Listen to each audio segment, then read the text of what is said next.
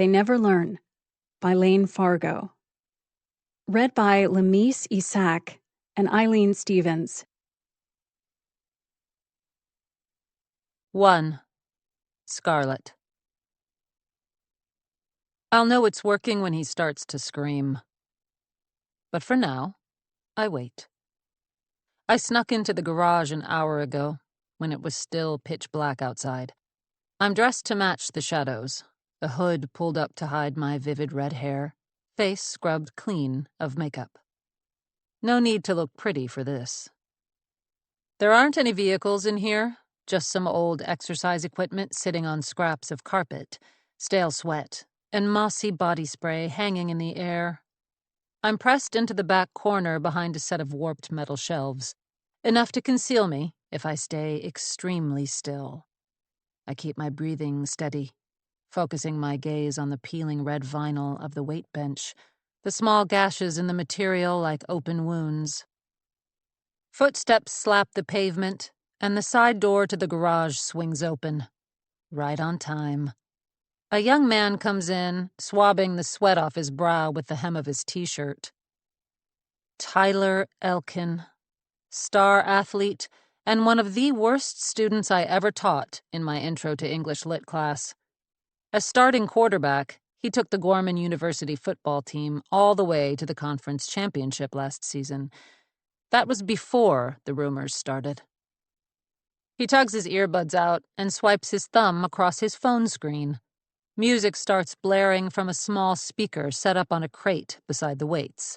A screamy white boy wannabe punk rocker whining about some girl who broke his heart. That bitch. How dare she? It sets my teeth on edge, but I don't move a muscle. I can't risk Tyler seeing me. Not yet. Tunelessly humming along, Tyler walks to the dented mini fridge in the corner and removes a glass bottle. He tosses the cap onto the floor and takes a long pull of the liquid inside. It's an energy drink he makes himself, with activated charcoal, cayenne, and several raw eggs. Smells awful, and tastes even worse. I tried it myself after brewing up a batch based on the instructions on his Instagram. Then I added my own special ingredient, mixed right in with the rest of the bitter grit at the bottom. He made a video on his kick-ass morning routine, too. He starts his day the same way, even on weekends, up at 5 a.m., hours before his fraternity brothers, for a brisk run along the path by the river at the edge of campus. He always pauses to take a photo of himself with the sunrise saturating the background. Then he comes back here, to the garage behind the frat house, for weight training.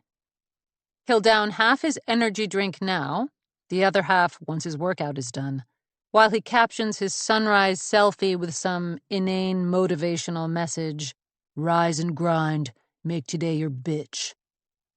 Tyler polishes off another gulp and wipes his mouth. He has full lips and long eyelashes, which renders his face almost feminine from certain angles. He could be a model, one of those sun-burnished Abercrombie boys tossing a ball back and forth in matching Madras shorts. It's clear from his social media he considers that his backup plan if the whole football thing doesn't work out. A boy like Tyler. He could have any girl he wanted. But where's the fun in that? It must get boring after a while. Not that that's any excuse. Tyler lies back on the weight bench and starts raising and lowering the barbell in time with the music, until his rhythm slows, stutters. His fingers wrap tighter around the bar, then they spasm, and he almost lets go of the weight, dropping it on his catalog-perfect face. My breath catches. That would ruin my whole plan.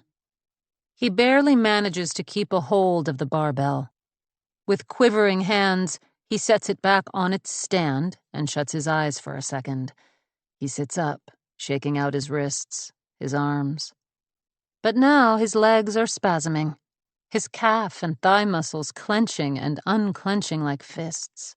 Tyler stands, trying to walk it off, rolling his neck, cracking his vertebrae. I shrink deeper into the darkness. It's almost time. But not yet. Not fuck, he says, raking a hand back through his sweat-soaked blonde hair. He picks up the bottle again, taking another swig, Adam's apple bobbing as he swallows. Still holding his drink, Tyler leans against the weight bench, trying to stretch out the strange cramps in his legs. It's only a few seconds before he seizes all over and collapses. The bottle goes with him, landing beyond his outstretched hand. The glass doesn't break, but the remaining contents flow out onto the concrete floor. That's fine. He's had more than enough now. Tyler's body is no longer under his control. He's twitching, contorting, spine arching, lifting his back off the floor so he's supported only by his head and heels. He finally lets out a scream, throaty, guttural at first, then keening higher, turning into a sob. If it weren't for his obnoxious music, someone might hear. If he gets much louder, they might anyway. I step out of my hiding place, but he's in so much pain it takes him a few seconds to put it all together, to recognize me in the first place, and then to wonder why his literature professor is standing over him in his own garage at 6 a.m, smiling while he screams. "Please," Tyler manages to choke out. "Help me, please." Another convulsion takes hold of him.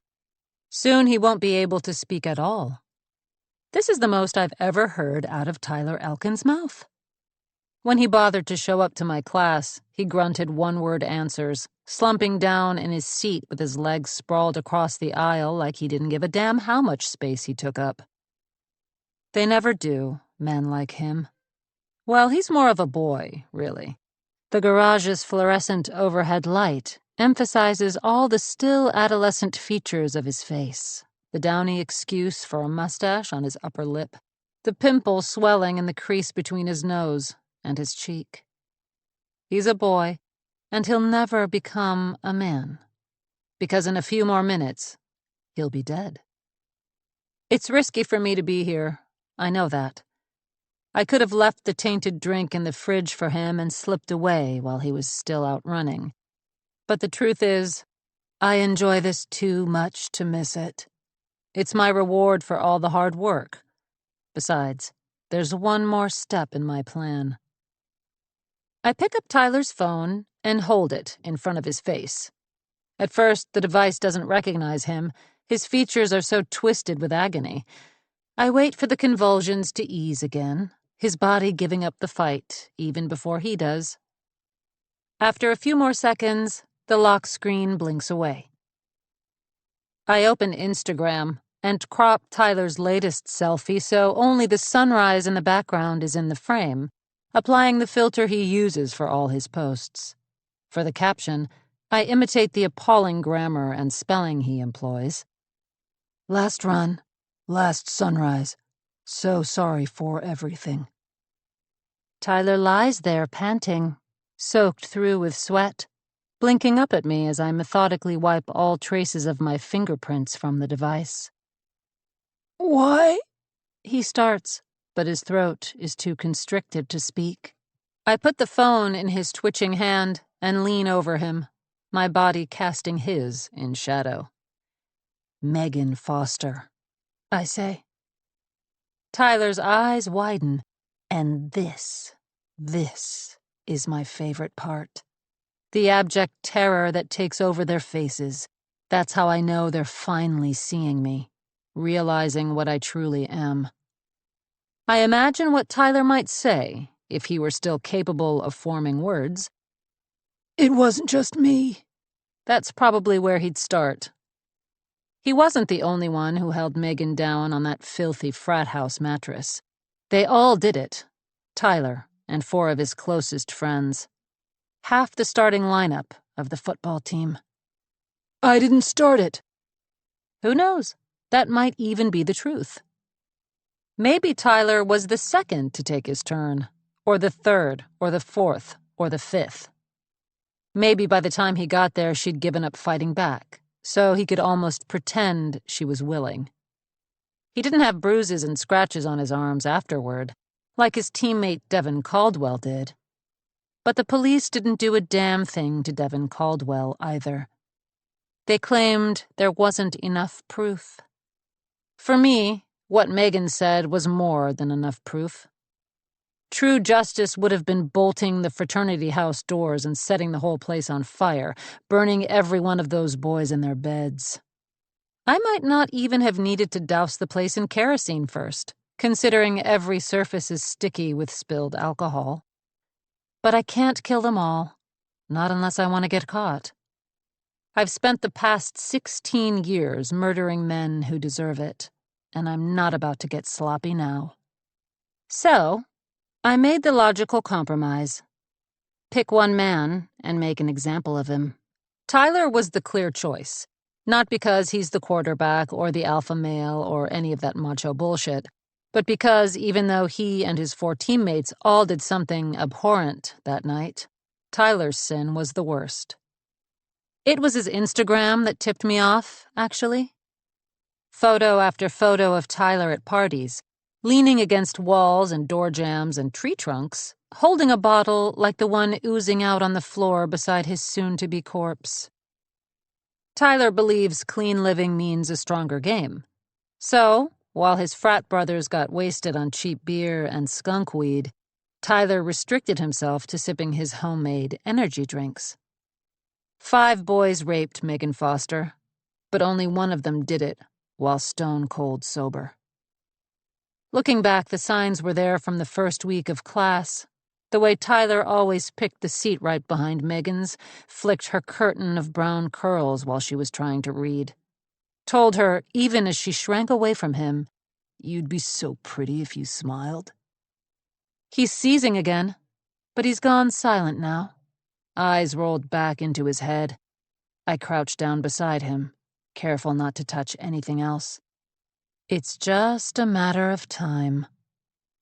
No hospital could help him at this point, not with that much strychnine in his system. There. Finally.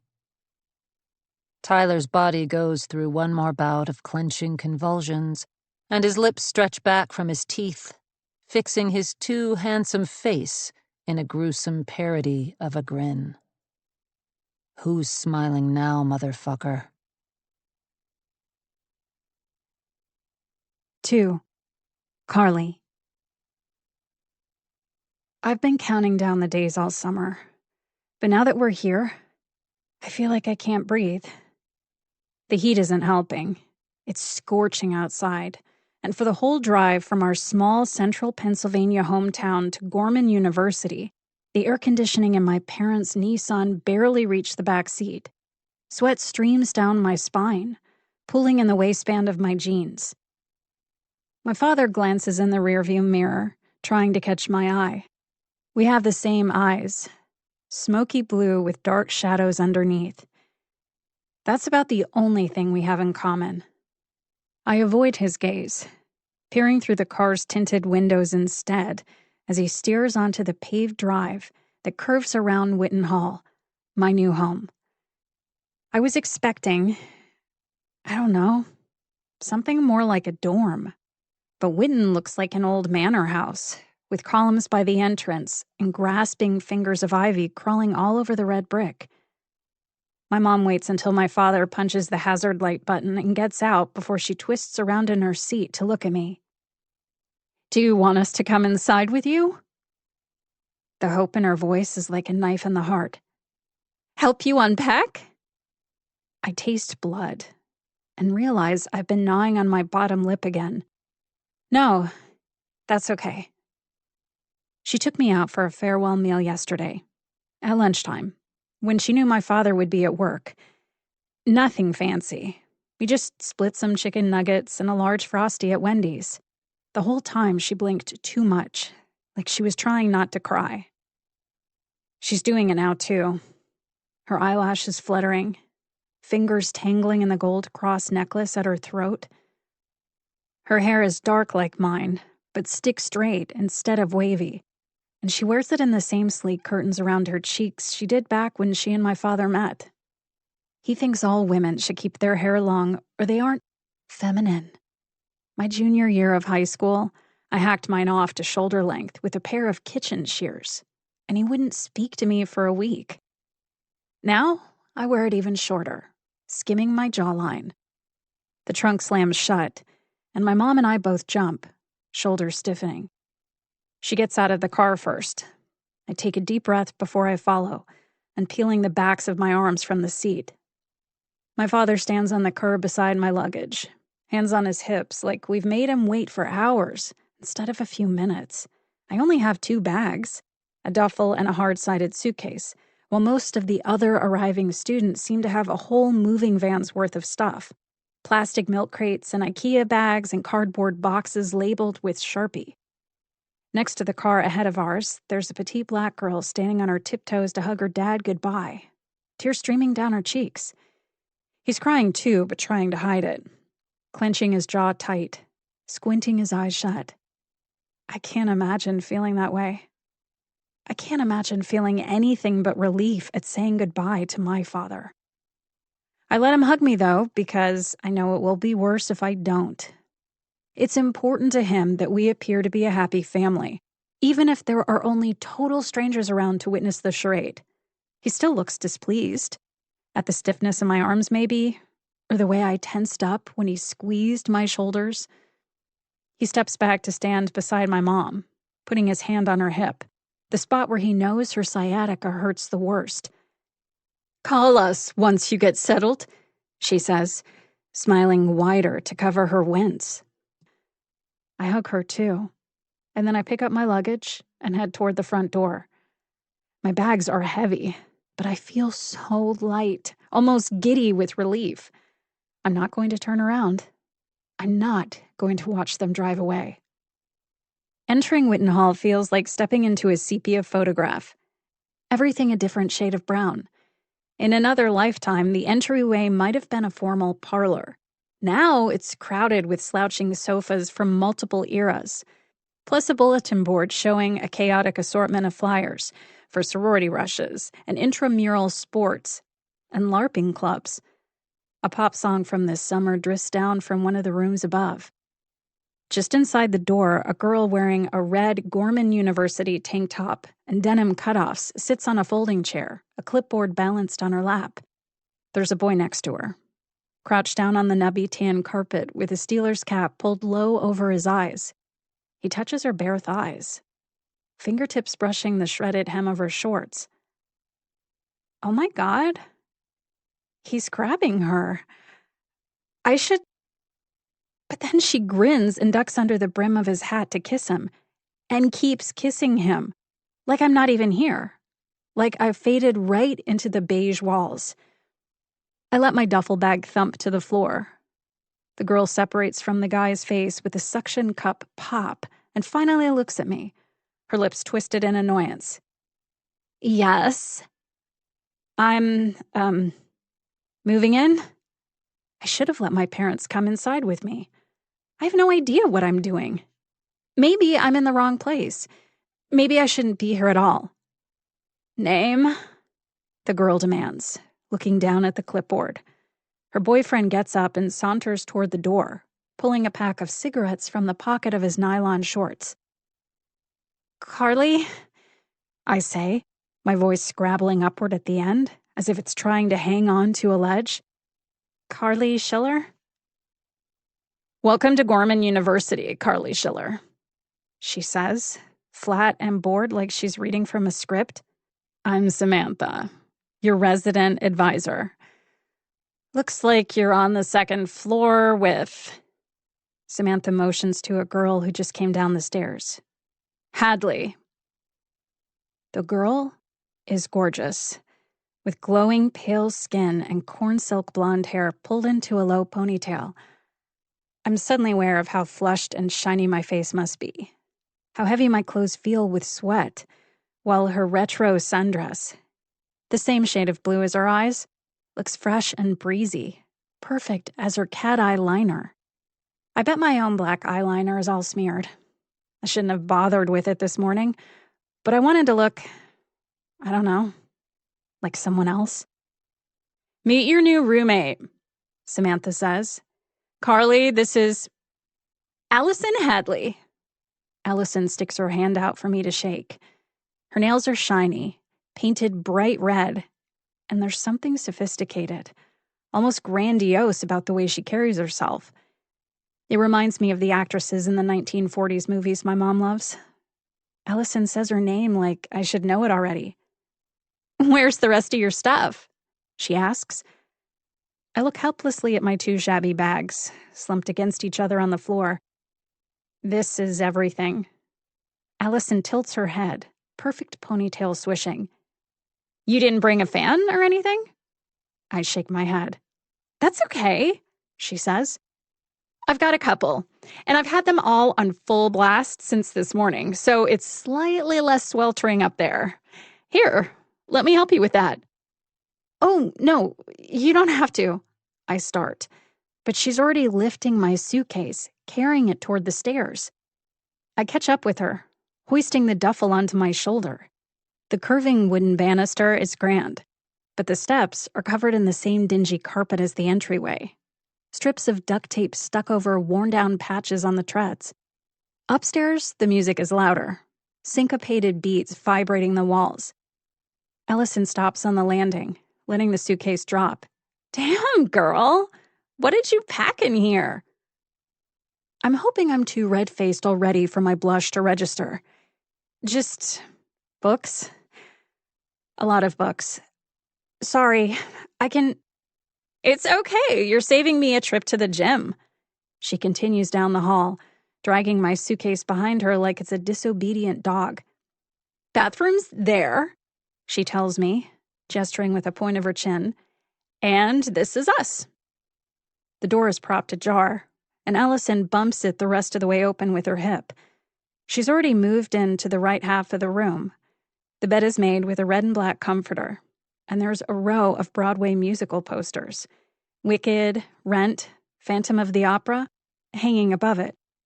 As she promised, there are multiple fans, all switched on high, two slowly oscillating between the beds, and a box fan stuck in the window, blowing stagnant air out through the ivy. "If you don't like that side," she says, "we can switch. I just took the same one I had last year." "No, this side is fine." I set the duffel down on the bare mattress. "Wait, you're not a freshman?" "Sophomore," she says, sitting cross-legged on her own bed so her skirt drapes over her knees. "My roommate from last year transferred to Penn." "Hey, Allie, you ready?" A boy walks right into the room like he lives here too. Once he sees me, though, he stops, suddenly awkward.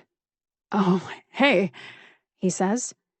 "Sorry, you must be..." "This is my new roommate, Carly." Allison gestures between us with a dramatic roll of her wrist. "Carly, this is Wes." Wes is slightly built, with narrow shoulders and brown hair that flops over his forehead, skimming the edges of his wire-rimmed glasses. He must be her boyfriend. Although she didn't introduce him that way, and he's not quite the type I would have pictured her with. I mean, I only met her a few minutes ago, so I don't really know her, let alone her taste in guys, but I can just tell by looking at Wes that he's like me, a fade-into-the-background person, whereas Allison, she shines like a spotlight's pointed on her. "Nice to meet you, Carly," Wes says, before turning his attention right back to Allison. "Did you still want to..." "Yes!" She springs up off the bed. "Yes, sorry, I lost track of the time, but I am ready." Allison slips on some sandals and grabs a lanyard holding her keys and Gorman ID. She doesn't look back at me, but Wes does, pausing in the doorway to cast one sidelong glance my way before following Allison out. The low roar of the fans makes it seem like the room is breathing. My parents are probably only a few miles away, heading west on Route 422. But I feel like I'm on a separate planet, finally free. I can be happy here. I know I can. 3. Scarlett. "Don't kill me." I swivel around in my chair. Dr. Andrew Torres stands on the conference room threshold, holding up his chipped Shakespearean insults mug with a guilty smile. "I took the last of the coffee," he says. I salute him with the cup of dark roast I picked up at the library coffee cart on my way to work. I've got it covered.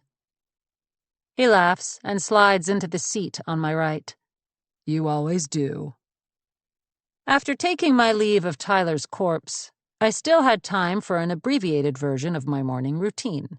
Shower, mascara, lipstick, hair styled into soft waves. But I had to grab breakfast on the go. I'm always starving after a kill, even the ones that don't require physical exertion. I finished my cranberry muffin before I even made it across the Oak Grove to Miller Hall. I was one of the first to arrive for the staff meeting. The rest of the faculty are filing in now, chatting amongst themselves, but none of them acknowledge me. Drew is the only coworker with whom I have anything approaching a friendship, and that's because he finds the rest of the English faculty almost as tedious as I do.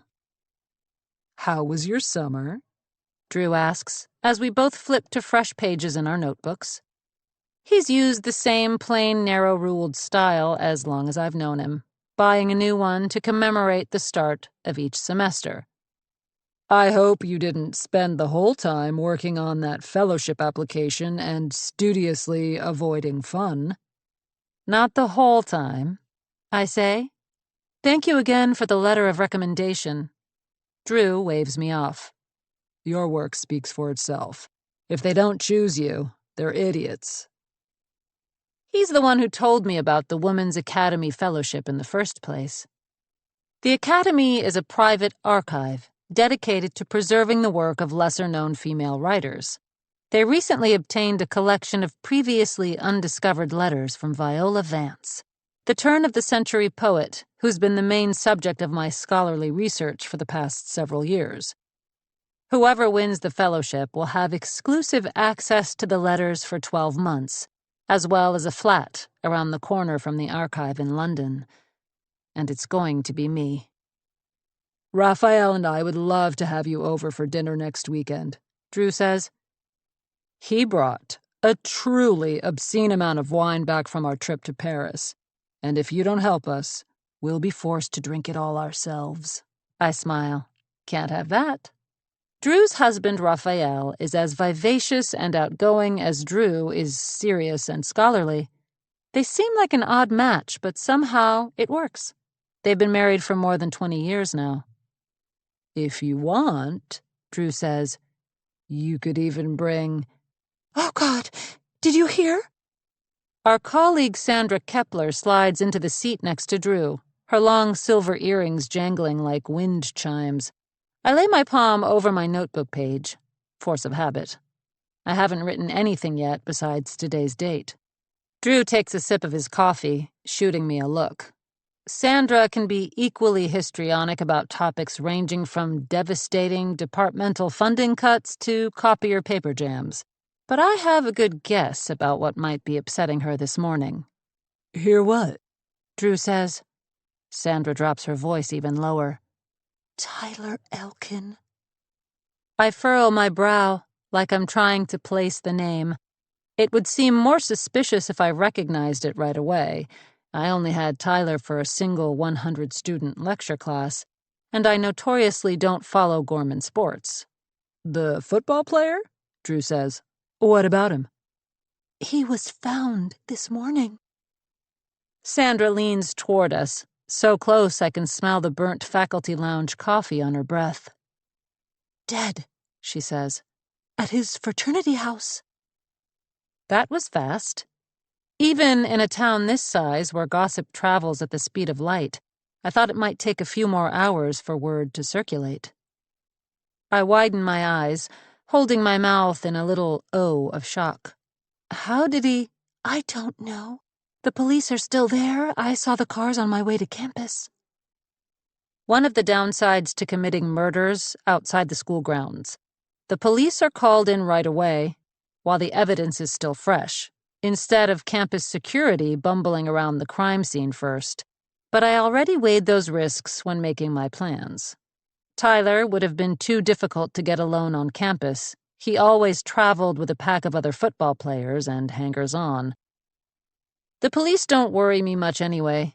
A few of the Gorman Township officers aren't entirely inept, but they still have only rudimentary forensic training and laughably outdated laboratory equipment.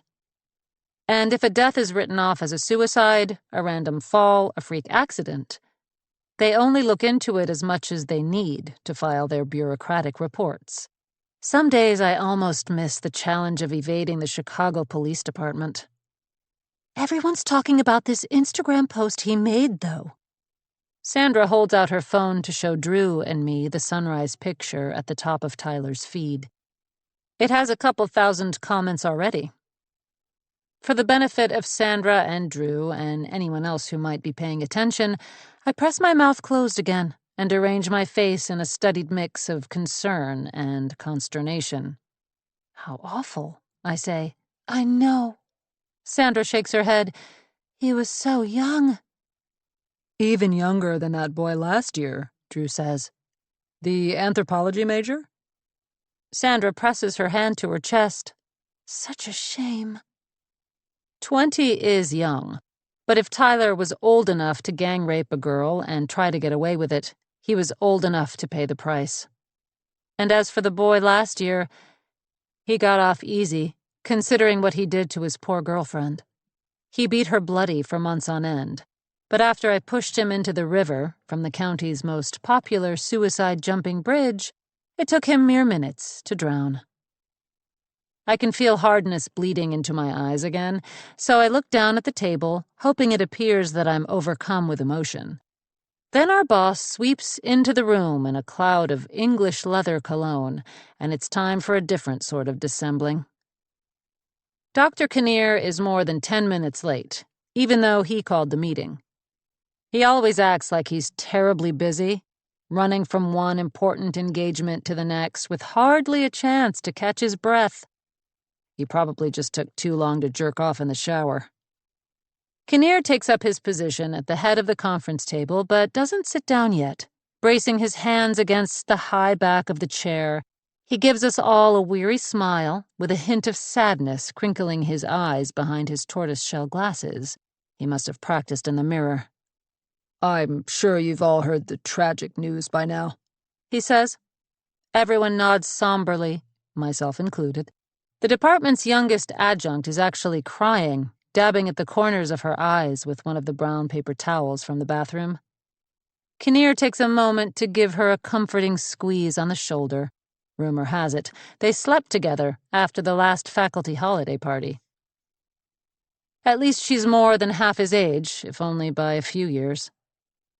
The young man seated next to her takes a handkerchief out of his pocket and offers it to her. Dr. Strite. He's Kinnear's favorite because he's basically a younger version of Kinnear. They even look alike. Sandy hair, blue eyes, pretentious eyeglasses, and simpering, "Everyone please like me," smiles. Now that Kinnear is well into his 40s, Strite has the dubious distinction of being the sole good-looking young male professor in his department. He has all his students call him by his first name, like he's one of them. A pathetic ploy, but the undergrads, especially the girls, seem to eat it up with a spoon. I don't know any more than you do now, I'm afraid. Kinnear continues, but I'm sure more details will be made public as soon as the police feel comfortable sharing them. So, we don't know yet? Sandra asks. How he was... From all indications, Kinnear says, Mr. Elkin took his own life. Good. If they're at all competent, the police should soon determine that the strychnine he drank came from the box of rat poison sitting right on top of the shelves that served as my hiding place this morning. I didn't even have to plant the poison. I found it during one of my preparatory stakeouts of the garage, probably left over from some rodent infestation years prior. I took what I needed to doctor Tyler's drink and put the box right back where I found it. Perfect for my purposes. It supports the story that poor Tyler, racked with guilt, decided to put himself out of his misery with the nearest thing at hand. Now, Kinnear continues, as devastated as I know we all are, we still have business to attend to. Classes will be commencing as scheduled on Tuesday. There's a low murmur of assent around the table, and everyone less prepared than I am, which is, as usual, the vast majority of my colleagues, readies paper and laptops for the meeting. Kinnear takes his seat, looking directly at me with a smile. Scarlett? Not Dr. Clark. Never that. It was somewhat less infuriating when we were both just faculty. But then he glad-handed his way to the interim department chair position after Dr. McElhaney retired last year, and now he thinks he can treat me like his fucking secretary. Yes, I say, although I already know exactly what he's about to say. Would you mind taking notes again? You're so good at it. I force myself to return his smile and click open my pen. For the next 40 minutes, Kinnear drones on about term dates and lesson plans and the orientation of new students. Which ones, I wonder, will he try to fuck this year? I write as he talks, filling the lines of my notebook with impeccable cursive. I chose my seat at the back corner of the table carefully, so no one can look over my shoulder and see what I'm writing, not even Drew. Because I'm not just writing meeting notes. I'm jotting down dates, times, and places and events where Kinnear mentions he'll be. Weaknesses I can exploit, ways I might be able to get him alone, humiliate him, make him suffer, make him scream. Now that Tyler's dead, it's time to turn my attention to my next target, and unlucky for Dr. Kinnear, he's risen to the very top of my list. 4. Carly.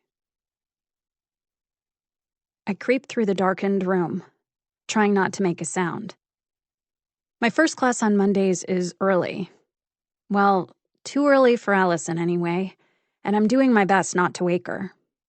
Even asleep, she looks glamorous, her hair splayed artfully across the pillow. I sleep in faded plaid pants and an oversized t-shirt, but Allison wears a satin nightgown to bed every night. I slip off my pajamas and replace them with a pair of jeans as quickly as possible, then wrangle my bra on without fully removing my shirt. I still feel weird getting dressed with someone else in the room, even if that someone is unconscious. Our schedules seem to be totally opposite. So Allison and I have barely spoken since move-in day. I'm in bed by 10, just like back home, while she stays up way past midnight, studying by the soft glow of the string lights wound around her headband. As I'm zipping up my backpack, Allison shifts positions with a soft sigh. Her nightgown slides down to reveal the tops of her breasts, and suddenly it seems as bright as midday in here. I avert my eyes, hurrying toward the door. It isn't until I'm halfway across the lawn that I realize I forgot to put on my hoodie. I had it laid out on the bed and everything. My favorite one. The black fabric faded to dark gray with too much washing, ragged holes in the sleeves where my thumbs poke through. I'm still early enough I could go back for it, but I don't want to disturb Allison. I hunch my shoulders so my backpack straps almost touch my earlobes, hugging myself as I continue my trek into the heart of campus. Witten, or Wit, as everyone seems to call it, is right at the edge of Gorman, near the woods that border the university's property. It's a bit of a walk to get to class or the dining hall, but at least it's nice and quiet. Campus is nearly silent at this time of the morning. There are only a few other students in the Oak Grove, a group of boys in running gear stretching on the steps of the library, and 2 girls sharing a steaming cup of coffee on one of the squat red benches lining the path. Everything here seems to be red. The school's official color is crimson, and most of the buildings are the same red brick as Witten. This morning's class is the only one in my schedule I haven't attended yet, a Monday writing seminar that didn't meet the first week of the semester because of Labor Day. It's in Miller Hall, the same building as all my other English classes. Miller is red brick like the rest, but with the sloping slate roof and charming arched window panes. I've heard other students complain about how musty it is in comparison to the newer construction buildings on campus. But I love it. It feels like an old schoolhouse, right down to the wooden desks with decades of carvings from former students. I have to wander the halls for a while before I find the right room number. And even then, I'm not sure I'm in the right place. This doesn't look like a classroom. The space is tiny, made even smaller by the bookshelves lining the walls and the brown love seat sitting in the corner. And there aren't even any desks, just a bunch of folding chairs set up in an uneven circle. A few of them are already occupied, though, by a dark-haired girl with purple glasses and a severe pixie cut, a tall guy in an Argyle cardigan sweater, and... shit. Not only is Allison's boyfriend here, he's smiling at me.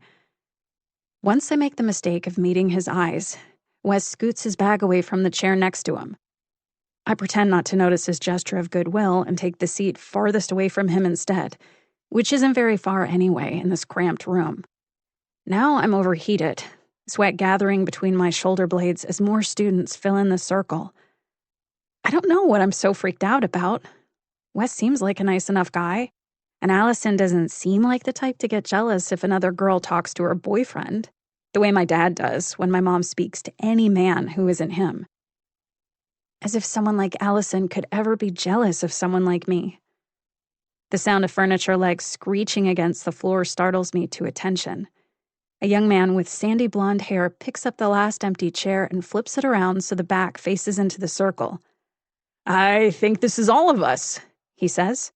"So why don't we get started?" This is the professor? He barely looks older than we are. He sits astride the turned-around chair and pushes his rectangular black glasses higher on his nose. "Okay," he says. "Well, welcome, everyone. Those of you who've taken my classes before know I like to keep things casual. So please call me Alex. None of that doctor or professor stuff. Some of us are already acquainted, but let's go around the circle and introduce ourselves anyway." He looks over at Wes. "Mr. Stewart, you want to kick us off?" "Sure." As he looks up to address the class, Wes's gaze catches on me again. "I'm Wes Stewart, junior, English theater double major. From Indiana originally." That means Allison must be from Indiana too. I knew they went to high school together because Allison has their prom photo tacked up above her desk, Wes standing behind her with his hands on the waist of her spangled velvet dress. The introductions continue around the circle. I barely hear them. I'm too nervous about mine. I rub my sweaty palms against the faded denim on my thighs, but it doesn't seem to help any. When it's finally my turn, there's an awkward pause that's probably only a second or two, but feels like an eternity. I swallow and force myself to speak. I'm Carly Schiller. I'm a freshman, also majoring in English." "You're a freshman?" the girl with the purple glasses asks. She looks to Alex, her mouth twisting sourly. "I thought this was an advanced seminar." "The writing samples in Miss Schiller's application impressed me so much," Alex says. "I made an exception. We're very glad to have you here, Carly." His smile is so sincere. I think I might be sick. I try to smile back and mumble something that sounds like thank you, but I can barely hear myself over the roar of blood in my ears. Alex spends the rest of the period going over how the course is structured. Required reading, how grades will be assigned, the daily journal we're supposed to keep in addition to our weekly writing assignments. Despite my detailed notes, my head is spinning. Maybe that girl is right. I don't belong here. After class, I take my time packing my stuff while the other students file out. Wes lingers the longest, hanging in the doorway, and for a second I think he's waiting for me to catch up with him so we can walk out together. But he's just pulling headphones out of his beat-up canvas messenger bag, untangling the cord before plugging them in. I wait until Wes is gone to approach Alex. "Professor." He turns around and hits me with that aggressively friendly smile again. "Alex is fine," he says. "Something I can help you with, Carly?" It's just... I trail off, wringing my backpack strap. Well, should I be in this seminar? I didn't know it was for upperclassmen. Alex sits on the edge of the desk and laces his fingers. Do you want to be here? He doesn't seem annoyed, only curious. Like he finds me curious. I shouldn't have tried to talk to him. I should have just left, gone straight to the registrar and switched into a different class. Stupid. So stupid. I'm not sure. I mean, I don't want it to be because you absolutely deserve to be here, he says.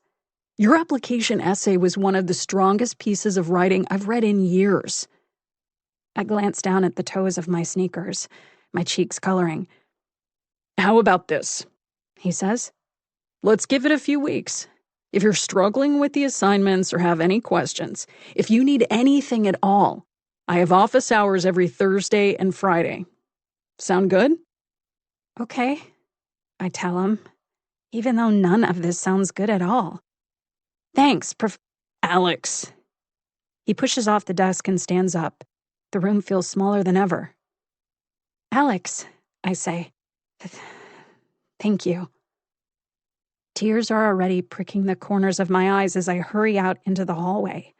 I am not going to cry. Not here where people can see. Back home, I'd go to my bedroom, lock the door, and let this all pour out of me in private. But for all I know, if I go back to Witten now, Allison will be there, still asleep, or worse, awake and watching me with those sparkling two blue eyes. The Oak Grove is teeming with students now, and sunlight streams through the trees, turning all that red searing. I wish I could disappear. But all I can do is hunch my shoulders again and duck into the flow of foot traffic. If I can't be happy here, at least I can be invisible. After all, anything's better than going back home. 5. Scarlett. The sultry music thrumming through my study is almost, but not quite, enough to drown out the Friday night revelries from the student housing down the street. That's the price I pay for living so close to campus. The house itself is nothing special. A tiny Tudor with sloping floors and a roof that leaks every spring. I bought it when I first took the teaching position at Gorman, and this study is the room that sold me. It's the largest room in the house, with built-in bookshelves lining 2 entire walls. Now that it's October, the weather is finally cool enough to ignite the gas fireplace set into the corner between them. As soon as I got home after my last class, I changed out of my work clothes and put on my favorite black satin nightgown and matching robe. My feet are bare, my hair tumbling loose over my shoulders. The glow from the fire turns the copper waves almost crimson. My application for the Women's Academy Fellowship has been all but complete for weeks, but I'm reviewing it one last time prior to submitting, still more than a month ahead of the deadline. I have to make sure every detail is perfect. Getting this fellowship could change everything. When I hear the front door open, I don't bother looking away from the laptop screen. Only one person other than me has a key to this house, and I've been expecting him. My graduate assistant, Jasper, takes the steps 2 at a time, but comes to a stop on the study threshold, rapping his knuckles on the open door. I make him wait until I've reached the end of a page before shutting the computer and motioning him inside. He has to bow his head to avoid hitting it on the doorframe. Jasper's height is unusual even now. Back when this house was built, it was practically unheard of. He's carrying a stack of library books in the crook of his slender arm. These 5 came in.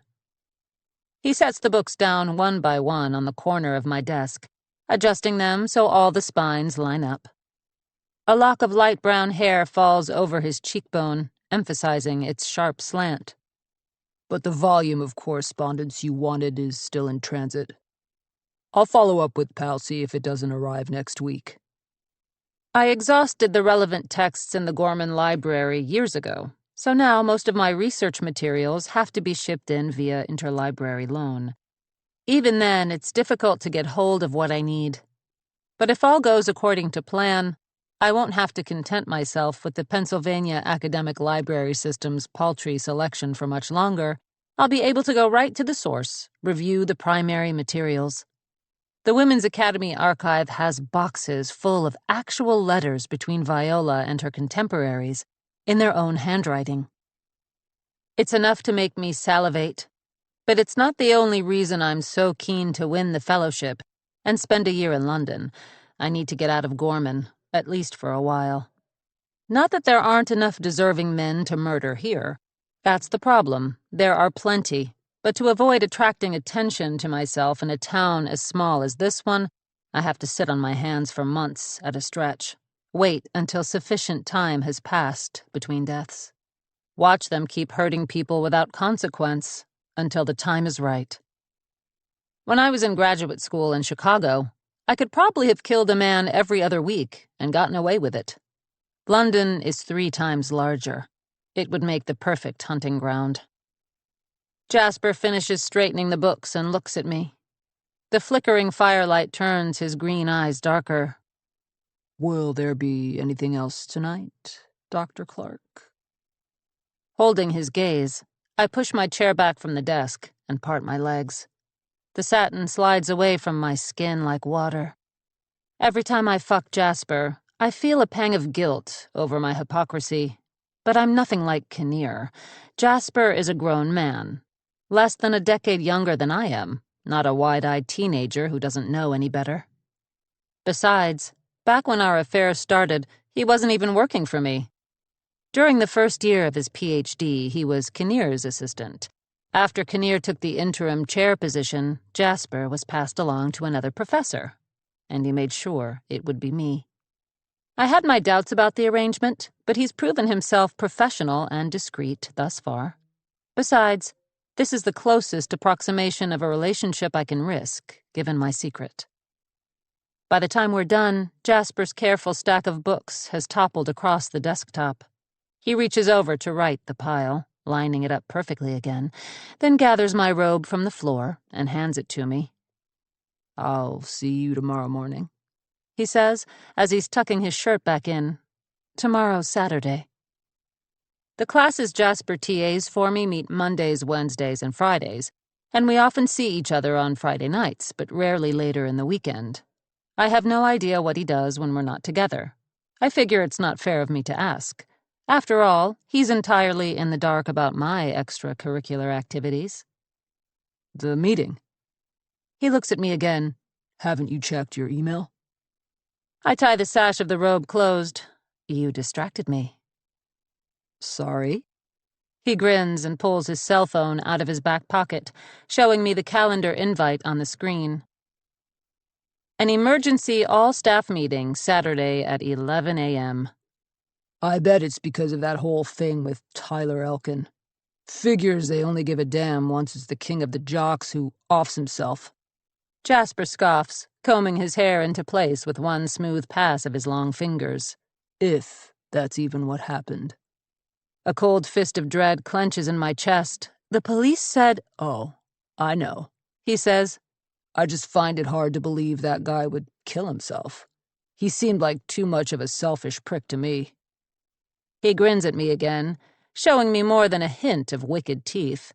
I've always found him more pretty than handsome, but it's a harsh beauty, slightly feral.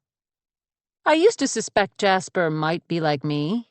There's a coldness in his eyes sometimes, a ruthless focus I recognize.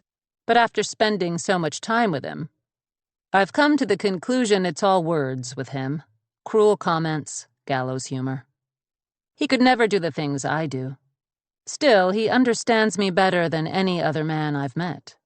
I can't show Jasper everything, but at least I don't have to pretend to be nice or sweet or accommodating when I'm with him. He's attracted to my cruelty. "So I'll see you at the staff meeting?" he asks. I nod, tapping my fingernails on the stack of library books. "Yes. Thank you for your assistance, as always, Mr. Pryor." "My pleasure, Professor." He leans in to kiss me. I tilt my head just in time so his lips only catch the corner of mine. It's been a while since he tried that. At least he didn't make another attempt to sleep over. As soon as he's gone, I log into my email so I can read the calendar invite for myself. But there are few details beyond what I saw on Jasper's phone. All Gorman faculty and staff are required to attend. I tug the robe sash even tighter until it digs into my waist. I try to resume my review of the fellowship application, but my mind is racing. Even the slow beat of the music and the crackle of the fire are too much stimulation now. I get up and turn them both off, then pace back and forth across the rug, trying to impose some order on my thoughts. But I don't have enough information to devise a plan, and I won't, not until the meeting tomorrow. I tap my fingertip at the corner of my mouth, the spot where Jasper kissed me. I fucking hate surprises. 6. Carly. Are you making friends? It's a full month into the semester, and this is still my mom's first question when she calls me, which she does every other day at minimum. This morning she sounds bright and unhurried, so my father must not be home. Though she seems a little tired too. A rasp in the back of her throat.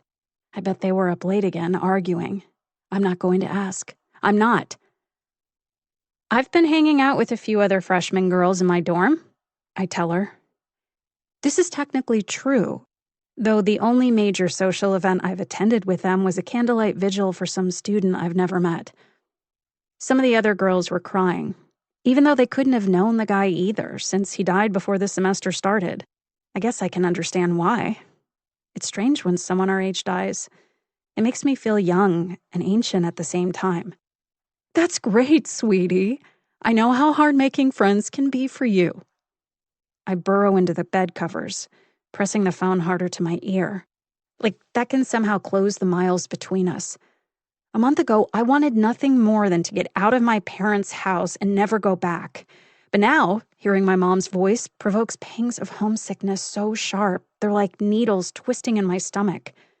If only my father would move out again. I've lost count of how many times he's left. The first time, my mom sobbed for days, but I was so relieved. I cried when he moved back in. So, how are classes going? She asks. You like your professors? I immediately think of Alex. His infectious smile, how he adjusts his glasses as he speaks, the intense focus on his face when he listens. He's the only professor who's paid me any attention, besides writing excellent work in blue ballpoint at the top of my papers. Getting good grades is easy for me. It's everything else that's a struggle. My professors are okay, I say. I hear a soft creaking sound on the other end of the line, and I picture her sitting in her blue rocking chair in the den, one foot tucked underneath her, the other pushing rhythmically off the flowery rug. The den is windowless, but she's decorated it with artificial bouquets and paintings of scenic landscapes. It's the one room of the house in which my father rarely sets foot, so it's our favorite. She's waiting for me to elaborate, share more about which professors I like and why, but the words stick in my throat. I want to be convincing. I want her to think I'm happy, having the time of my life at college. I definitely don't want her to worry about me. What about your roommate? Are you two getting along all right? As if on cue, Allison comes through the door. She's fresh out of her post-workout shower, steam rising from her skin. Yeah, I'm trying my best not to stare, but it gets even harder when Allison whips off her towel and bends over to wrap her hair up in it. What's wrong, honey? I drag my eyes back to the wrinkled gray comforter over my lap. Nothing. I'm fine. I should probably get going, though. Talk to you soon? Okay. Your father and I send our love. Love you, I mumble, then end the call. Allison is wearing a bra and panties now, but nothing else. She thumbs through the dresses stuffed in her side of the closet. She's got quite an assortment of them, in every color of the rainbow, while my half of the wardrobe is all black and gray with the occasional drab olive green. Was that your mom? She asks. Yeah. I pass the phone back and forth between my hands, just to have something to do with them. Allison turns around with a smile, holding up a sweater dress striped with different shades of purple. "It's so nice that you guys are close." "Hey, I didn't wake you up last night, did I?" "No," I tell her. "I'm a pretty deep sleeper, so..." A complete lie. Even as a child, I woke up multiple times a night with my heart pounding, my shoulders tight, startled by the slightest sound. When she came in last night, sometime between midnight and dawn, I only pretended to be asleep, lying very still and keeping my breathing low and steady. I don't know where she goes when she stays out so late. Probably to see her boyfriend, though she hasn't brought Wes here again. I just see him and avoid talking to him every week in writing class. "Okay, good," she says, slipping the dress over her head. It looked baggy on the hanger, but the fabric clings to her body. "So, what are you up to today?" I start, but then I'm briefly mesmerized by the sight of her wet hair spilling over her shoulders as she tugs the towel loose. This is the most she's ever spoken to me. Probably just homework. "All day?" Her eyes widen with theatrical alarm. "On a Saturday?" "I have to write a story for this writing seminar I'm taking." "Oh, with that young guy professor, right?" I nod. Allison sighs, picking up her hairbrush from the dresser. "He's so gorgeous," she says. "How the hell do you concentrate in class?" Even if Alex is young for a professor, he's way too old for me. The other girls in the English department talk about him like he's a movie star, and they're all obsessed with getting into his honors fiction intensive next semester. I'm just trying to survive this class. "I wish I'd had him for my freshman lit requirement," Allison says. "I got stuck with this female professor instead. She was so mean, oh my God." She laughs, and I force myself to laugh too, but suspicion worms through me. I don't understand why she's being so friendly all of a sudden. Not that she's been unfriendly before now, but she's pretty much ignored me beyond saying goodnight and have a good day if we happen to be awake at the same time. I don't know how to do this. Make friends, talk to girls, talk to anyone my age, really. In high school, kids only acknowledged my existence if they wanted something, like help studying for their AP English final. But I should at least try. Allison is making an effort, so I can too. "Actually," I say, "your boyfriend is in the writing seminar with me." Allison's brow furrows in confusion. Shit, I said something wrong. "My boyfriend?" she asks. Maybe she has more than one, so I need to be more specific. Maybe she and Wes have an open relationship and she's sleeping with lots of other guys. She's so sophisticated. I bet she's only talking to me because she feels sorry for me. "Yeah," I say. "Wes?" Allison bursts into laughter, and I want to die. She's making fun of me. I knew it. She drops onto the edge of my bed, falling back onto the mattress, the ribbed material of her dress stretching over the slight softness of her waist. "Oh my God, I'm going to tell him you said that." "Sorry." My face must be flaming. I thought... I didn't mean to... Oh no!" Allison sits up again and reaches for my hands. "No, it's just... Wes is not my boyfriend. He's more like my brother. We've known each other forever. Besides..." She leans closer, amusement still shimmering in her eyes. "I'm kind of over dating boys at the moment." 7. Scarlett. The emergency staff meeting is held at the theater building, Riffenberg Hall, since it's the one place on campus with enough seating to accommodate the entire faculty and staff. Well, aside from the football stadium, but I suppose that might seem a bit disrespectful given the circumstances. Even though I'm a full 15 minutes early, most of the seats in the auditorium are already taken, the low buzz of voices filling the space like a swarm of hornets. I spot a single open chair near the front and start moving toward it. Someone touches me on the elbow and I spin around, face already sharpened into a glare. It's Jasper. He doesn't even flinch at the vicious expression on my face. "Hey," he says. "I saved you a seat." I shrug my elbow out of his grip. We've talked about this, him acting too familiar in public. He motions toward the center section, a few rows back, where his leather satchel and houndstooth coat are draped over two adjacent chairs. Drew, Sandra, Strite, and several other members of the English faculty are in the same row, though Kinnear is strangely absent. Drew waves to me, holding a flyer printed on garish green paper. There's one waiting on my seat, too, with the clasped hands logo of the Campus Counseling Center and big block letters spelling out, "Suicide Prevention, a Community Effort." So Jasper was right. This is about Tyler Elkin. Perhaps I've been worried for nothing. Whatever else this meeting means, it's a clear indication his death has been accepted as a suicide, publicly and officially, which means no one will be looking for his killer. Kinnear appears, but not in the audience with the rest of us. He strides onto the stage, wearing one of his seemingly endless collection of scarves wound around his neck in a way he probably considers rakish.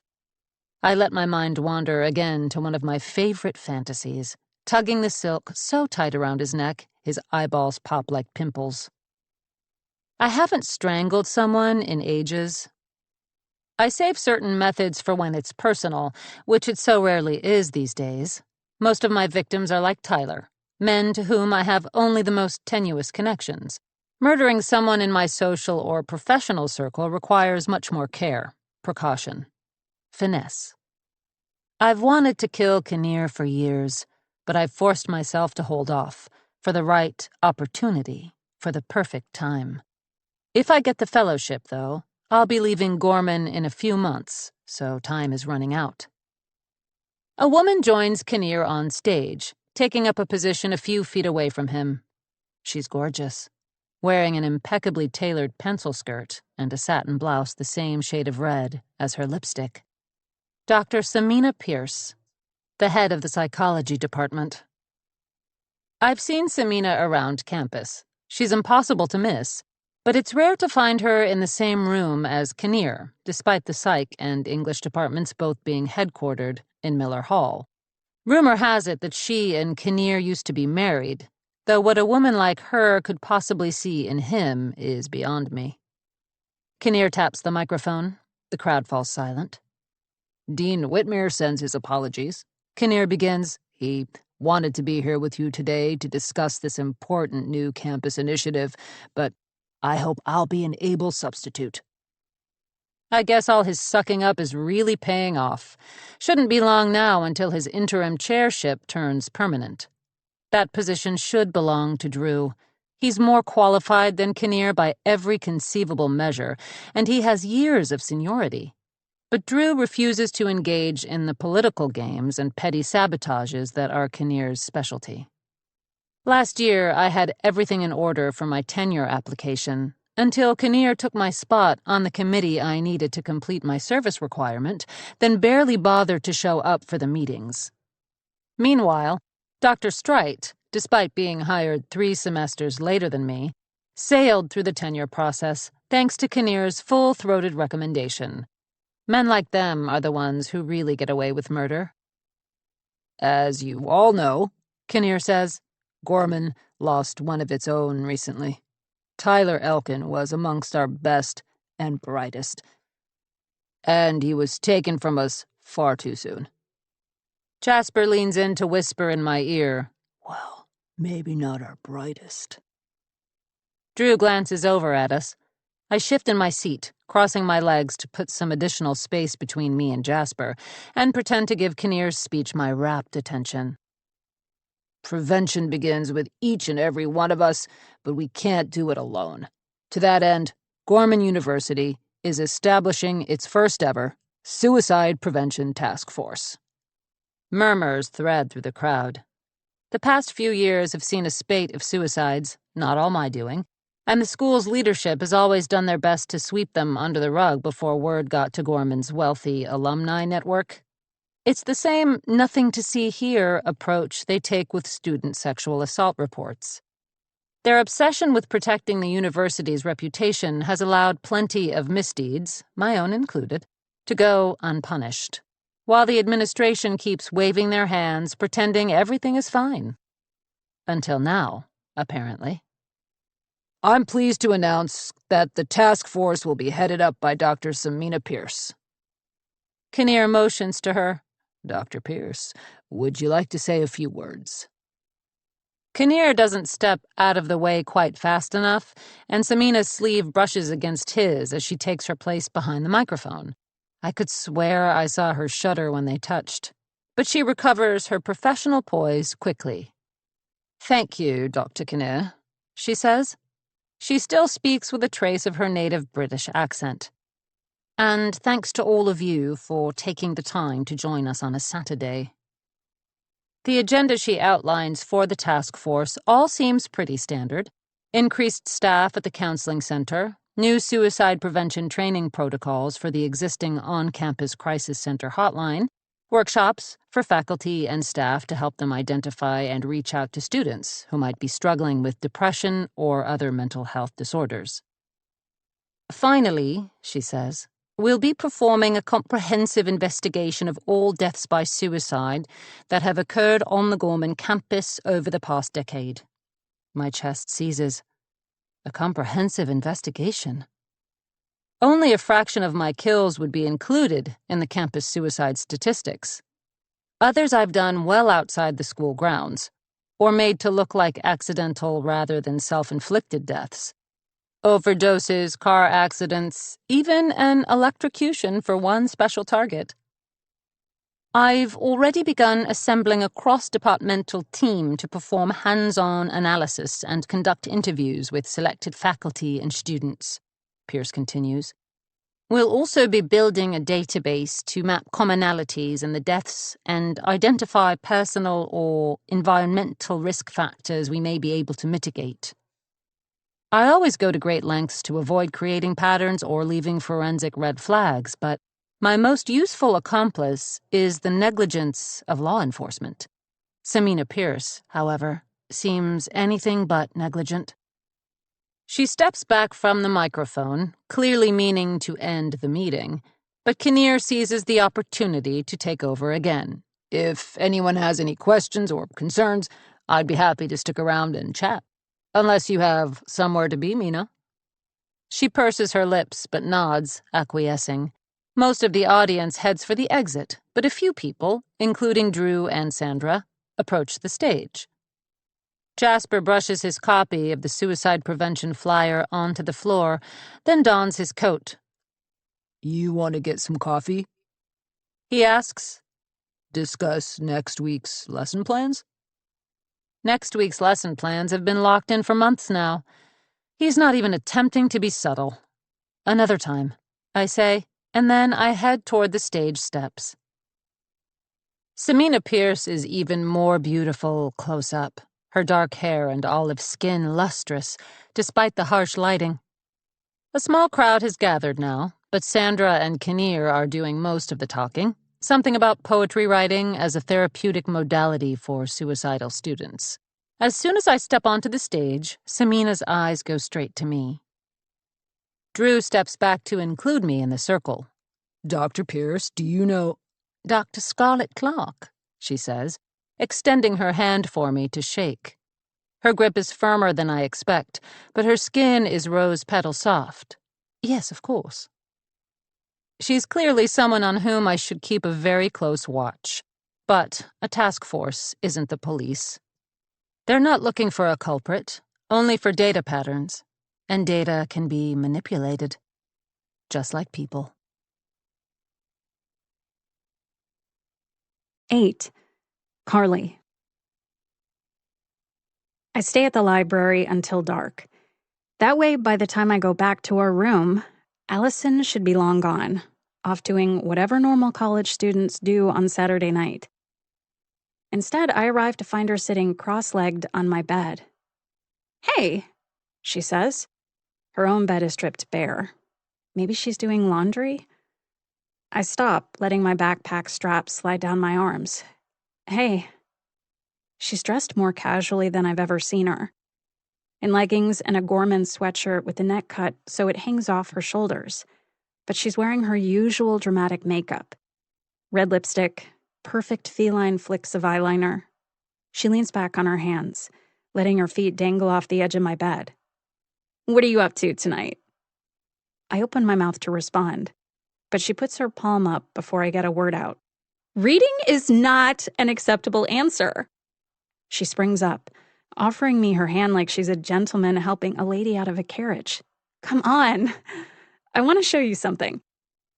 A nasty voice whispers in the back of my mind. "It's a trick. She's mocking you." But Allison doesn't seem like a mean person. She doesn't seem nice either. She seems confident, I guess. Maybe I'd be that way too if I look like her. I take her hand, and she smiles wider, threading our fingers together as she leads me out of our room and toward the window at the far end of the hall. She tugs at the pane until it raises, with a screech so loud it sets my teeth on edge. "Come on," she says again. Then she climbs over the sill, trying to tug me along with her, out onto the zigzagging fire escape bolted to the side of the building. I freeze, pulling back on her arm. "Are we even allowed to—" "You sound like Wes," Allison says with a wink. "It's fine. I come up here all the time." She climbs a few steps, the black metal creaking ominously under her weight, then stops and looks down at me again. "Just don't tell Samantha." Our RA mostly ignores us in favor of her on-again, off-again boyfriend. But I do not want to get on her bad side. But I don't want Allison to think I'm some scared little girl either. So I take a deep breath and climb out the window after her. By the time we get to the roof, my knuckles are pale and throbbing from gripping the railing so hard. But after the rickety fire escape, the flat expanse feels like safety. It's bright and surprisingly warm up here. Everything cast in a soft white glow from the strings of lights looped around the crumbling brick chimney, the same kind Allison has by your bed. "Since you never want to go out," Allison says, "I figured I'd bring the party to you." Her laptop sits a few feet away at the base of the chimney. All the blankets and pillows from her bed strewn in front of it. There are bowls with snacks set out too. Popcorn, mini Oreos, small cubes of cheddar cheese, and a 4-pack of Orangina. She planned all of this. For me. But why? Surely she has more than enough friends already, and way better things to do on a Saturday night. "Sit down." She takes my hand again, leading me toward the blanket nest. "You can pick the movie." I don't understand any of this, but it would be rude to refuse when she's gone to so much trouble. I sit on one of the pillows, and Allison stretches out beside me on her stomach. While I look through her extensive movie collection, she kicks her feet idly in the air, tossing pieces of popcorn into her mouth one by one. Her hair slides over her shoulders, the ends brushing my knee. My eye catches on one title, Eternal Sunshine of the Spotless Mind. I've never seen it, but I know the Alexander Pope poem the title must come from. Eternal sunshine of the spotless mind, each prayer accepted, and each wish resigned. "Oh, I'm so obsessed with that one," Allison says. "Isn't it brilliant?" "I've never seen it," I admit. She sits up. "What? Okay, we need to fix that immediately." Allison starts the movie, adjusting the laptop screen so we can both see it, then reclines against the stacked pillows. I try to follow the action. A man walking on a snow-covered beach before boarding a train. A woman with bright blue hair chatting him up. But I'm too distracted by Allison's proximity. She keeps picking up the bowls and passing them to me, settling back down even closer than she was before. "I want to be Clementine for Halloween," Allison says. "What do you think? Could I pull off the blue?" She runs her fingers through her hair, letting the long blonde strands fan out over the pillows. I imagine her with hair like the woman in the movie, the way it would set off the afternoon sky color of her eyes and the creaminess of her skin. "Yeah," I say. "You'd look—" "Oh, wait. This is my favorite line." She sits up again. knocking into the popcorn bowl. As the actress on screen speaks, Allison matches her words. The same pacing, diction, everything. It sends a strange little chill up my spine. I'm a vindictive little bitch, truth be told. She shoots me a sly look, and I want to dart my eyes away, retreat into myself. But this time I don't. I look her right in the eye and smile back. Thanks for doing all this, I say. My pleasure. She twists off the top of an Orangina bottle, taking a sip and then offering it to me. Her lipstick stains the glass. I should be thanking you. You're helping me keep my mind off the audition I just had. I take the bottle but don't drink. Audition? For what? For cabaret? The theater department's doing it later this semester. What part did you try out for? I ask, even though her response won't mean a thing to me. I've heard of cabaret, but I don't know much about it. I think it has something to do with Nazis. Sally Bowles, Allison says. I want it so bad. I practiced my audition piece all summer. She flings her arms back over the pillows with a dramatic groan. But I'm afraid I fucked it all up. If I have to watch some other girl play her while I dance around in the background, I would actually kill for this part. I would end a life. I'm not sure how to respond to that. When do you find out? Monday. It's going to be a very long weekend. She turns to look at me, propping her head on her hand. You ever feel so anxious it's like your stomach is trying to eat itself? I nod. Yes, every day. I bet you are amazing, I tell her. I bet you'll get it. The wind picks up, whipping my hair into my face. I reach to smooth it down, but Allison beats me to it, tucking it behind my ear. You're sweet, she says. That's the last thing I am. But she doesn't have to know that. Allison turns onto her back again, and I stretch out too, my legs parallel to hers. We spend the rest of the movie that way, hands brushing as we reach into the snack bowls at the same time. She keeps pointing out favorite moments in the film, little observations I would never have picked up on. By the time the credits roll, Allison has fallen asleep, her head lolling against my shoulder. The screen switches back to the movie's cover image. Clementine and Joel lying on the frozen lake. Clem's bright hair spread out on the ice like a lick of flame. I think about turning off the computer, heading to bed. But I don't want to wake Allison. So I lie there, in the blue glow of the screen, and listen to her breathing. It's soothing at first. I feel warm and content. Truly happy, in a way I haven't in years. But it's not long before the panic creeps in again. My throat tightening, my heart throbbing with a suspicion that happiness must be a trick, a trap, a rug about to be pulled out from under me. And any second now, I'm going to fall.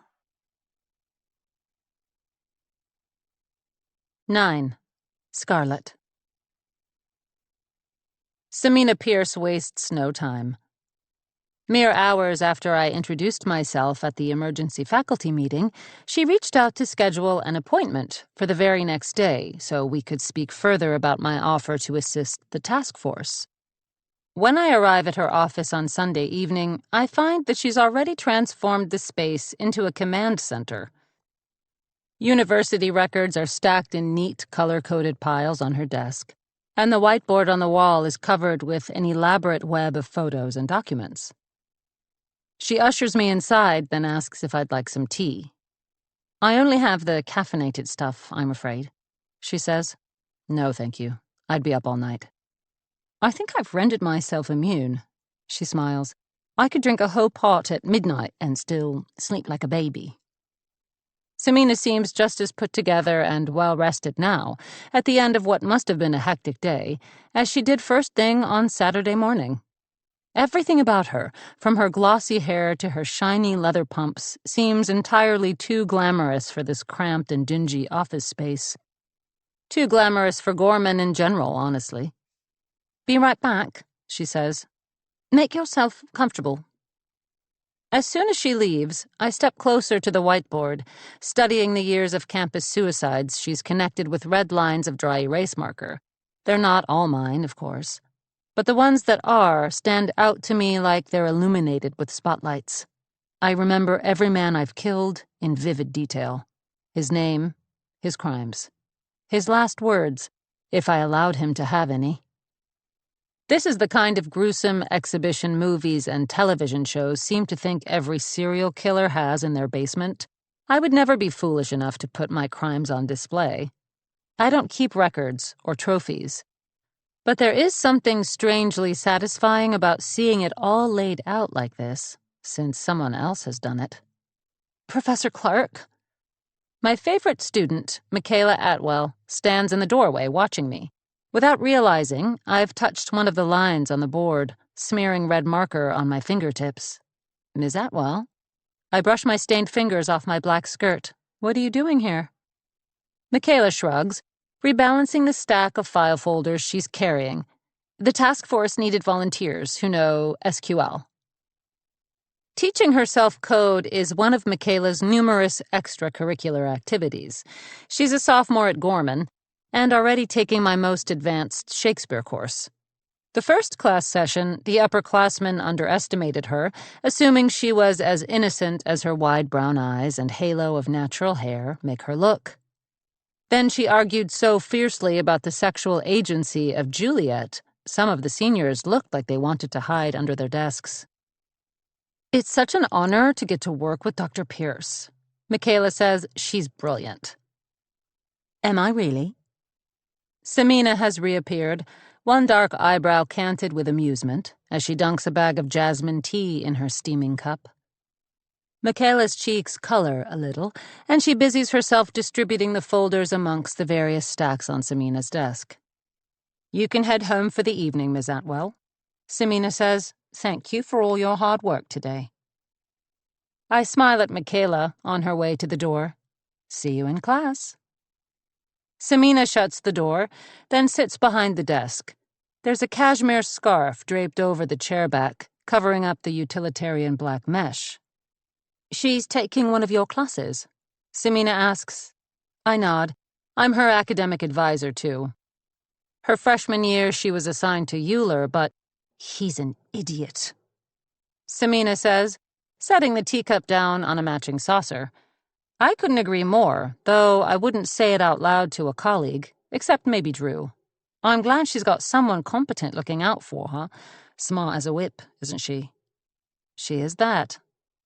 I sit in the spindly wooden chair across from the desk, crossing my legs. Thank you for making the time to meet with me so quickly, Samina.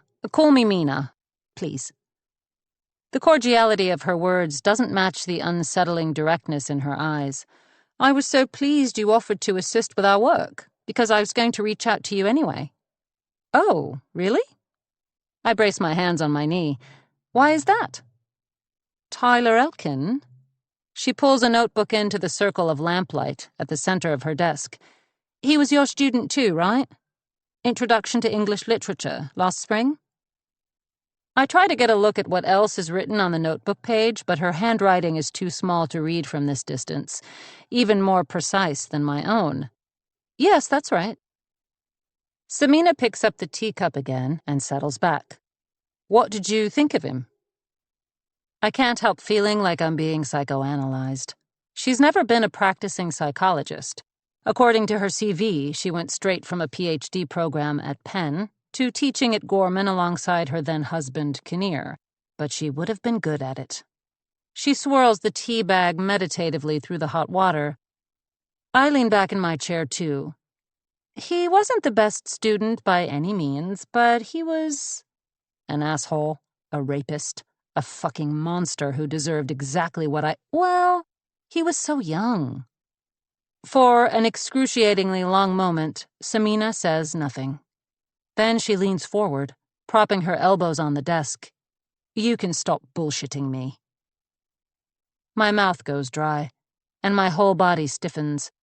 She can't possibly know what I am, what I've done, but whatever she sees when she looks at me, it's more than I want her to. Tyler was a terrible student. She holds my gaze for a moment longer before puncturing the tension with a short laugh. All his professors hated him, whether or not they want to admit it. I want to laugh too, but I'm afraid the sound will come out harsh, crazed. Still, a small portion of the tension seeps out of my shoulders. You've talked to his other professors? I ask. I'm still working my way through the list. She taps her pen against the Gorman seal at the top of the notebook page. But so far, they've all said similar things. Tyler was a slacker, rarely showed up to class or completed his assignments. Didn't take well to criticism or consequences. That certainly matched my experience. Tyler believed he could do whatever he wanted and get away with it. His entire life taught him that he was special, that consequences didn't apply, that he'd pass with flying colors even if he turned in his midterm 2 weeks late. Even in his final moments, I doubt he learned his lesson. But I didn't kill him to teach him a lesson. I killed him to carve him out of this world like a tumor. And I'd do it again. Listen, Samina flips the notebook shut. I don't care about Tyler Elkin any more than I'm guessing you do. Gorman's probably a better place without him, though I suppose fans of the football team may disagree. I know I should at least attempt to look shocked, but it's as if she's reading my thoughts out loud. But at the same time, Samina continues, I find him fascinating. And why is that? Though I spend an inordinate amount of my time thinking about them, there's nothing fascinating about boys like Tyler Elkin. They're boring, as common as rats, and equally disgusting. He's an outlier. Most of the other suicides on campus, the person had a documented history of mental illness or substance abuse, or both. But Tyler... She trails off, clicking her fingernails against the crimson cover of the notebook. He doesn't fit the pattern. She hasn't asked a question, but she's looking at me as though she expects an answer. Well, I say, I guess it goes to show. You can never tell what someone's like just by looking at them. I suppose you're right, she says, but the way he died is odd, too. Young, athletic men like Tyler, they usually choose a more violent, sudden method of suicide. Self-inflicted gunshot, that sort of thing. She's correct, statistically speaking, but I don't use guns. I tried faking a suicide by firearm once in Chicago, and it was more difficult than I expected to get the angle right. That ended up being my only kill to ever attract FBI attention. The death was eventually ruled a gang-related killing, but I decided never to risk it again. There are so many less messy ways to kill a man. Tyler sounded awfully guilty in that final Instagram post. I say, maybe the suffering was the point. Samina meets my eyes again, an intense, weighted look loaded as a weapon. And all I can think is, how did a woman like this put up with Kinnear for even a second? Maybe she's changed since they were married. Maybe putting up with him was the thing that changed her. This investigation, comprehensive or not, doesn't have to change anything for me. Who knows? Working with Samina could even prove useful to my plans for Kinnear. If anyone has a reason to hate the man even more than I do, it's his ex-wife. 10. Carly. I can't look. Allison turns to me. We're outside the theater department's lounge, which they call the green room, even though it's just a bunch of musty brown furniture.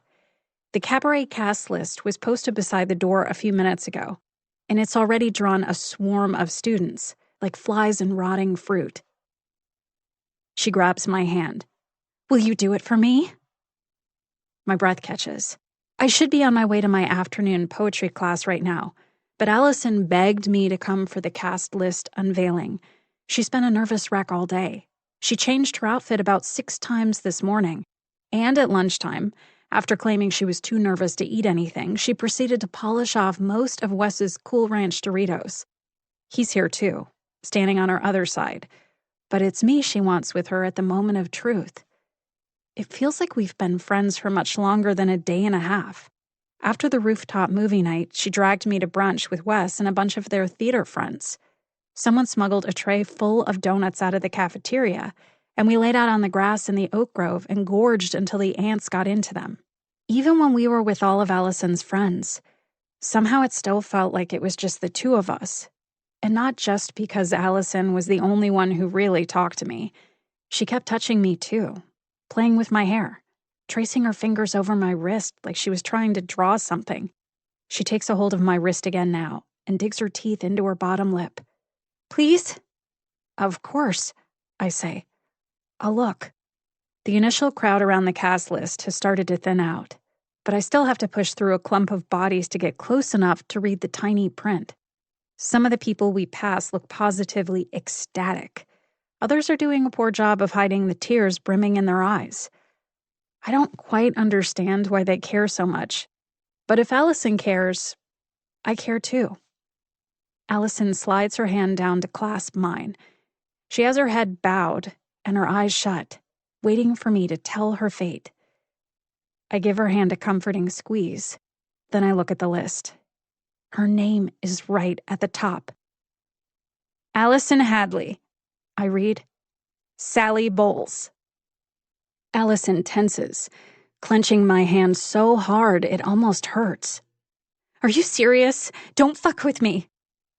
She's not, Wes says over my shoulder, crunching on another bag of chips. I hadn't even noticed he followed us. Look. He points at the list. Allison opens her eyes and reads it for herself. Oh my God! She squeals and claps. Oh my God! She's jumping up and down now, yanking on my arm, which does actually hurt, but I don't want to dampen her excitement by complaining. Congratulations, I say. She flings her arms around my neck and kisses me on the cheek. It takes a second for me to hug her back, and by then she's already letting go of me, turning to Wes to do the exact same thing.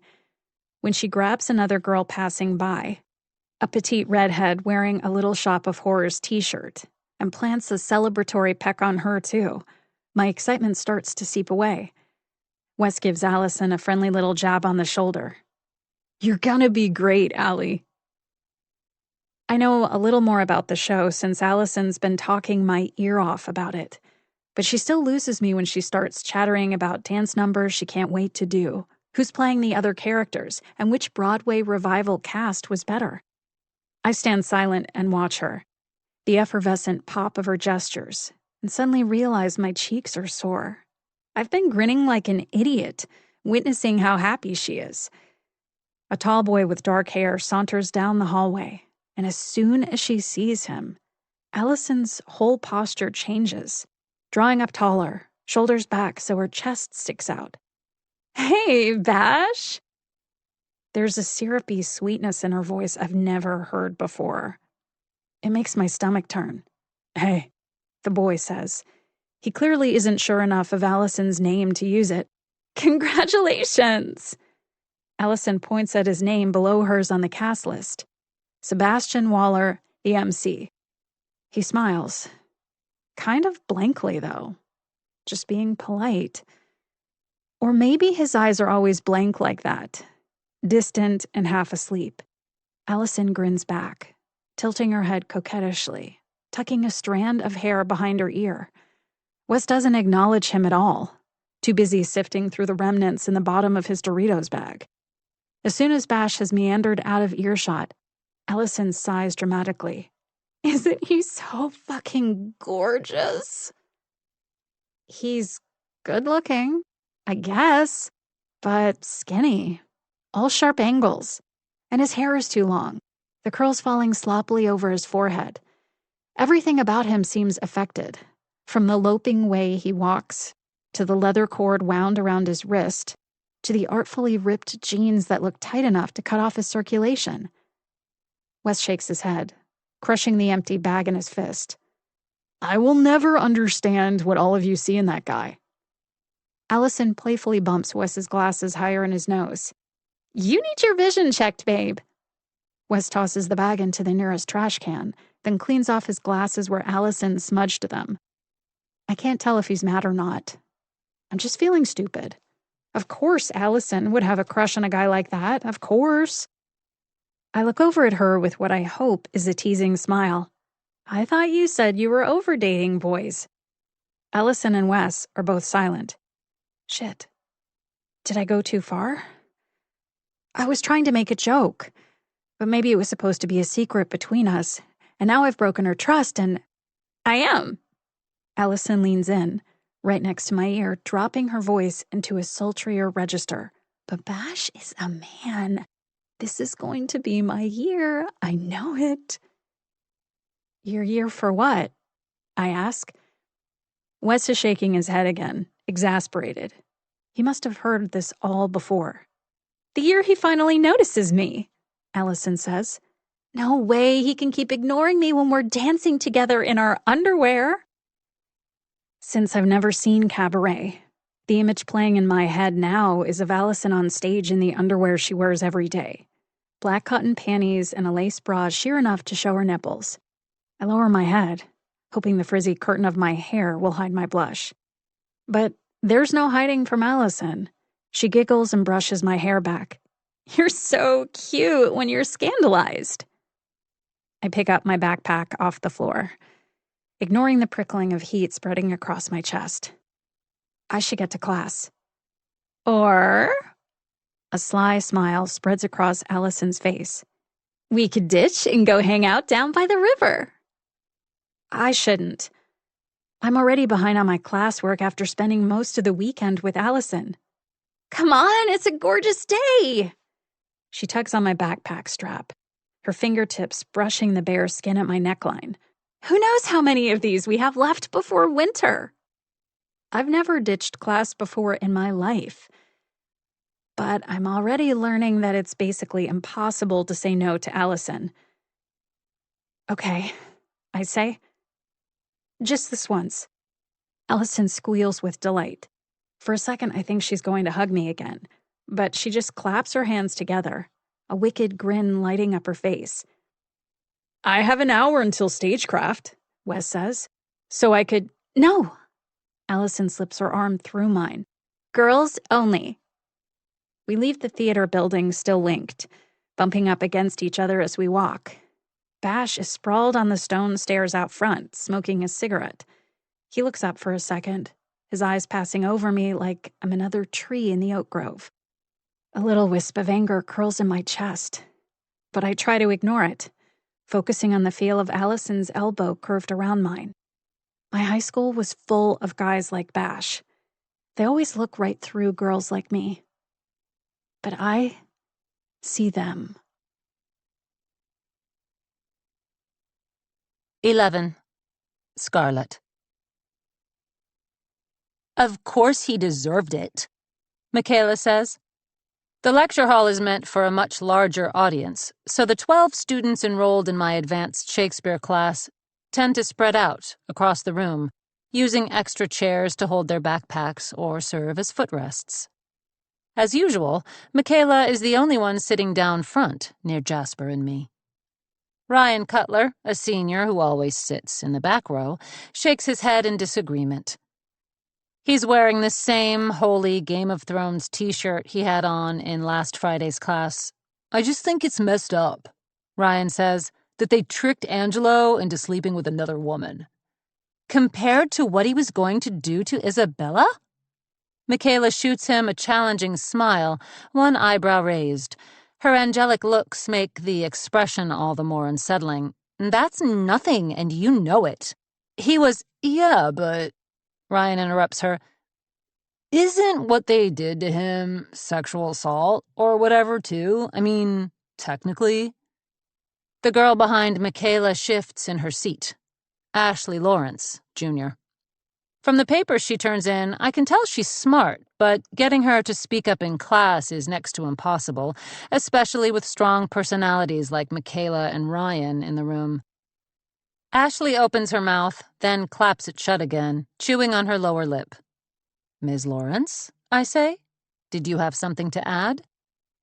No. She twists her braid nervously around her fingers, the diamond ring on her left hand glinting in the fluorescent light. I mean, not really. Michaela is more than happy to take the last word instead. Angelo had no qualms about coercing Isabella into sleeping with him, so I say he got exactly what was coming to him. Jasper grins at her. Well, since you're such a revenge enthusiast, Miss Atwell, I'm sure you'll enjoy next week's assignment. He starts distributing handouts, explaining the requirements for our upcoming module on Othello. Michaela's already read it. She's on to Titus Andronicus, which we won't be covering for weeks yet. I know I shouldn't let her dominate the discussion as much as she does, but it's hard not to play favorites when she's so far ahead of most of her classmates. As soon as Jasper and I dismiss the class, Michaela approaches me. Do you still have time to meet now, Professor Clark? We're not even halfway through the semester, and Michaela has already been agitating to lock in her spring course load.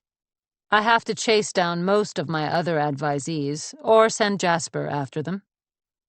I don't know whether it's his harsh grading or his height or that unsettling gaze of his, but the students seem far more scared of him than they are of me. If they only knew. Of course, I say. Although it's too nice outside to stay cooped up in my office. Coffee? Michaela nods eagerly, following me into the hallway. Jasper brushes past, his long strides overtaking us. He doesn't look at me, but his fingers graze my hip. I tense, glaring after him. Michaela doesn't seem to notice, but someone else might have.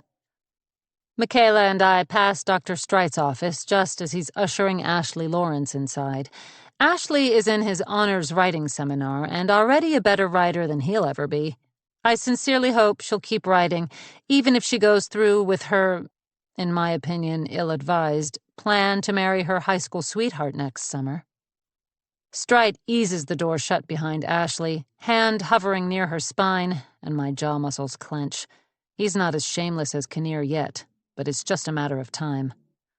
In some ways, he's already worse than his mentor. At least Kinnear doesn't have a wife at home waiting for him while he fools around with his students. Are you still planning to apply for Streit's honors seminar? I ask Michaela as we exit Miller, out to the Oak Grove. It's practically summery today, and the students are taking full advantage of it. Stretched out on the grass, with their jackets as picnic blankets, using the pretense of studying as an excuse to bask under the clear blue sky. I'd like to, Michaela says, if you think I can get in. She can definitely get in, on the merits of her writing talent, of course, but also because Streit handpicks the seminar students every semester, and they're nearly all pretty young women. I'd be more than happy to give you a personal recommendation, I tell her. But I have to warn you. About Professor Streit? She says, don't worry, I know all about him. I still want to try for the seminar, though. I'm loath to praise anything Streit does, but I have to admit, his seminar seems to be valuable. One of his students last year got into the Iowa Writers' Workshop. Others have ended up with internships at literary magazines, publishing houses, The New Yorker. I don't want Michaela to miss out on opportunities just because Streit is a creep. But if he touches her, I'll fucking kill him. I was planning to take your Victorian poetry class, too. Michaela says, but if you get that fellowship in London, I guess Dr. Kinnear will be teaching it? Or Dr. Torres? Drew's already been reviewing my syllabus just in case. You should consider his gender theory course, too. He only offers it in the spring. Do you think he'd take over as my advisor, too? Michaela asks. I mean, if you leave? I'm sure he'd be happy to, but I'll still be available via email if you need anything. She smiles. Good. I'll really miss you, though. Our walk to town takes us past the cluster of dormitories sitting at the edge of campus. Michaela waves at a student coming out of Whitten Hall, a girl I've never seen before with frizzy brown hair wearing a flannel and frayed denim ensemble that would have been stylish when I was her age. You're in Whitten this year? I ask. Yeah, Michaela says. It's the only place I could get a single as a sophomore. Whitten is one of the older, more run-down dormitories on campus, and so not a favorite choice of most students. But I've always thought it had a certain charm. With its white columns and leaded windows, the ivy covering the facade. In the afternoon light, the overlapping leaves gleam like the scales of a snake. With so many students outside enjoying the sunshine, the coffee shop in Gorman's small excuse for a downtown is nearly deserted. Michaela and I are discussing options for her global literature requirement as we wait for our drinks. Plain black coffee for me, a caramel chai latte for her, when a man comes through the door and walks right up to us. I look up, already irritated, and my annoyance only grows when I see who it is. "Afternoon, ladies," Kinnear says. "What are you up to?" Then, without waiting for either of us to answer, he says to me, "I figured you'd be locked up in your office, hard at work on that fellowship application. My offer to review your materials still stands, by the way." "I've already submitted it, actually," I say, "but thank you." As if I would ever make that mistake again. 2 years ago, Kinnear read a paper of mine on Viola Vance's rumored bisexuality, gave some insulting notes on the structure of my argument, and proceeded to present a trivialized version of the exact same thesis in a talk he gave at the ALSCW conference the next semester. Kinnear specializes in Victorian literature, including the work of Viola's prominent novelist husband, Lord Douglas Vance. Even when Kinnear isn't outright stealing from me, there's an unfortunate amount of overlap in our research. The barista sets our coffees on the counter. Michaela picks up both and hands me mine. "I'm sure you'll hear something soon." Kinnear smiles indulgently and gives me a squeeze on the arm. "They just reached out today to schedule my phone interview." "Your phone interview? For what?" "For the fellowship, of course." Michaela's mouth drops open. "For the Women's Academy Fellowship?" "It's open to all scholars in the field," Kinnear says. "The head curator is an old Cambridge chum of mine, actually. She encouraged me to throw my hat in the ring." I don't understand. Why would he even want it? He's been gunning for the department chair job for years, and now it's almost in his grasp. Going to London for 12 months would almost certainly interfere with that, whereas it could make my career. Although I'm sure that little sycophant Strite would be more than happy to keep his seat warm for him. The idea of Kinnear in London and Straight as my boss, no matter how temporarily, is too much to bear. Apparently there's some good stuff about Lord Vance in those letters, too, Kinnear says. You know, since they date from the early years of his marriage to Viola. The thinnest of justifications. Viola's writing is already treated as an afterthought to the oeuvre of her more famous husband, and for decades now it's been actively suppressed by his estate. Her poems are full of rage and desire, unapologetic and aggressive even, by today's standards. She's never been taken seriously as an artist in her own right, but my work could change that. Those letters would amount to a footnote in Kinnear's research. They could define mine, and he damn well knows it. Michaela watches us warily like she's afraid we're about to come to blows. I'm trying to keep my face composed, but I can feel the rage bursting behind my eyes like firecrackers. I grip the corrugated cardboard around my coffee cup to keep from bashing his teeth in. I can't let Kinnear get to me like this. Not now, not when I'm so close. Besides, what does it matter if they give him the fellowship when I can make sure he's not around to take it? 12. Carly.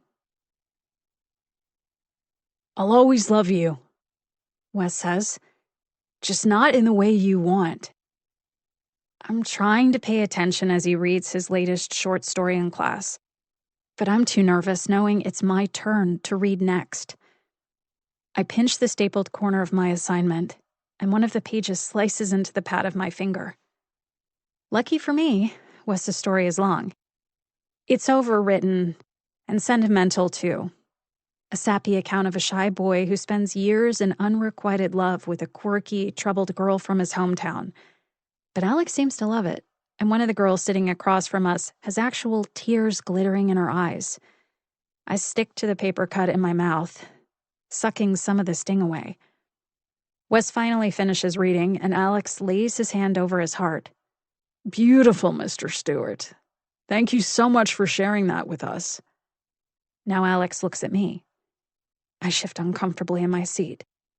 Miss Schiller, he says. I believe you're... He cuts himself off, glancing at his watch. Actually, we're running a bit short on time. So let's end there, and we'll pick up with Carly's story first thing next week. I make a mental note that next Monday would be a great time to ditch class with Allison again. The writing part I've been getting more comfortable with as the semester wears on, but I don't think I'll ever be okay with reading aloud in front of people. If Alex weren't so nice, I'd swear he was doing this to torture us. Wes waits by the door, slouching in the oversized corduroy sport coat he's been wearing every day since the weather started turning colder. His eyes are naturally squinty, like he's smiling all the time even when he's not.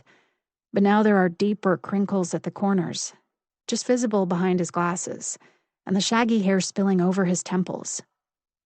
Saved by the bell, he says as we move into the hallway. What? I could tell you were dreading it, reading your story. Yeah, it's...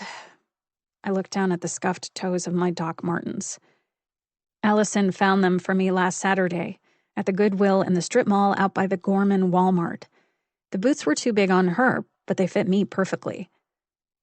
Well, it must be easier for you, since you're a theater major. Wes chuckles. No, I totally hate it too. There's a reason I stay backstage. He holds the door for me as we exit Miller Hall out to the oak grove. Autumn has finally taken hold now, turning the trees into a riot of brilliant reds and rusts.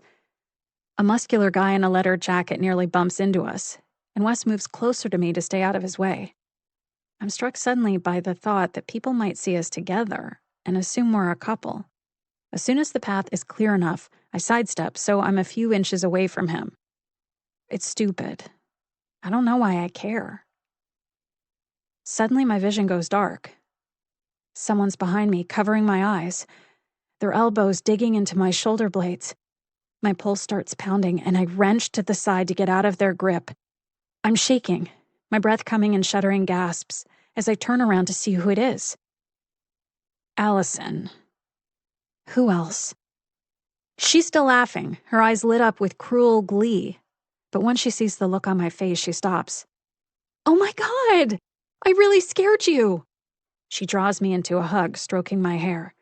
I'm sorry. I lean in, and her arms tighten around me. My heart rate starts to slow. It's okay. What are you two nerds up to? She asks as she pulls away.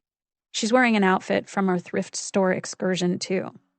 A men's houndstooth blazer over jeans and a black top that bears a strip of her midriff. We just left writing class, Wes says. We want to get some lunch? Allison's asking me, not him. Her hand is still in my hair, playing with the ends. I nod. It's not quite noon yet, but my stomach is growling, the gnawing nerves giving way to hunger pains.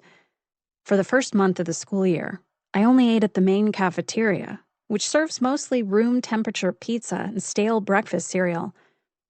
Allison's the one who told me about Tricino, the dining hall on the other side of campus that's set up like a mall food court, with options from bagels to burgers to made-to-order stir-fry.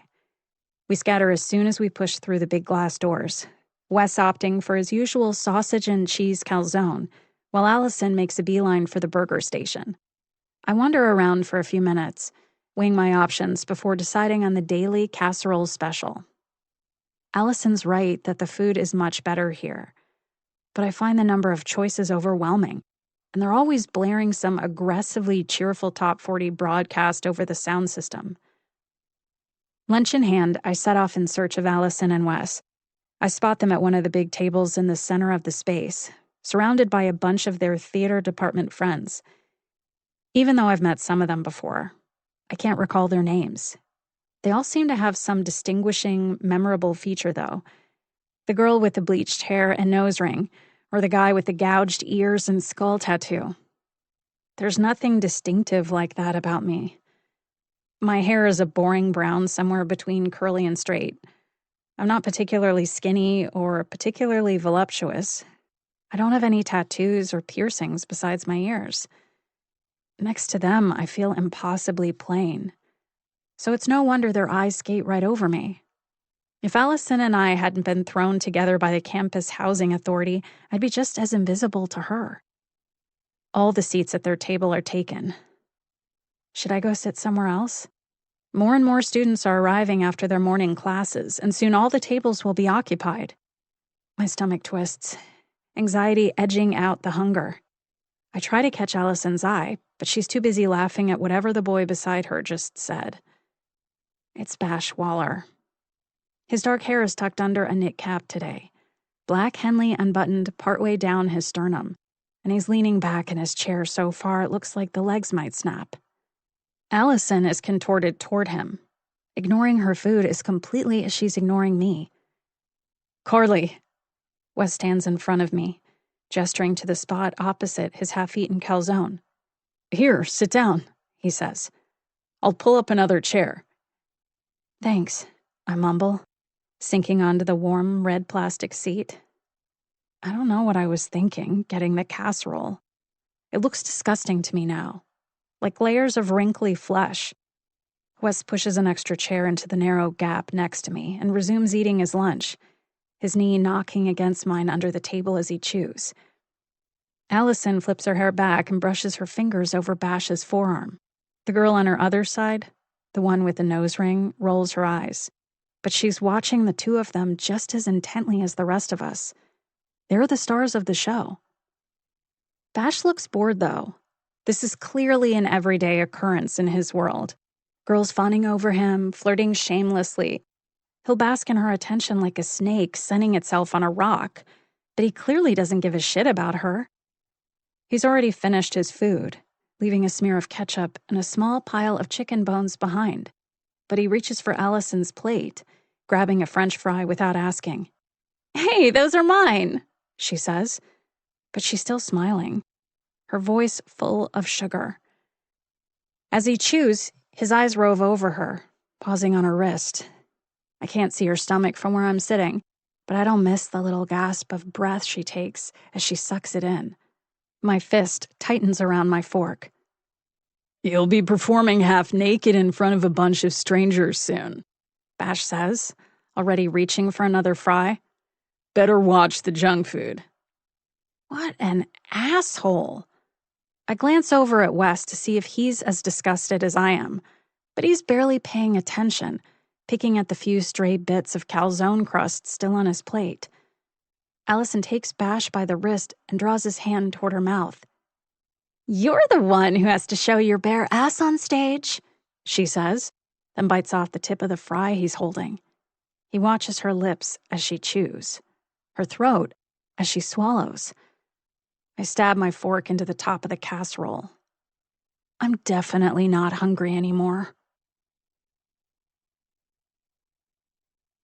13. Scarlett. My favorite thing about men like Kinnear? They're so fucking predictable. Every Friday evening, he goes to get a drink, or several, at the Gorman Tap, the only bar in town that caters to faculty rather than rowdy students. He sits at the same table every time, too, right in the window, so I don't even have to go inside to spy on him. With the early setting of the sun, I'm another shadow in the mouth of the alley across the street. I've stepped up my surveillance over the past few days, trailing 2 blocks behind him on his walk home from campus, tailing his car to the organic grocery store the next town over, watching from the trees behind his house while his latest undergraduate conquest stumbled down the back steps this morning, her lips still swollen red, her jacket buttoned wrong. He brought her to this place a few nights ago, too. Although she was almost certainly too young to be in a bar. He sat in the front window like always, didn't even try to hide what he was doing. Tonight, though, he's sipping his overpriced red wine alone, angling his Joyce novel just right so the cover is visible to anyone who might walk by the window. I'm not sure I've even seen him turn a page yet. It's a prop, part of his performance of erudite tenured professor. Kinnear doesn't really want the fellowship. He just doesn't want me to have it. The Women's Academy did finally contact me to set up a phone interview, but I can all too easily imagine Kinnear pouring poison in the ears of the selection committee during his own call, framing his work as superior to mine, undercutting my accomplishments. That's what he's been doing since the day I was hired at Gorman. Gorman University wasn't my first choice, but tenure-track positions are hard to come by, even for someone with my stellar academic record. I worked so hard to get ready for that interview, accounting for every detail down to my outfit. A blazer and pencil skirt I'd had tailored precisely. It made me feel formidable, capable, the kind of woman I'd worked so hard to become during my years of graduate school. But the way Kinnear stared at me as I took my seat in the interview room immediately punctured my confidence. Later, I overheard him commenting on my great legs to one of his older male colleagues, and I deflated entirely. I took the job, but I never wore that outfit again. I should have killed him years ago. He's held me back, tripped me up, screwed me over in more ways than I can count. I'll never know for certain where I might be today without his malicious interference in my career, but I do know that fellowship is going to be mine. Come January, I'll be in London doing career-defining research, and Kinnear will be rotting in his grave. The murder will be riskier than most, though, especially with the task force sniffing around. I always study my victims thoroughly. I have to know them, inside and out, to know how best to kill them. But I can't wait much longer, and not only because of the fellowship. I need to kill again. The urge seems to come harder and faster every time now, the desire building in me like a scream. Tyler barely kept it at bay for a month. In the window, Kinnear shuts his book and swallows the rest of his wine. For a second I imagine slipping inside, sneaking up on him, smashing the wine glass and dragging the jagged remains of the stem across his throat. If only I could kill him in such a satisfying way. I dig my gloved hands into my pockets, hunch my shoulders so my black scarf covers my chin. This is about the time he usually leaves the bar. So far, whether alone or accompanied, he's always headed straight back to his modern monstrosity of a house a few streets away. But I have to make sure the pattern holds. Any minute now. Scarlett!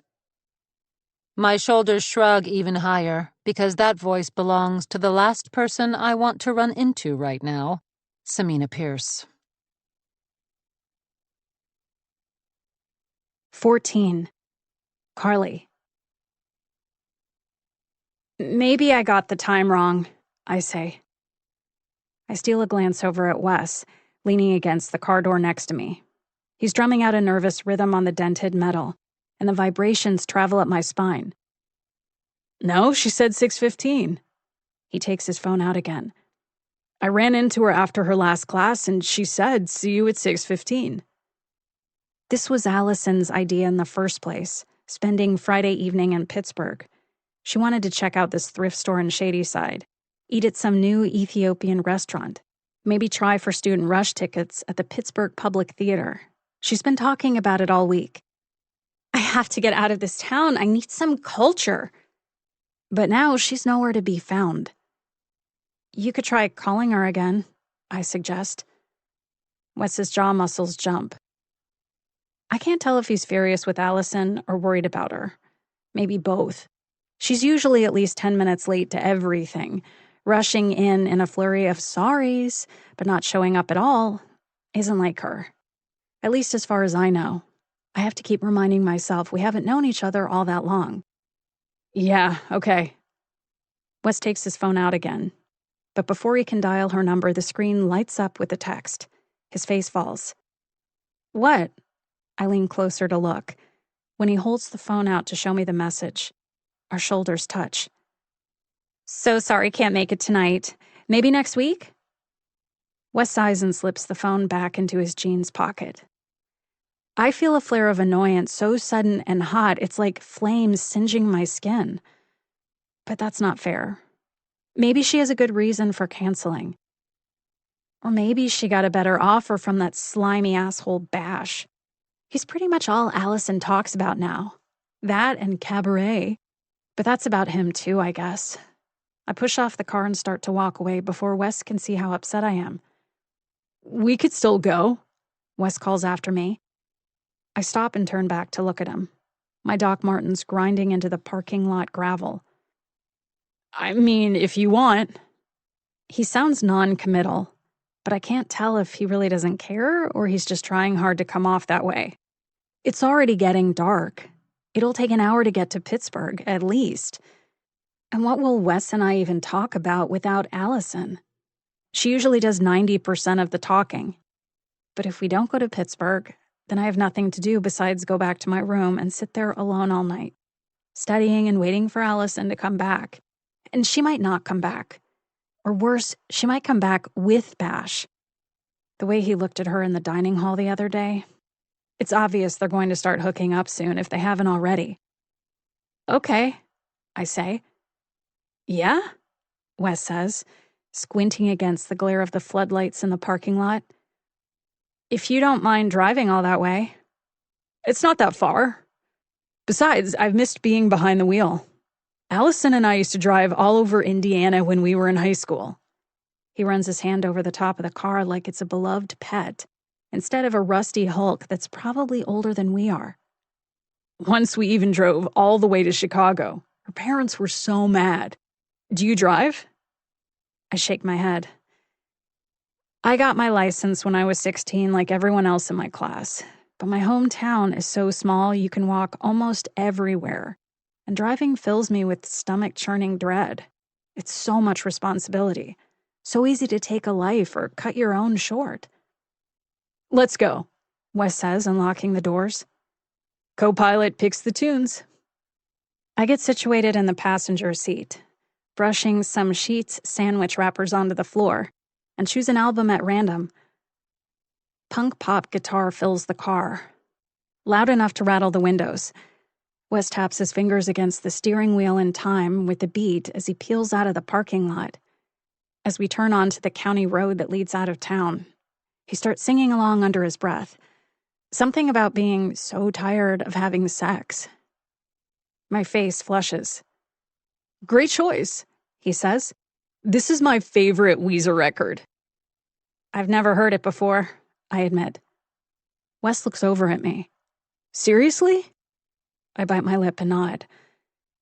Now that we're in the car, headed out of Gorman, it's starting to sink in that I'm completely alone with him.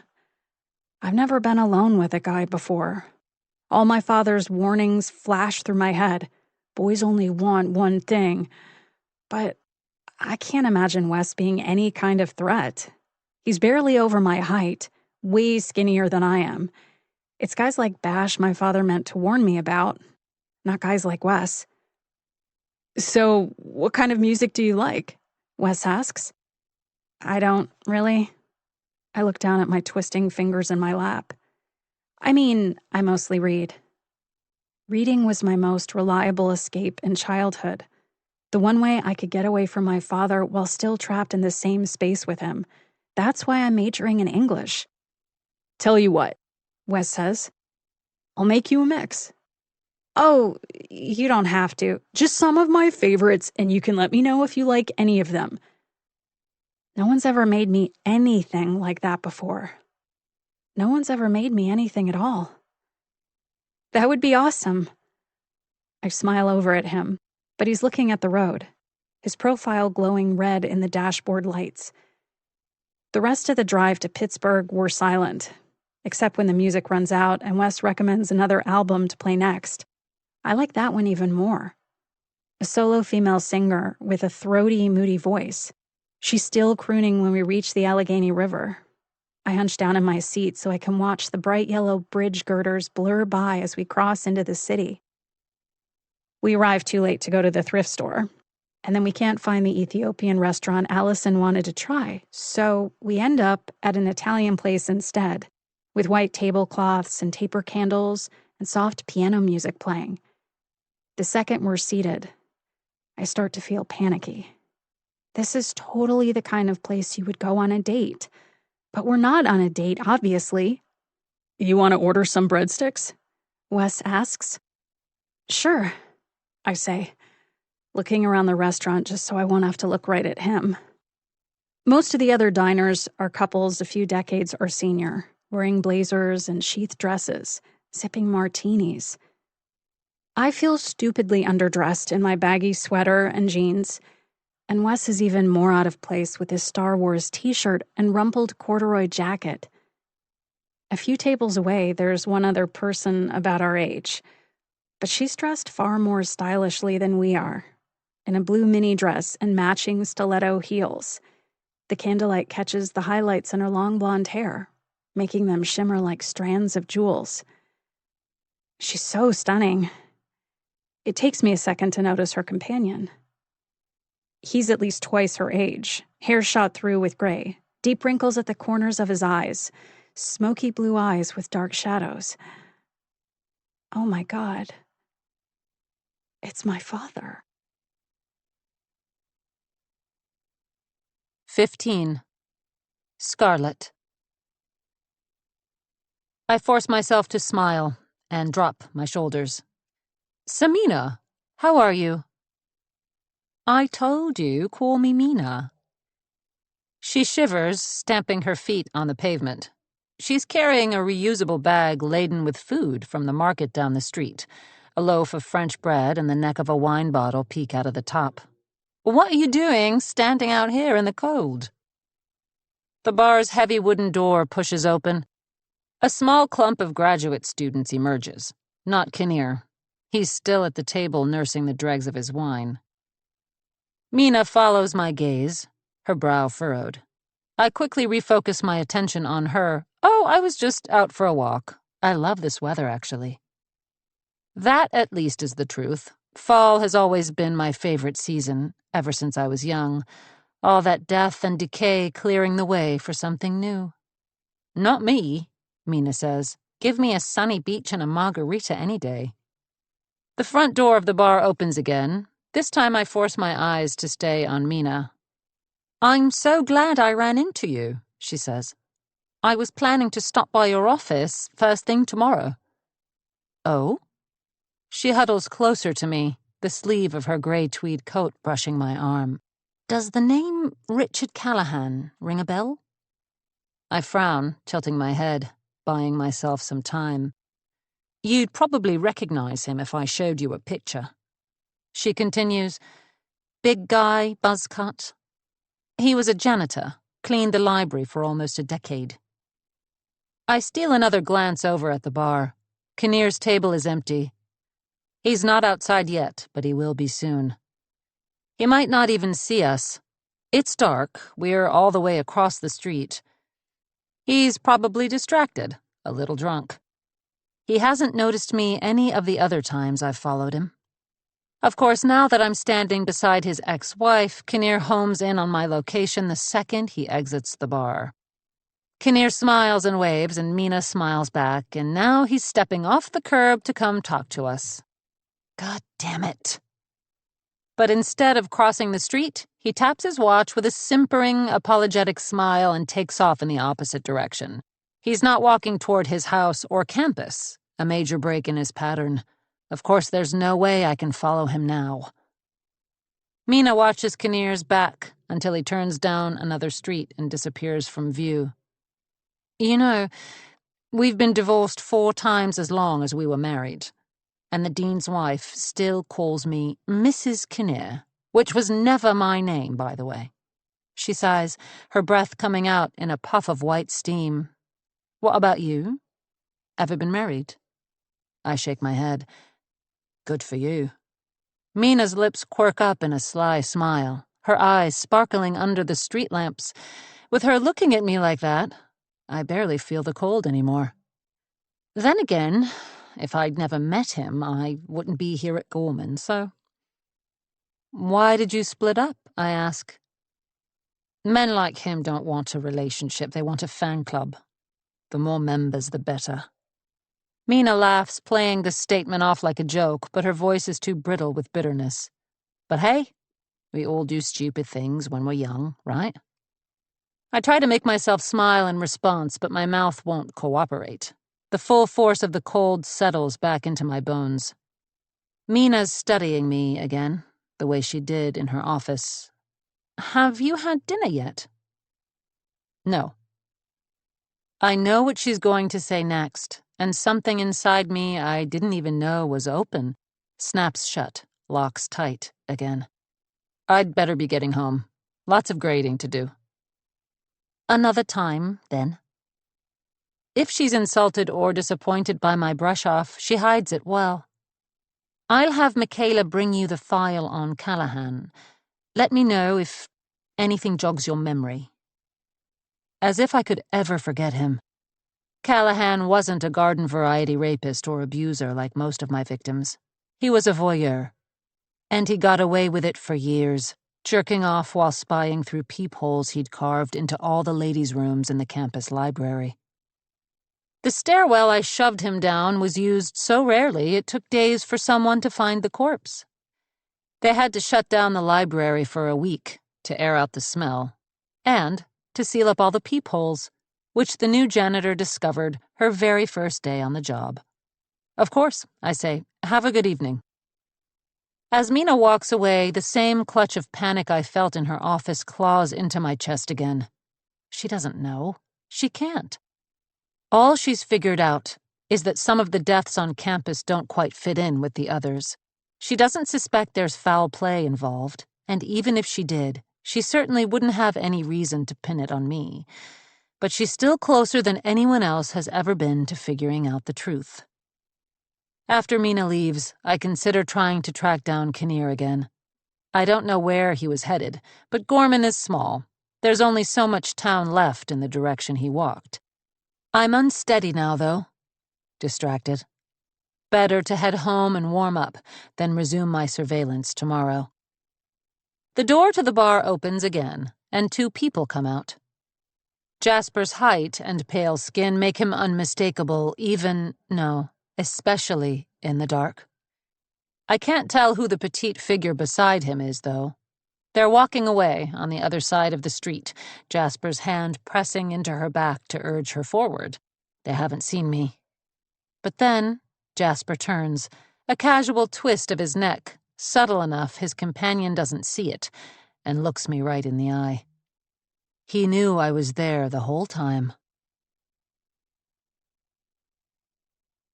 16. Carly. I'm halfway down the block before I realize I've fled the restaurant, leaving Wes behind. My father. Touching that woman, that girl. She's barely older than I am. It's disgusting. Carly! Wes calls after me, jogging to catch up. What's wrong? What happened? My father is a cheating bastard. I wish he was dead. I open my mouth, but the words won't come. My cheeks burn. I think I'm crying, but everything feels so removed, unreal. Oh God, what if he saw me too? I don't think he did, but what if he noticed me when I was running outside? He could come out here and confront me. Any second now, he might... Wes puts his arm around me, and I'm too shaken to push him away. But once he's touching me, it's surprisingly comforting. My trembling starts to subside. Can we just go? I say, his warmth radiating along the side of my body. I want to go. Of course. Wes slips off his jacket and wraps it around my shoulders, even though I'm already wearing one of my own. Of course we'll go. On the drive back, we're just as silent as we were on the way here. But now the air in the car feels heavy, a storm cloud about to burst. A few miles outside of Gorman, Wes stops at a sheet station for gas, then goes inside the store to get us some snacks, since we didn't end up having any dinner. I'm not hungry. All I can think about is my father, the way he looked at that woman, the actual affection shining in his eyes. I knew it. I knew he was a cheater. The late hours at work, the the frequent overnight trips, his insane jealousy if Mom even glanced at someone else herself. I tried to tell her. So many times I tried to tell her, and she refused to believe me, but I fucking knew it. Wes gets back into the car, goosebumps stippling his arms below the wrinkled sleeves of his t-shirt.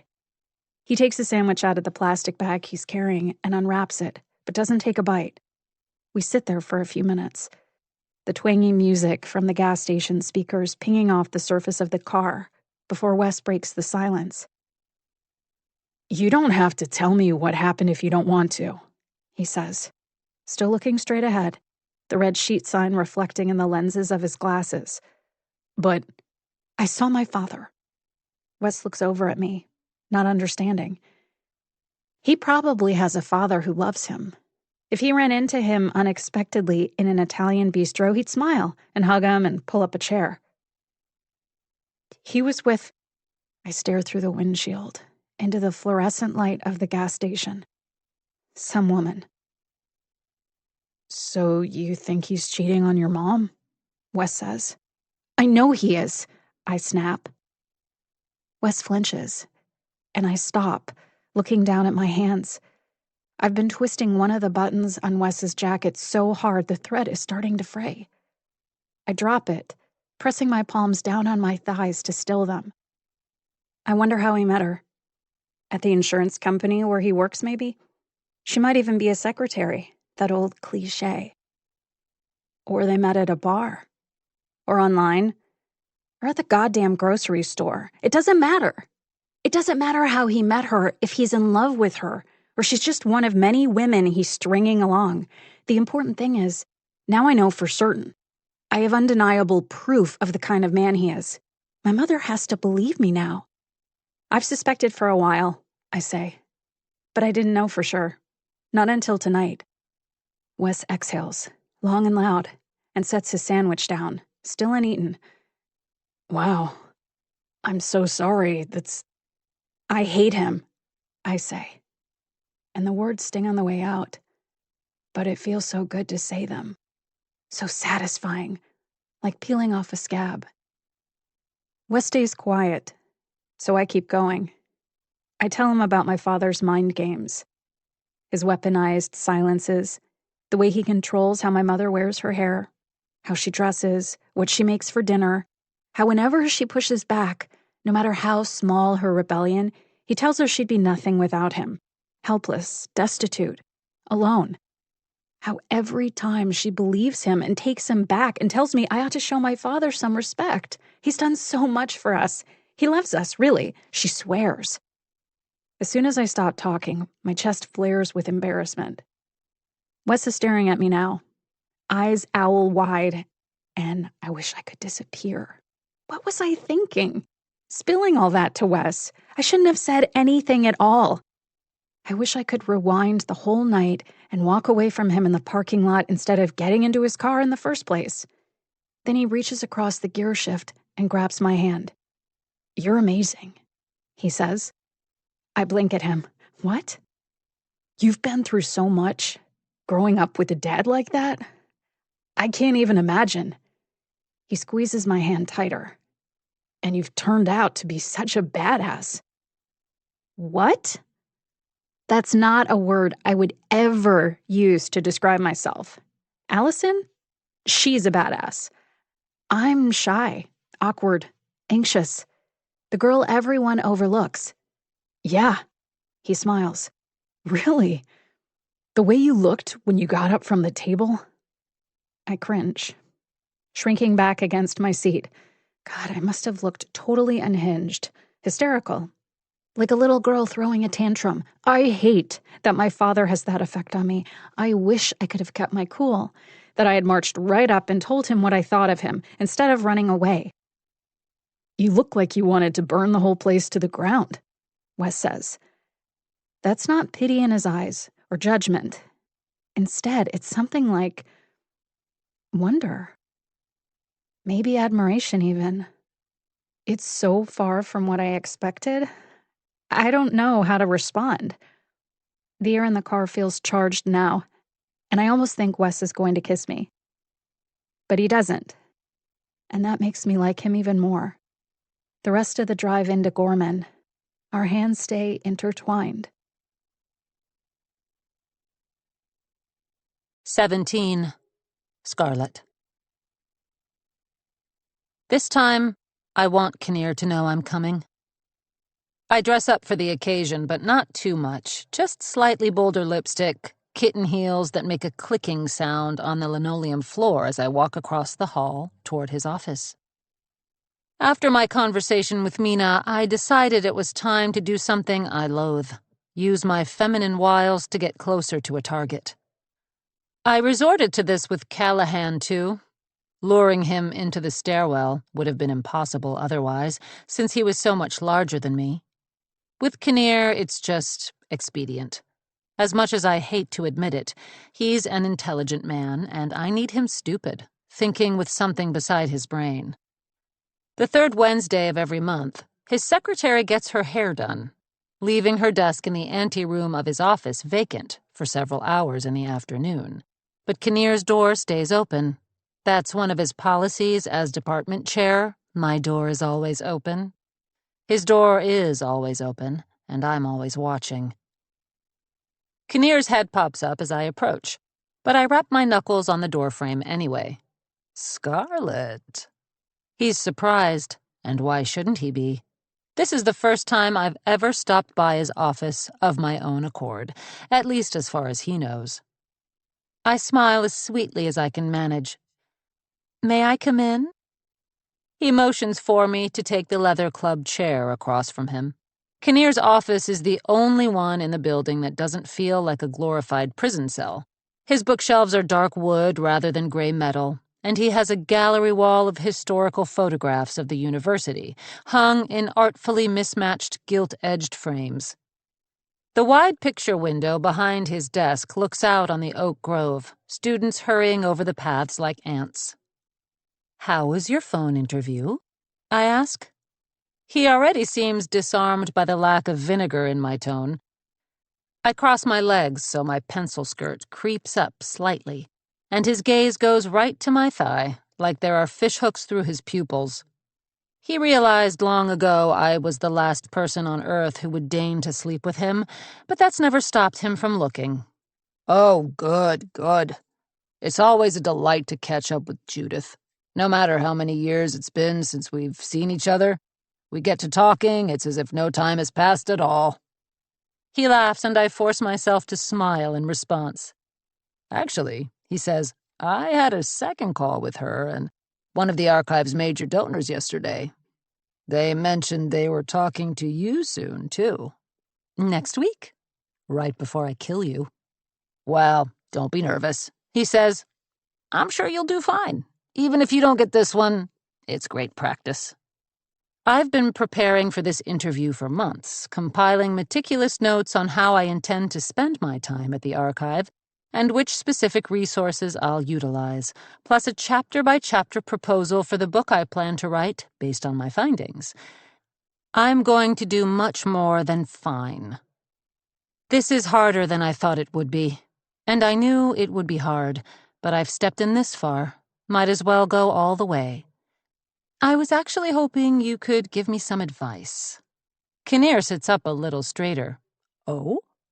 You're just so much more experienced at this kind of thing.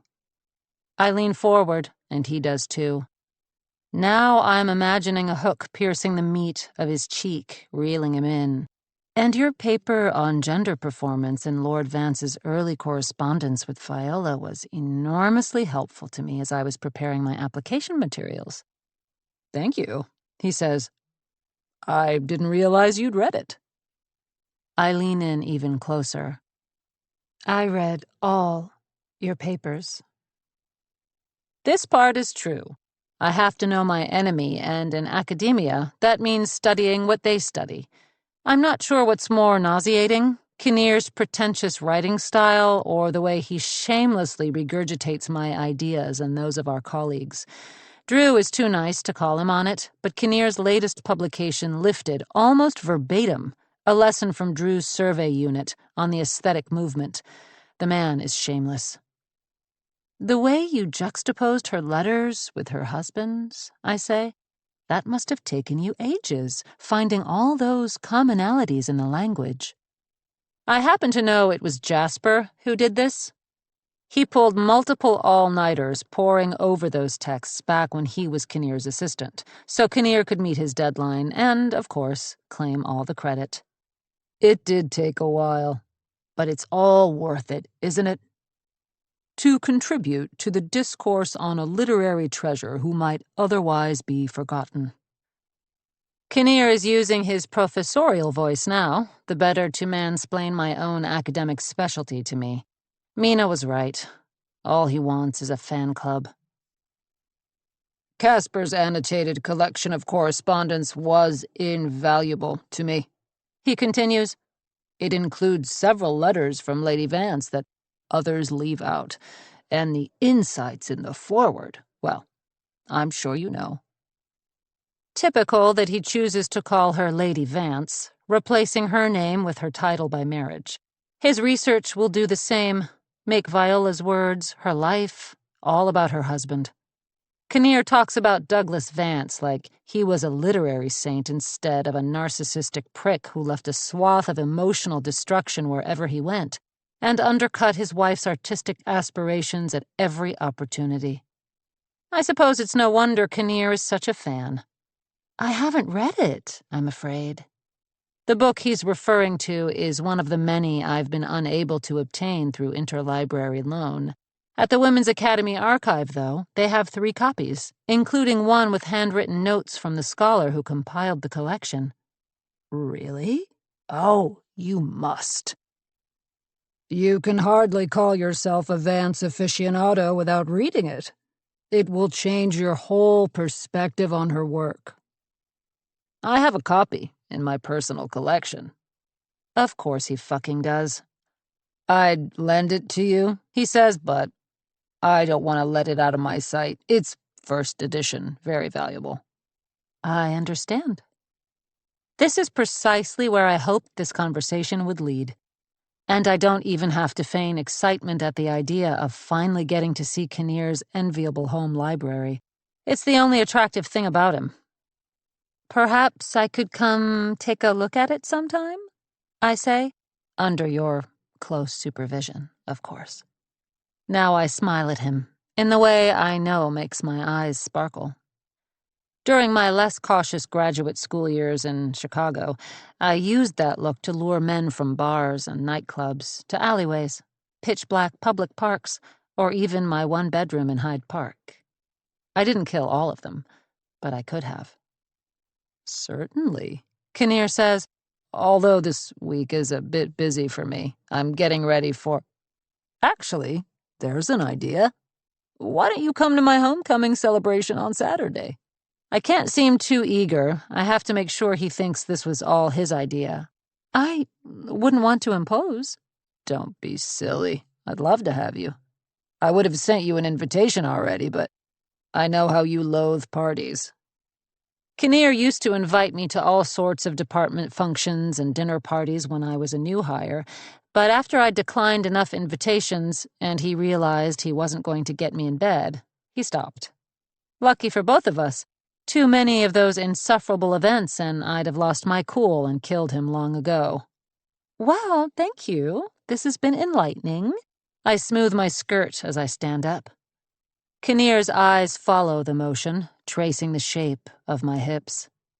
But I don't want to take up your whole afternoon. I linger in the doorway and lock eyes with him, finally letting some of the hatred I feel toward him seep into my gaze. But he won't see it. They never see the murder in my eyes.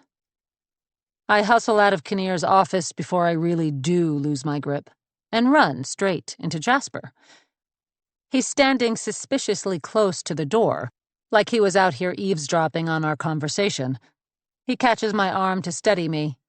Hey, you look nice today. I shake him off, smoothing down my sleeve where his grip wrinkled it. Thank you. He peers into Kinnear's office, then looks back at me. Fraternizing with the enemy? We were discussing the fellowship. Oh, yeah? Jasper says, keeping pace with me as I head to my office across the hall. You know, I have a lot of friends in London, so if you get it, maybe I could. I turn my head just enough for my glare to land. No. I have been trying not to think about what I saw the other night, him with that girl, his hand splayed against her back, but I can't push the image from my mind. We're at the door to my office now, and Jasper is obviously planning on following me inside. I stop right on the threshold and turn to face him.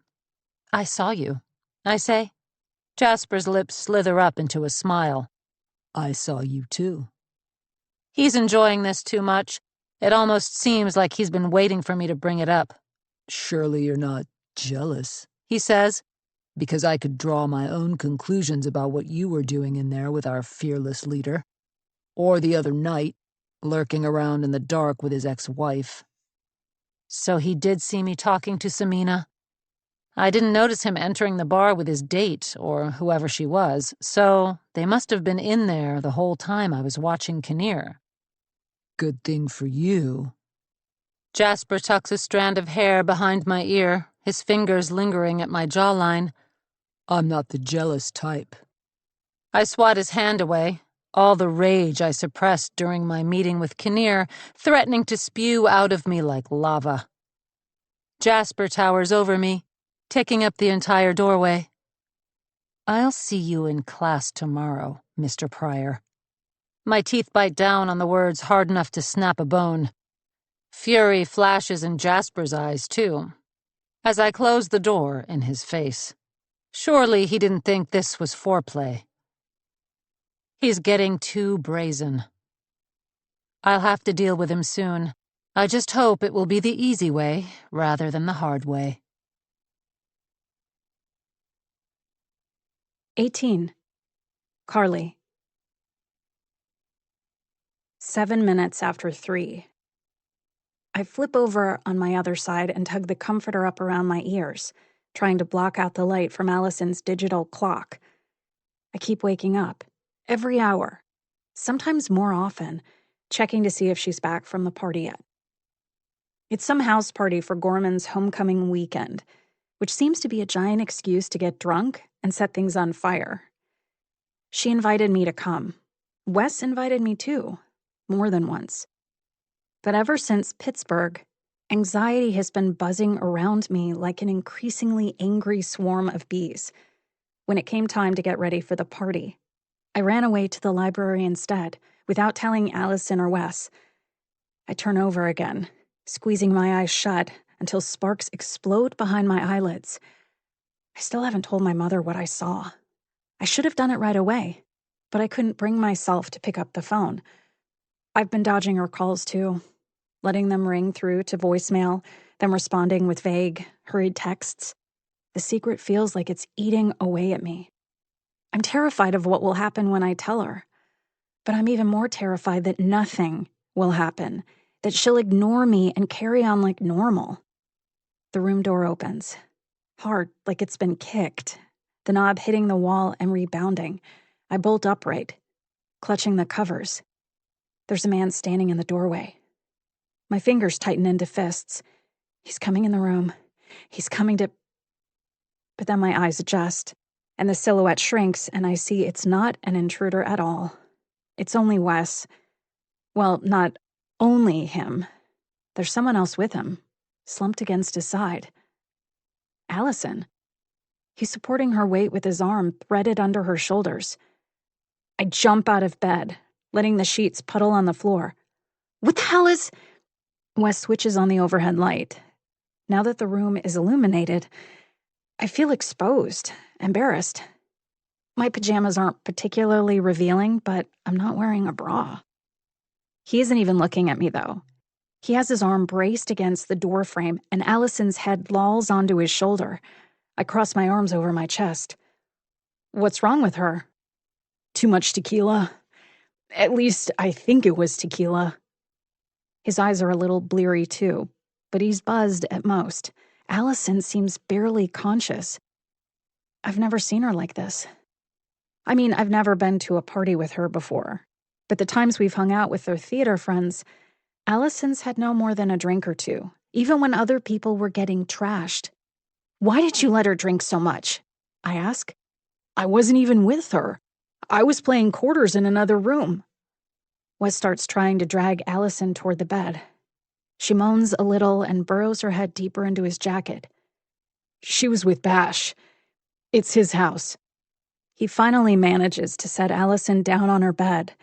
She flops over immediately, burying her head into the pillow. She's wearing a mini dress, with a sweatshirt that I've seen Wes wearing in class before, zipped over it.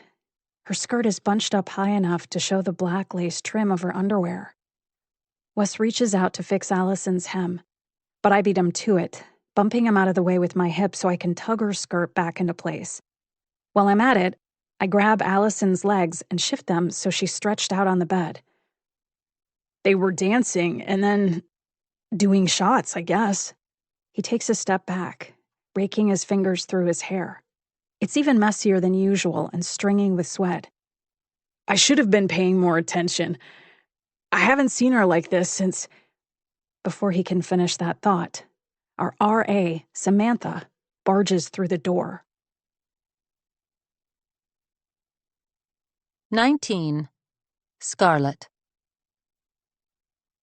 Stop talking about dead white men. It's a party. Raphael takes the book out of Drew's hand and replaces it with a glass of Cabernet. Drew purses his lips, pretending to be annoyed. But as usual, his eyes radiate pure affection when he looks at his husband. Literally, no one needs this much Proust. Drew grumbles over the rim of his wine glass. We need more alcohol. Raphael says, already heading toward the hairpin leg sideboard Kinnear uses as a bar. Scarlett, you want anything? I shake my head, smiling in spite of myself. Their presence is making Kinnear's homecoming party almost tolerable. We've been hiding out in the living room, admiring Kinnear's custom-made barrister-style bookcases and poking fun at their pretentious contents. Raphael pours himself a fresh glass of wine, then examines the remains of the spread on the dining table. The other guests are outside, gathered around the fire. Kinnear's backyard homecoming bonfire is even more elaborate than the official one the university threw the night before the big game. The blaze rises almost as tall as the trees at the edge of his property, and an effigy of a lion burns at the center, lashed to a pole like an accused witch. Raphael returns carrying a tiny plate piled high with black truffle sliders and fancy cheeses. He offers it to Drew, who takes a bit of baked brie and pops it absently into his mouth. He must have let Raphael pick out his outfit tonight. A cashmere sweater the same chocolate brown as his eyes, and a pair of dark jeans. Still plain compared to Raphael's expert-level pattern mixing, but a vast improvement over his professorial uniform of tweed jackets and rumpled button-downs. So, Scarlett, Raphael says, where's your boyfriend tonight? Drew gives him a gentle kick in the ankle. Time and place, babe. Time and place. They're the only people I've told about me and Jasper. I can tell Drew doesn't entirely approve, but he's been discreet, keeping both the relationship and his opinions about it to himself. He and Raphael have a comparable age difference between them, though they met under less ethically dubious circumstances. Drew was doing his postdoc at Columbia, and Raphael worked at a Filipino restaurant a few blocks away from campus. Even though Jasper has been perfectly professional since our little spat, I had some concerns he might give me trouble at the party tonight. But I arrived fashionably late, and by the time I walked in, Jasper was already taking his leave. He hates mingling almost as much as I do. I don't blame you. The boy is gorgeous. Raphael takes a sip of wine, although I'd be a little afraid he was going to murder me in my sleep. I laugh. That's why I never let him sleep over. If you'll excuse me just a moment. As much as I enjoy spending time with them, and they're just about the only men in the world I'd say that of, it's not why I'm here. With a quick glance back to make sure Drew and Raphael aren't watching me, I slip down the darkened hallway toward the master suite. I've got a solid idea of the layout from my previous surveillance, but this is my one opportunity to inspect Kinnear's home from the inside before I finalize my plan. His house is the only modern one in the neighborhood, all glass and concrete and harsh angles. It's almost as abrasive and ostentatious as Kinnear is, sticking out like a serrated knife blade amid the turn-of-the-century cottages and carefully maintained craftsmen's, including Drew and Raphael's place, one street over. Kinnear's king-size bed is piled high with coats, but the room itself is relatively spare. A minimalist headboard made of wooden slats, a bedside table holding a stack of novels, a sleek mid-century modern dresser on the opposite wall. I peek in the walk-in closet, then duck into the master bathroom to look over the sundry medications and toiletries sitting on the counter. Back in the bedroom, I peer through the slate linen curtains into the backyard. The heat of the bonfire is palpable even through the window pane. Kinnear stands right beside the pyre, the sparks snapping off the flames making the auburn tones in his hair gleam. He's dressed head to toe in crimson Gorman Sharks paraphernalia, like he's trying to add school mascot to his CV. Dr. Strite is beside him, wearing a Gorman hoodie that makes him look even more like a student than he usually does, and they're surrounded by football players. From here, I can't tell what they're saying, but I'm sure it's some variation of, "That was a great game we played today, wasn't it?" Kinnear and Strite always talk about Gorman football victories with a sense of ownership, like they took to the field and sacked the quarterback themselves. Strite guffaws and claps the boy next to him on the back. Devin Caldwell, with the scratches on his arms that the police were so quick to dismiss. I can only hope Tyler's death scared Devin and his teammates into keeping their hands off unwilling girls for a while. I know it won't last, if it's made any difference at all. I can't kill them now, not so soon after Tyler, or with Kinnear finally sitting at the top of my list, and certainly not while Samina Pierce is scrutinizing every death on campus. But that doesn't mean they're off the hook forever. My fingers fist the curtain. I force myself to drop it, smooth out the fabric. Strite's time will come too, unless the sudden death of his mentor scares him into a newfound morality. Unlikely.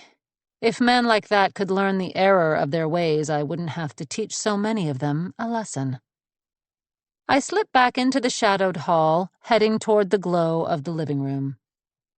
Then something blocks out the light, another person entering the hallway, walking right toward me.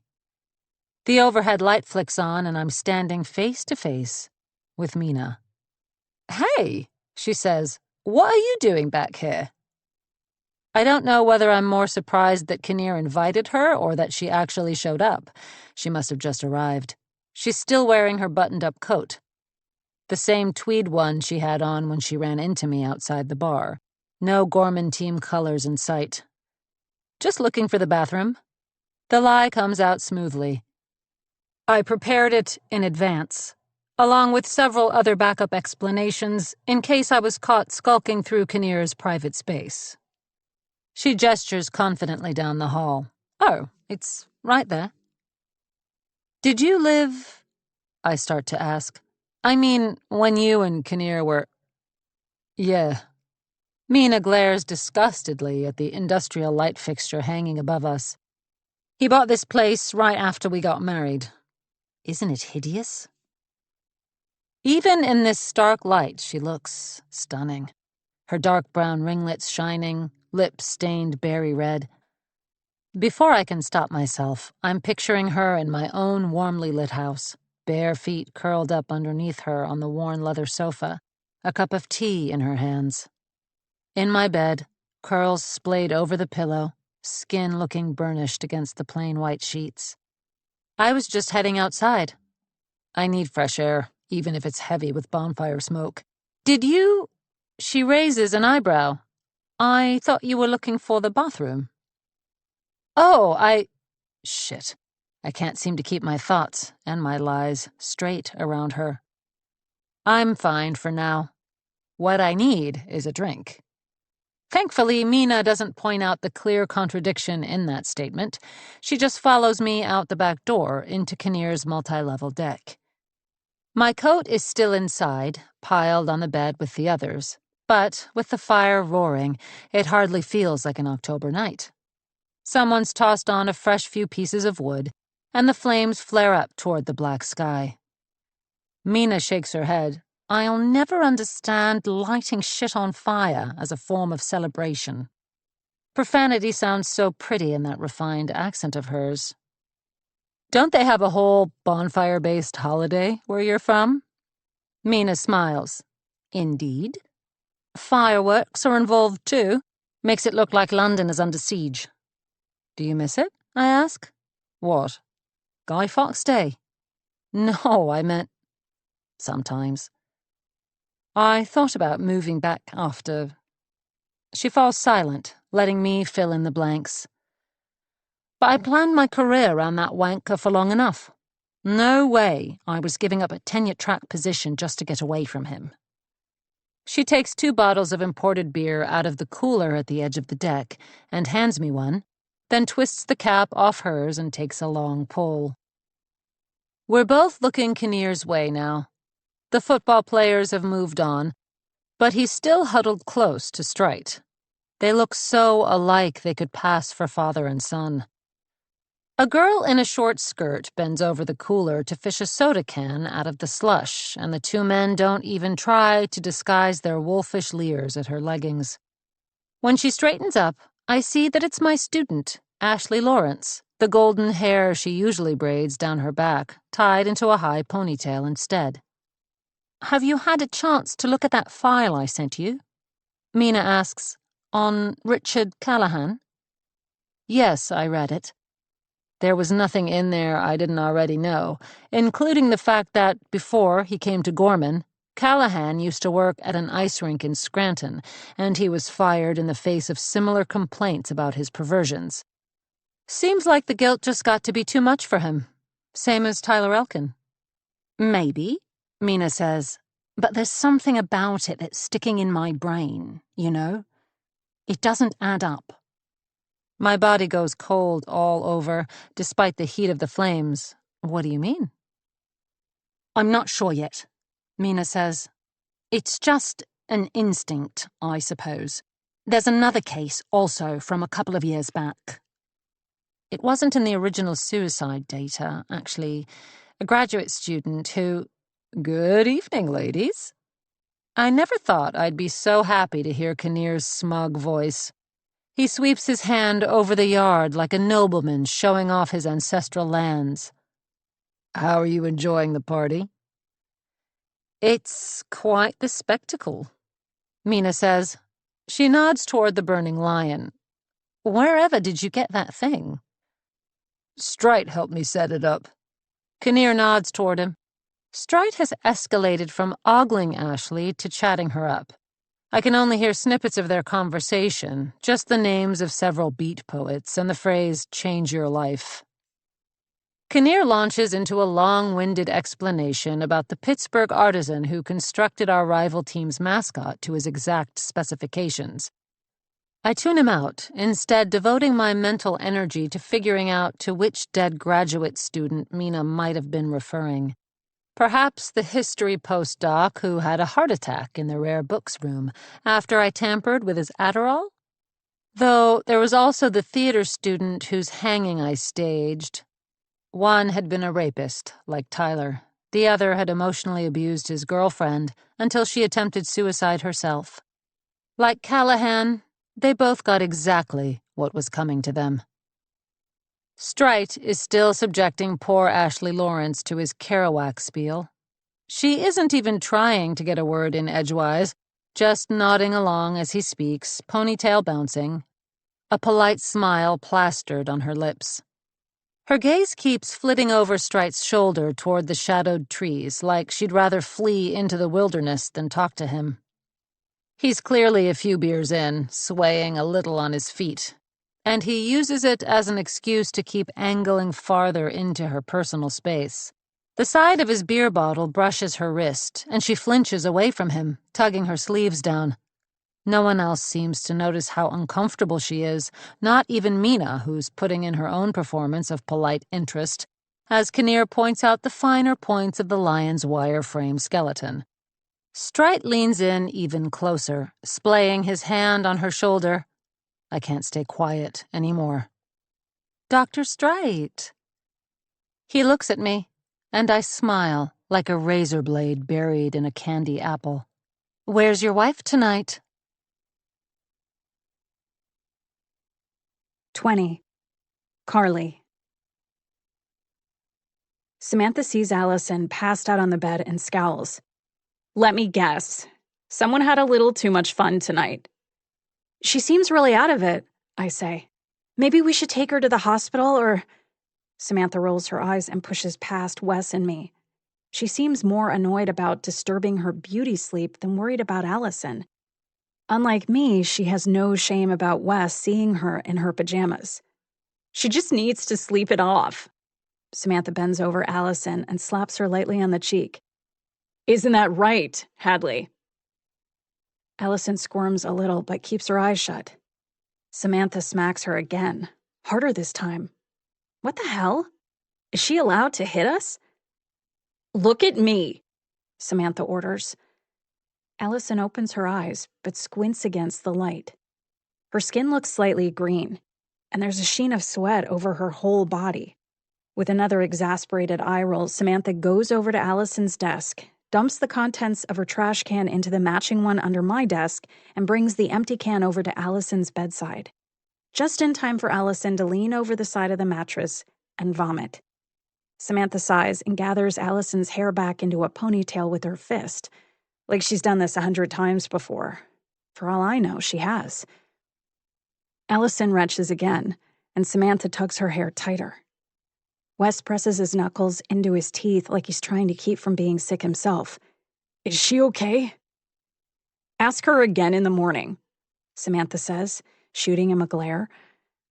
Allison lies back on the mattress, wiping her mouth with the back of her hand. I peer at the vomit-spattered trash can. Shouldn't we clean that out, or... Let her do it herself when she sobers up, Samantha says. You might want to sleep in the common room tonight, Schiller. I shake my head. No way, I should stay with her. She could choke on her own vomit or... Samantha shrugs. Suit yourself. Wes steps closer to me, although he stayed pretty close this whole time, standing right over my shoulder. I can stay too. You shouldn't have to. Now I know you don't think I'm going to let a male student spend the night in this female-only residence. Samantha raises her eyebrows at Wes. Do you? She's such a fucking hypocrite. Her own boyfriend is probably asleep in her twin bed down the hall right now. Fine. Wes turns back to me. I'll come over first thing in the morning, okay? I bite my lip. Okay. Good night, Wesley. Samantha's smiling, but her tone says, get the fuck out, loud and clear. Wes leaves, with one more guilty look back at Allison's prone form on the bed. Samantha follows him, but she pauses in the doorway. I think for a second she's going to give me some sage RA advice, but instead she says, You better not wake me up, unless she's dying. I nod, trying to keep the anger seething under my skin from showing on my face. This is Samantha's job. She's supposed to take care of us. I should have gone to the party. This wouldn't have happened if I'd been there. Allison would have been hanging out with me, not with Bash. I can see it as clear as if I had actually been present. Him pouring shot after shot down her throat, dancing pressed up against her, putting his hands all over. I wasn't there for Allison at the party, but I can be here for her now. First, I clean out her trash can, leaving my own in its place in case she has to throw up again while I'm gone. I bring some damp washcloths back from the bathroom and move my desk chair next to her bed so I can watch over her. I can't sleep until I'm sure she's okay. Allison vomits twice more. I stay by her side, laying fresh washcloths over her forehead and the back of her neck until dawn peeks through the window. She's over the worst of it, settled into a real sleep. So I go wash out the trash can again. I feel disgusting. the scent of sickness clinging to my skin. But I'm so exhausted, I'm pretty sure I'd fall asleep standing up if I tried to shower. I'll go back to bed for a little bit first, then scrub myself as many times as it takes to get the smell out. Before lying down, I pull Allison's covers up to her chin, double-checking she's still breathing and everything. I'm about to collapse into my bed when she stirs. "Hey." Her eyes are bright and dazed, but they're focused on me. "Where are you going?" I look toward my rumpled bedding, then back at her. Come here." Allison slides back so she's closer to the wall, leaving a spot big enough for me. I hesitate. She's still drunk. But the way she's looking at me, it makes my legs feel all wobbly. And suddenly I'm sitting down on the edge of Allison's bed. She lifts up the comforter, inviting me in. I stretch out beside her, my heart pounding so loud, I'm afraid it will vibrate the bed frame. But Allison doesn't seem to notice. She drapes her arm across my waist, snuggling up to me. Our bare legs twine together under the covers, and the thump of my pulse moves lower. We're face to face now, sharing the pillow. "Thanks for taking care of me," Allison whispers, and as her lips move, they brush mine. It's not quite a kiss. It might have been an accident. Even though her breath is sour with liquor and vomit, it's all I can do to keep myself from pulling her in for a real one. 21. Scarlett. Stright's usual overly friendly grin stays in place, but I can see the irritation scrawled all over his face. "What?" he says. "Your wife," I repeat. "She couldn't make it." She, Stright scratches the back of his neck. she had a headache. My smile turns sharper. I bet. Ashley Lawrence is already backing away from him, her glossy pink lips pursed. Mina's pressing her lips together too, but in her case it's a fruitless attempt to hide her amusement at Stright's discomfort. Stright reaches for Ashley's elbow. "Hey, wait a—" But she's already gone, hurrying off toward a group of partygoers closer to her own age, who are playing horseshoes at the edge of the lawn. Drew and Raphael have wandered outside as well, and Drew bounces a worried look between Strite and me. Strite's even drunker than I thought, his eyes flat and bleary, trying to relive his college glory days in more ways than one. I hold his glassy gaze, unblinking, until he looks away and drains the rest of his beer. "Raphael and I were just heading out," Drew says to him. "Why don't you let us take you home?" He touches Strite's arm, but Strite shrugs him off, stumbling in the direction Ashley headed. I grab his sleeve, much more forcefully than Drew. "Let me go." Strite slurs, trying to shake free of my grip. I dig my nails in around his elbow. You don't want to do that. "Mind your own fucking business." Strite wrenches his arm away, losing hold of his beer in the process. The bottle smashes against the bonfire logs, shattering into glittering green shards. Mina gives Kinnear a look, like she's waiting for him to intervene. It is his party, after all. But he seems oblivious to the tension, sipping his drink as if nothing's wrong. Strite turns on me, scowling. He's nowhere near as handsome without that winning smile plastered on his face. "Bitch," he mutters, just low enough that Kinnear can pretend he didn't hear. "Hey," Mina snaps. "That's enough." She threads her arm around my shoulders, and I let her pull me tight against her side and draw me away from the men. Once we're far enough that I can barely feel the heat of the bonfire anymore, Mina stops. Instead of letting go of me, though, she draws me even closer. Even with the smoke in the air, I can smell her perfume. Flowers. That's what she smells like. Jasmine and something sweeter. You okay? I'm so sorry about that arsehole. Well, about both of them. She throws a glower in the general direction of her ex-husband. It adds fuel to the fire of my rage, hearing her apologize for them. Mina starts rubbing comforting circles into my back with the heel of her hand, and I want to scream. Stride is letting Drew and Raphael lead him away now, and it's taking every scrap of my willpower not to run after them, pick up one of those bottle shards, and slash the jagged edge across Stride's throat. "You want to get out of here?" Mina asks. "Go get something decent to drink?" I want to say yes, I really do. But I can't. I can't get close to anyone, least of all the woman who's nearer than she knows to discovering who I really am. I pull away, go home. Get to bed. Okay.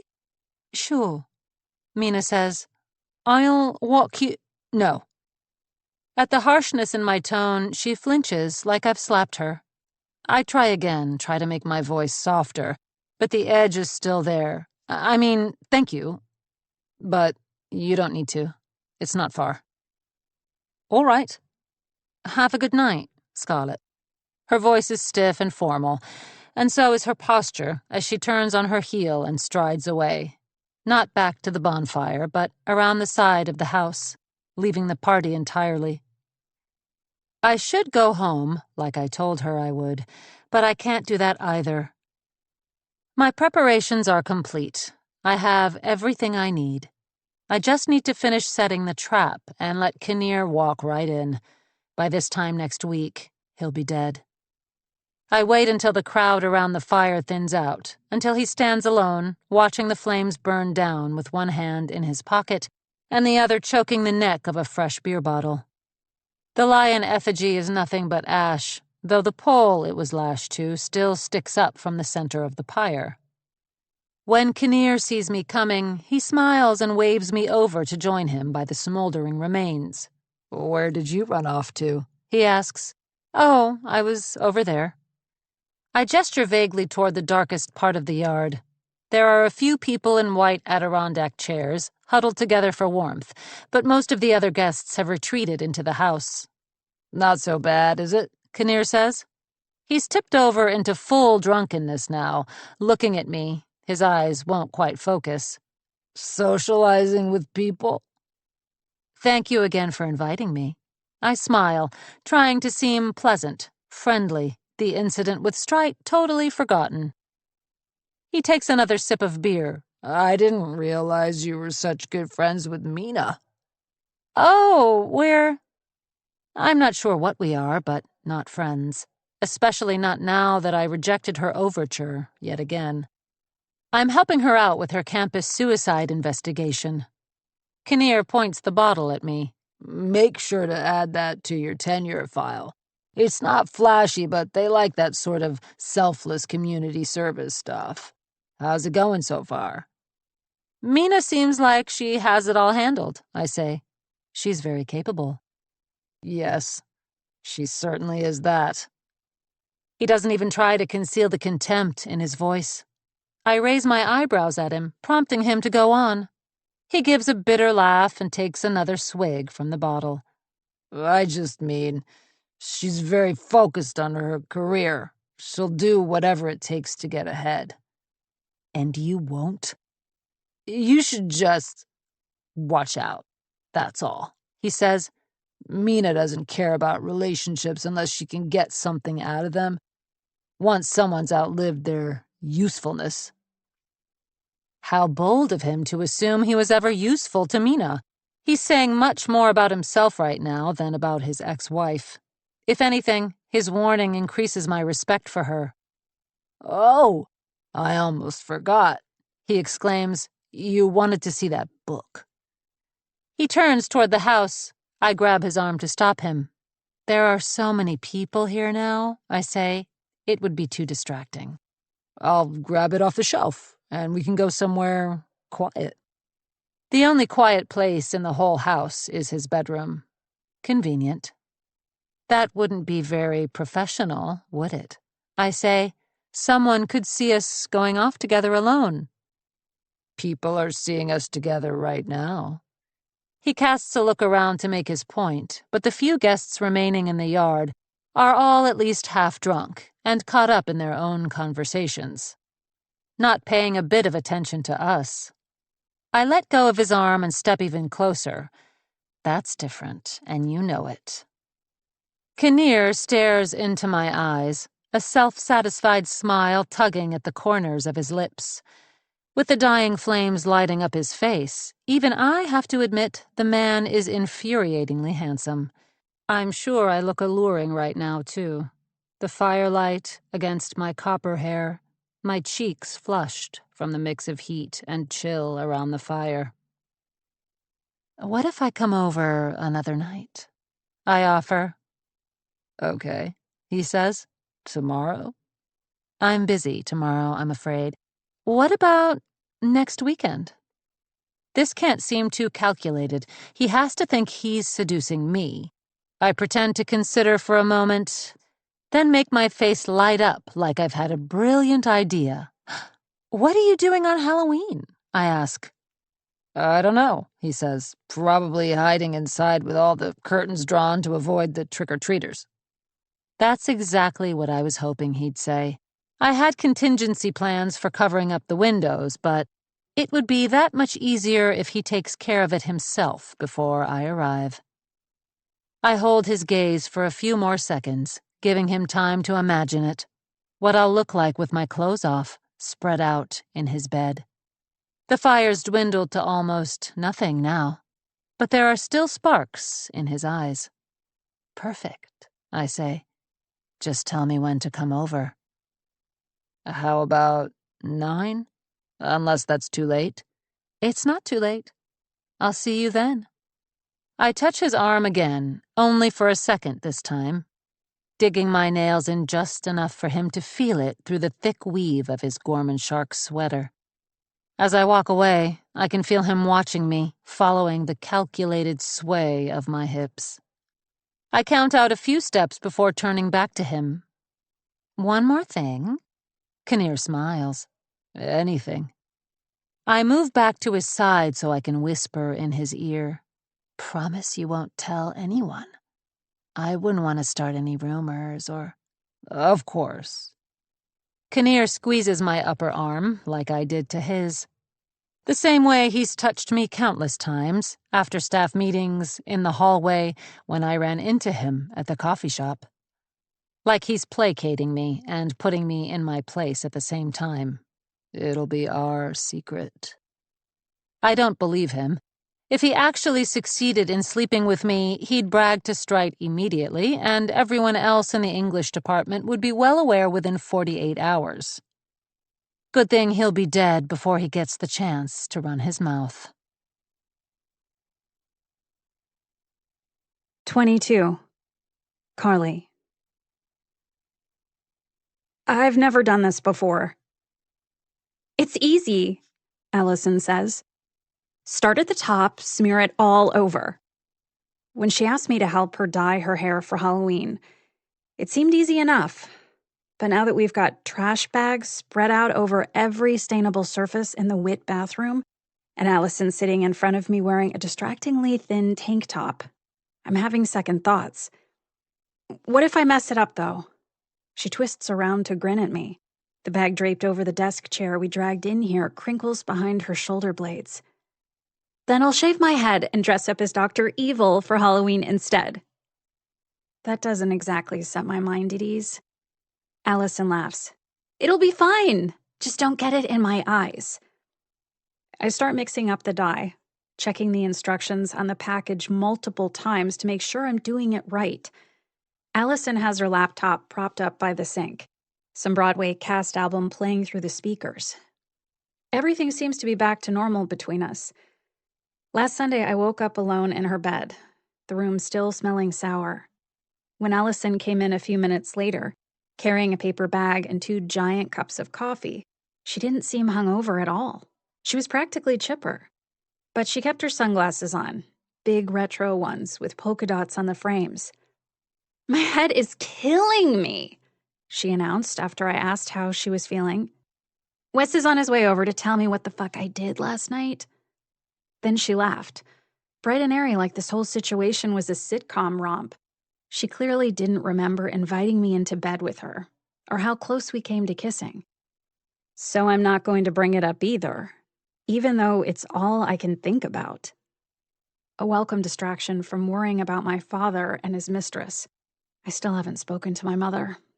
This is the longest we've ever gone without talking. I take a deep breath and squeeze out the first bit of dye onto Allison's part. It looks too dark, almost navy, but the box shows a vibrant blue like the actress in Eternal Sunshine of the Spotless Mind. So, Allison turns her head again. My hand slips and I smear some blue on her temple. Stay still! Sorry. She settles back into position. You're definitely coming to the party, right?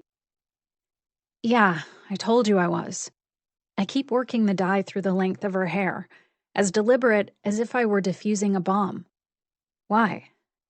Wes was asking me. He talks about you all the time, you know. I stiffen.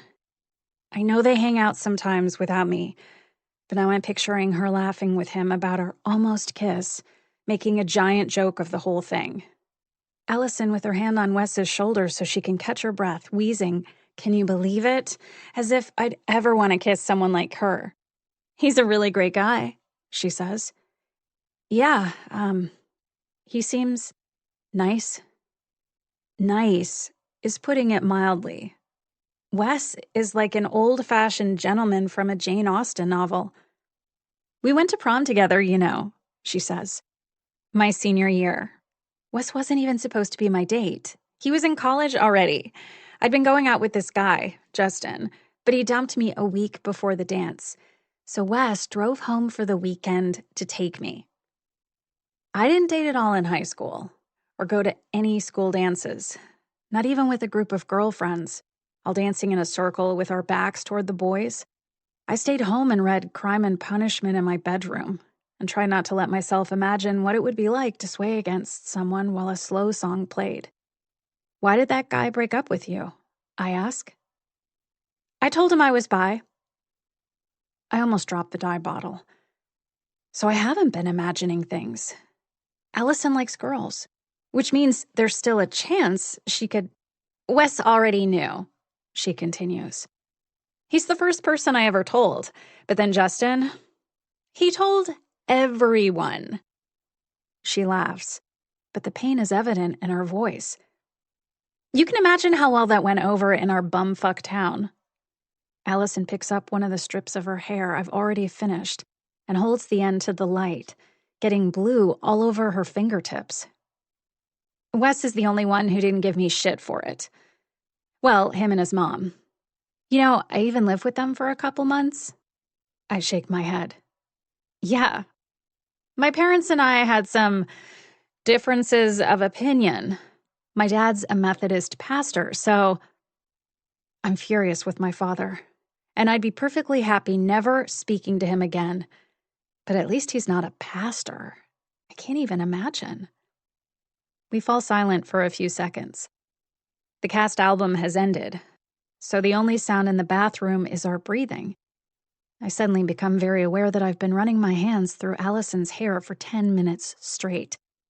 I don't plan to say it just spills out. I'm bi too. It's the first time I've ever called myself that. The first time I've labeled my sexuality out loud at all. Don't take this the wrong way. Allison swivels around again. My fingers were still buried in her hair, but now I let go and the damp strands slap against the plastic-covered chair back. But I already knew.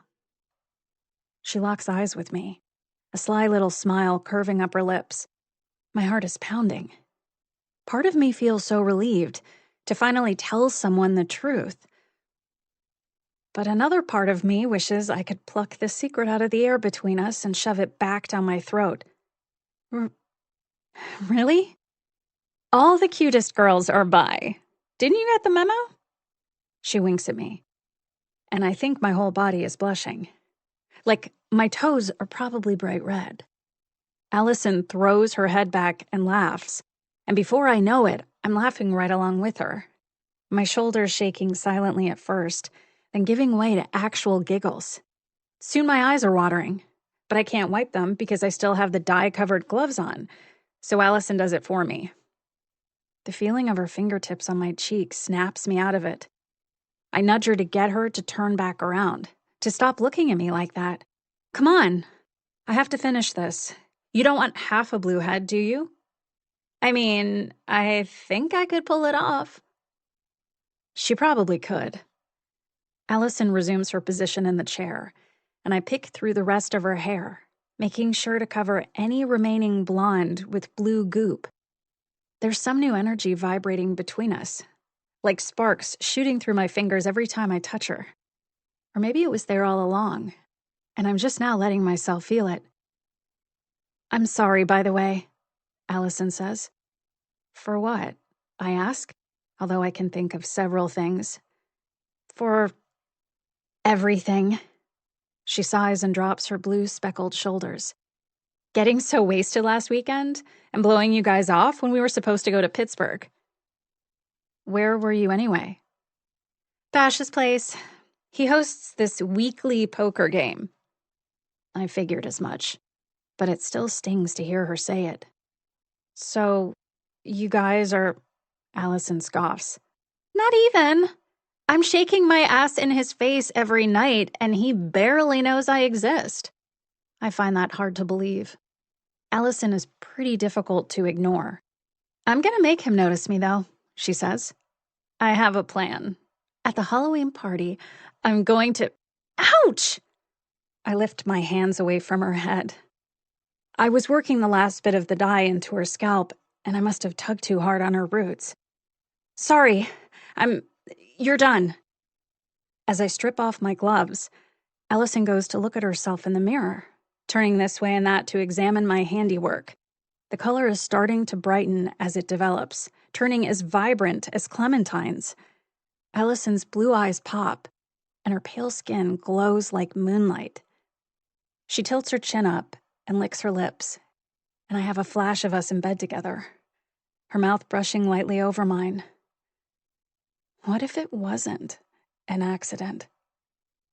I'm a vindictive little bitch, Allison quotes, flicking her blue hair over her shoulders. I step behind her and meet her eyes in the mirror.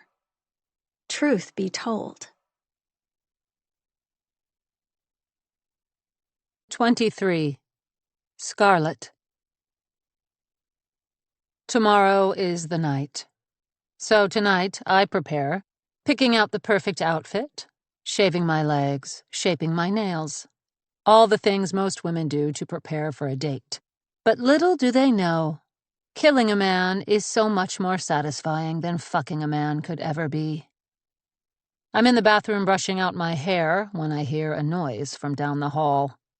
It sounds like the creaking of floorboards, but as far as I know, I'm alone in the house. The hairbrush clenched in my fist, I creep down the hallway to investigate. The sound seems to be coming from my study. The door is ajar, as I'd left it, and the lights inside are off. I brace myself for a body rushing out at me. I could bash his skull in. I could push him down the stairs and break his spine. I push the door farther open. More light spills in from the hallway, illuminating Jasper, standing behind my desk. I must have missed the sound of him opening the front door, climbing the stairs. I'm often distracted like this, right before a kill. Too busy going over every detail of my plan to notice what's going on around me. He glances up when I enter, but doesn't look the least bit guilty. There you are. I'm wearing my satin robe with nothing underneath. I feel exposed, suddenly, even though Jasper has seen me wearing far less than this. What are you doing? I fold my arms over my chest, still clutching the brush. He holds up a red folder. Scintillating reading. It's the case file on Richard Callahan. The other one, about the graduate student, is beside it. I had guessed right about which death caught Mina's attention. It was the Adderall-addicted history postdoc, the rapist. Unlike Tyler Elkin, he acted on his own, and the woman was his girlfriend. She stayed with him for months after, so, of course, when she finally got up the courage to pursue criminal charges against him, no one believed her, except me. I take the folder out of Jasper's hand and place it back on the desk, I don't recall inviting you over tonight. Jasper runs his fingertip over the seam in my robe, right along my spine. You want me to leave? I don't. I hate myself for it, but I don't want him to go. I set the brush down too, turning around, so I'm sitting against the desk. I'm busy. Oh, yeah? He steps even closer. He'd be between my legs if I opened them to him, but I don't. Doing what? I was going to color my hair. Jasper studies me in the dim light, brushing a few strands back, over my shoulders. The red is still vibrant, my natural color showing slightly at the roots, but I want to be at my best for tomorrow. The more I look like Kinnear's wet dream, the more satisfying it will be to transform into his worst nightmare. I could help, Jasper says.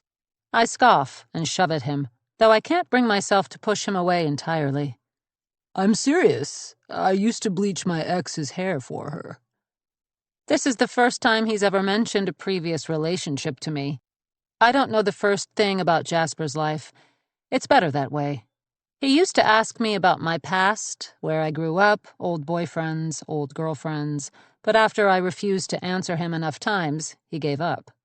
Jasper twists a curl around his thumb and gives it a tug. I'm a man of many talents. If you insist. I have an extra box of dye. If he manages to fuck this up, I'll still have time to fix it before tomorrow. He follows me into the bathroom and strips down to his undershirt, carefully folding his Oxford button-down before setting it off to the side. After laying a towel over my shoulders, he starts spreading the dye through my hair. I watch him in the mirror, the look of intense concentration on his face, the way his arm muscles flex. This might be the gentlest he's ever been with me. I let my eyes drift shut, concentrating on the feeling of his fingers on my scalp, the tingles of pleasure that spread down my back. So you're working with the task force now? He asks. My eyes snap open, shoulders stiffening.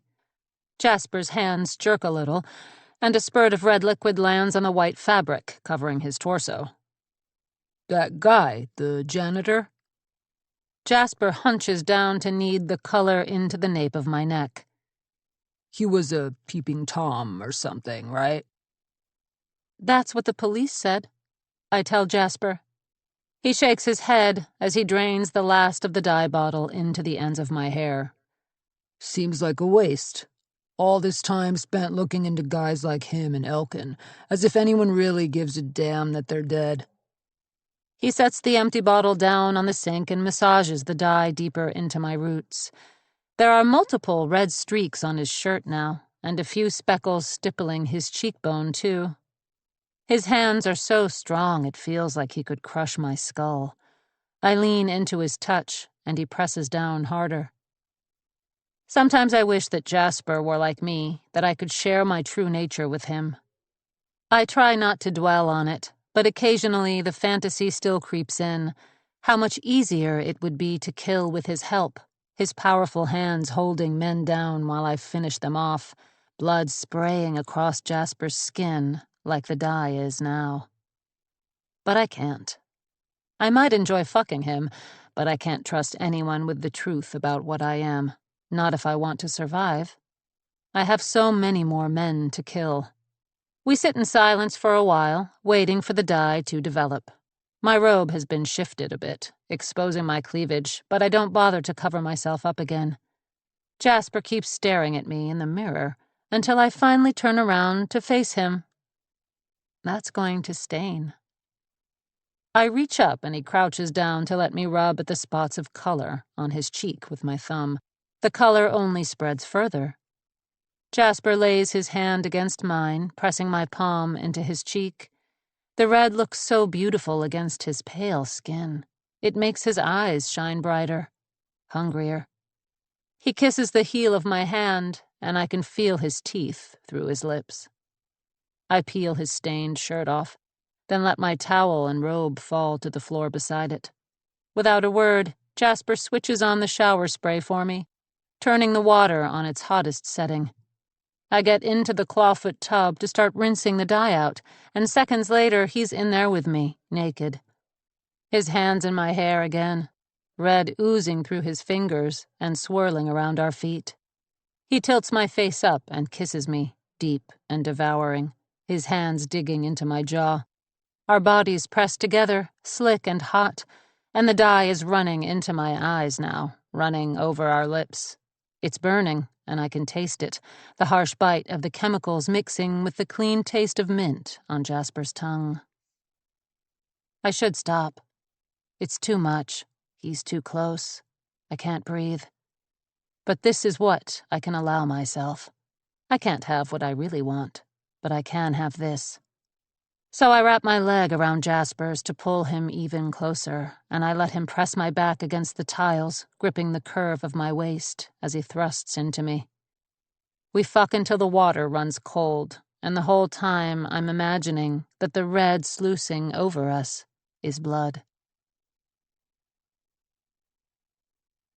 24. Carly. Come on, get dressed. Wes will be here any minute. Allison brushes past me, flipping her blue hair back so it falls into the hood of her baggy orange sweatshirt. The color already looks faded, but that makes her costume all the more authentic. She even has blue striped arm warmers like Clementine wears in the movie. I am dressed, I say. Allison gives me a dubious once-over. Okay, admittedly, my outfit isn't that different from what I usually wear. A black sweater, black jeans, my Doc Martens. I put on way more eyeliner than usual, though. Plus some earrings I got in the Halloween section at Walmart. It's Halloween, Allison says. My earrings are spiders.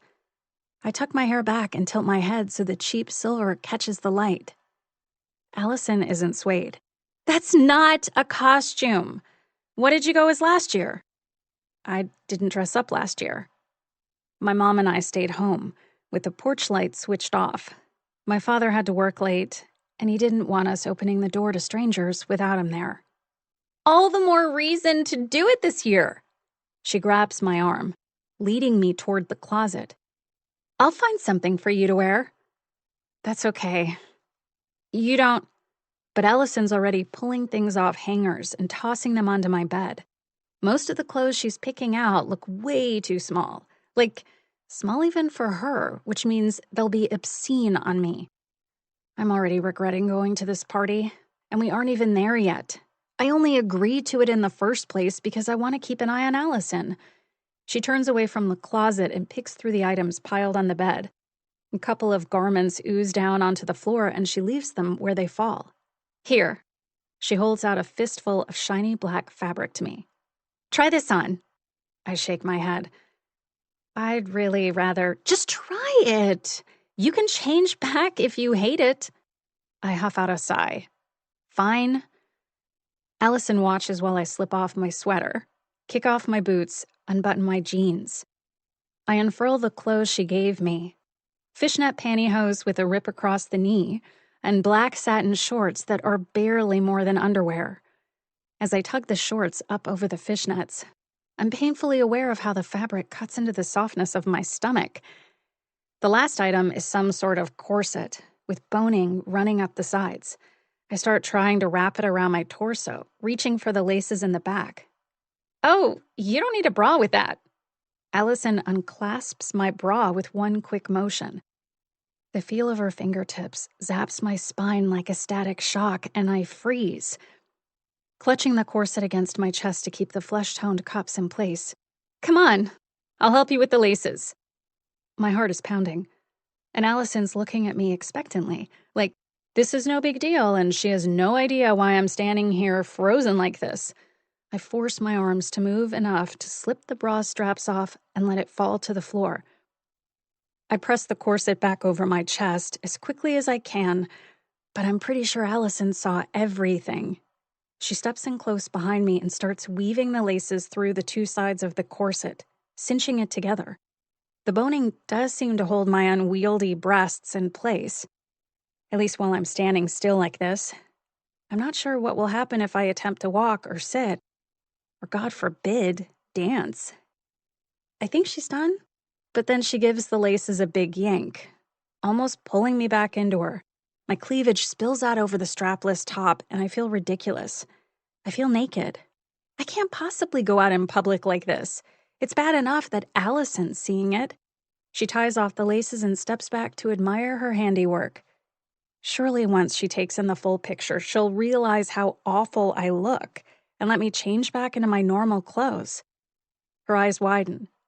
Wow. I tug uncomfortably at the corset, trying to get it to cover more of my chest, but it just makes the boning jab into the flesh under my arms. What? You look hot, she says. I blush. No, I don't. I mean, you don't. See for yourself. Allison steers me over to the mirror mounted above the dresser. I'm already cringing in anticipation, even before I raise my eyes to look in the glass. But once I see my reflection, I stop breathing. I don't look awful at all. The corset tucks my waist narrow, emphasizing my breasts and hips, turning my body into a perfect hourglass. My gaze traces each curve, all the parts of myself I usually cover up, hunch over to hide. I've never seen myself like this before. See? I told you. Allison leans in to whisper in my ear. All the cutest girls are bi. I blush again, the color spreading over the pale expanse of skin above the corset. But now all I can see in the mirror is Allison's hand resting on my waist, right where the corset cinches it in the most. Allison's mouth so close to my ear, her lips nearly touch. Hey, ladies, you ready to... We turn away from the mirror to see Wes walking into the room. He stops short when he sees us. No, when he sees me. His eyes nearly bug out of his head. Allison drops her hand from my waist. Jesus, don't you knock? We could have been naked. Sorry. Wes flinches a little at the harshness in her voice. I wonder if he's picturing the two of us naked now. If the image in his head looks anything like the one in mine. Are you ready to go? He's speaking to Allison, but his eyes are still on me. My shoulders slip into their usual slumped posture, but there's no hiding in this outfit. I have no idea what Wes's costume is supposed to be. He swapped out his regular glasses for a pair of fake ones with thick black frames, and the rest of his costume is just a red cardigan sweater over a clashing plaid shirt and tie. Yes, we're ready. Allison turns back to the mirror for a second and fluffs up her hair, the blue cascading over her shoulders.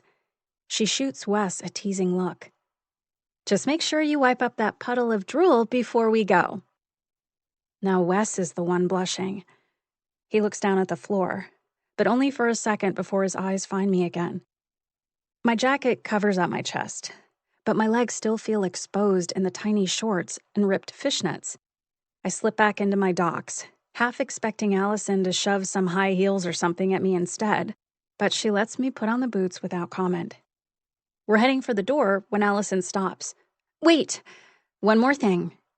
She goes back to the dresser and picks up a tube of lipstick, then takes my chin in her hand and starts swiping the color on my lips.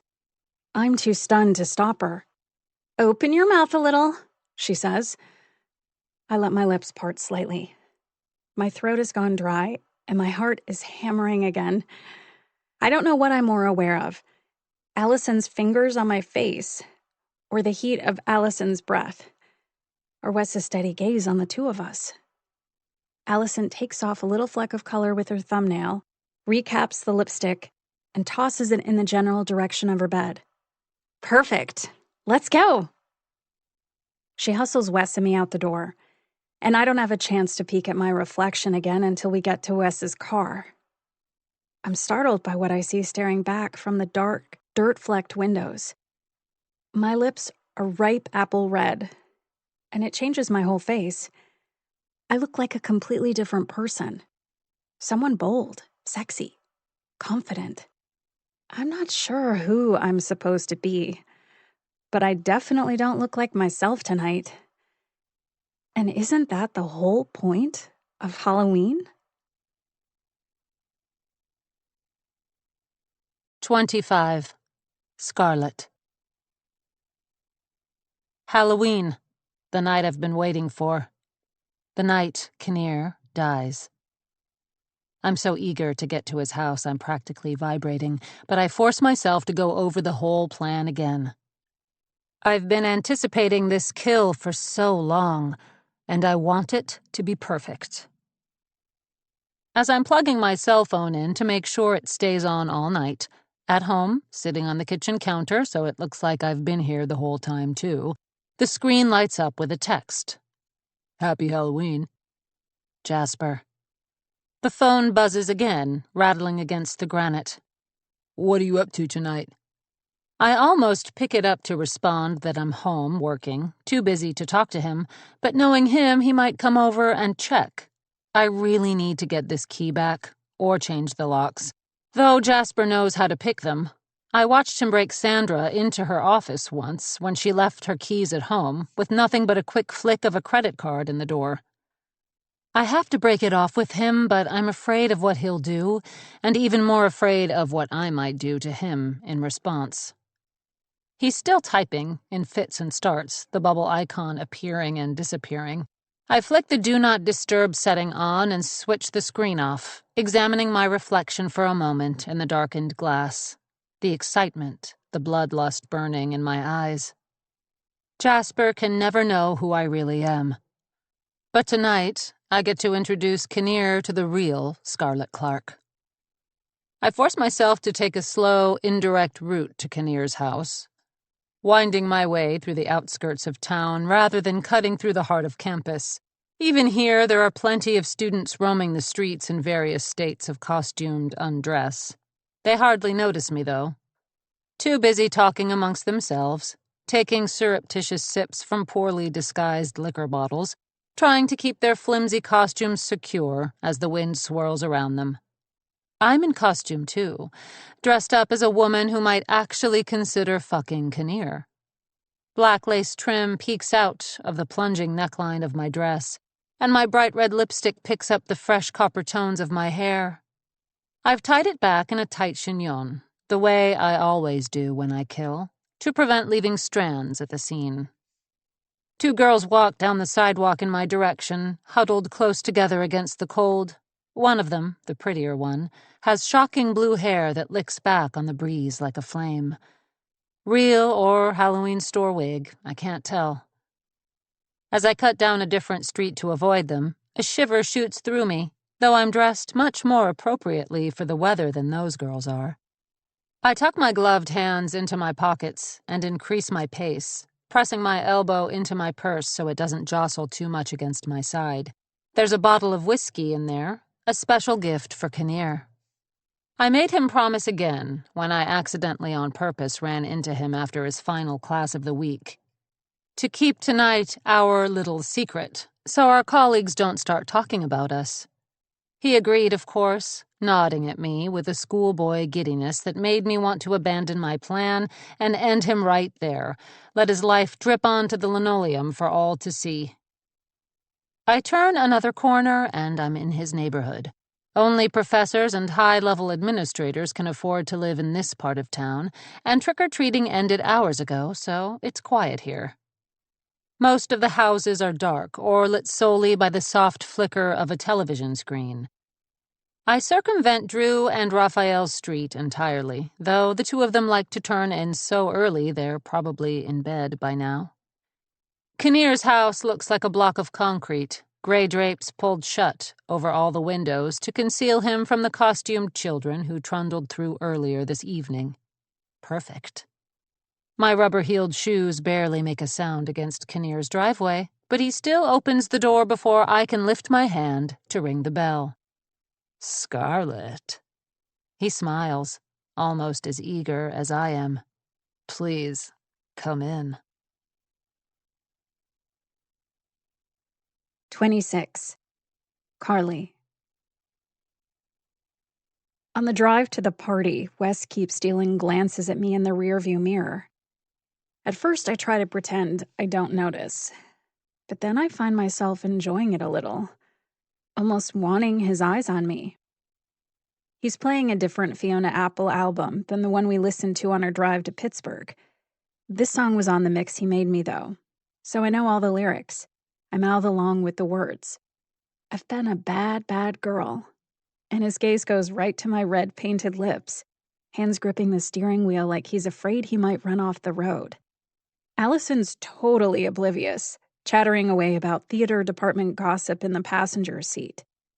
So this is what it feels like to get the attention of a boy. It always seems like magic when I watch girls like Allison flirt, but it's so simple.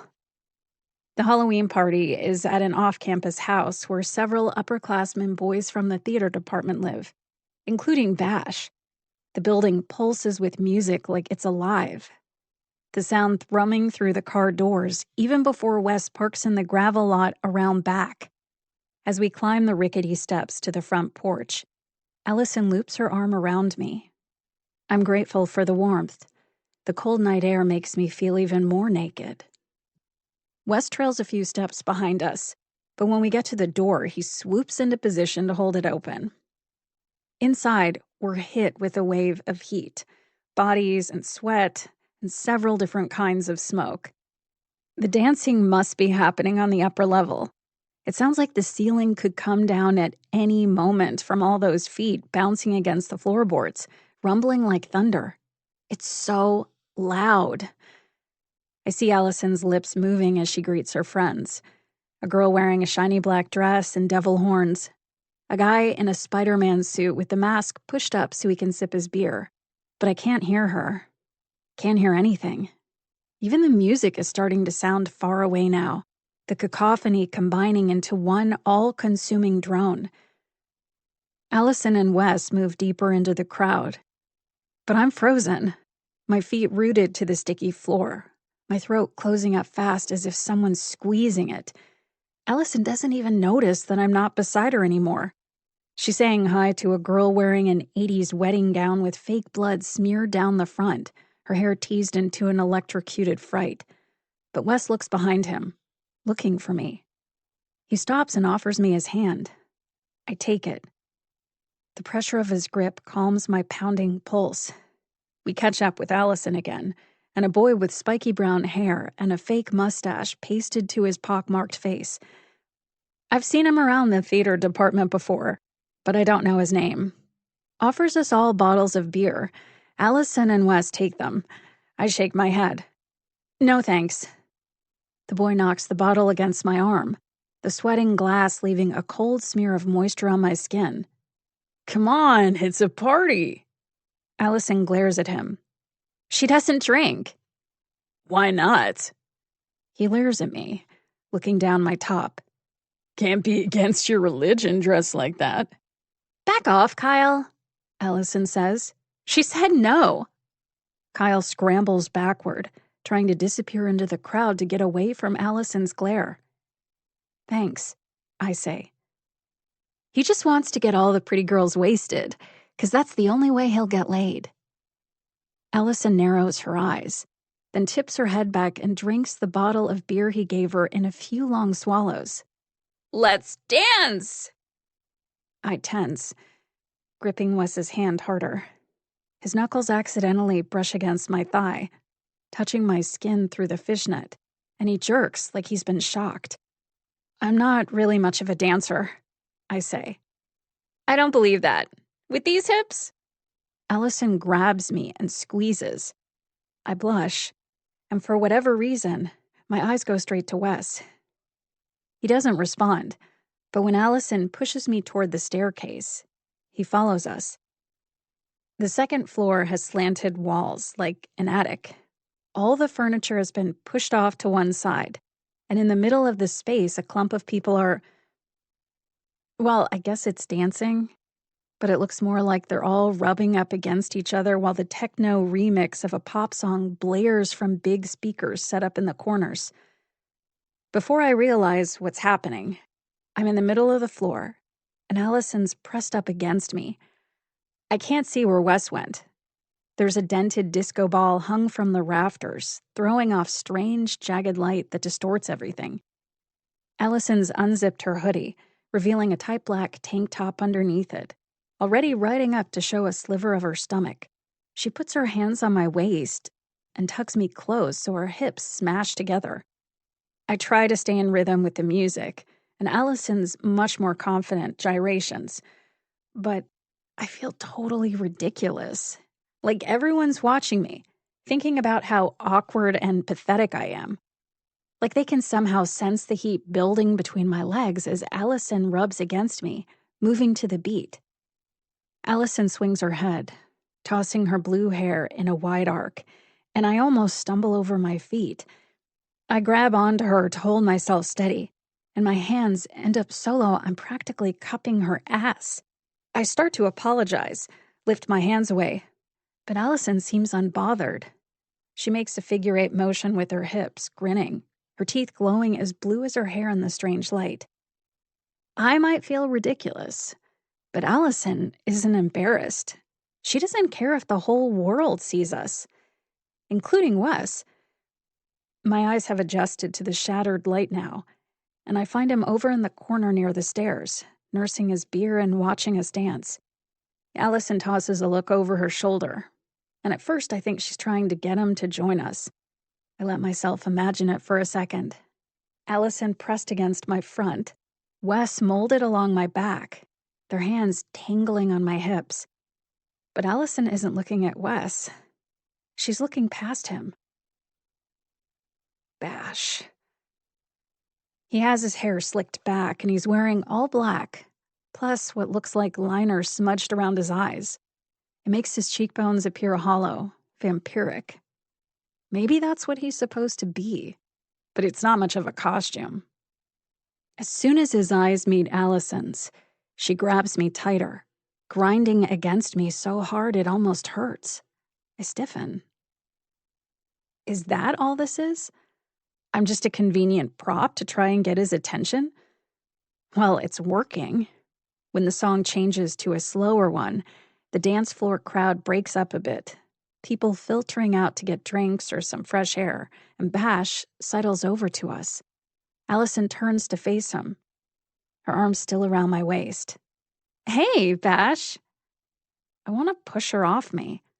I want to push her so hard she hits the floor. Hey. He looks Allison up and down. He clearly doesn't know what her costume's supposed to be, but he doesn't ask either. I look over at Wes again. He knocks back the rest of his beer and heads toward the stairs without giving us a second glance. It was so awesome of you guys to host tonight. Allison moves toward Bash, tugging me along with her. With her free hand, she laughs and touches his shoulder, the skin right below the rolled-up sleeve of his t-shirt. Remember that night a couple weeks ago when... Who's your friend? Bash asks. Oh. Allison looks at me, then back at Bash. He's staring at me like she's not even there. This is my roommate, Carly. Carly, this is... Are you a theater major too? I don't think I've seen you around. He has seen me around. Plenty of times. He just didn't notice me when I wasn't half naked. No, I say. She's an English major. I totally dragged her along. She hates parties.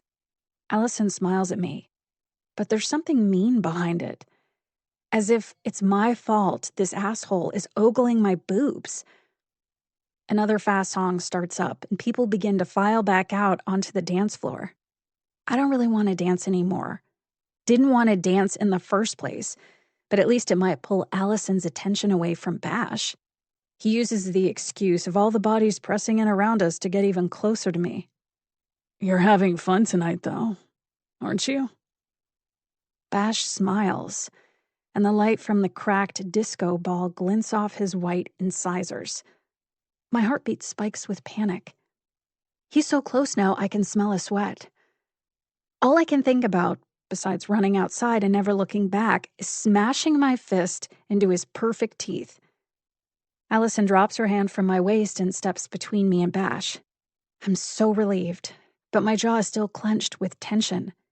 She's going to stand up for me. She's going to tell him to back off, the same way she did with that Kyle guy. But instead, she smiles and loops her arm through Bash's elbow. So since this is your house, she says, I bet you know where they keep the good stuff. He finally drags his eyes away from me. I swear I can feel an oily smear where his eyes passed over my skin. Sure, He says. come with me. Bash starts leading her off. I reach for her. Wait, Allison, But they're already gone. 27. Scarlett. Kinnear ushers me inside his house, hand hovering possessively over the small of my back. The lights are dimmed low, and the space smells like meat, a mix of char and spices wafting from the kitchen. Soft classical music streams from the wireless speakers set up in each corner of the room. May I take your coat? That's all right. I want to keep it in my sight, and also avoid the chance of fibers transferring to the other items in his closet. I lay the coat over the back of one of the dining chairs instead. White taper candles burn on either side of a polished wooden carving board, and there's a stack of precisely folded cloth napkins at the head of the table, but he hasn't put out the place settings yet. That's one less thing I'll have to deal with later. I can't leave any sign that Kinnear had a guest this evening. Kinnear looks relaxed, sure of himself, the sleeves of his black cashmere sweater pushed up casually to his elbows. No glasses tonight, so his blue eyes gleam bright in the candlelight. He thinks this is just another date for him, another easy seduction. I wonder if he makes all his conquests the same meal, plays the same music, whispers the same cliches in their ears. Let me get you a drink, he says. What's your poison? I take the whiskey bottle out of my purse and hold it up to the light. Kinnear smiles. You've thought of everything, haven't you? Indeed I have. I hand him the whiskey. I'm still wearing my black cotton gloves, and I kept my hands covered every other time I touched the bottle, so only Kinnear's fingerprints will show up on the amber glass. He goes to the sideboard and pours us both generous portions. I remove the gloves and tuck them in my pockets for later. I chose this dress specifically for the generous pockets at the hips and the deep V neckline. Ice? Kinnear says. No, thank you. I hang the purse off the back of the chair next to my coat, then wander toward his bookcases. I'm glad of the glass fronts over the shelves because my bare fingers itch to glide across the gilded spines. When Kinnear saunters after me, holding out my drink, I wave him away. I'll have it with dinner. He sets the glass on the table and takes another swig of his own whiskey. You know, I toured this distillery when I was living abroad. Really? I say. He's standing right beside me now, much closer than necessary, and he lifts the whiskey to his nose, breathing in the scent. Is it as good as you remembered? Kinnear takes another swallow. I know I should smile at him, the sort of vacant, rapturous stare that will make him think I'm desperate to go to bed with him, so I watch the muscles in his throat move, and I think about how, a short while from now, that neck will turn purple and swollen. My lips curve upward. It tastes even more magnificent directly from the cask, he says. You know, they only use trees cultivated in one specific grove in the Scottish Highlands to make the barrels. I didn't. How fascinating. I was, in fact, well aware of that detail already, because Kinnear told the same exact story to the Dean of Admissions at an alumni event last year. That's why I bought this particular kind of whiskey, so he'll bloviate about the flavors and history and not keep track of how much he's consuming. He's already almost to the bottom of his first glass. They must have changed something, though. I'm detecting a note of... He sips again, considering. Black pepper, that's it. It's good. Adds a hint of bitterness. I steal a glance at the clock on the wall. About 20 minutes until the drug I mixed into the whiskey starts to take hold. That's not what will kill him, but it should make him drowsy, pliable, easier to overpower. It's a triple dose of the same liquid sleep aid I saw in his bathroom during the homecoming party. In the unlikely event that the police run a tox screen after his death, it will look like he took too much, by accident or on purpose. Dinner's about ready. Kinnear says, I made you my famous. "Oh, I thought you were going to show me that book first." I peer up at the shelves, squinting like I can't find the title, even though I clocked it from across the room. The Collected Letters of Lord Douglas Vance, gold script stamped into pale blue cloth. It's at the top of an entire bookcase stuffed to the brim with books about Victorian writers. All men, of course. Most of the volumes are so pristine, it's clear Kinnear has never read them. He wants people to admire them, and by extension to admire him. A man like Kinnear doesn't deserve a library like this. Maybe his family will donate it to the university after his untimely death. He slides the glass door away, deliberately brushing my shoulder as he reaches for the book. Another volume sitting right beside it on the shelf catches my eye. It's smaller than the others, compact enough to fit in a pocket, and there's no title or author printed on the red spine. What's more, it looks like someone's actually read it, the edges faded and frayed from handling. I point to it. "What's that?" Oh, that. Just a little something I picked up at a rare bookstore in London, years ago now. He leaves Vance's letters on the shelf and takes the small book down instead, opening the cover so I can see the handwritten inscription. The Diary of Viola Emily Vance. My hand darts out to touch the yellowed page, but I stop myself just in time. "Is it Real?" He smiles. "Yes. No idea how it ended up in that ramshackle shop instead of with the Vance estate." He's never mentioned this diary, never cited it in any of his papers. This whole fucking time, he's had a one-of-a-kind primary source that would be invaluable to my research, and he's left it sitting on the shelf, buried amongst books by every pretentious asshole of the era. "Of course, it's mostly juvenilia," he says, "little poems and such she wrote when she was first married. But you can take a look if you want." He hands me the diary, holding it by the corner like it's a piece of trash, like it means nothing. I want to snatch it out of his hands and cradle it against my chest, but I can't touch anything, not without my gloves. I don't want to damage it. I try to sound deferential, demure. Anything but full of murderous rage. Kinnear eats it up. Any hint of perceived helplessness, and men fall over themselves to play the hero. He takes the book over to the dining table and sets it down by the stack of napkins. Then he pulls out a chair for me.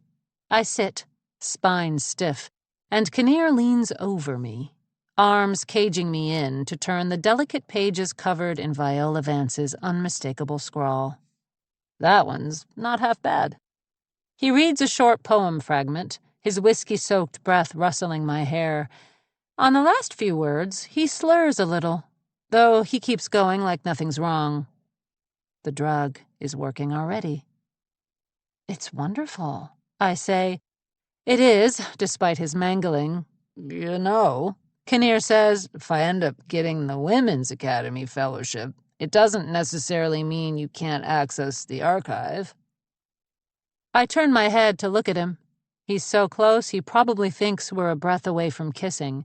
If only he knew what I really wanted to do to him. "You could come to London." He lays his hand on my shoulder, pressing the pad of his thumb into the bone. "Spend some time with me, and I could see about getting you guest access." Under the table, I dig my fingers into my thighs. How dare he? How fucking dare he? He thinks he's going to get the fellowship I deserve, the fellowship that should be mine in the first place, that would be mine if he weren't Cambridge chums with a goddamn curator. And he'll do me the favor of helping me with my work if I fly across the Atlantic to suck his cock. He disgusts me. I'm so tired of pretending he doesn't. But not for much longer now. That would be amazing. I force myself to hold his gaze, and for a second, I think he's actually going to try to kiss me. I can't allow that, obviously. Too many forensic variables, not to mention my own gag reflex. His eyes are looking less focused by the second. I think I've waited long enough. I know we were supposed to have dinner, but... I shift in my seat, so his hand falls away from my shoulder, but he has a clear view of the cleavage spilling out of my dress. Even with his gaze going glassy, Kinnear doesn't miss that. I'm not really hungry. 28. Carly. It feels like Allison's been gone an hour, but it can't have been that long. The dance floor is back in full swing and everything's swirling. All the lights and the music and the writhing bodies. I press my back against the wall to steady myself. A guy in a zombie costume dances too close to me, the shredded sleeve of his shirt brushing my arm. I shrink closer to the wall and take a deep breath. But my chest heaves like a romance novel heroine in this stupid corset. Someone taps me on the shoulder and I whirl around, but it's only Wes. He jerks back, out of my reach. Oh God, I almost hit him, didn't I? I force my hand down to my side, still tightened into a fist. Are you okay? He looks around. Where's Allison? She left. It's hard to get the words out. My throat feels cinched, tighter than my waist. You want to go outside for a minute? He asks. Really, I want to leave the party. But I don't want to ruin Wes's night any more than I probably already have. And I can't leave without Allison. Wes offers me his hand, and I let him pull me away from the relative safety of the wall and down the staircase. We're still holding hands as we head out the back door. Despite the cold, the patio is almost as crowded as the dance floor, a thick haze of smoke hanging over all the pirates and sexy cats and glow-in-the-dark skeletons gathered there. So Wes and I keep walking toward the thicket of cars parked haphazardly on the gravel lot behind the house. Who are you supposed to be anyway? I ask. Now that we're away from the party, my throat feels less like there are fingers around it. But my voice sounds weirdly far away, my ears still ringing from the music. Oh, I'm Rivers Cuomo, Wes says. I blink at him. The lead singer of Weezer? I have no idea what he's talking about. This whole night feels blurry, even though I'm completely sober.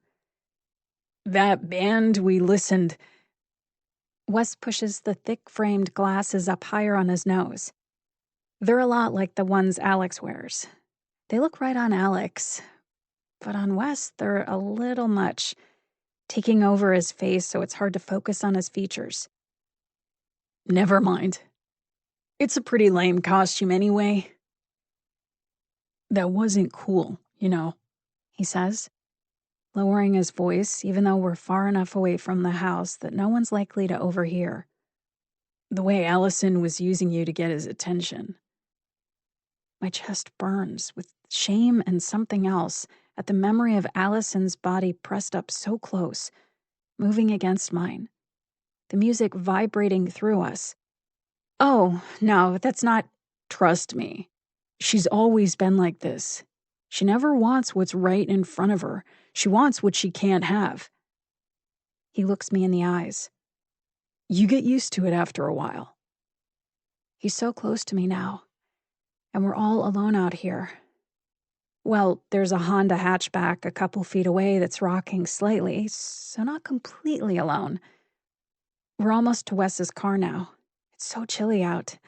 We could get inside, crank the heat up, talk some more, or... I swallow, the cold night air burning in my lungs. Have you and Allison ever slept together? Wes says. No, I blurt out. I just meant, have you ever anything? We kissed once when we were 12. Spin the bottle. He laughs. I try to laugh too, but the sound gets stuck in my throat. I'm not trying to rag on her, he says. I mean, she's my best friend. But I don't want you to get hurt either. I'm shivering harder now, even though I barely feel the cold on my skin anymore. Wes puts his hands on my shoulder and starts rubbing up and down, trying to warm me. Eventually his rhythm slows, and he's no longer looking me in the eyes. He's looking at my lips. And I wonder if that bright lipstick is still there, or if it's faded, smudged, red bleeding out at the corners of my mouth. Someone over on the patio lets out a screech, echoing into the night. I can't tell if it's celebratory or a call for help, but I don't turn my head to check either. I'm frozen, staring at Wes, focusing on his lips now too. The chapped bit in the center where he bites down when he's thinking during class. Wes's hands press down harder on my shoulders, drawing me in. He's going to kiss me. Oh my God, he's going to kiss me. And part of me wants him to. But another part, a stronger one, wants to get as far away from him as possible. I'm sorry, I say, and Wes stops pulling me toward him, but he doesn't let go of my shoulders, so I shake him off, harder than I needed to, than I meant to. He stumbles back, stones crunching under his feet. I can't. I'm already running, my boots kicking up gravel to sting my shins through the fishnets. I don't even know where I'm going until I find myself back inside the house. The party-goers crush around me, and a scream builds in my throat, but I don't let it out. I keep pushing through the crowd until I get to the stairs, and then I climb. I dart down the dark hallway, feeling my way along the wood-paneled walls, looking for somewhere, anywhere I can be alone. Finally, I find a knob. It won't turn, but the door isn't latched right, and it swings open when I push. The lights are already on inside, and I'm blinded for a second, but then I blink away the stars in my eyes and see them. Allison and Bash. He's pressing her against the sink. One hand up her shirt, the other shoved down her unzipped jeans. Bash sees me, but Allison doesn't, because her eyes are shut. She's unconscious. 29. Scarlett. I let Kinnear lead me down the hall, pretending I don't know my way to his bedroom. When we cross the threshold, Kinnear stumbles forward and grabs my waist to steady himself. The drugs have fully taken hold now, but he thinks he's drunk. Guess I can't hold my scotch like I used to. He laughs, but doesn't let go of me. I laugh too, but if he weren't so out of it, he'd be able to hear the false note in it. I'm not bothering to hide the coldness in my eyes anymore. I'm studying him like the insect he is, but he's totally oblivious. As far as he's concerned, he's having a great night. Pleasantly intoxicated, about to get lucky.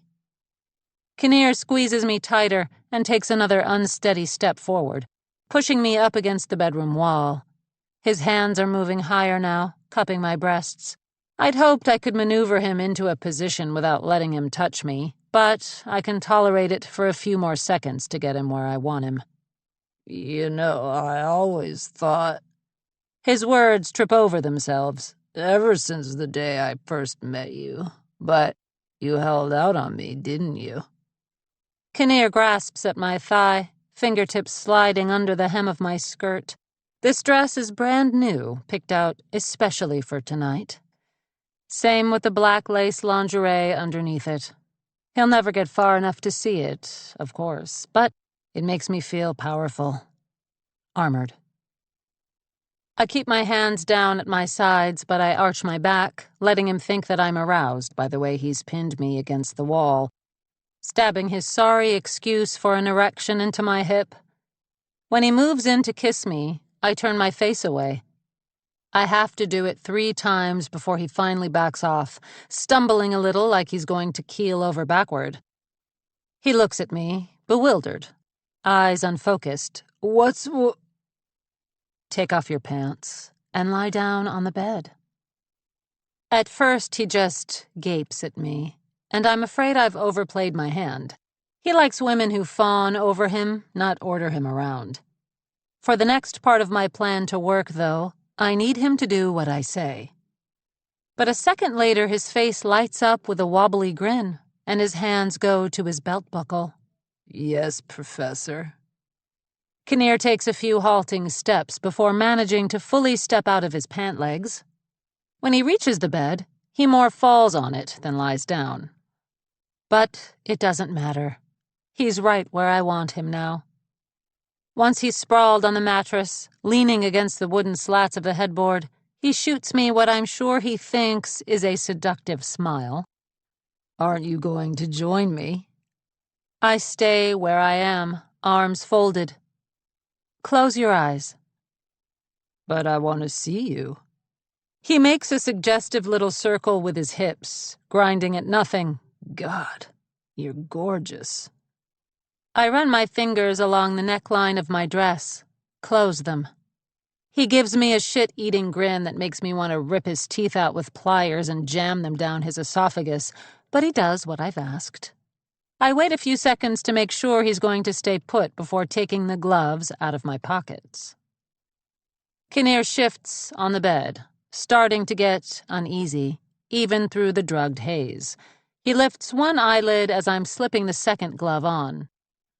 No peeking, I say, moving to the closet to pull 2 scarves off the hanger inside the door.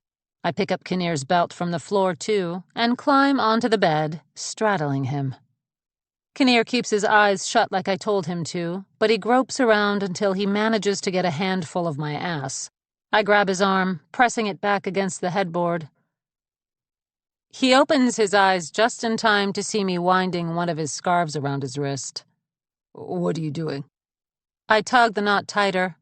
Don't tell me you've never done this before. Of course I have, he says, even though he clearly hasn't.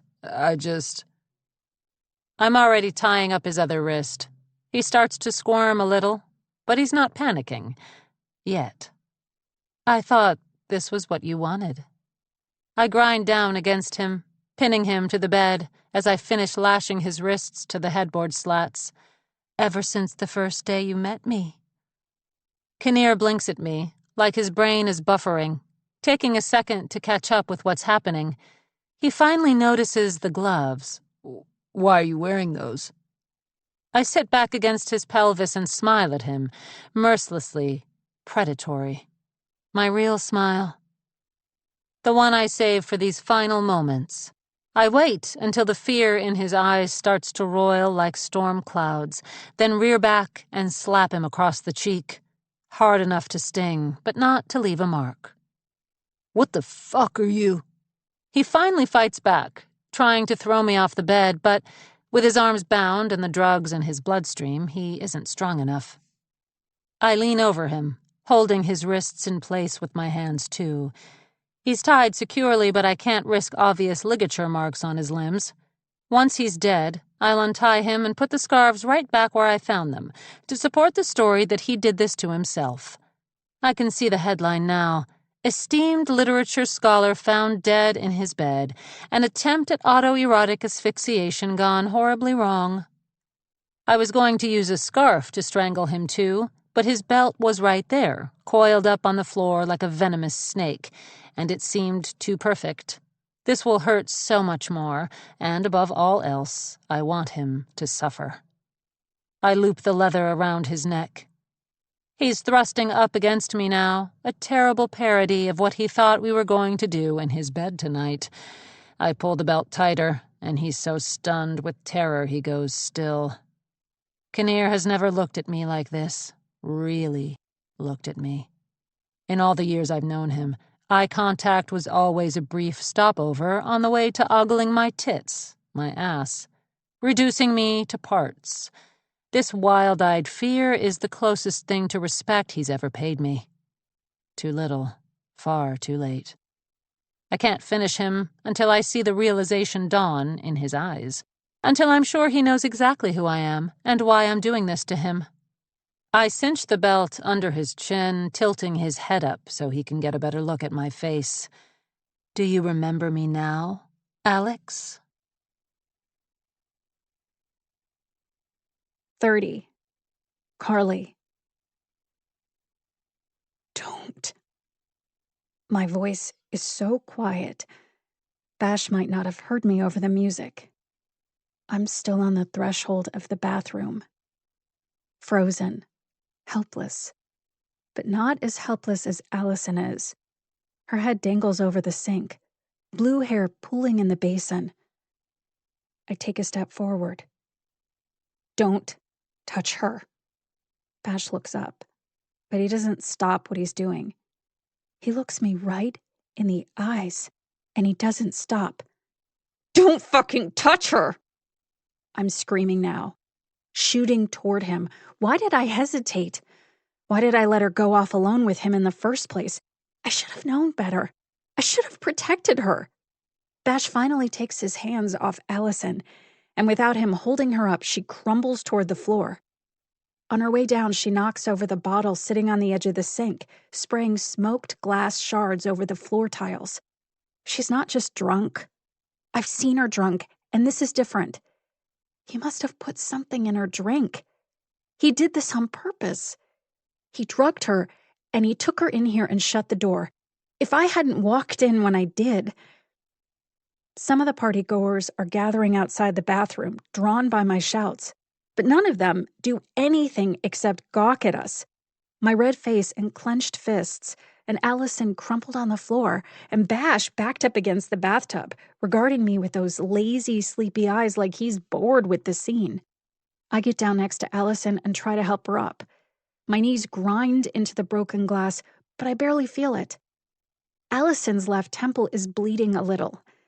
She must have smacked it against the counter. The red drips down, tracing the line of her cheekbone. Her orange hoodie is on the floor, too. Bash must have stripped it off before he... No, I can't think about that. I have to concentrate on helping her. I shake the glass off the sweatshirt, then dab at Allison's cut with one of the sleeves. She stirs a little, eyelids fluttering. Not completely unconscious, but seriously out of it. What the fuck did he give her? He's still right next to us, close enough that I can smell his musky cologne. Or maybe the scent is all over Allison. I can't let myself look up at him. If I look at him, I don't know what I'll do. Finally, a girl wearing an angular black wig and an oversized white button-down breaks off from the cluster of onlookers. What's going on? Bash gives her a lazy grin.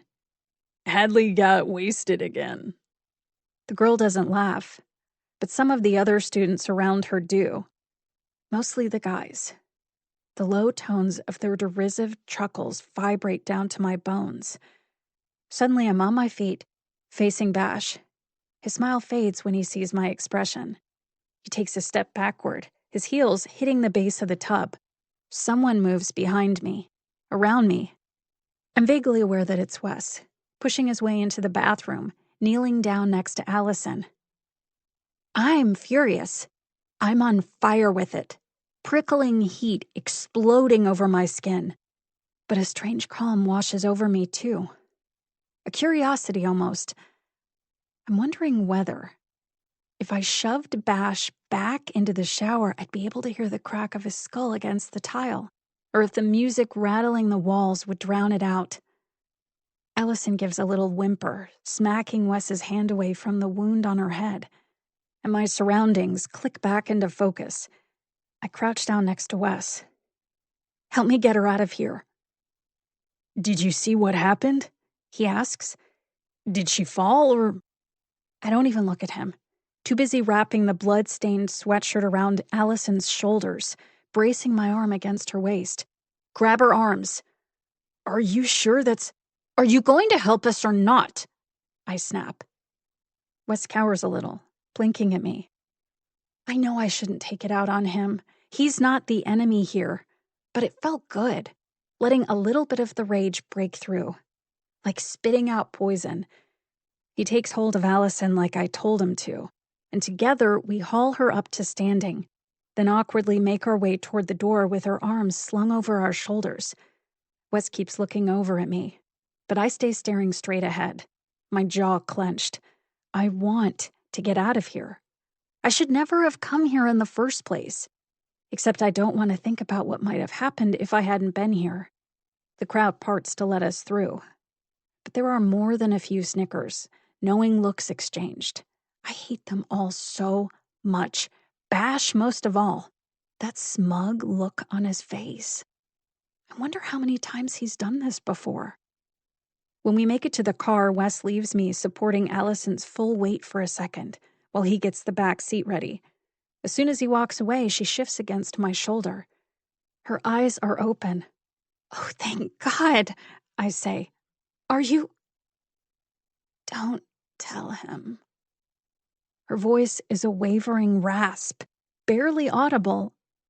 "What?" She looks over at Wes, leaning halfway into the back door of the car to lay a blanket over the seats. "Promise me. Promise me you won't—" "I'm so sorry." The words come out in a torrent, flowing like tears. "I shouldn't have let you go off alone with him. I should have—" Allison is terrifyingly lucid now, her blue eyes sharp as icicles. She grips my shoulder hard enough to bruise. "Promise me." I blink at her. I don't understand why she would want to keep this a secret from Wes. He's her best friend. If he knew what Bash did to her, if he'd seen what I saw, he'd be furious. He would want blood too. But I don't want to upset her anymore. Not after what she just went through, what she's still going through. So I nod. "Okay. I promise." Wes shuts the car door and circles back. "Hey," he says to Allison. "Are you okay? How are you feeling?" "I'm fine." She's slumping harder against me, though her grip on my shoulder stays firm. "We should take her to the hospital," I say. "I said I'm fine." But she isn't. The lucidity of a few moments ago is fading, her eyelids growing heavy again. "You hit your head. You could have a concussion." That's the thing I'm least worried about in this situation, but obviously I can't mention the real reason that she should see a doctor without breaking my promise. "I just want to go home," she says. "Sleep it off, come on." "We could keep an eye on her tonight," Wes suggests. "Go to the doctor in the morning." "Yeah, my head barely even hurts." Allison nods vigorously as if to demonstrate. "No." I'm not shouting like before.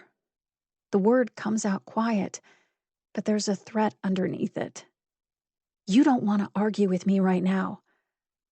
I've never heard myself sound like this. It's as if someone else's voice is speaking through me. Wes and Allison are silent.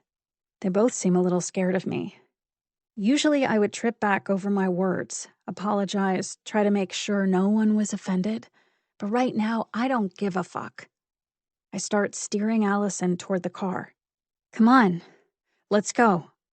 Wes hesitates, worrying his keys between his fingers. "What?" I ask. He starts. "Well, I mean, I'm not drunk, but I think I might have had too much to—" I grab the keys out of his hands with an exasperated sigh. "Help me put her in the back."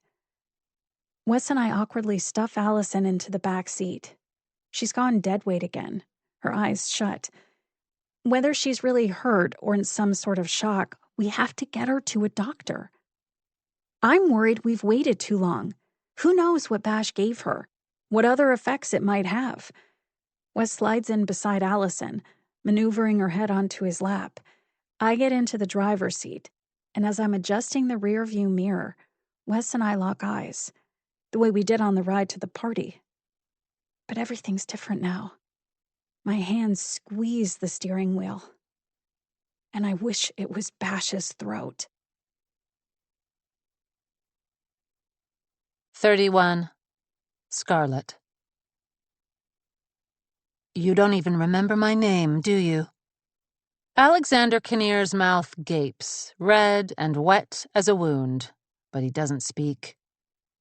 You remember what you did to me, though. I press down harder, grinding my knees into his ribcage. Or maybe you can't remember that either. I was one of many. Too insignificant to... Carly. It comes out in a gasp. I smile and wind the end of the belt tighter around my knuckles. But wait, he says, you... His eyes rove over my face, my body. He's seeing it now. The awkward girl I used to be, with the frizzy brown hair and the 2 skinny limbs, still saddled with my father's last name instead of the one I gave myself. The first semester I worked here, I spent every day sick with dread, waiting for someone to put the pieces together, to recognize me as Carly Schiller, even though I'd changed almost everything about myself since leaving Gorman in the middle of my freshman year. No point in telling the whole story to Kinnear, though. He'll be dead in a few minutes. Look, He says, squirming. I was going through a really hard time back then. I've been looking forward to this part, too. His pathetic attempts to justify himself. As if there's anything he could say to stop me at this point. I did a lot of things I regret, but it was a long time ago, and... I pull the belt taut until Kinnear makes a sputtering sound and starts thrashing with panic, but only for a few seconds. I have to be careful with choking him from this angle. A few marks are okay. It will look like he was testing out the pressure, edging himself closer. Please. Kinnear gulps in air, trembling all over. Don't. You don't want to do this. Good. I was hoping he'd beg. I know you're angry with me, he says, but you're not a murderer. I can't help it. I laugh, throwing my head back. I've been killing men like you for years. Kinnear's pupils are huge from the medication, the blue almost eclipsed by black. It's remarkable he's awake. It must be thanks to all the stress hormones coursing through his veins, but I'm glad he's still somewhat lucid so I can enjoy the look on his face as he takes this knowledge in. You're just the next asshole on my list, Alex. He squints. I can practically see the gears grinding in his drug-muddled mind. That boy, he says. When you were a student. The boy who died. Now that, I didn't expect him to figure out. Since what happened was ruled an accident, it's not even in the campus suicide data. My first kill was easy. It made me realize what I could get away with, what I was truly capable of. That boy deserved it. I lean over Kinnear's face, close enough to kiss him, but not as much as you do. I should kill him and be done with it. The hard part is over already. Now all that's left is to loop the belt over the headboard, wait for him to struggle and convulse and go still. It will be over in minutes. But after all those years of hating him, all my months of preparation, I want to savor this a little while longer, the lascivious dismissal draining out of his eyes, replaced by gut-twisting fear. I'm not an object or an obstacle to him anymore. I'm his goddamn ruination. It's absurd, he says. You can't possibly... Leave it to Alexander Kinnear to attempt to sound imperious when he's prone and bound and a breath away from dying. You really think it's a good idea to tell me what I can and can't do? His eyes flash, anger burning off the fear. You were an adult. I was your student. You're one to judge me for carrying on with students. Don't think I don't know about you and Jasper Pryor. I yank on the belt. Kinnear seems more alert by the second, even though there's no way the drug should be wearing off yet. I shouldn't have bothered with drugging him at all. Getting him in this bed would have been nearly as easy without it. I can't stand the thought that any of his suffering might be blunted. I want him to feel it all, every moment. Kinnear writhes underneath me. He'll pass out any second now, so I have to enjoy this. The desperate animal sounds he's making, the spittle flecking his mouth, the way his skin is turning the color of bruised fruit. I've been waiting so long. Then my vision goes black, and pain bursts on the side of my skull. Kinnear's hand seizes my hip. His hand? How is it free? I tied the knot so carefully, He pushes me with all the strength he has left, and I tumble off the side of the bed. As I'm falling, I see the gap in the headboard. He's managed to snap one of the slats off, and now he's unbuckling the belt from his neck and tearing his other hand out of my restraints. No. This is not the plan. This is not happening. He tries to run for the door, but I grab him by the ankle and take him down, clawing my way up his body until I'm straddling him again. The broken slat is on the floor beside us. I press it across his throat, throwing all my weight against it, ignoring the sparks of pain in my palm as the jagged ends sting my skin even through the gloves. All I have to do is get him unconscious so I can haul him back onto the bed, strap him back into place, and finish the job there. The damage to the headboard won't fit the narrative, but I can take the broken-off piece with me, bury it in the woods, burn it. I can still make this work. I have to. But Kinnear is gaining strength, adrenaline driving the drug out of his system. He bucks against me, digging his nails into my skirt. Then he gets his hands around mine and slams upward. The splintered wood scrapes under my chin, snapping my teeth together, and I'm on the floor again. And he's gone, dragging himself to his feet, scrambling toward the door. I'm right behind him, and when he stumbles a little, shoulder bashing into the wall outside the dining room, I close the distance, grabbing the back of his sweater, stretching the cashmere. He shakes me off and lurches into the dining room, reaching for something on the table. His cell phone. I lunge at him, knocking the phone out of his hands. When it hits the floor, the screen shatters. Kinnear stares at me, gasping for breath. Broken blood vessels spiderweb around his blue eyes, and the flickering lights of the candles bring out all the marks I've left on him. The red circles around his neck and wrists, the scratches on his face. Anyone looking at him, even the absolute idiots in the Gorman Police Department, will know he was attacked tonight. He's ruined my plan. He's ruined everything. I can't let him leave this house. But he doesn't try to run. He's not even looking at me anymore.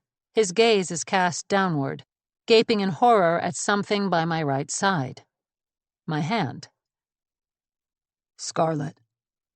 I didn't even realize I had grabbed anything, but now I feel it there, the weight of the handle, the cold steel soaking through my gloves, the knife from the carving board in the center of the table.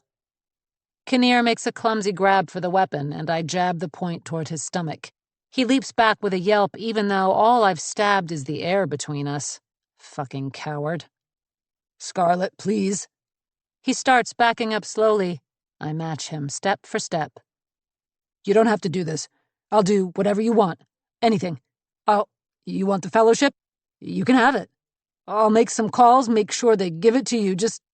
I lift the knife. The candlelight reflecting on the blade makes it look like it's on fire. The metal is polished to such a high sheen, I wonder if he's ever used it before, or if the knife is like the books in his library, only for show. He trips over the chair where I left my coat and purse. It topples backward, thumping against the thick geometric rug.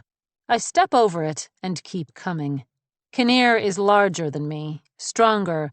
He could physically overpower me if he wanted, but he thinks he can talk his way out of this, still underestimating me. You sought me out. He takes another step back.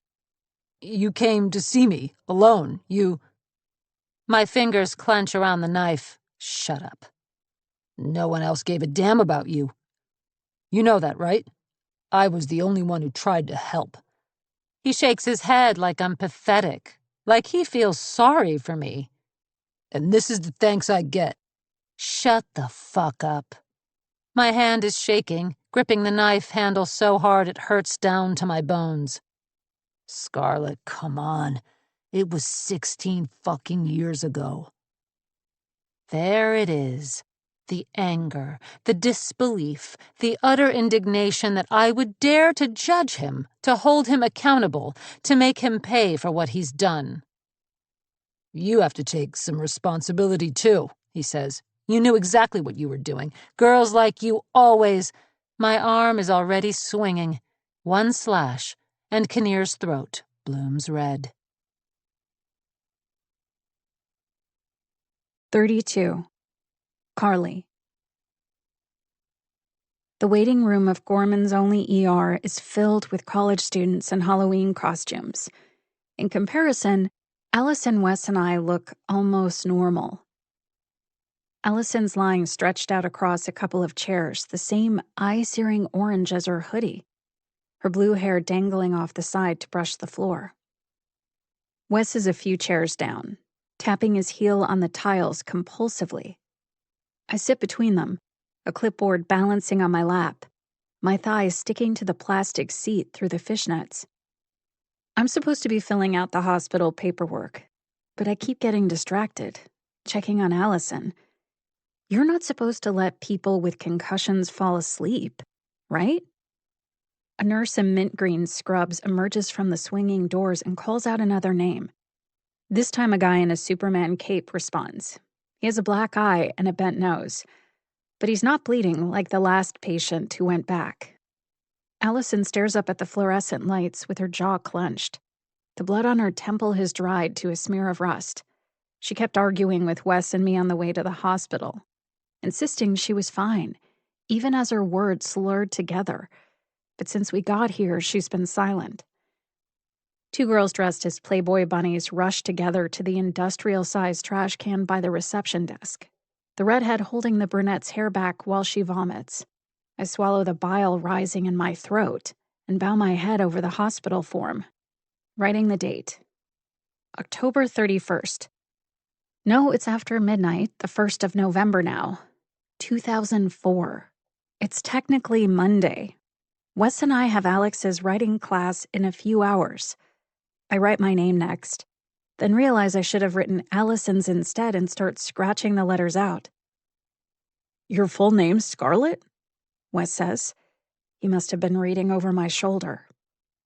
Allison props herself up on her elbow. Why do you go by Carly? She's seeming more lucid by the minute, which is good, of course. But I'm afraid if I have to wait too much longer, whatever Bash gave her will be too far out of her system to register. If they'll even test her for roofies or whatever it was. I shrug.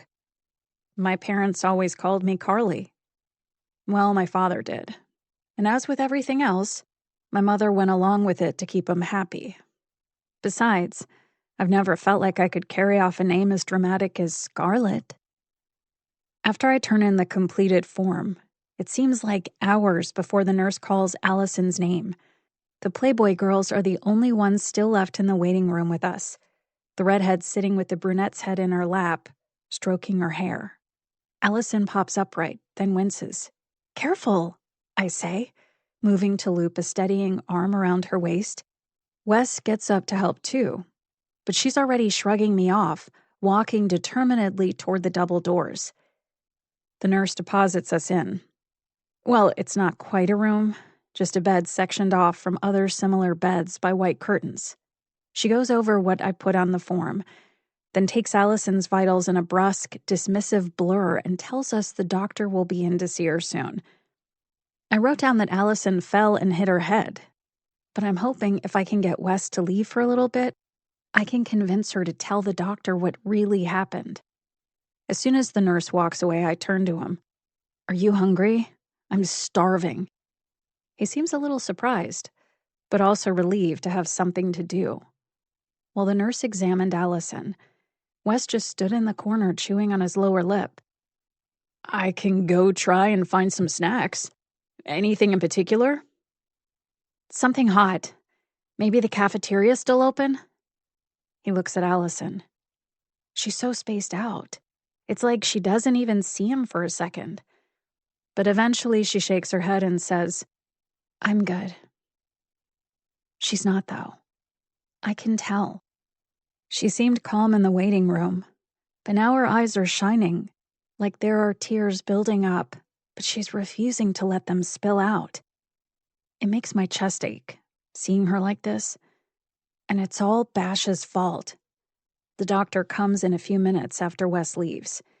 He's an older guy, deep lines etched around his eyes and silver streaks at his temples. He looks like a skinnier version of my father.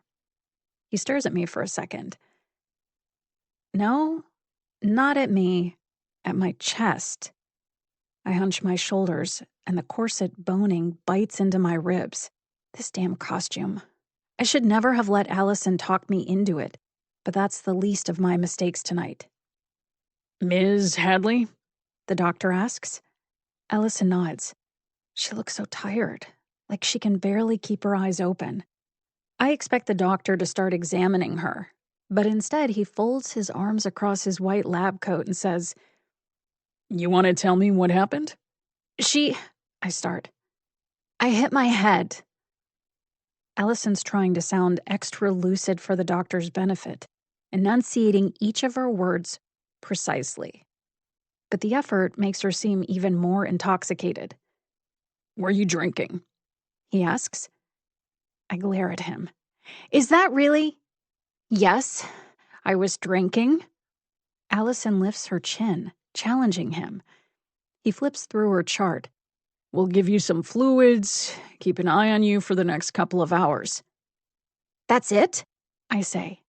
He hasn't even touched her. What about her head? He approaches the bed and pushes Allison's hair back, rougher than necessary. Some bedside manner. You're fine. That'll heal in a few days. He lets her hair fall back over her forehead. Don't worry, you won't have a scar on that pretty face. He's already turning to leave. I have to tell him. Surely if he knew what really happened, he'd take more than a cursory look at her. Wait, I say. That's not... The doctor turns back. Allison gives me a warning look. This guy at the party, I continue, I think he drugged her. He was... The doctor sighs and squints at Allison. You know, it's really hard for me to help you if you lie to me. He poises his pen over the chart. Tell me what you took. I didn't take anything, Allison says. I had a couple drinks, that's it. I shake my head. He must have put it in your drink. No, Nothing happened. We were just fooling around and you were unconscious. Allison stares at me, stunned, tears glittering. The doctor clicks his pen closed. You want a rape kit? He says this so matter-of-factly, like he's asking if Allison would like a glass of water. He doesn't seem the least bit concerned. No. She shakes her head, hair swishing over her shoulders. She's trying to sound strong, but there's a waver in her voice. I want to gather her in my arms. I want to slap this asshole doctor across the mouth. No, I don't. He didn't. I don't know how to explain without making it sound like I'm minimizing what Bash did. I mean, he was touching her while she was passed out. The doctor looks at Allison. Is that what happened? She hesitates. She looks so lost, her face blanched of all color. I'm not. I don't. You don't remember? His voice drips with mockery. I don't want to slap him anymore. That wouldn't be nearly enough. I feel the sensation again. That eerie wash of calm over the surface, the heat roiling underneath. Allison's eyes are welling up, but she keeps blinking the tears back. I put my hand on her arm to reassure her, to let her know that I'm here for her. I believe her, no matter what. She pulls away from me. No, she says. I don't remember. 33. Scarlett. I've never felt so out of control before. Not even the first time. I drop the blade, and a few specks of blood stipple my bare knee. The puddle of red oozing from Kinnear's throat has almost spread to my toes. I step out of the way just in time to avoid getting any on my shoes. The blood, the broken glass from his shattered phone, the smell of liquor in the air, the flicker of the candle flames. I shut my eyes, trying to steady myself, but images start flashing across the backs of my eyelids. Not of Kinnear, not of the easy way the blade parted the skin of his throat, the red gushing out, the way he clutched at his ruined neck like he was trying to stitch it back together. Something else. Something I haven't thought about in years. No, that's not true. I thought about it earlier tonight when I saw that girl with the blue hair. Her plainer friend, walking in her shadow. That used to be me. My knee throbs, and I swipe at it, absently, trying to brush away the pieces of glass. But there's nothing there. No wound, no blood, except Kinnear's. That was back then, when I knelt on the floor and clutched Allison in my arms, her blue hair spilling over me like water. When all that rage rushed up inside me. The same rage I've been trying to keep under control ever since, to sharpen and wield like a weapon, so it doesn't consume me from the inside out. Tonight, I failed. There's no way I can pass this off as an accident or a suicide. The drapes are still closed, but someone could have heard our struggle, heard Kinnear screaming. Did he scream? I can't remember. My throat feels raw, like I might have been screaming too. Everything is silent now. No sirens, no noise from outside. That's good. The only good thing about this situation. I could try to clean this up, drag his body to the woods and bury it, but that would probably increase my chances of getting caught, not lessen them. No, I have to get out of here. I retrieve my coat and purse from the dining room floor before the pool of blood can reach them, too. There are probably some drops of blood on my dress, but my coat will cover that and the spatter on my knee until I can get home to clean myself up. After I burn my clothes and anything else that might have his blood on it, I'm going to scrub every inch of my skin until I'm certain no trace of Alexander Kinnear remains. The taper candles are burning lower, guttering, white blobs of wax dripping on the table, and Kinnear's pale skin glows bright in the dim light. His blue eyes stare up at me, mouth hanging open, almost as wide as the wound in his throat. Now that death has slackened his features, he looks more like his younger self. The affable young professor I met all those years ago when I was young and stupid, just the way he liked us. The police will know this is a homicide, but they won't necessarily be able to trace the crime to me. I made sure not to touch a single thing without gloves, so my fingerprints shouldn't be anywhere in the house. Definitely not on the murder weapon, and if those candles were to tip over... A fire can't destroy the evidence entirely, but it could certainly make the investigation more of a challenge. I return to the bookcases, pulling down as many volumes as I can carry and dropping them on top of Kinnear until he's covered head to toe with the words of the dead white men he loved so dearly. Then I grab the whiskey bottle off the table and drizzle its remaining contents over the covers. Destroying these beautiful books sparks more guilt in me than any of the murders I've committed, but at least they're serving a purpose. I'm about to light my makeshift funeral pyre when I remember Viola Vance's diary. The slim red book is still sitting on the dining table, open to the poem Kinnear read to me. It's at the opposite end from where I struck the fatal blow, too far away for any spatter to hit the pages. To avoid transferring any blood onto the book now, I use one of Kinnear's napkins to pick it up. As I turn it over in my hands, I imagine Viola Vance running her own fingers over the cover when it was new, scrawling scraps of poetry in it by candlelight. She would be furious, I'm sure, if she knew her diary had ended up in the possession of someone like Kinnear. This book should belong to a person who cares about it, who knows its worth. It should belong to me. No one will even know it's missing, with the rest of his library reduced to ash. I've never been one to keep trophies, but this is different. This is a one-of-a-kind literary treasure, and I couldn't live with myself if I left it to burn with the rest.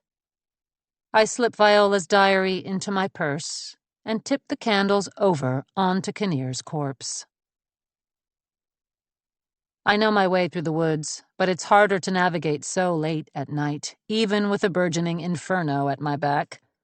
The rug was already ablaze when I left through the back door, and by the time I reached the tree line, the curtains have caught too. If I'm lucky, the whole house will go up in flames. The panic doesn't start to rise in my throat until I'm farther into the forest. It feels as alive as the flames I just fled, like it's chasing me, snapping at my heels. I want to run the whole way home, so fast my lungs burn, but I force myself to take a slow, methodical, indirect route skirting the edges of town. Once I'm safely inside, I head straight to my study and ignite the gas fireplace. I strip down so I'm wearing nothing but my gloves and underwear and start feeding my clothes into the flames. While I wait for all the fabric to catch, I take the diary out of my purse to admire it again by the firelight. My plan may have gone awry tonight. I may have lost control, but I can still get it back. I can still get away with this. No one knows I was there tonight, and no one has to. There's a sound from downstairs. I freeze, clutching the spine of the book. The front door slamming shut. Footsteps, and then Jasper's voice calling my name. God damn it. Scarlett? Jasper's halfway up the stairs now. I slip the diary into an empty spot on the bookcase next to the fireplace, then peel off my gloves and toss them into the flames just before Jasper pushes open the study door. I turn to face him, angling my body so it blocks his view of the fire. As he stares at me, standing there in my bra and underwear with flames roaring at my back, I can already see the questions forming on his lips. So I head him off with one of my own. What the hell are you doing here, Jasper? I was worried about you. He clearly hasn't slept. The circles under his eyes look cadaverous, and his usually neat clothing is a mess. His shirt untucked, his collar askew. Worried? Why? I have no idea what time it is, how long I was at Kinnear's. The whole night is a blur, completely unlike my other kills where, even years later, I remember every detail with perfect clarity. You didn't answer me. For all I know, he's been texting me incessantly since I ignored his earlier messages. I had my phone off, I say. I was working. Jasper steps into the room. Where? Here? No, you weren't here. I came by earlier, and all the lights were off. He's edging closer to me now, looming, trying to intimidate me. You're lying. Maybe I should feel afraid of him, but there's no room for fear with all this rage coursing through me. I killed a man tonight. I could kill Jasper, too. I could push him into the fire, hold his beautiful cut glass cheekbones there until they melt from the heat. I could do anything. You can't just come over here whenever you like. Where were you? I'm going to need your key back. This is Tell me where you were tonight. He leans down, hair falling across his forehead. I think of all the times I've run my fingers through it, and I want to rip it out at the root. He's so close, and I have nowhere to go. The heat on the back of my bare legs is almost unbearable as it is. But even stronger than my desire to flee is my desire to punish him. If he knew what I really was, what I was capable of, he wouldn't treat me this way. He'd be cowering in fear. Tell me. He says again, and he tries to grab me by the shoulders, but I'm already lashing out, pushing so hard against his chest that he stumbles back. He looks at me, stunned. Then he looks into the fire. All of the other evidence has been reduced to ash, but the black fingers of my gloves are still visible, curling inward as they burn, like they're grasping at something. Before Jasper can ask any more questions, I slam my hands into him even harder, shoving him until he falls back against my desk, sending books and papers tumbling to the floor. Finally, there's some fear in his eyes. But he wants me too, more than ever. I grab him roughly by the jaw and force my mouth onto his. He seizes the back of my skull, and I bite down on his lower lip until I taste blood. Jasper pulls me down onto the floor in front of the fire, and I'm ripping open his shirt, raking my nails across his chest, drawing more blood, digging in harder when he moans. He tears at my bra clasp, the small of my back, the meat of my thighs, and all I can think is, yes, good. The more he marks me up, the better. The scratches Kinnear left on me will be nothing compared to the damage Jasper and I are about to do to each other. If I don't hurt him, I'm going to kill him. 34. Carly. We don't make it back to Witten until after dawn. While Allison's in the bathroom, I manage to struggle out of the corset on my own and put on a sweatshirt. For the first time in 12 hours, I can breathe properly, and the relief is so intense it's almost painful. Has it really only been 12 hours? Last night felt years long, even before we went to the hospital. Do you want something to eat? I ask Allison when she comes back in. Wes brought us a tray of lukewarm cafeteria food and some vending machine snacks at the hospital, but she wouldn't touch any of it. I can run over to Trocino, or that coffee shop you like downtown, and I'm really tired. Her voice sounds small and ragged. Of course, I say. You should rest. I'll be right here if you need anything. Don't you have writing class? She asks. Yeah, but it's not important. I can skip it. Allison shakes her head. No, you should go. I'm just going to sleep. She starts to peel off her costume, and that's when I notice the bruises. On her back, her rib cage, her waist. I don't even realize I've reached out to touch her until she jerks away from my hand, tugging her shirt back into place. But I know what I saw. All the places Bash, he hurt you. It's a laughable understatement. The bruises are the least of it. It's nothing. Allison's eyes won't meet mine. This isn't just exhaustion. It's like the light inside her has been snuffed out. It's not nothing. I can't believe I didn't notice the bruises until now. I can't believe the doctor didn't notice them. Fucking negligent bastard. We could go back to the hospital, I say. Demand to see a different doctor, so there are medical records to back up your police report. Allison is obviously still in shock. It's a good thing I'm here to help her through this, to make a plan. The bruises are relatively light, so they'll be healed in a matter of days. There's no time to waste. You probably shouldn't shower either. Maybe there's some other physical evidence they can collect, like from your skin or... Oh, did he touch your hair? Allison turns away from me. There's a little cluster of bruises above her elbow, too, like dirty fingerprints. I know it'll be hard, I say, but I'll go with you. Wes will, too. I can call him right now. I'm sure he'll come and get us and drive us over there. It will all be... I'm not going back to the hospital, she says. I just want to sleep, and you should go to class. She flops down on her bed, facing away from me, drawing the comforter up over her shoulders. I stand there gaping at her for a few seconds before a shrill bell breaks the silence. My cell phone. Allison winces at the sound and tugs the covers higher. Sorry. I grab the phone, pressing it to my chest to muffle it as I hurry toward the door. Once I'm out in the hallway, I answer the call without looking at the screen. Hello? I didn't wake you, did I, sweetheart? Shit, it's my mother. Since I've been ignoring her calls, she started making them at stranger times, hoping to catch me.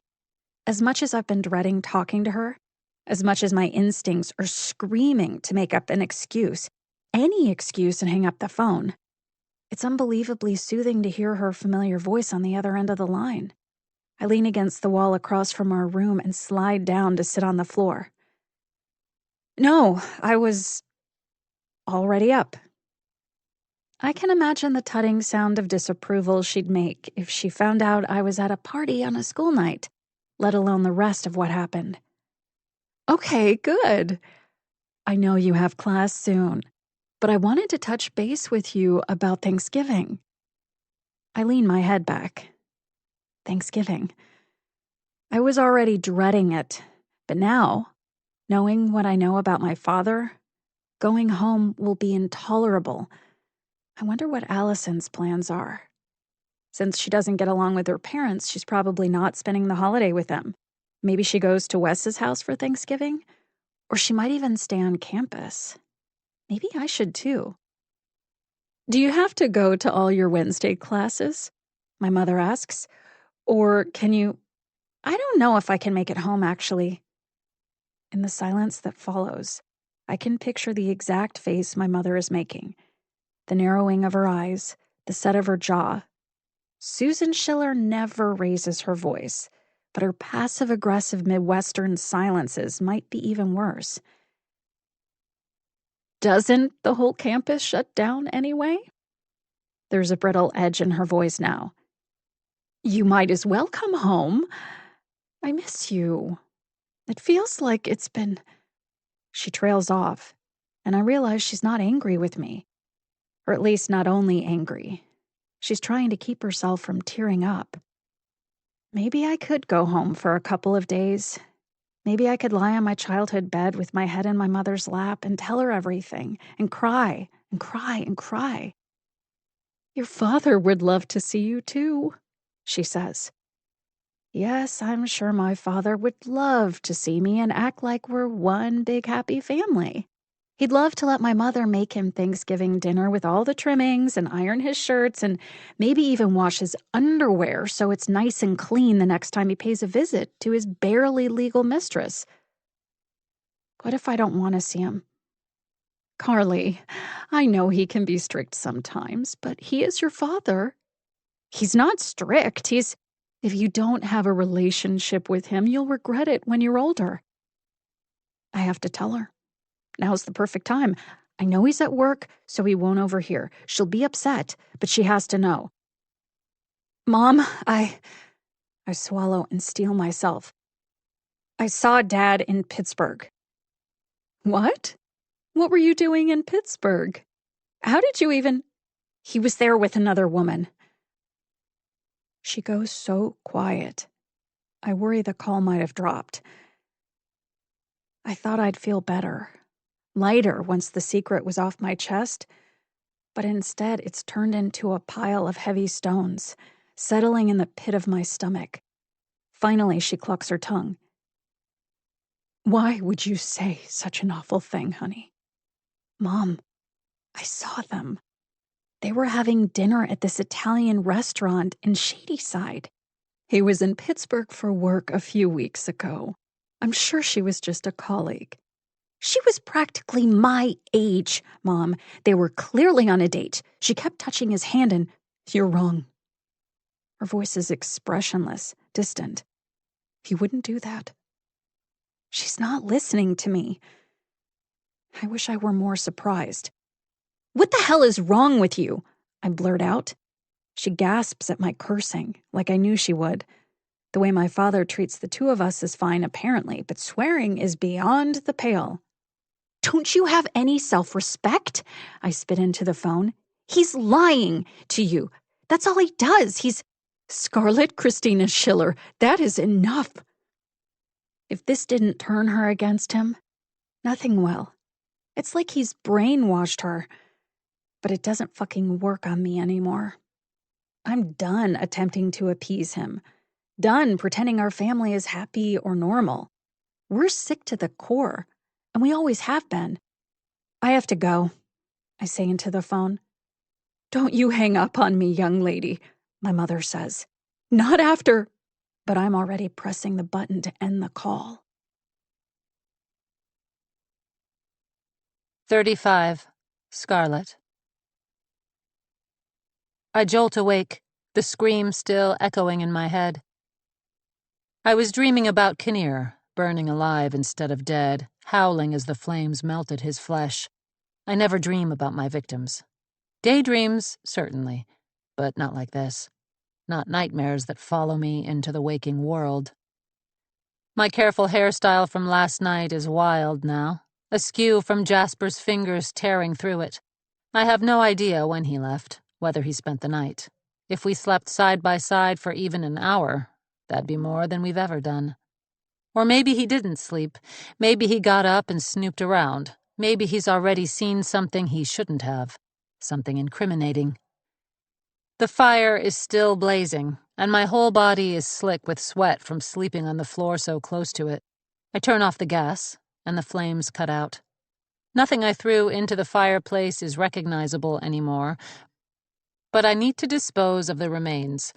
I can't risk a single wrong move now, not after my colossal fuck-up last night.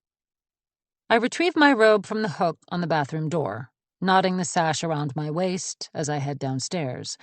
Jasper is, in fact, still in my house, and even more alarming, he's cooking breakfast. A pan of scrambled eggs sizzles on the stove, and he's measuring beans into my espresso machine. Good morning, he says when he sees me watching him from the doorway. He's already showered and dressed, his damp hair slicked back over his skull. What are you doing? I ask. I thought I'd make us breakfast. Us.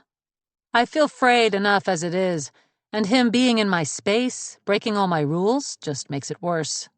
Go shower, Jasper says. This won't be ready for a few minutes yet. He stirs the eggs. The espresso machine hisses like a snake. He's certainly making himself right at home. But if he found anything suspicious during our sleepover, he doesn't seem troubled by it. He's humming a tune under his breath, happier than I've ever seen him. I think again of the way he snarled at me last night, thumb pressing my throat as he thrust into me. My phone vibrates against the kitchen counter, and the sound makes my whole body clench like a fist. Jasper sets down the spatula and reaches for the phone, but I snatch it up before he can, ripping it away from the charging cord. Hello? Scarlett? It's Drew. His voice sounds strange, strung tight like a bow. He knows. Is everything okay? I ask, even though I know damn well it's not. I'm afraid I have some bad news. Jasper leans down next to me to listen in. I swallow the urge to smack him away from the receiver. What is it? It's Kinnear. He's... Drew trails off, taking a deep, shuddering breath. He's dead. Jasper tenses.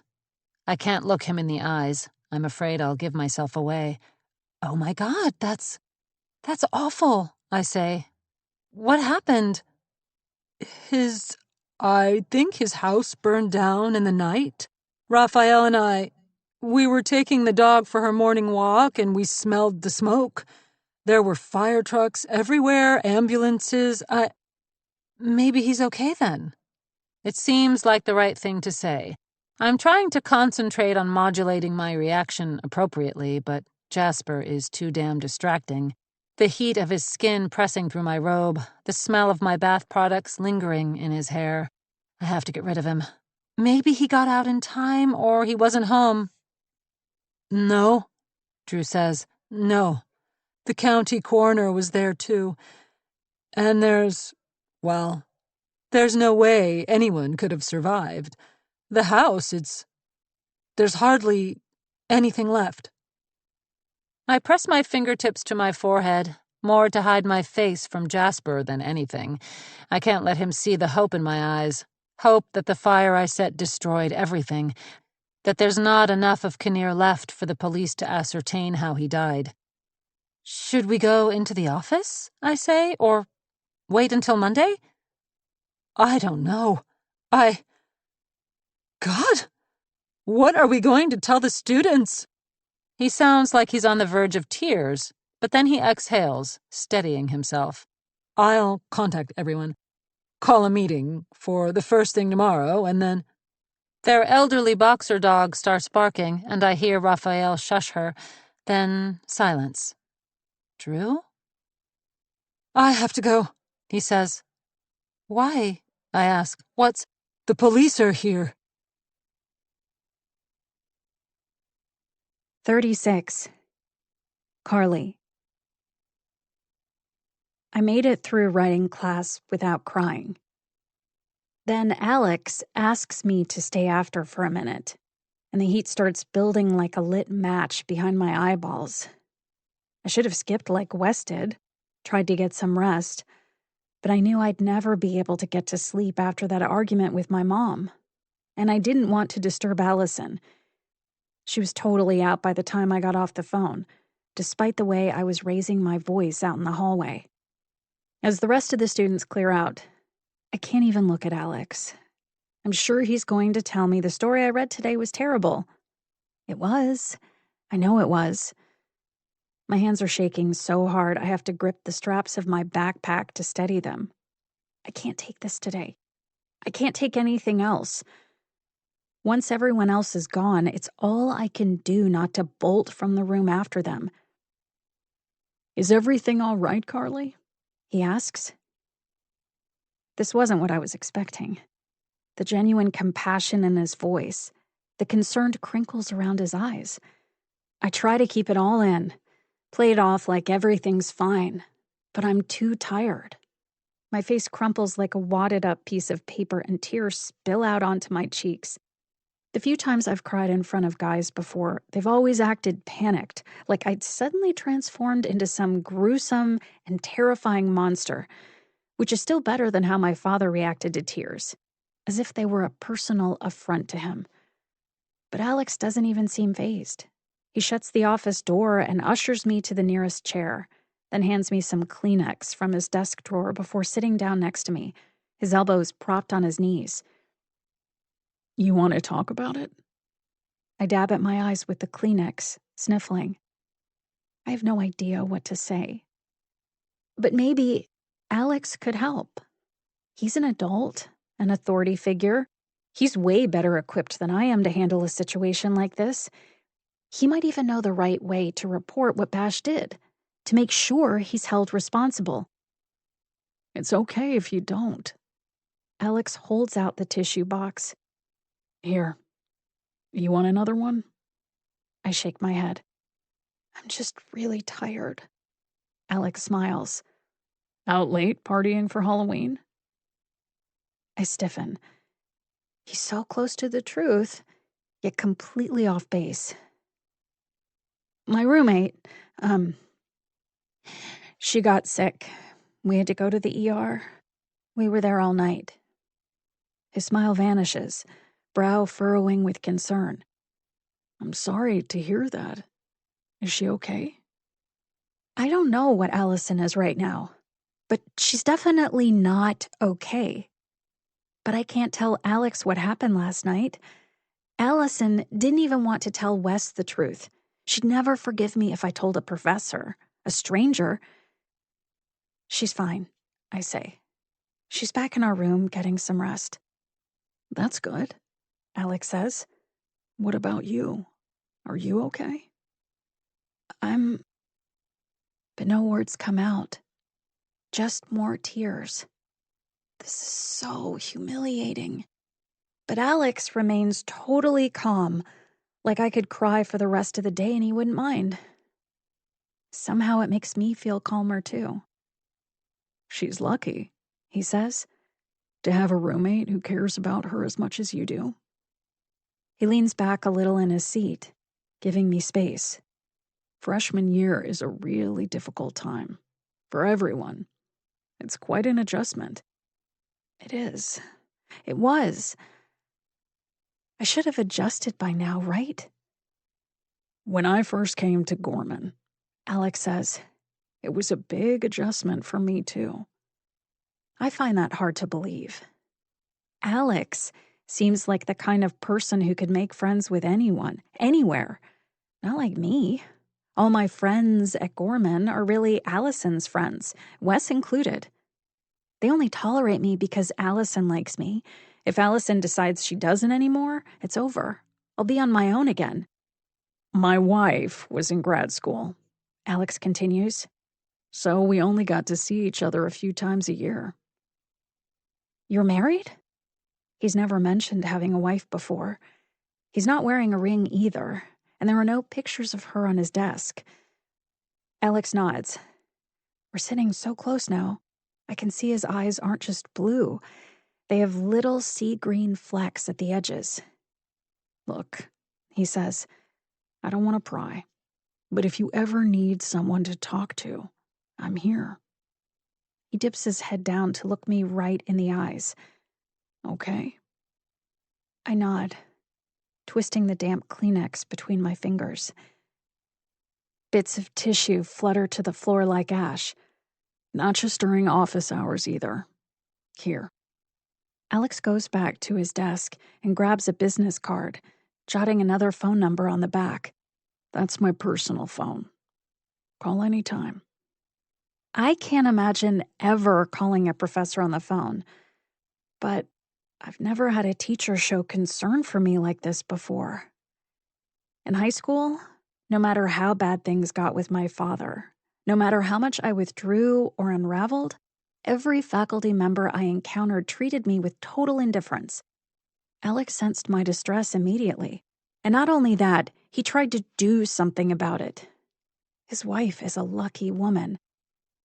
I know it might feel like it sometimes, he says, and the warmth of his smile is like sunlight on my face. But trust me, Carly, you're not alone here. 37. Scarlett. Good riddance, if you ask me, Jasper says. I twist my face into an expression of disgust. This reaction, at least, I don't have to fake. As I set the phone down beside the stove. A man is dead, Jasper. Oh, come on.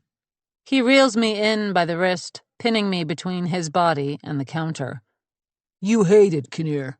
If anything, we should be celebrating.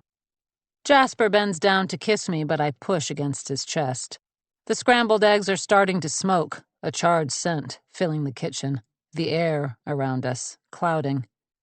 He redoubles his efforts, digging his fingers into the base of my skull to force my face up toward his, and all I can think about is burning pages, burning fabric, burning flesh. I shove him again, so hard he stumbles backward, almost putting his hands down on the hot stove. Jesus! He switches off the burner. What the hell is your problem? You need to leave. I straighten my robe, smooth out my hair where he mussed it again. He sighs. Let's sit down and have breakfast, and then... Now, Jasper. I take the cooling pan off the range and tip the contents into the trash. The eggs are a blackened mess, far beyond saving. And I want your key back. I hold out my hand. Jasper glares at me, his jaw working. I don't have time for this, his moods, his games, his childish attempts to manipulate me. I should never have gotten involved with him in the first place. His satchel sits on the edge of the counter, next to my knife block. I grab the bag, plunging my hand into the front pocket until I feel his key ring. What are you doing? He says.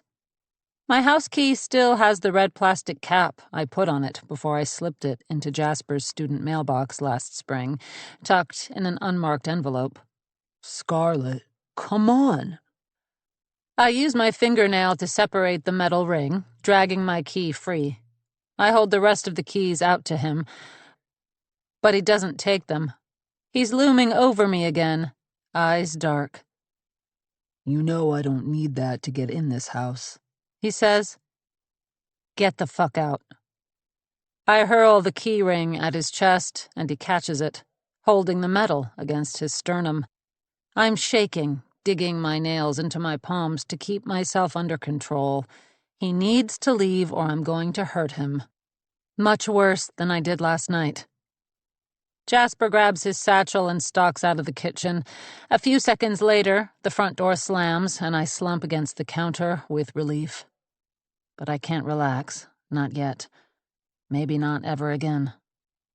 The rest of Sunday I spend cleaning up, disposing of the ashes from the fireplace, scrubbing my skin raw in the shower. trying to scrape the ossified remains of the scrambled eggs off the pan before giving up and chucking the whole thing in the trash with a frustrated shout. I don't bother cooking myself anything else. Usually I'm ravenous after a kill, but today my stomach is a queasy knot. Monday morning dawns cold and gray. I barely slept, but at least that spared me of any more dreams of a scorched, screaming Kinnear. I get out of bed even earlier than usual and choose a suitably somber outfit for work. After I do my makeup, I rub my eyes a bit, so they water and redden in a way that approximates real tears. I'm not good at this part. One of the many reasons I preferred to kill men well outside my social circle.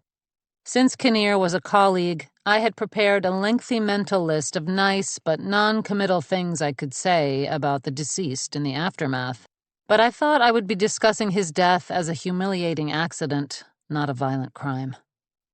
One wrong move, one false note in my voice could be enough to attract suspicion. But if I can pull it off, if I can perform appropriate shock and grief in front of my colleagues, make them believe I'm just as disturbed as they are by this sudden tragedy, I'll be one step closer to getting away with it. The smell of smoke hanging in the air during my walk to campus does nothing for my nausea. When I get to Miller Hall, there are 2 squad cars parked outside. Gorman Township Police, a third of the local force. I take a deep breath and school my face into a mask of concern before heading inside. The classrooms I pass by are all empty, the lights still switched off. As I get closer to the hallway that houses the faculty offices, I hear soft weeping and whispered words. Everyone is huddled together right outside Kinnear's office like some sort of awkward vigil. Sandra Kepler stands in the middle of the crowd, sniffling into a shredded Kleenex, her eyes so swollen from crying the pupils are barely visible. She waves me over. "Scarlett, thank God you're here." I let Sandra hug me, and I pat her back in what I hope is a comforting manner. While she embraces me, I peer over her shoulder into the anteroom of Kinnear's office. Drew stands just inside the door, shirt sleeves pushed back his elbows, like he's already been hard at work for hours, while 2 uniformed police officers talk to Kinnear's stricken secretary. Strite is there too, standing right behind her, hands squeezing her shoulders like he's giving her a massage. As the first morning class session approaches, more students fill into the hallway, trying to figure out what's going on. It's like a wave. As what happened is whispered from person to person, faces lighting up with shock, hands flying to mouths, eyes brimming with tears. When Michaela walks in, clutching a stack of library books to her chest, Ashley Lawrence flags her down to share the news. In response, Michaela just presses her lips together, resolute, like she always knew this day would come. The officers emerge from the office, with Drew and Strite a step behind them. Kinnear's secretary stays inside, her head bowed over her desk. "If there's any way we can be of more assistance," Drew says.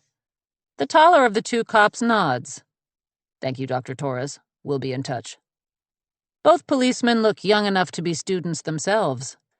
With a crime of this magnitude, though, it's just a matter of time before they summon bigger guns to investigate. I have relatively little direct personal experience with the police. I was interviewed by local detectives after my first kill, but they accepted me for what I appeared to be. A sobbing college student, too panicked and too grief-stricken to possibly be responsible for what had happened. Several of my kills in Chicago were investigated as murders, but even those close calls weren't, really.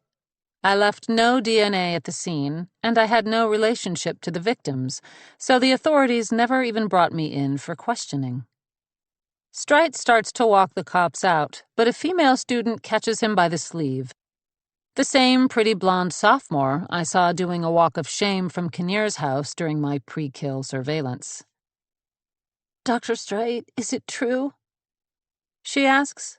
He nods with exaggerated solemnity. "I'm afraid so." She breaks down crying, collapsing into the arms of the girl next to her.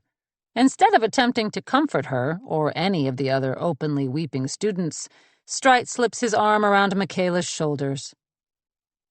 "Everything's going to be fine," he says, giving her a squeeze. She immediately shrugs away from him, brushing off her sleeve like there's dirt on it, and I feel a surge of almost maternal pride. Drew raises his hands to get everyone's attention. "All classes are canceled today, but starting at 10 a.m., there will be representatives from the Campus Counseling Center in Lecture Hall C for anyone who needs to talk. And of course, my door is open to you as well." As he speaks, everyone seems to settle, soothed by his calm competence. Well, except Sandra Kepler. She presses the remnants of the tissue to her lips like she's trying to hold the emotions on her tongue until they dissolve. Once the crowd starts to disperse, I approach Drew and lay a hand on his shoulder. At my touch, he exhales, and his posture softens. He looks like he slept about as well as I did last night. "How are you doing?" I ask. He shakes his head. "I still can't believe it." I know. I squeeze his shoulder, and he lays his hand over mine, squeezing back. "The police came to your house yesterday?" "They were talking to people in the neighborhood, trying to figure out if anyone saw anything." Drew lowers his voice to a whisper. "They think he was dead before the fire started, that someone murdered him and burned the house down to cover it up. Isn't that insane?" He runs his fingers through his hair, leaving a few pieces standing on end. "I think Raphael's more upset than I am. He spent all day yesterday installing extra fire detectors, as if that would make any difference with a murderer on the loose." I pull my hand away. "Well, you're doing a great job holding things together here." He really is. He's a natural at this. Maybe now that Kinnear is dead, they'll give Drew the department chair position that should have been his all along. "Thanks." Drew manages a weak smile. "Do you think you could help me round everyone up for a quick faculty meeting?" "Of course," I say, mirroring the small, sad uptick of his lips. 10 minutes? "You're the best, Scarlett." This I can handle. I can be helpful, a team player, doing what I can to hold things together, just like everyone else. Drew and I take off in opposite directions, stopping every professor we see to inform them of the meeting in the conference room. I check the faculty lounge, expecting to find some of our colleagues there, commiserating over black coffee and a box of Kleenex, but the room is shut. Only darkness visible through the narrow glass window on the door. I'm about to move on when I hear a deep intake of breath, almost a gasp. I peer through the window, looking for the source of the sound. Mina. She's alone, huddled on the floor in the corner, her face buried in her hands. I'm overwhelmed by an urge to rush to her side and wrap her up in my arms, stroke her hair, whisper reassurances. But no matter how fraught their marriage was, I'm sure the last person Mina would want comfort from right now is her ex-husband's murderer. I slip away before she sees me, her grief-stricken sobs still echoing in my ears. 38. Carly. You want some of my fries? I push the tray toward Allison. She flinches, like I've startled her. Her own lunch, a little paper container of tomato soup and some smashed-up crackers, sits untouched on the table. At least I got her to come to the dining hall today. Allison accepts a single French fry off my plate. Instead of eating it, though, she starts picking it apart, flaying off the crunchy outer layer. Wes comes up to our table, carrying his own tray. He got the same cheeseburger special I did, onion rings and barbecue sauce on top. He smiles at us, but the expression fades when he gets a good look at Allison. Rather than her curated thrift store clothes and retro chic makeup, she's wearing a baggy Gorman sweater with a grease stain on the front, her face bare and splotchy. I'm not sure when she last washed her hair. The blue strands have faded to a sickly swimming pool shade. Hey! Wes sits down next to her and tries to put his hand to her forehead to check for a fever. Are you sick? Allison jerks away from him, her chair pushing back with a screech. I'm going to the bathroom. I start to stand up too, intending to follow her, but maybe it would be better to give her a moment alone. Or maybe she shouldn't be left alone at all. What's going on with her? Wes lays his hand over mine, trying to get my attention. Is this about what happened at the party? Allison's disappeared into the bathroom at the other end of the dining hall, but I keep staring at the door like I can still see her. I pull my hand away from Wes. She finally comes back to the table just as Wes is finishing up his lunch. She looks even paler than when she left. Her cheeks pink and damp like she splashed cold water on them. I've lost my appetite too. Hope you feel better, Allie. Wes offers as he gets up to clear his tray. Allison tries to smile at him, but it's not very convincing. I'm fine. She keeps saying that, but all week she's been sleeping through classes, barely eating. She's still going to cabaret rehearsal, but that means spending hours in the same room as Bash. I want to help her, but I have no idea what to do. Well, that's not entirely true. I have one idea, but I don't think she'll like it. You want me to walk you back to WIT? I ask her. My next class isn't until 2. Allison shrugs like she couldn't care less, but she gets up and follows me. First to the line of trash bins, toss my half-eaten lunch and her untouched room-temperature soup, and then outside. It's a bright, clear day, freezing in the shadows, but bearable in the light. Allison's wearing her favorite coat, a vintage green brocade duster with a faux fur collar. But she still shivers as we head down the sun-beaten sidewalk toward our dorm. Impulsively, I slip my arm around her. She stiffens at first, but doesn't pull away. I could swear her shoulders feel lighter, sharper. It's like she's shrinking out of existence. Meanwhile, Bash is just going about his business. I passed him in the Oak Grove this morning, tossing a frisbee back and forth with another guy from the theater department, grinning and laughing, not a care in the world. Allison, don't be mad, but I swallow, keeping my eyes focused straight ahead. I did some research. She looks at me. On what? On how to report what happened. Allison comes to a halt in the middle of the path.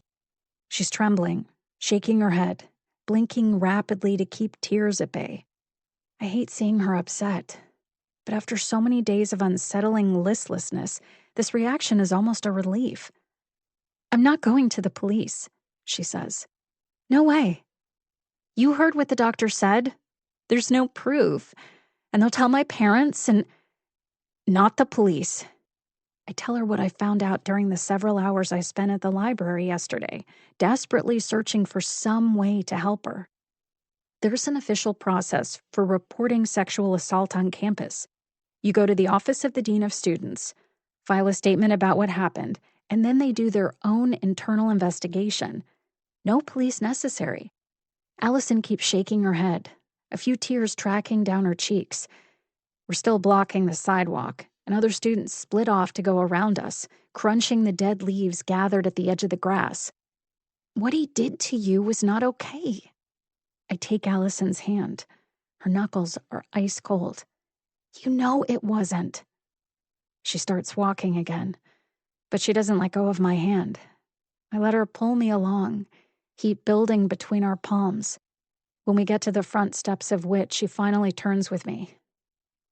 If I report him, she says, will you go with me? I squeeze her hand. Of course I will. 39. Scarlett. When I arrive at the campus chapel for Kinnear's funeral, Mina is already there, sitting alone in the center of a pew. Unlike the last time I saw her, she looks completely put together, her eyes dry and clear. I watch as Drew and Raphael approach her, their faces matching masks of polite sympathy. Mina smiles warmly at them, but as soon as they turn away to take their own seats, her smile drops and her jaw clenches. This is the first time I've attended a funeral for one of my victims at Gorman. But I'm here as Kinnear's acquaintance and colleague, nothing more. I should be sad he's dead and worried about the possible murderer on the loose, but not devastated. I weave around the ostentatious bouquets lining the aisle to slide into the pew beside Mina. The flowers are stark white, same as the chapel walls. But the stained glass windows above the altar cast shards of color onto every surface, including Mina's soft gray sweater dress. She's the only one here not wearing black. Michaela Atwell is right in front of us, one of just a few undergraduate students in attendance, despite the extreme emotional displays I've been witnessing in the hallways of Miller for most of the week. Michaela twists around to give me a brief smile of greeting before bowing her head over the book in her lap again. Mina keeps staring straight ahead at the closed casket.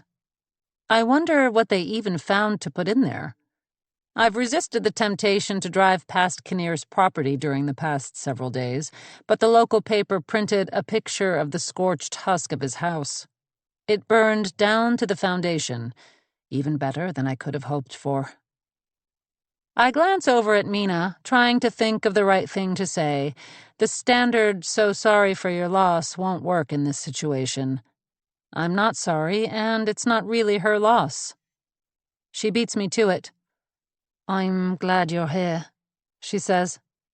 "Maybe you'll scare them away." More people are filing in by the minute, including Strite and his wife, a ghostly pale blonde with a permanently pinched expression. Or maybe she only looks so sour around her husband. They seem to absolutely loathe each other. I wonder if that's what Mina and Kinnear were like when they were still married. Scare who away, I ask. All these people who want to know how I'm holding up. Why would I? She turns to me. This close-up, I can see how tired she is, the redness still rimming her eyes, the makeup not quite covering the pallor of her complexion, because you're terrifying. She smiles and bumps her hip into mine. My chest prickles with heat under the high collar of my black blouse. That's what I like about you. A somber organ melody strikes up, signaling the start of the service. Even though the chapel is almost full, our row stays just the two of us, and the front row remains entirely empty. No family, at least none willing or able to make the trip. The usher is about to shut the door when two more people slip in. A woman with salt and pepper hair in a no-nonsense bob cut, and a baby-faced black guy, neither of whom look familiar. The man keeps his hand on the door to hold it open for one last straggler. Jasper. This is the first time I've seen him since I threw him out of my house. He never showed up to work on Monday, and he's skipped all his office hours and classes since then. His only notice, a one-line email informing me he was under the weather. He looks perfectly healthy today, in a pressed black suit, his angular face no paler than usual. Mina sucks in her breath. She looks toward the door too, and at first I think she's reacting to Jasper's arrival, but her eyes follow the other pair, the older woman and younger man. She turns back toward the front of the chapel. They could at least wait until after the fucking funeral. Who are they? I ask. The two of them are clearly here together, but they don't quite come across as a couple. She's old enough to be his mother if she had him young. Those detectives they brought in from Pittsburgh. Mina says, I was locked in a room with that woman for hours yesterday. If I hadn't been in my office with Michaela at the time of Alexander's death, I think she would have slapped handcuffs on me. I expected the investigation to play out this way, but I certainly didn't expect Mina to fall under suspicion. Thank God she had a solid alibi. Jasper takes a seat on the other side of the chapel, while Strite and his wife slide into the pew right in front of us. Strite bumps his shoulder into Michaela's, then tilts up the cover of her book to see what she's reading. His wife pretends not to notice, peering into her purse without removing anything. The detectives remain standing, taking up positions against the wall, so they aren't too concerned with staying inconspicuous. Both are dressed in nondescript dark clothing, but they're scanning the room like they're taking in every detail. The woman, especially. She has sharp, roving eyes like a bird of prey. Her gaze lands on me, and I look away, focusing on Mina again. Do they have any other suspects? I ask. Not that I can tell. Mina shakes her head. I mean, they should have lots of options to choose from. So many people hated him. Her voice is dripping with contempt, but fresh tears stream down her face. He was such a bastard, she says. Then she breaks down completely. I have no idea what to do other than put my arms around her, the way I wanted to when I saw her crying in the faculty lounge. She leans against me, sobbing onto my chest. Michaela glances back at us, brow furrowed with concern, but Strite stays facing the front, pretending not to notice the scene playing out behind him. He's sitting much closer to Michaela than he needs to, while leaving several inches of space between him and his wife. As the service gets underway, Mina keeps crying, so I keep my arm around her, stroking her hair. Jasper glares daggers at me from across the room, probably his main motivation for attending the funeral in the first place. He's sure as hell not here to mourn Kinnear. Most of the speakers are fellow academics, and they all say some variation of the same generic platitudes.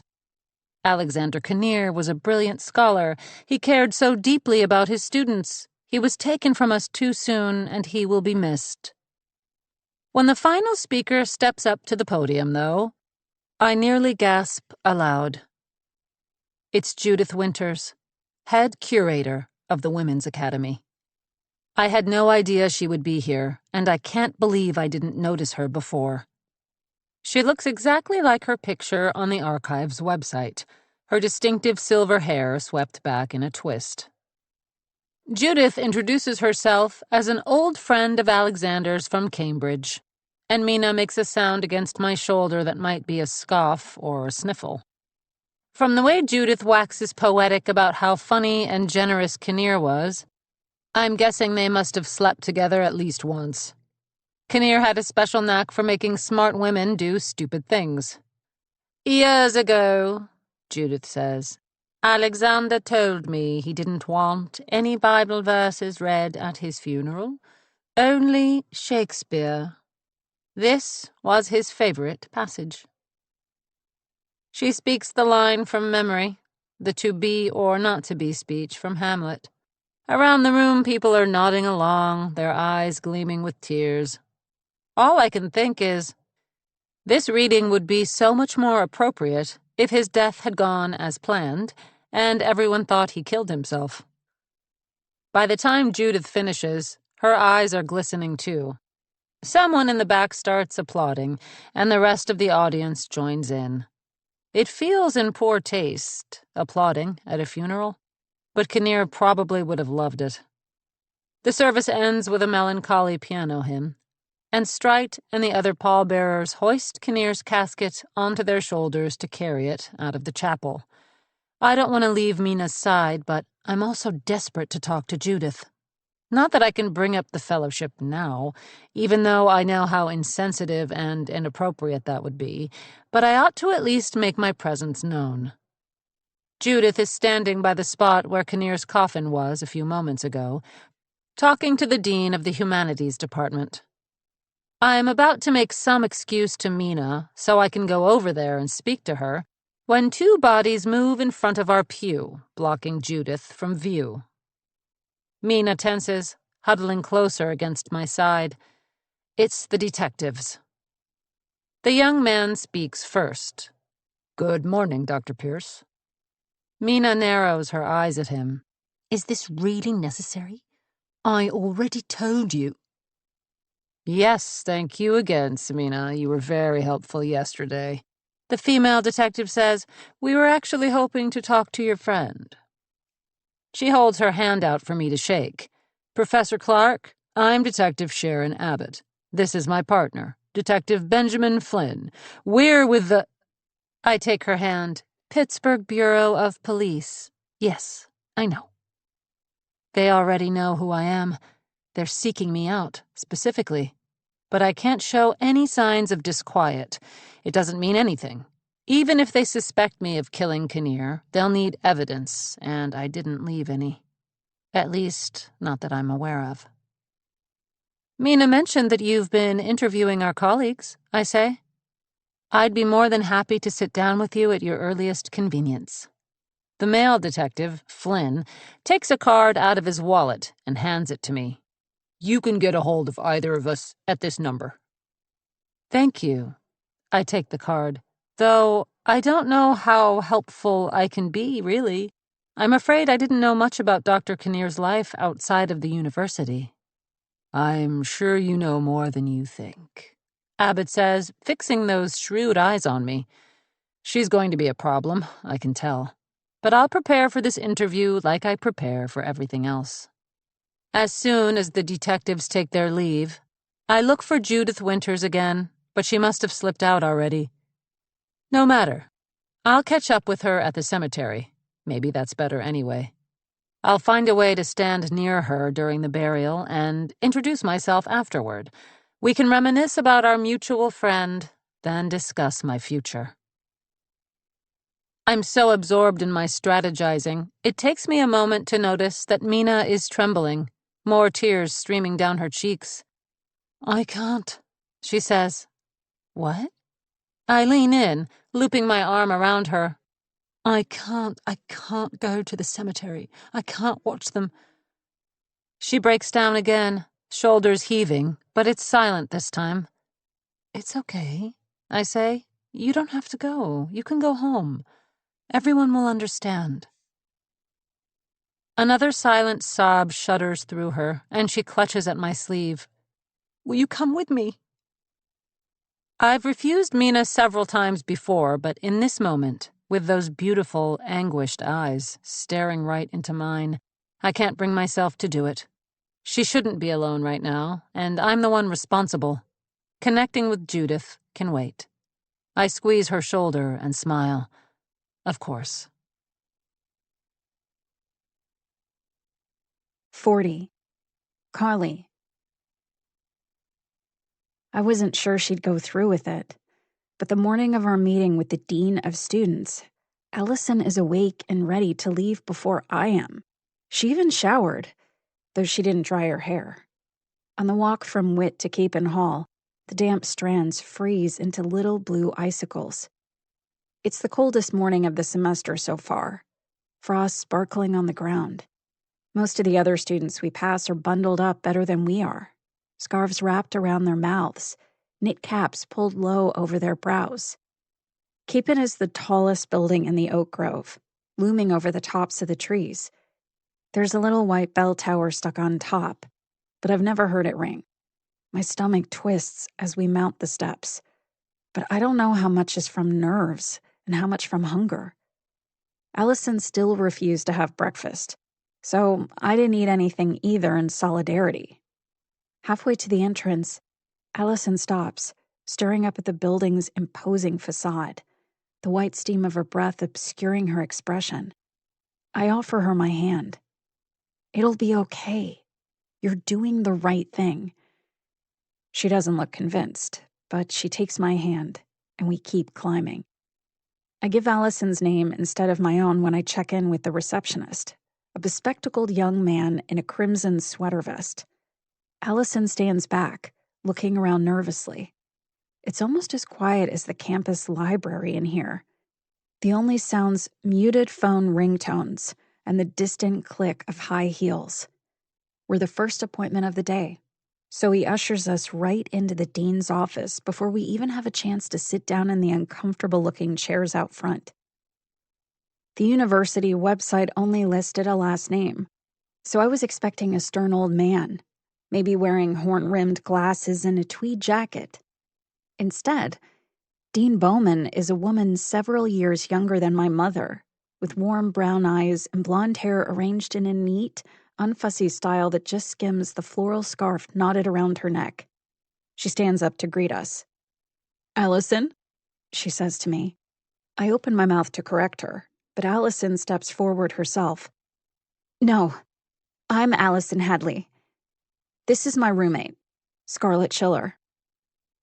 For the first time all week, she sounds like her poised, confident self. She must be even more relieved than I am that we're meeting with a woman. The dean's office space seems designed to set people at ease, too. Plush carpeting, soft lighting, and walls painted a soothing blue just a few shades lighter than her tailored pantsuit. The dean smiles and motions toward the upholstered chairs across from her. "So," she says, taking her seat too, "tell me what brings you girls here today." Last night in our room, Allison rehearsed what she was going to say. I listened to her tell the story over and over again until she could get through it without crying.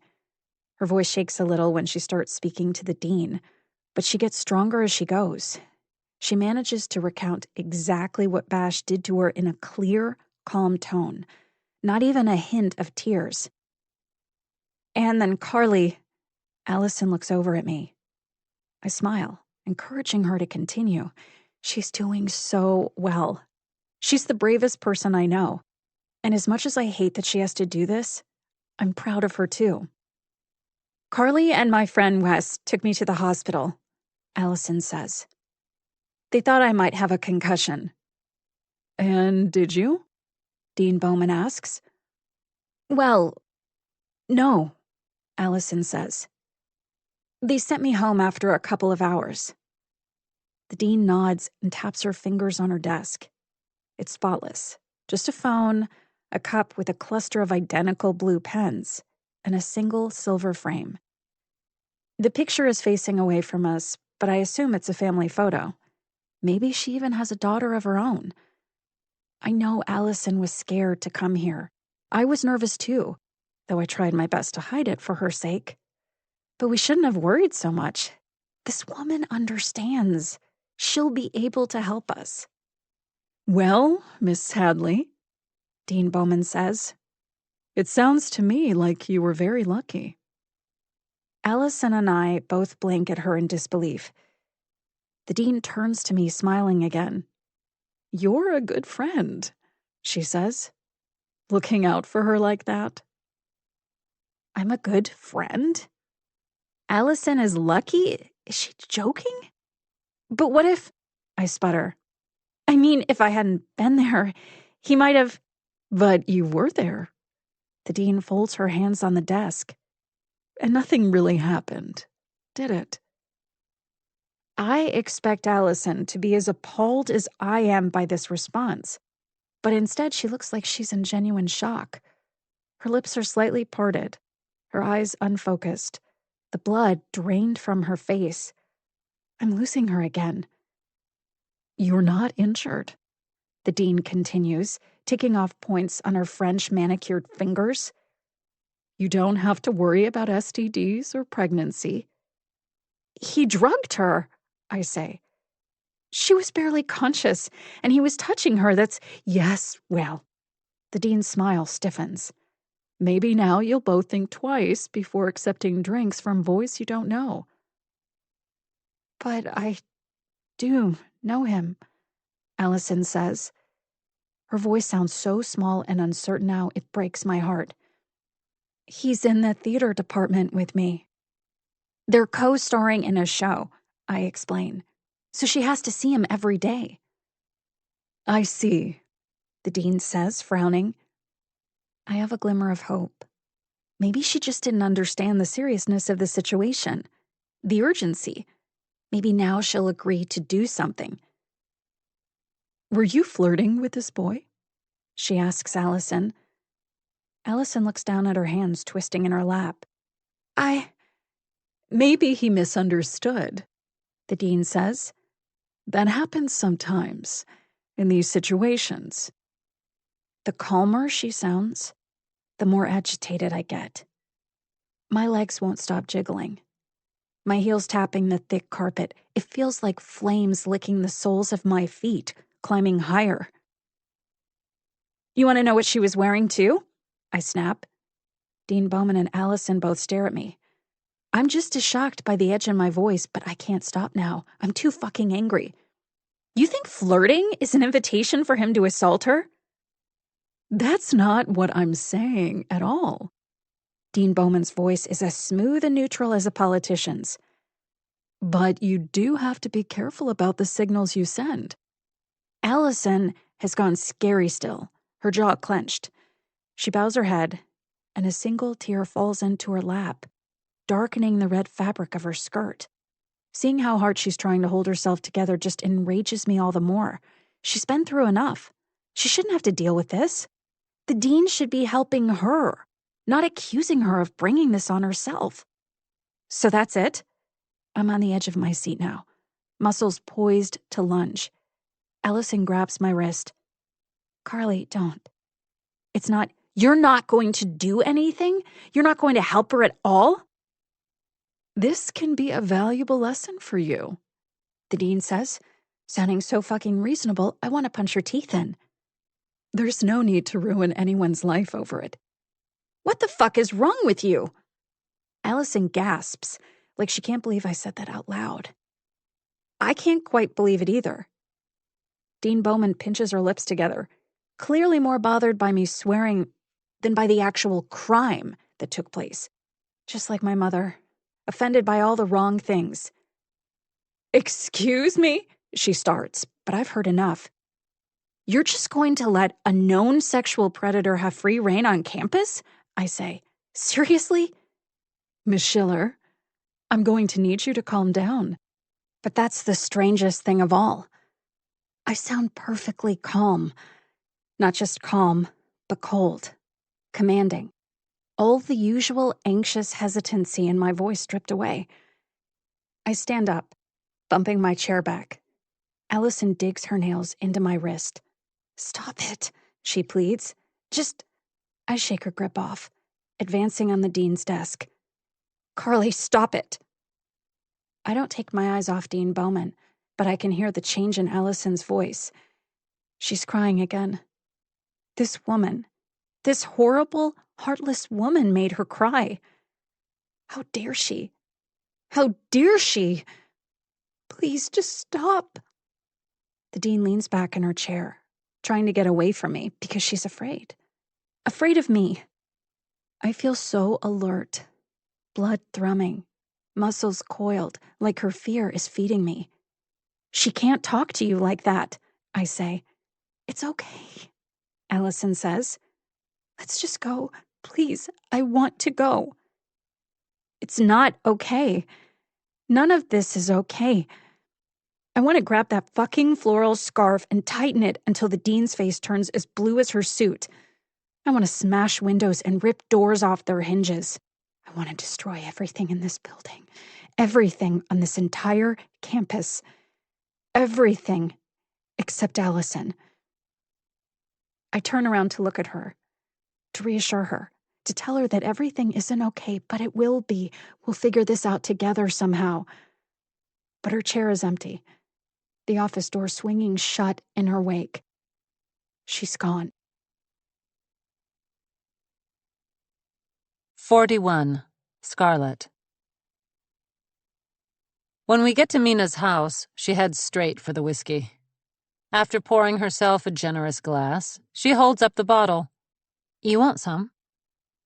It's the same brand I brought to Kinnear's. I shake my head. Mina shrugs, then knocks back her own drink in a few swallows and pours herself another. You should eat something, I say. I'm not hungry. She's carrying the glass in one hand and the bottle in the other, already swaying a little on her feet. Her home isn't at all what I expected. There are a few personal touches, a quatrefoil mirror above the fireplace, a faux fur throw draped over the taupe sofa, a pile of art books under the end table, but otherwise it's a soulless white box. It seems transitory, like she just moved in and she might leave any day. The whole space smells like her perfume, though. That heavy floral smell, like nighttime in a summer garden. I don't really cook, I say, but I could go pick... It's such bullshit. She kicks off her pumps and sets the whiskey bottle down on the coffee table. All those people acting like he was some fucking saint. He was a piece of shit. We Didn't always see eye to eye. Oh, come on. Mina flops down on the sofa, sloshing a little whiskey out of her glass. Her eyes are getting bleary, but they still gleam with rage. You despised him as much as I did. I could see it every time you looked at him. What else could you see? The question burns like acid at the back of my throat. I sit down next to her and sigh. You're right. He was a piece of shit. Mina stares at the floor, gripping the glass harder. I've gone too far, I'm sure of it. I shouldn't drop my mask for anyone, not even Mina.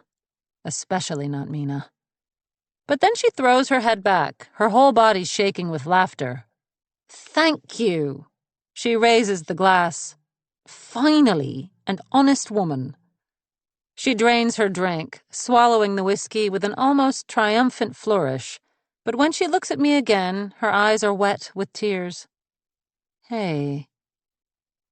I lean toward her, and she folds in on herself, curls surging forward to hide her face as she suppresses another sob. I reach for her hand. Hey, it's okay. She straightens up, threading her fingers through mine.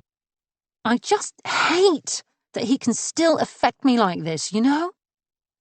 I nod, and for once I don't have to force my sympathetic expression. I don't feel bad about killing Kinnear, and I can't imagine I ever will. But knowing my actions have caused Mina this much pain, that does make something twist deep in my gut. It's been years since I've felt anything this close to guilt. And that insufferable woman from Cambridge, Mina says. I can't believe she showed up today.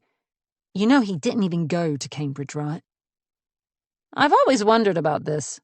Kinnear's CV lists a special certificate from the University of Cambridge, but undergrad and graduate degrees from different institutions. Yet he talked constantly about his Cambridge days like he was a distinguished alum. It was this summer program for rich American kids. They accepted anyone whose parents could pay. That's how we met, actually. You went to Cambridge? No, I wish. Mina lets go of my hand and takes another sip of her whiskey, more contemplative this time. She's slowing down. I was working in this little coffee shop across the street from King's College, trying to save up for tuition, actually. Alexander started coming in every day, buying cappuccino after cappuccino, just as an excuse to talk to me. And then one night, he snuck me into the library with him. I picture a younger Mina walking reverently through the stacks, dragging her fingers over the spines of the books, the smell of coffee caught in the coils of her hair. He'd pull books off the shelf and read them to me. She says, Joyce, Hemingway, Proust, all that shit. I was young enough to be impressed. And he was so fucking handsome. He was so fucking handsome. Walking into his classroom at Gorman when I was 18, I felt like I couldn't look directly at him. Mina taps her fingernails on the rim of the glass. I thought he was the love of my life. She leans forward to set her drink on the coffee table. When she settles back, she's closer to me, our knees touching. You're so smart. She says, You stayed single. You never let a man dictate the course of your life. My life isn't as together as you think. All my careful planning means nothing if I let my rage override it. I won't make the same mistake next time, assuming there is a next time. Don't do that. Mina's watching me like she's looking through a rifle sight, her finger on the trigger. My throat goes dry, and suddenly I'm regretting turning down that whiskey. Don't do what? That's not you, she says. You know you're brilliant. You're gorgeous. And then her hand is on my knee, and my vision nearly whites out from the heat of my desire. I never thought. I never let myself think. Mina leans closer. Hand sliding higher. You're too good for this place. For a moment, I let myself imagine how soft Mina's body would be under my own, her thighs spreading, opening up, letting me in. It's been so long, Too long. Since I've been with anyone but Jasper, and he's all hard angles. Sex is always a battle with him, but with Mina it would be as easy as falling. I put my hand over hers, pressing it into my leg. She's staring at my lips, eyes heavy-lidded, unfocused. I can smell the whiskey on her breath. The same scent as Kinnear when he pushed me against the wall, groped at my skirt. When he writhed underneath me, pleading for his life. I can't. Not like this. Not with Mina intoxicated, the same day her ex-husband went into the ground because of me. I take her hand between mine and squeeze it. The spell of the moment is broken, but the heat still simmers between us. You should get some rest, I tell her. Take a few days off. Take it easy. Mina turns away to take another drink. That's the last thing I'm going to do. 42. Carly. It's been hours, and there's still no sign of Allison. I gave up the pretense of getting any studying done a while ago, and now I'm just lying in bed, staring at the ceiling, opening my cell phone and snapping it shut again. I keep mentally rehearsing my apology, the same way Allison practiced her story for the dean, but I don't know what I can possibly say to make this right. I almost want her to yell at me, to vent all her rage in my direction. I deserve it. My phone buzzes with a new text, and I sit straight up, heart pounding. It's not from her, though. It's from Wes. Have you seen Allison? I type back. I think she's still at rehearsal. Though he should be there too, running the lights or sound effects. I can't remember which. And rehearsal ended half an hour ago. Sometimes they run long, but she should be back by now. If she's coming back. Maybe she's so mad at me she decided to sleep elsewhere tonight. No, Wes replies. She never showed. Allison's been a wreck this week, but she's never skipped cabaret rehearsal before. The show is the most important thing in the world to her. This is even worse than I thought. I dial Wes's number, hands shaking. He answers on the first ring. Hey, when was the last time you saw her? I ask. Yesterday, he says, when we all had lunch. I fall silent, pacing back and forth beside the bed. I don't even remember standing up. Carly, is something wrong? I haven't seen her since this morning, I tell him. And she was upset. You guys had a fight? This is all my fault. I'm the one who talked her into reporting the assault. I thought it would help, but all it did was traumatize her more. And then instead of being there for her, trying to comfort her, I lost my temper. I can't believe I spoke to the dean that way. Even though I can remember the words I said, the way I felt, it almost doesn't feel real. I was like a totally different person. Something like that, I say. She's probably just somewhere cooling off, Wes says. She does that. Like this one time in high school. No, I shake my head. No, there's something wrong. I'm going to look for her. At this time of night? Call me if you hear from her. I rush to get dressed, pulling my coat on over my pajamas, adding gloves and a knit cap, then tucking the pants into my Doc Martens. I shouldn't have waited so long. I should have been looking for her this whole time. I have no idea where to start, though. Wes said she's not at the theater, and there aren't that many campus buildings open this late, even on Fridays. Surely she's somewhere indoors. It's too cold tonight to stay outside for long. I stick my hands in my coat pockets and strike out in the general direction of the oak grove. I've only made it a few feet down the path, though, when I hear footsteps in the distance. Far away, but approaching, fast. I increase my pace, but the other person speeds up too, gaining on me, shouting something over the wind. Hey! A hand catches me by the sleeve, holding me back. It's Wes. He's panting, his face ruddy. He must have run all the way from Riffenburg. What are you doing here? I ask. I couldn't let you... Wes stops to catch his breath, leaning his hands on his thighs. It's not safe, wandering around by yourself at night. I fold my arms across my chest. Yeah, some random guy might run up and grab me. Sorry, he says, but he's smiling. Come on, I'll help you look for her. We go into the student union first. The only entrance unlocked at this time of night is the main one, with its big arched door and antique clock that looks like it belongs in a big city train station.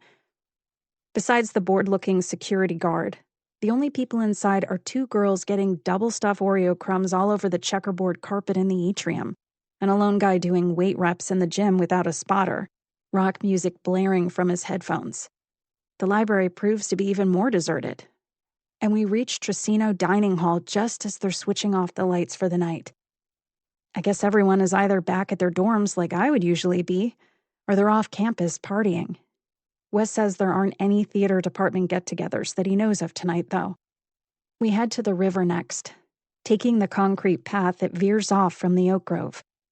I don't know why she'd come out here in the middle of the night, and we probably shouldn't be here either, but I don't know where else to look. You said she's done this before?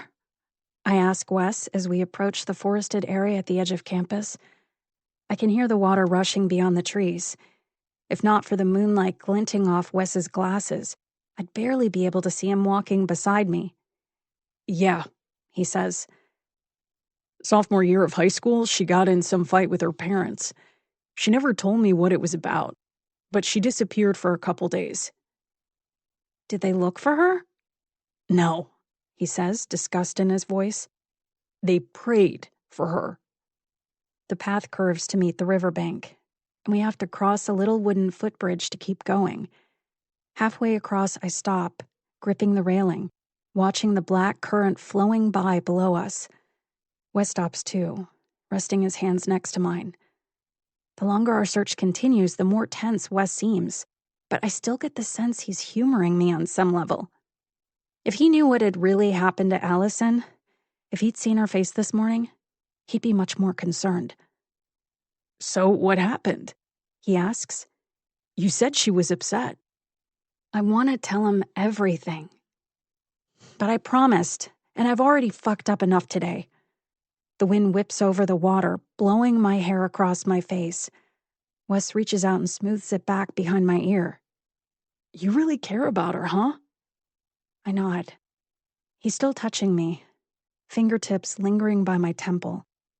Just like at the Halloween party, I'm sure he's going to kiss me. Only this time, I don't feel like running. I move toward him. Not a step, just rocking forward on the soles of my boots. But instead of closing the distance, he leans away, lowering his hand. We're not going to find her out here. He taps his fingers on the bridge railing. We could get my car and drive around, maybe. At least then we'd be warm. Okay. I feel colder than ever. Like a blanket's been ripped off me, exposing my limbs to the cold. Did I really want him to kiss me? We're supposed to be looking for Allison. I shouldn't be thinking about anything else. We walk to Wes's dorm to get his car keys. He lives in the Honors Residence Hall, Cooper. Unlike the dilapidated beige interior of Witten, Cooper's common areas are all aggressively colorful. Reproductions of classical paintings all over the walls. Shelves overloaded with books tucked into every corner. We pass a small cluster of students draped over mismatched lounge chairs, passing a bowl of singed microwave popcorn back and forth as they have an impassioned discussion about the Star Wars prequels. Wes nods at them in greeting. But I'm the one who draws their curious stares, following Wes into his dorm room well after midnight. He has a single. The walls are papered over with an overlapping riot of music and movie posters. Elliott Smith, Pulp Fiction, Garden State. But the space is otherwise neat. Books stacked carefully on the desk, all his toiletries lined up along the back of the dresser. As soon as Wes shuts the door, I'm struck with a pang of alarm. It's way too warm in here. Even with the window above the radiator cracked to let the excess heat out. Wes grabs his messenger bag off the papasan chair in the corner and starts rooting around for his car keys. I yawn, leaning against the corner of the desk to keep myself upright. Until we stopped moving, I didn't realize how tired I was. You okay? Wes asks. Yeah, I say, stifling another yawn. You got the keys? He holds them up. We can hang out here for a bit if you want, though. Get some rest? I want to find Allison, but I can barely keep my eyes open. If Wes is anywhere near as tired, it's not safe for him to be behind the wheel. Besides, there's nothing to be afraid of. We were just out in the woods in the middle of the night, and he didn't even try to start something. If there's any guy in the world who's safe to be alone with, it's Wes. As if he can read my thoughts, he starts stammering. I mean, you can have the bed. I'll sleep on the floor. We don't have to. No, I say. Wes flinches a little, his eyes squinting even more than usual. I mean, yeah, we should probably get some rest, but you don't have to sleep on the floor. That's stupid. He swallows, seeming more nervous than I am all of a sudden. Okay. I have no idea what I'm doing. No idea what I even want to do, except lie down and close my eyes and be warm. And I hope wherever Allison is, she's doing the same. Before I can talk myself out of it, I shuck off my coat and boots, then climb up into Wes's lofted bed. He hesitates for a second before following suit. I turn toward the wall, facing away from him, because I figured that would be less weird. But now all I can think about is the heat of his breath on the back of my neck. Despite the narrowness of the mattress, he's careful to leave a sliver of space between his body and mine. It's awkward and strange, and I'm not the least bit comfortable. But my exhaustion is so overwhelming I drop off almost immediately, falling headfirst into a dream about Allison. She's running along the riverbank, barefoot, the branches grasping at her hair, calling out to Wes and me on the bridge, but we can't hear her over the rushing water. Her foot catches on a sharp rock, and as she plunges into the current, I surface, jolting awake with a gasp, flipping over, arms thrashing out. I almost push Wes right out of bed. He startles awake too, grabbing at me to keep himself from toppling off the edge of the mattress. We're so close now, head sharing a pillow, hearts drumming in time, mouths inches away in the dark. I swallow and lick my lips, staring into his eyes. But he just pulls the blanket up over both of us, and eventually I drift back to sleep, dreaming of cutting winds and freezing water, even though I'm surrounded by warmth. 43. Scarlett.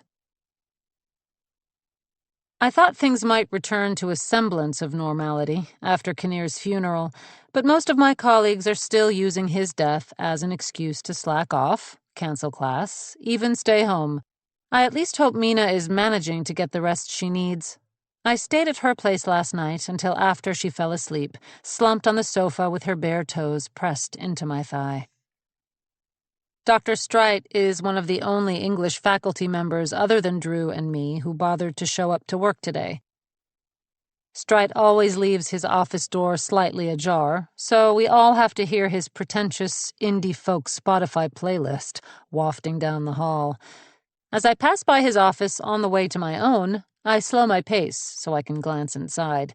There's a female student in there with him again, and this time it's not Ashley Lawrence. It's Michaela. Her back is to the door, but that halo of dark curls is unmistakable. She's sitting in the chair across from Strite's desk, but he's not seated behind it.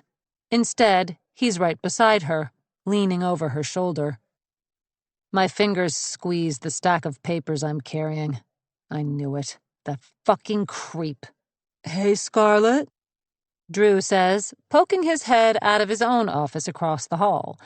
He looks better rested today, back in his usual uniform of tweed jacket and dark slacks. "I was going to get some coffee. You want anything?" I want to rip Strite's door off the hinges and rush in there to tear him away from Michaela. Strite leans closer to point out a line in the book on her lap, and she nods at whatever he's just said, tilting her face up to smile at him. Drew raises his eyebrows. "Everything okay?" "Yes," I say, dragging my attention away from Strite and Michaela. "Yes, My purse vibrates, and I shuffle the papers onto my other arm so I can dig my phone out. It's a UK number.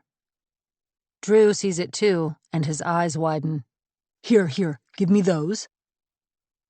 I shove the papers and my purse into his waiting hands, then answer the call. Hello, this is Dr. Scarlett Clark. Dr. Clark, this is Judith Winters from the Women's Academy. Dr. Winters, thank you for calling. Drew grins at me, bouncing a little on his feet, and I smile back.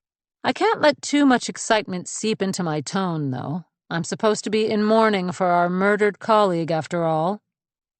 I'm sorry I didn't get a chance to speak to you at Alexander's funeral, I say, heading into my office. Drew follows, placing my possessions quietly on the desk. But your eulogy was incredibly moving. Thank you, dear. She says, it was a beautiful service. I'm afraid I'm still in shock. Yes, we all are. I glance across the hall. Kinnear's office door is shut, but his secretary is still at her post outside, dabbing at her already destroyed mascara with a tissue. She's been going through more than a box of Kleenex a day. I wasn't certain before that she and Kinnear were fucking, but her unmanageable grief seems to confirm it. It's so awful. There's a blast of white noise on the other side of the line, as if Judith is standing outside. Are you still in town? I ask. Perhaps we could— No, I'm at the airport. My flight to Heathrow leaves in an hour, but I wanted to set up a time with you once I'm back home to discuss the fellowship further. I can't prevent myself from smiling now. Drew mouths, "What did I tell you?" and pumps his fist in the air. I've done exhaustive research on all the people in our field who might apply for the fellowship, and with Kinnear out of the way, my path should be clear. While some of my competition might have tenure at elite institutions or boast other accolades I can't compete with, none of them have the specific expertise on Viola Vance that I do. But I can't get overconfident. That's how I got into this mess I'm in now. I'd love that, I say to Judith. Any time that's convenient for you. Don't you have classes to teach? There's a sternness in Judith's voice, like I'm a disobedient student she's chastising. Yes, of course, I say, but this fellowship is my top priority right now. And I have a very capable graduate assistant. Or I did, anyway. I wonder if Jasper will actually show up for work today, since he showed his face at the funeral. As soon as the dust settles from Kinnear's death, I'll see about transferring Jasper to another professor. Maybe I can find a way to foist him on Strite. The two of them might kill each other and save me the trouble. All right, Judith says. Would next Tuesday be suitable? I'm available at 3 p.m. my time, which I believe is 10 a.m. Eastern. Yes, that's perfect. Wonderful. I'll speak to you then, and I hope you'll let me know if there are any developments. My mind is already whirring to life with preparations for the interview, so it takes me a second to realize she's referring to developments in Kinnear's murder case. Certainly, I tell her. I know we all just want answers. Across the hall, Kinnear's secretary pops her head up like a startled doe, looking toward his office door. It's swinging open. You must feel so fortunate, Judith says. The two Pittsburgh detectives emerge from the office. Flynn looks relaxed, loose-limbed, but Abbott's jaw is set. Good cop, bad cop. They stand aside to let someone else exit the room. Jasper. I grip the phone harder, heart pounding. I'm sorry? Fortunate to have gotten to work with him for as long as you did. I'm sure he taught you a tremendous amount. Yes, of course. Alexander Kinnear taught me so much. I'll never forget his many lessons. He was... Jasper smiles at the detectives, trying to act like his typical smooth self, but he's rattled, his hands shaking so hard I can see it from here. He sticks them in the pockets of his trousers. Then he looks right at me. Well, I'll let you go, There's that edge in Judith's tone again. "I'm sorry," I say. It's a bit chaotic here." "I can imagine," she says. "I'll speak to you on Tuesday, Dr. Clark." "Yes, looking forward to it." But she's already hung up. "So?" Drew says. He's been so focused on me, he hasn't even noticed the detectives. Abbott and Flynn are lingering outside Kinnear's office, conferring in hushed voices, but Abbott's gaze keeps flicking toward my open office door. Sounds like I made it to the final round. I tell Drew. He whoops and scoops me up into a celebratory hug. Now Abbott and Flynn are both watching us, Abbott's eyes narrowing with interest. Jasper appears in the doorway, blocking my view. "What are you two so giddy about?" Drew looks at me, still grinning, waiting for me to share my good news. Instead, I smooth my blouse back into place and turn the phone face down on my desk. "Nice of you to grace us with your presence today, Mr. Pryor." "Well," Drew says, already edging toward the exit, "I should get back to work. Congratulations again, Scarlett." Jasper stands aside to let Drew through the doorway. Then he steps over the threshold and, before I can protest, pulls the door shut behind him. "Don't worry," Jasper says. "I covered for you." I'm suddenly aware of how small this space is with Jasper in it. What do you mean? "The detectives were asking me about you, what you were doing the night of—" They were asking about me? I assumed it was a good sign I seemed to be so low on their list of people to interview, but maybe they're interviewing everyone else first so they can catch me in a lie. "I told them I was with you." His hands aren't shaking now when he runs his fingers down my arms to grip my hips. "All night." You shouldn't have done that. Jasper scowls. "You should be thanking me." Thanking you? For lying to the police? "They're saying the crime seems personal." His hold on my hips tightens, fingertips digging in. "They think it's someone who knew him, knew where he lived, maybe even someone who works here." That describes you too, you know. I push past Jasper to get to the door. Sounds to me like you're trying to cover your own ass.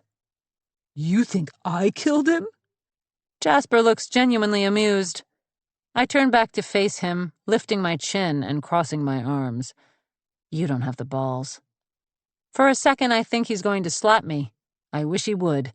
I'd love an excuse to make him bleed again. Instead, he smiles. "I've missed you, Scarlett." My back is against the closed door now, so there's nowhere to run when Jasper leans down and kisses me. My hands stay stiff at my sides, my mouth unyielding, but he's not dissuaded. This is still a game to him. His hand snakes down my leg to lift my skirt up, and I shove him away. Stop. Not here. "Where, then?" He grips my thigh. "You told me not to come to your house anymore." This has to stop, Jasper. I turn around, trying to open the door, but Jasper presses against my back, pulling my hand away from the knob so he can pin it flat against the door. His breath is scorching on the back of my neck. He wasn't trying to protect me by concocting that fake alibi. He just wants me beholden to him. If I break things off with him now, there's no telling what he'll do. Someone knocks on the door, 2 sharp raps. The vibration rattles my teeth. The detectives, I think. But then, a familiar voice says my name. Scarlett? Are you in there? It's Mina. So she did come to work today. 1 second. I managed to twist around just enough to glare at Jasper. Surely he's not going to persist, with Mina right outside. He holds on a few seconds longer before releasing me. I smooth my skirt and bump him back with my hips so I have enough room to open the door. Oh, good, you're here, Mina says. Her eyes aren't red anymore, but they're unfocused, buzzing with a strange energy. She has the air of a mad scientist on the verge of a breakthrough. I need to talk to you. Jasper has moved in right behind me again, and he plants his hand on the edge of the door, touching mine. Mina isn't looking at him, though. She's staring at my lips. I lift my fingertips to my mouth, and they come away stained with smeared lipstick. Mina, I start, but something slams shut behind her eyes. Never mind, she says. I can see you're busy. 44. Carly. All night I dreamed of Allison. She was always running through the woods, through endless unrecognizable hallways, across the gravel parking lot behind Bash's house, barefoot, bleeding, up the fire escape, face tilted toward the black sky. I wake with all my muscles clenched, like I'm poised to run too. Wes is still asleep, lying on his back with his palms sandwiched between his skull and the pillow, a soft sound that's not quite a snore escaping from his lips. I slide off the end of the bed, extending my toes until I feel the floor. It's freezing in his room now. The heater must have switched off sometime in the night. I push the window pane down to close it, flinching at the screech it makes against the frame.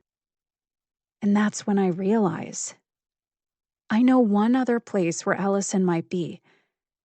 Wes didn't stir at the sound of the window closing, so I decide to let him keep sleeping.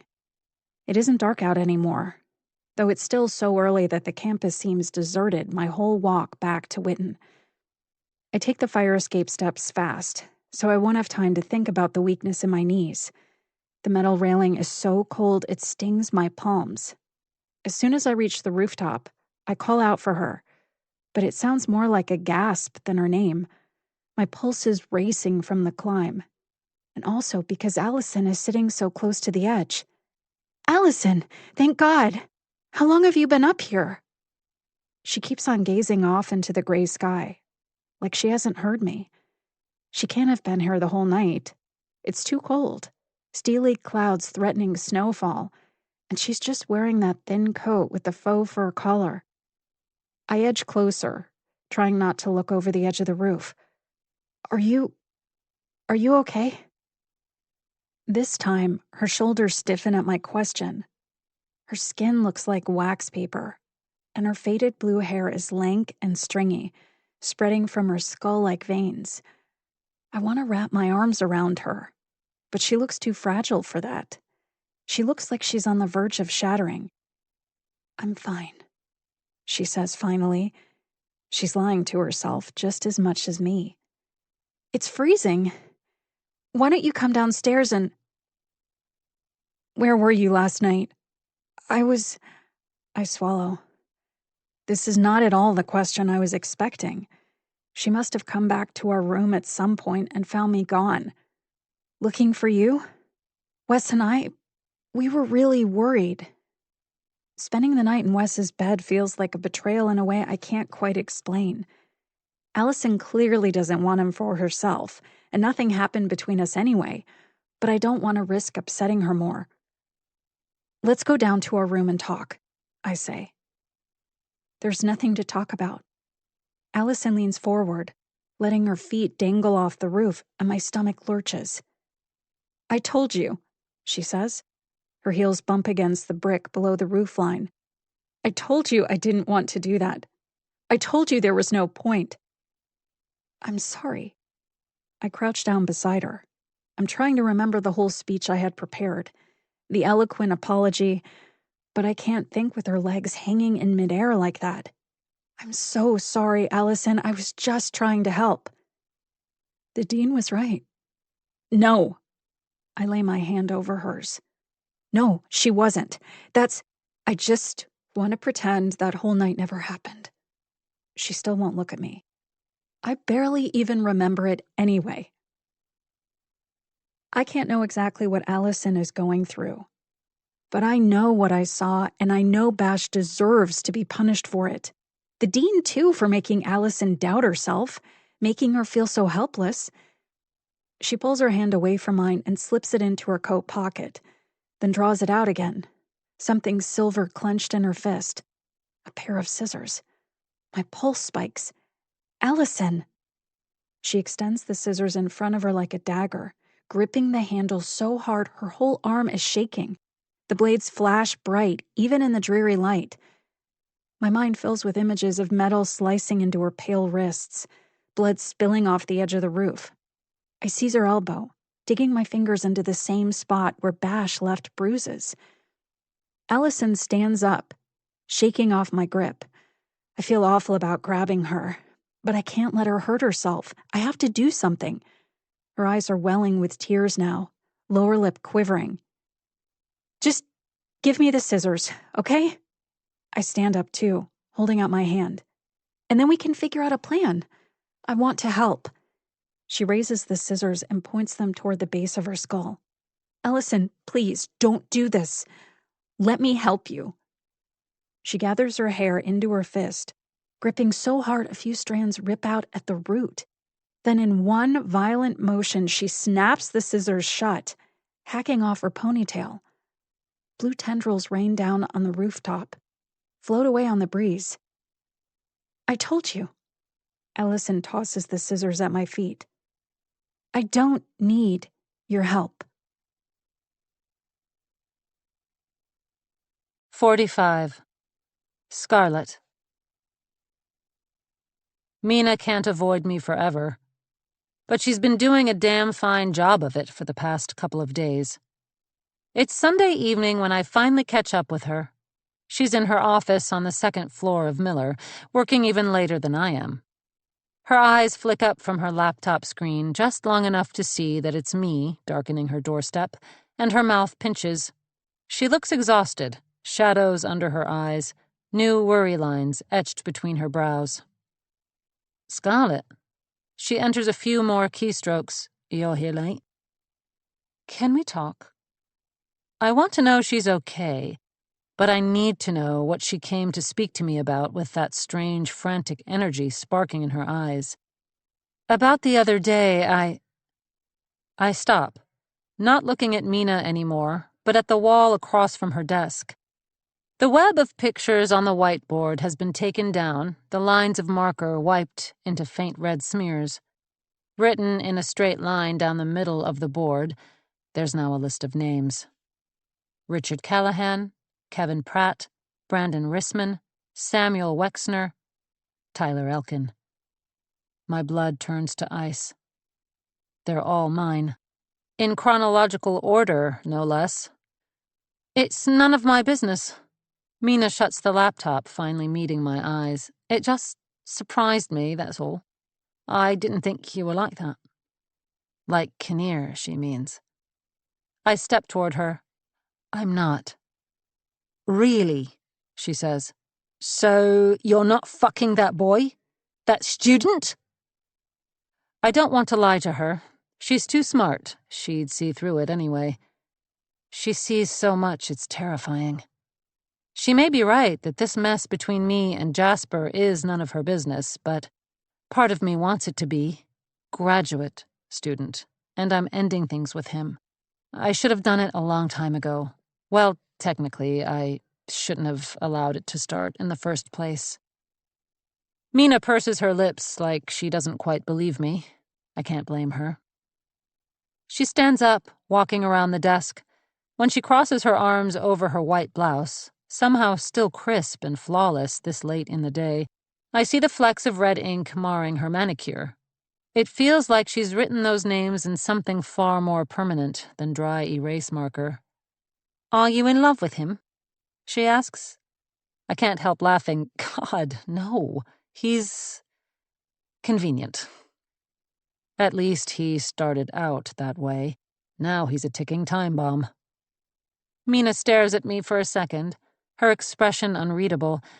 Then she puts her hand on my arm. The warmth of her skin feels like fire, even through the fabric of my sleeve.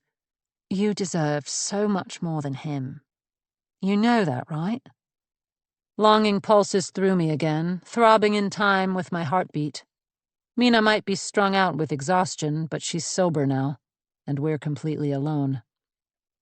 But I've allowed myself to get too close to her already. This woman has the power to ruin my life as surely as Jasper does.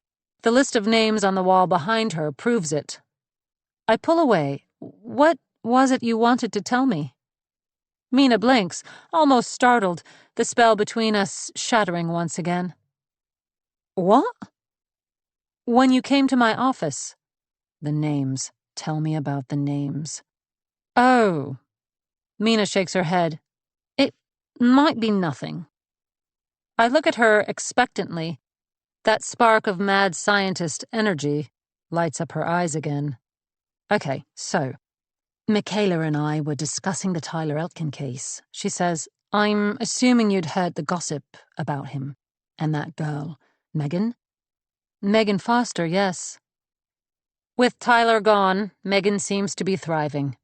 I don't have her in any of my classes this semester, but every time I see her in the halls of Miller or walking through the Oak Grove, she looks brighter, happier, less haunted. She's on track to graduate in the spring, and I heard she got early acceptance to a master's program at Stanford. Well, we got to talking, and we realized that several of the other suicides also had, well, less than stellar reputations. Mina points at the list on the whiteboard. These men all had complaints against them, either around the time of their death or in the year before. Sexual harassment, domestic abuse, rape. If this is all she has, I'm not concerned. The allegations against these men were an open secret, if not a matter of public record, when I killed them. No one cared at the time of their crimes, so why would they give a damn now? I pretend to consider what she said as if it's brand new information. Wouldn't that be a risk factor for suicide? Facing criminal charges like that? Mina shakes her head. That's just it. None of them were facing actual charges, only complaints to the school. Accusations, that kind of thing. Rumors. Exactly, Mina says, like this guy. She taps one of the names. Did you know him? Kevin Pratt, sophomore from Kentucky, spent most of his time barricaded in his dorm room, playing video games or recording YouTube screeds bemoaning the stuck-up bitches on campus who spread their legs for football players while refusing to fuck him. I spent hours watching those vile videos when I was planning his death, and I always felt like I needed a shower after. Not well, I say. I think he was in one of my first-year survey courses. A female student tried to get a restraining order against him, said he was stalking her. But the judge dismissed her request. 2 weeks later, he's dead in a field at the edge of town. For such a skinny little worm of a boy, Kevin gave me much more trouble than I'd expected. Luring him into a remote location was easy enough. I made a fake Facebook account, pretending to be a cute girl his age who couldn't wait to meet him in person. But once he realized I wasn't Ashley G. from Blairsville, he pulled a hunting knife on me and put up a hell of a fight. I had to drag him to a new location before finishing him off so the police wouldn't find signs of a struggle and drops of my blood next to his still cooling corpse. I used his own knife to slit his wrists. No one ever suspected it was anything other than suicide. Kevin Pratt absolutely seemed like the type to kill himself, though if not for my intervention, he might very well have taken his own life after taking out who knows how many of his classmates with the cache of weapons they found when cleaning out his dorm room. Michaela's working on a much more in-depth report for me right now. Looking at social media, newspaper reports, student forums. As you can imagine, it's hard to confirm a lot of facts. But you have to admit, it's an interesting pattern. Have you told anyone else about this? No. Just you and Michaela. I can't take it to the administration until I have more to go on. They'll think I'm some hysterical bitch with a conspiracy theory. She turns away from the whiteboard, running her fingers through her hair with a sigh. Do you think I'm crazy? I know I should say yes. Yes, this is insane, you're overworked, you need to sleep, you're seeing things that aren't there. You should drop this, get some rest. Leave well enough alone. But I can't help respecting Mina for figuring even this much out. It's only a small fraction, really, of the men I've killed. And she has no proof whatsoever that they were murdered, only that they were all creeps who deserved to be. I don't want to get caught, of course, but it is nice to finally have someone recognize my handiwork. No, I tell her.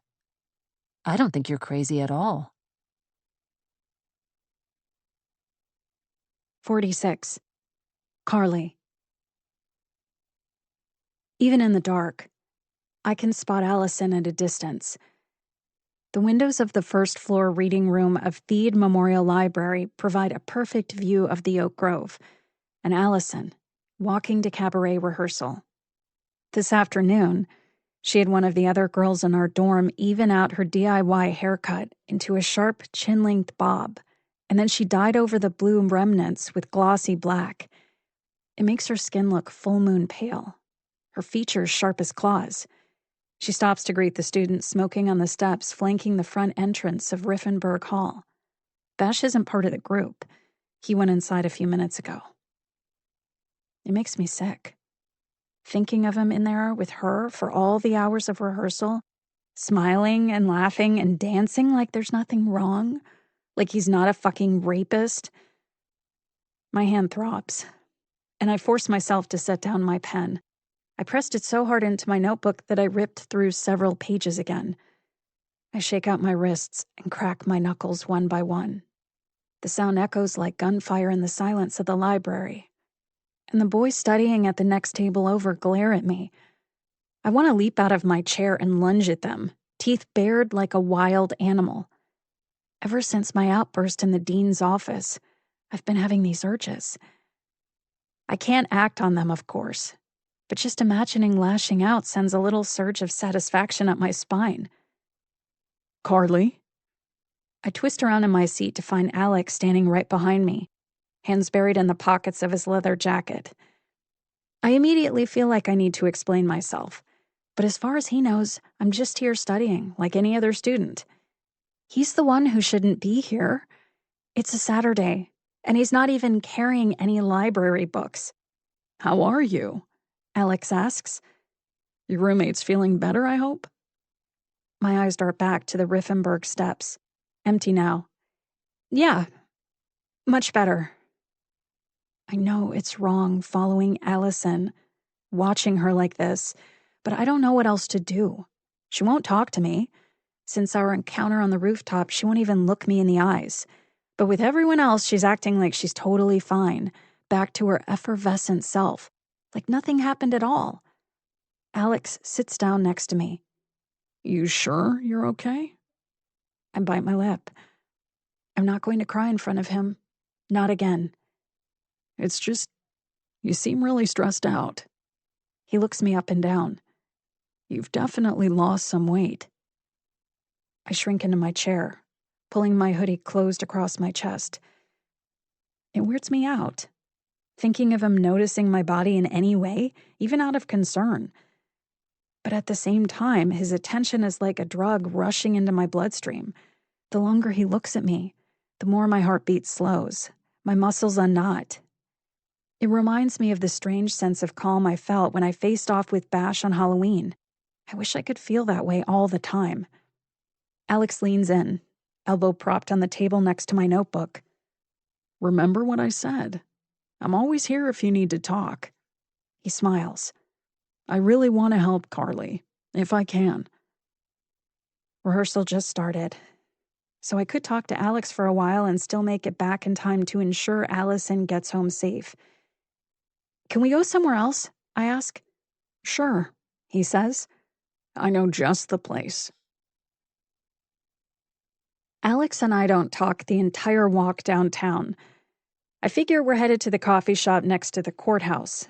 That's pretty much the only decent hangout spot that's not on campus. But he turns in the opposite direction, leading me across the train tracks. I've never walked this way before, so it takes me a second to realize where he's taking me. The Gorman Tap.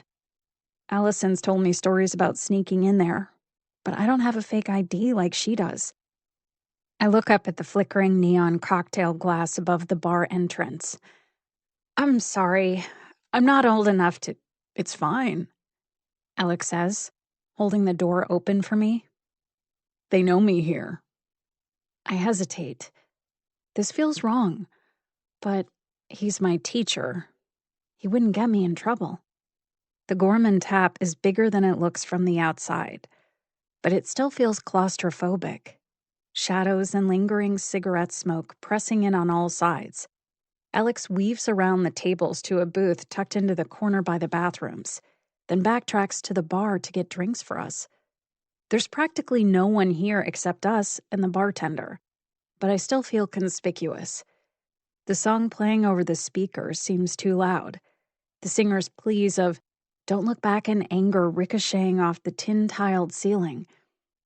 As soon as I'm alone at the table, the urge to run becomes almost unbearable. This was a mistake. I should go back to the library and wait, like I planned. Before I can think of an excuse or make a break for the exit, Alex returns, carrying a small glass filled with amber liquid in one hand and a soda with a striped straw in the other.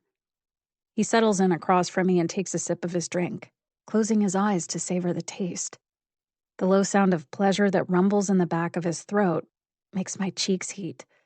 But hopefully he can't tell, since the stained glass lamp over the table casts everything in shades of red.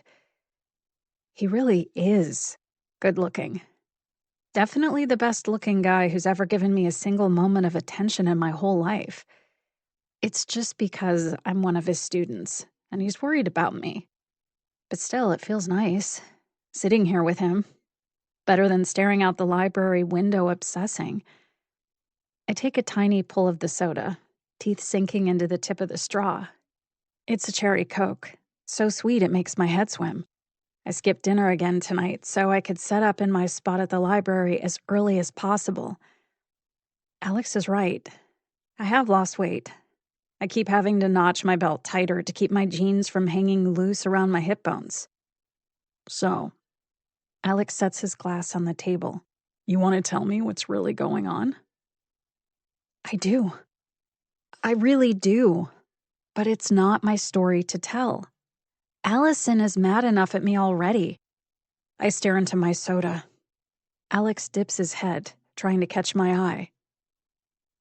Boy trouble? He asks. No, I blurt out. He raises his eyebrows, more amused than concerned now. I look down again, tracing my fingertip through the condensation on the soda cup. Alex straightens his glasses, the way he does in class when he wants to make sure we're paying close attention. You know what always makes me feel better? I shake my head. I believe he genuinely wants to help, but there's no way he can understand what I'm feeling right now. The shame, the helplessness.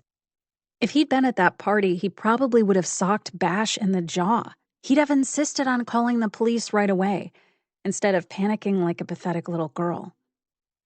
Writing about it. He leans over the table. It always helps. Like a few weeks ago, I got into this big argument with my wife. What about? I want to bite my tongue off the second the question comes out. It's none of my business. But he doesn't seem the least bit bothered by my prying.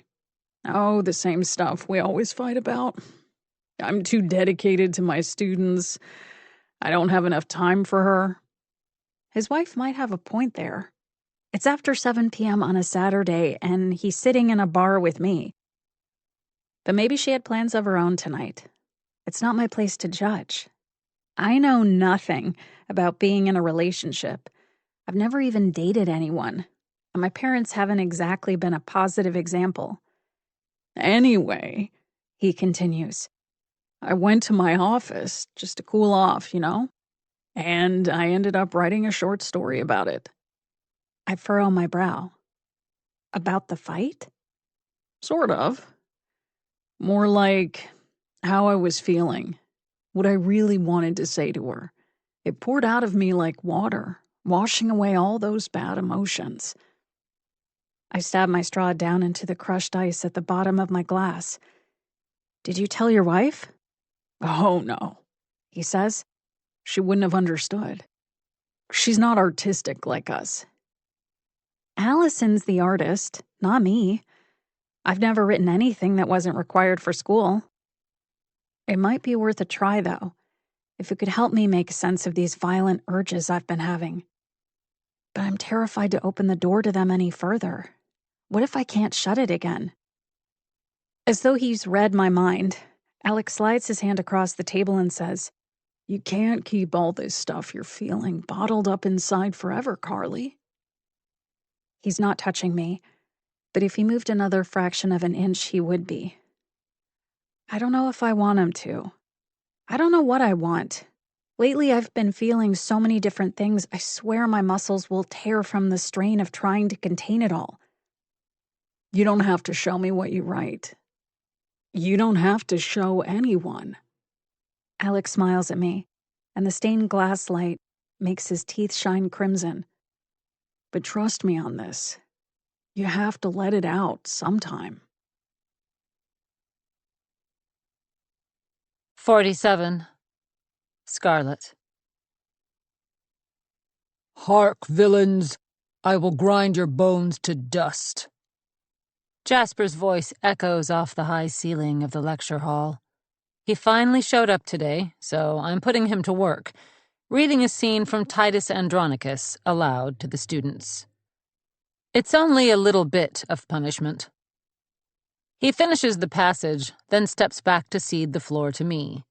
Even with the growing tension between us outside the classroom, I have to admit he and I still work well together. I've always preferred the research side of my academic career, but right now teaching feels like an oasis. I'm forced to stay in the moment, my worries about the police and Mina Pierce and her list of names dialed down to a low buzz in the back of my brain. Thank you, Mr. Pryor. So, tell me. I turn my attention to the students. Do you think Titus is justified in his treatment of his daughter's rapists? I mean, it just seems kind of extreme, Ashley Lawrence says.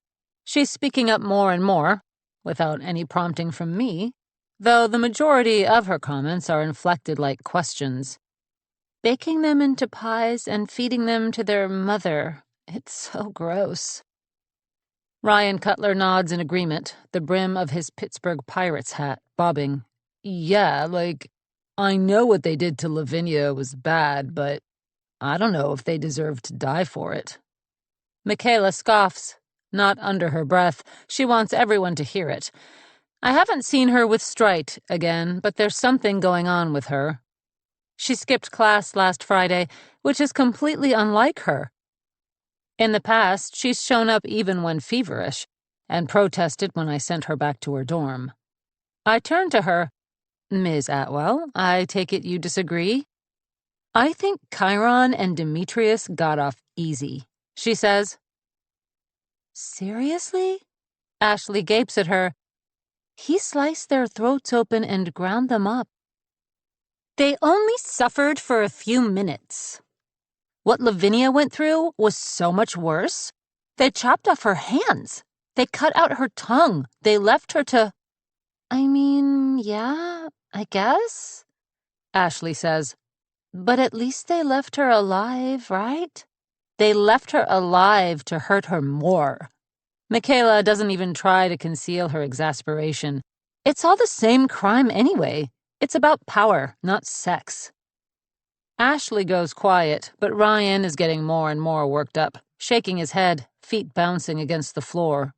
Okay, sure, fine, he says, but we can't go around killing every rapist and baking them into pies. Why not? Michaela twists around to glare at him. You scared? Their classmates erupt into uneasy giggles and whoops. I sweep a glare over the room to subdue them, but a hum of disquiet hangs in the air. Ryan leans forward in his seat. His face darkens with a mixture of embarrassment and anger, perhaps the most dangerous combination of emotions in a man. Michaela is a fierce debater, and she often gets into heated arguments with her classmates, but this is different. It feels like she's spoiling for a fight. Is that what you'd do if you were raped? Ryan asks her. Just slit the guy's throat. Hey now, Jasper interjects. Let's keep this academic, shall we? Ryan backs off, putting his hands up in surrender, but Michaela doesn't. "If someone raped me," she says, "no one would ever find his body." The room falls silent, everyone looking a little queasy, except Ryan, who rolls his eyes and mutters under his breath. Loud enough to make sure Michaela hears, "Psycho bitch." She's on her feet in an instant, her notebook and the copy of Titus Andronicus crashing to the floor. "Come down here and tell me that to my face, you fucking douchebag." Ryan laughs, but he's shrinking as far away from her as he can get, his spine pressed flat against the chair. Michaela looks like she's about to scale the seats and throttle him. I know I should do something.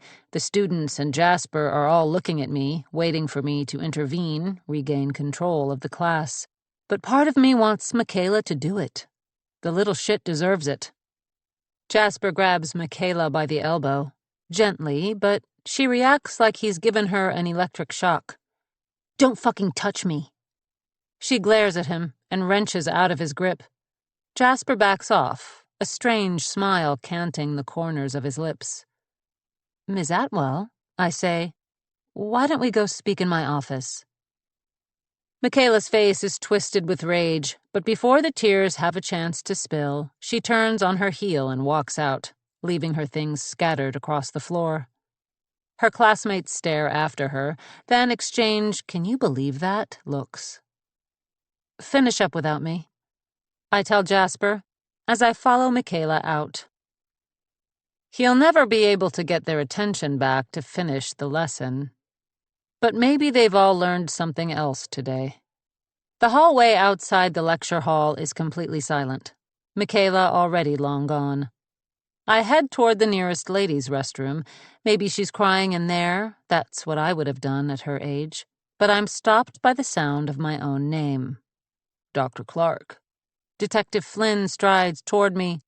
"I've been looking for you." 48. Carly. "Excuse me." A girl in a dingy slip and ripped fishnets pushes past me, pulling her hair into crooked high pigtails. They're doing a dress rehearsal for cabaret tonight. So the basement of Riffenberg Hall is packed full of people, most of them wearing little more than underwear. Two skinny guys in pinstriped shorts brush by me next, already smeared with pasty white makeup from their hairlines to their hips. I press myself against the wall to let them through. Then I decide to try going the other way, toward the end of the hall with slightly fewer people, and I nearly collide with Allison. She's in costume too. Black shorts, a corset, and boots.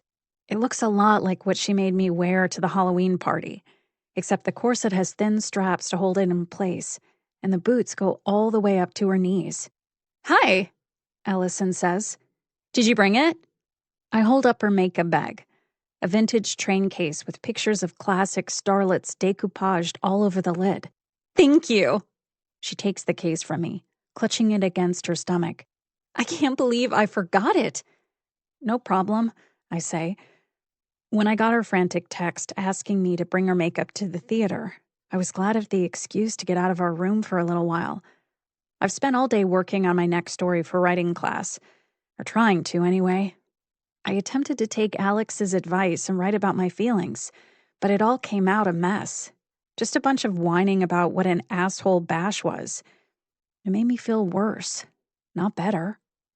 Speak of the devil. Bash appears next to Allison, his hand already squeezing her waist. "Sally, darling." His costume consists of low-slung black shorts and garish red lipstick staining his mouth. He looks like a leering clown, finally as grotesque on the outside as he is inside. "You ready for this?" Allison doesn't push him away. She doesn't even flinch at his fingers digging into her side. Instead, she smiles and bumps her hip against his. "But of course, darling," she says, putting on an even more exaggerated version of the British accent she does for the show. Bash winks at her, then saunters off. I glare after him, but for all he cares, I might as well be part of the fucking cinderblock wall. I wonder if he even remembers me from Halloween. "I should go get my face on," Allison says, But if you want to, are you okay? I ask. She tilts her head, black hair slashing over her jaw. What do you mean? He just came up and grabbed you, like... Allison presses her lips together. It's not a big deal. Seriously? I stare at her. After what he... She grabs me by the arm and drags me down the hallway. I raised my voice more than I meant to, and now everyone is looking our way, including Wes, who's just come out of a supply closet with a coil of cables wound around his arm. Wes smiles when he sees me, starting to approach. Then he notices the angry expression on Allison's face and he stops in his tracks, letting the cables fall slack. You need to calm down, Allison says in a harsh whisper. I'm sorry. I focus on the spot where her fingers dig into my sleeve because I can't look her in the eyes. I don't need this right now. She lets go, already turning away. We have a show to do. She heads toward the dressing rooms. Bash has joined a pack of male dancers loitering outside the dressing rooms, and as she passes him, his hand snakes out, patting her on the ass. I want to slam him back into the wall, grind his blood into the gray bricks. But Allison doesn't react at all, doesn't even slow her pace. She's clearly used to it. He must do it all the time, every damn night. What's wrong? Wes asks me. He didn't even see it. Bash just groped Allison right in front of everyone, and I seem to be the only person who's not totally fucking oblivious to it. What else has Wes missed during all these weeks of rehearsal? So many times I've imagined Allison and Bash on stage together, smiling and winking and sliding their hands over each other's skin. But it was always choreographed, controlled, a performance. I didn't imagine this. How casually he puts his hands on her, his appalling possessiveness. Of course Bash feels entitled to touch her however and whenever he likes. He got away with it. He drugged her and assaulted her and hasn't faced a single consequence. What he did to her might not meet the legal definition of rape, but I'm certain he's done worse to other girls. He'll do worse to Allison if he gets the chance. I imagine prying his fingers off her body one by one. Then I imagine bending them back until they snap. Carly? Wes says. Is everything okay? The details rush into my mind so fast, I feel dizzy. The bone sticking out of Bash's skin. The angry red of his blood. The way his screams would vibrate through me. I have to go. My voice has dropped into that same icy monotone it took on during the meeting with the dean. Wes takes a step back. What? Where are you? But I'm already gone. I run out of Riffenberg Hall straight across the oak grove. My usual table at the library is already taken, but it doesn't matter, because I'm not here to watch Allison this time. I slide into a seat in the corner and pull a notebook out of my backpack, my heart pounding as I turn to a fresh page. He wasn't afraid of me, I write. That was his first mistake. 49. Scarlett. This is the first time I've seen Detective Flynn or his partner in days. But that doesn't mean they haven't been skulking around, turning over rocks to see what's crawling underneath. Detective Abbott and I would love to sit down with you, Flynn says. Pick your brain. Of course, I say, just let me know when. How's right now? He smiles in a way I'm sure he intends to be disarming. Too bad for him, that sort of thing doesn't work on me anymore. I'm teaching, I say. I just stepped out for a second, but I should be... Oh, don't worry, he says. This'll only take a few minutes. A sneak attack. And I know how bad it will look if I attempt to evade it. So I let Flynn usher me toward Kinnear's office. His secretary has gone home for the day, so at least I don't have to deal with her curious stares as well. Abbott is already inside, sitting in Kinnear's chair. Everything in here is just as he left it, except for the laptop and assortment of Sheet's coffee cups cluttering the desk. The curtains have been pulled shut, blocking the scenic view of the oak grove. "Dr. Clark," Abbott says, "thank you for making the time." She motions for me to sit across from her. Flynn stays standing, moving behind the desk. He looks like a bodyguard, hands clasped behind his back, so the gun strapped to his side peeks out of his jacket.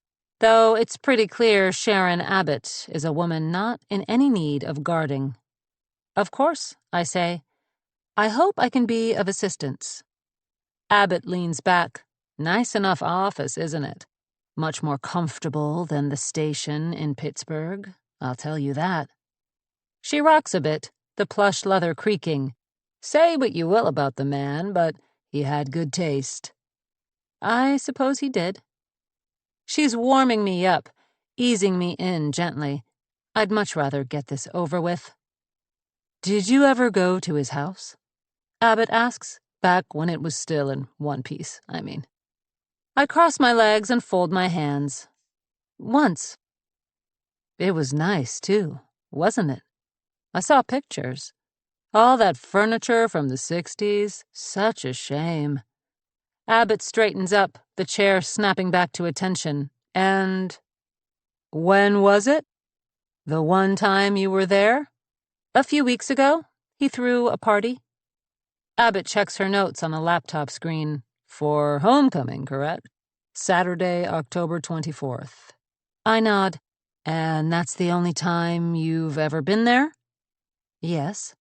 This is getting tiresome, but I can't let my annoyance show. I have to be pleasant, compliant, cooperative. They have to believe I want to help. Abbott taps her fingernails against the edge of the desk. So the other times you've met with him, it wasn't at his house. My amiable mask falters for a second. I'm not sure what you mean. You live at, she checks her notes again, 1489 Beacon Street. That's right. So Dr. Kinnear would meet you there instead of going to his residence? He's never been to my house. That's the truth.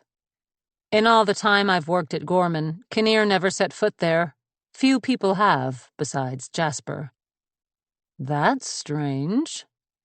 Abbott looks to her partner for backup. Very strange. Flynn agrees. Sweat prickles between my shoulder blades. How so?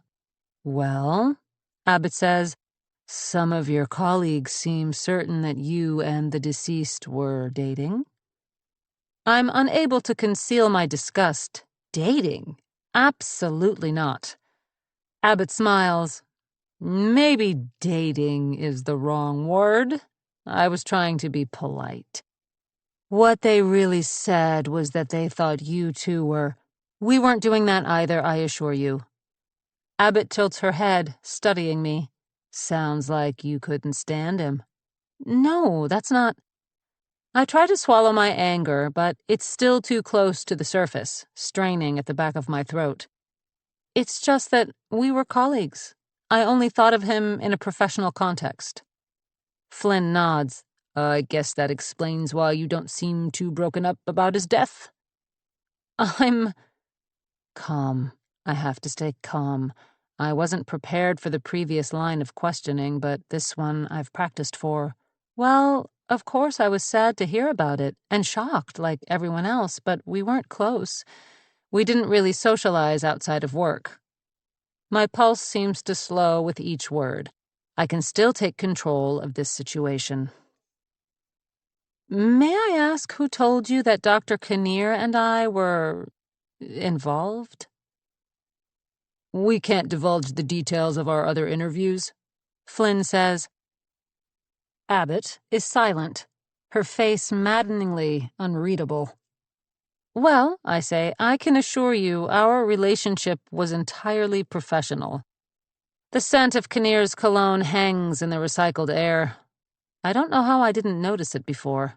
It's like he's still here, breathing down my neck, the smug bastard. Abbott leans forward, resting her elbows on the desk. What about your relationship with his ex-wife?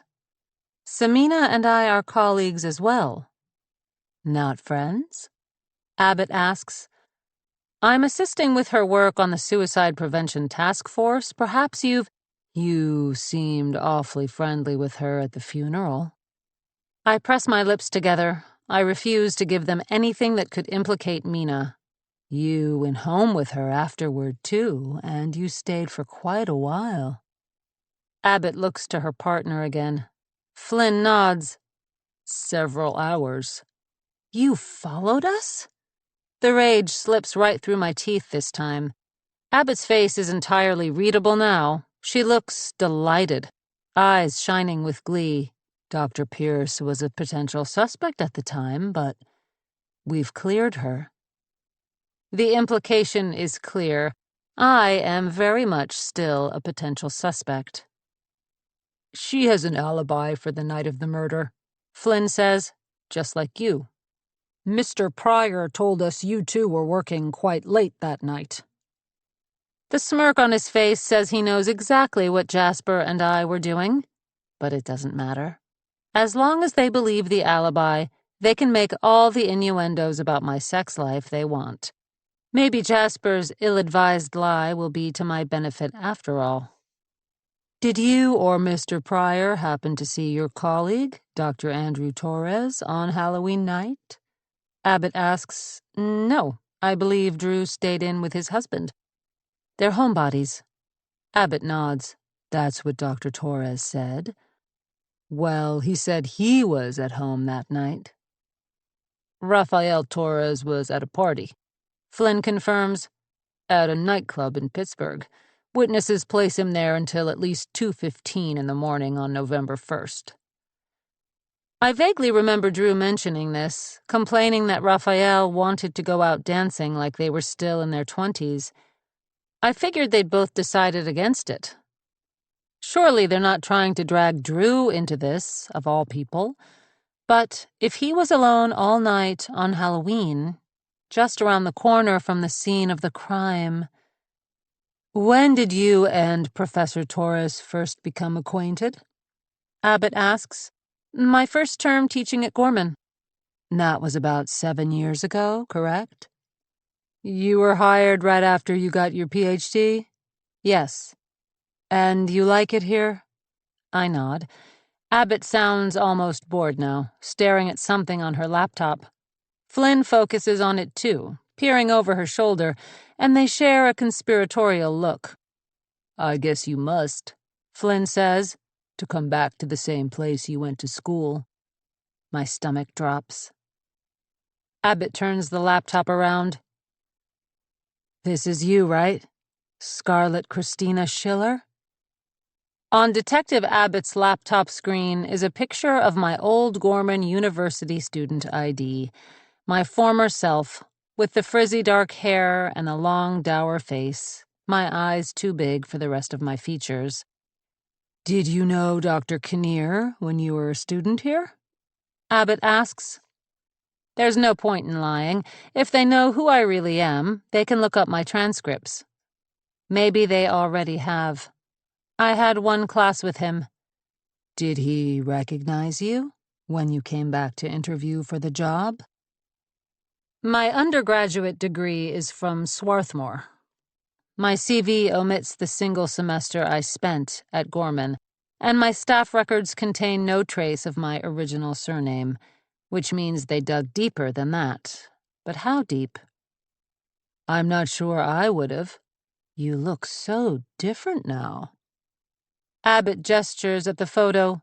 We stared at this for such a long time, didn't we? She looks up at Flynn, smiling. He smiles too, like this is all some enormous joke, trying to figure out if it was really you. I can't stand it. The sad, sullen expression on Carly Schiller's face, the overwhelming fear in her eyes. I'm not that person anymore. That girl is dead. Abbott isn't even pretending to look at her notes anymore. Clark, that's your mother's maiden name, right? That's right. The response comes out shaky, the way I used to speak all the time. And you both started using the name shortly after your father's death. Abbott fixes her bird of prey gaze on me again. How did he die, exactly? It was a heart attack. My hands are shaking, too. I press them against my thighs to still them.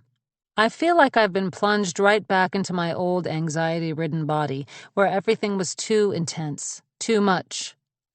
I'm sorry to hear that, Flynn says. It must have been hard on you and your mother. On my mother, yes. She never got over it. Never forgave me, even though she couldn't prove I was responsible. She still doesn't know what I did, how I swapped out his heart meds, slowly, methodically, over the several months I spent living at home between dropping out of Gorman and transferring to Swarthmore. But she saw the satisfied expression on my face when he was lying on the kitchen floor, clutching at his chest, gasping for his last few breaths. And that was enough. The detectives wouldn't have looked so thoroughly into my past unless they had strong suspicions about me. But they also haven't arrested me yet. For that, they'll need much more than sordid rumors and unflattering old photos. If they had anything real, I'd be handcuffed in a police interrogation room, not sitting in my dead boss's office having a casual chat about my college days. If they try to pin the crime on Drew, though, I can't let him take the fall for what I did. I'd have no choice but to turn myself in and confess everything. Unless they decide we were in on it together. I remember the look in Abbott's eyes when she saw Drew and me in my office, celebrating my call from Judith Winters, smiling and laughing and embracing each other less than 24 hours after Kinnear's funeral. Well? Abbott lays her hands flat on the desk. This has certainly been enlightening, but we don't want to drag you too far down memory lane. We know how busy you must be. She stays seated while Flynn ushers me to the door and holds it open for me. What a fucking gentleman. Thank you for your time, Flynn says. Dr. Schiller. I flinch visibly when he uses my old name, which I'm sure is exactly the reaction he was hoping for. A violent fantasy flashes across my mind, driving my knuckles into the bridge of his nose until I hit raw cartilage. I blink it away, but not fast enough. Oh, I'm sorry. Flynn smiles. Dr. Clark. 50. Carly. Alex's eyes sweep around the room, and I could swear he lingers on me longer than the other students. I think we have time for one more. This time I don't look away, praying he'll ignore me the way I usually do. This time I stick my hand straight up. Alex looks as surprised as everyone else that I'm volunteering to read my work. What do you have for us today, Ms. Schiller? It's a new piece. I pick up the stapled printout. Just a work in progress, but I spent all night working on this, typing away while Allison tossed and turned on the other side of the room. Like Alex promised, the words had poured out of me. But not like water. More like molten lava. I clear my throat and start reading. He wasn't afraid of me. That was his first mistake. I'm surprised by how calm and confident I sound.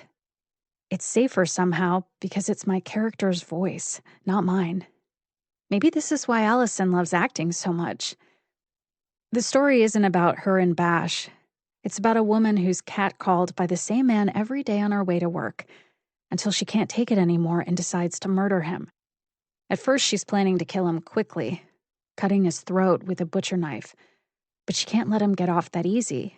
Not after he's harassed her for years on end. So first, she lures him into an abandoned building, ties him to a chair, and puts duct tape over his mouth to muffle his screams while she peels his fingernails off one by one. Then, she pulls out the knife. The weapon felt good in her hand, I read. Heavy. Grounding. The blade was so sharp, it would only take one stroke to... Oh my God! Along with the rest of the class, I turned to look at the girl who spoke. Mallory Russell, the senior girl who questioned my presence here on the very first day. She hasn't gotten much friendlier in the intervening months. Mallory glares at me, her oversized purple eyeglasses making her look like a judgmental beetle. What the hell is wrong with you? My cheeks heat, but I'm not blushing this time. I'm not embarrassed. I'm furious. I'd love to see the look on Mallory's face if she knew Alex personally asked me to write this story. Mallory, Alex says, you know we always hold our feedback until the end. Let's just let Carly... We shouldn't have to sit here and listen to this. It's sick. Mallory looks to her classmates for support. A couple of them nod, though they seem a little scared. Of her or of me, I'm not sure. Wes shoots me a small smile, trying to be supportive, but even he can't quite look me in the eye. She turns back to me. I mean, Jesus, are you a straight-up sociopath or... Hey, Wes says, it's just a story, fiction. It's not fair to assume it says anything about the author. Mallory scoffs. No way. Only someone with serious mental problems could write something like that. Yeah? My fist closes around the pages. Well, only someone with massive daddy issues could write the shit you do, Mallory. Her mouth snaps shut, eyes already filling with tears. Clearly I've struck a nerve.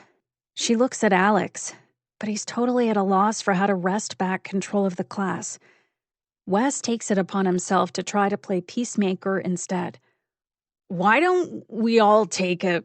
Save it, I snap, and Wes flinches like a kicked puppy. I can stand up for myself. That's enough. Alex is smiling, and I want to slap him. This was his goddamn idea in the first place, but he cares more about everyone liking him than about standing up for me. Let's pick back up next time, shall we? The other students file out, giving my seat a wide berth. I try to catch Wes's eye. I know it was wrong to bite his head off like that, but he ducks out with his notebook clutched against his chest like a shield. Mallory bumps my desk with her hip as she passes. Freak, she mutters, just loud enough for me, but not Alex to hear. I shoot to my feet, chair legs screeching against the floor. Alex catches me by the elbow, holding me back. See you next week, Ms. Russell, he says, and Mallory practically runs for the exit. She looks terrified of me. That feels even better than writing the story did. Once we're alone, Alex shuts the door. That was... He trails off, folding his arms across his chest. Very creative. I bristle. I was just doing what you told me to do. You said... You're right, he says. He sits in the chair right next to mine. Alex doesn't look mad at all, and I'm almost disappointed. I wanted the excuse to argue with him, to stoke the fire of my anger. The rage is already burning off, tears rushing in to replace it, turning me back into my usual weak and pathetic self. I don't want to censor your self-expression. Alex leans forward, elbows on his knees. But we have to be considerate of the other students. Make sure this is a safe space for everyone.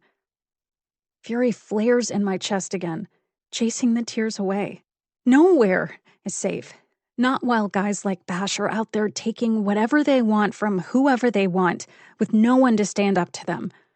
My story was fiction, but it was about how the world should be, how it would be if we could turn men's actions back on them, make them fear us instead. But Alex can't understand that. Even if he tries his best to be sensitive and caring, he's still a man. He'll never know what it's like. Fine, I say. I'll write something more upbeat for next week. Hey, you can write whatever you want. Whatever you need to write. Alex pauses, thinking it over. But maybe it would be best if you took a break from class. I shake my head. It's too late in the semester. I can't... You're one of my best students. You're not in any danger of failing. I thought we could meet privately for a little while during my office hours. What do you think? Every week? I ask. As often as you want. He leans even closer. As dark as the subject matter was, you lit up while reading that story. I've never seen you like that. So much fire in your eyes.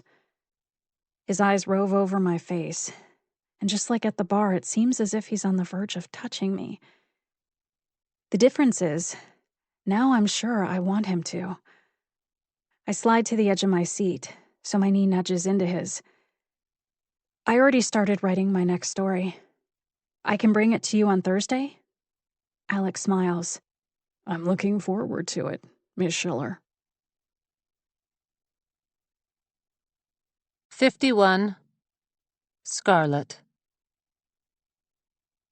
This can't be happening. I want to peel off my skin, step out of it like an unzipped dress. As soon as Flynn shuts the door, I take off down the hallway. I'm on autopilot, heading back to the lecture hall, but it's empty, the lights turned out. My chest hurts. A squeezing sensation over my sternum like a fist closing. Mina and the police each have parts of the puzzle, and soon they'll put the whole picture together. Michaela. I still need to find Michaela. Not to discipline her for her outburst in class, but to make sure she's okay. But first I have to get out of this building. The walls are too close, the ceiling's too low. I can't breathe. I push through the front doors but don't realize I'm running until I stumble on the last step, tripping onto the sidewalk. It's cold, too cold to be outside without a coat. But I'm on fire, sweat pouring between my shoulder blades. Dr. Clark, where are you headed in such a hurry? Strite. Fucking perfect. He was lounging on the steps, smoking a cigarette. He stands up to greet me with a smile, but it's far from friendly. Have you seen Michaela Atwell? My voice still sounds shaky and strangled. I hate asking him for anything, but maybe he can be of use in this one instance. He blows out a plume of smoke. Not since my office hours last Friday. So he was meeting with her privately again. Her absence from class on Friday, the way she acted today, it all makes sense. I should have known he was to blame. She's a smart one, isn't she? Strite says. I don't answer. I'm imagining ripping the cigarette out of his mouth and holding it against his skin until he screams. It's the only thing keeping me from screaming myself. Maybe too smart for her own good. He laughs and takes another drag. No wonder you like her so much. Shut the fuck up, Strite. I didn't mean to say that. But at least my voice has returned to its usual lower register, so I sound like myself again rather than Carly Schiller. What the hell is your problem with me, Scarlett? Strite drops his cigarette. The end smolders orange between our feet. What did I ever do to you? It was you, wasn't it? I say. You told the detectives Kinnear and I were sleeping together. Were you sleeping together? Strite asks. My lips curl with disgust. Absolutely not. You fucking wanted him, though. Strite leers at me, the shadows distorting his handsome features. I saw the way you stared at him, like some freshman with a crush. My surroundings fade into nothing. All I can see is Strite's face, the infuriating smile twisting his lips. I'm going to kill him. I'm going to kill him right here on the steps of Miller Hall. I should have killed him the night of the bonfire, before he'd ever laid a hand on Michaela. He steps toward me. My rage slithers out, coils around him like a snake. Yes, come closer. Give me a reason. I fix him with a poisonous smile. You don't know anything about me, Patrick. Strite is looming over me, or attempting to, anyway. He's not much taller than I am, but he's trying his damnedest to make me feel small, threatened. He's so far into my space, I'd barely have to reach out to hit him. To keep hitting him until he's bloodied and disoriented, until he goes down, and I'm the one looming, raising my heel to crush his skull into the sidewalk. Always a pleasure, Dr. Clark. Strite smiles as he turns to go inside, and this might be the worst part.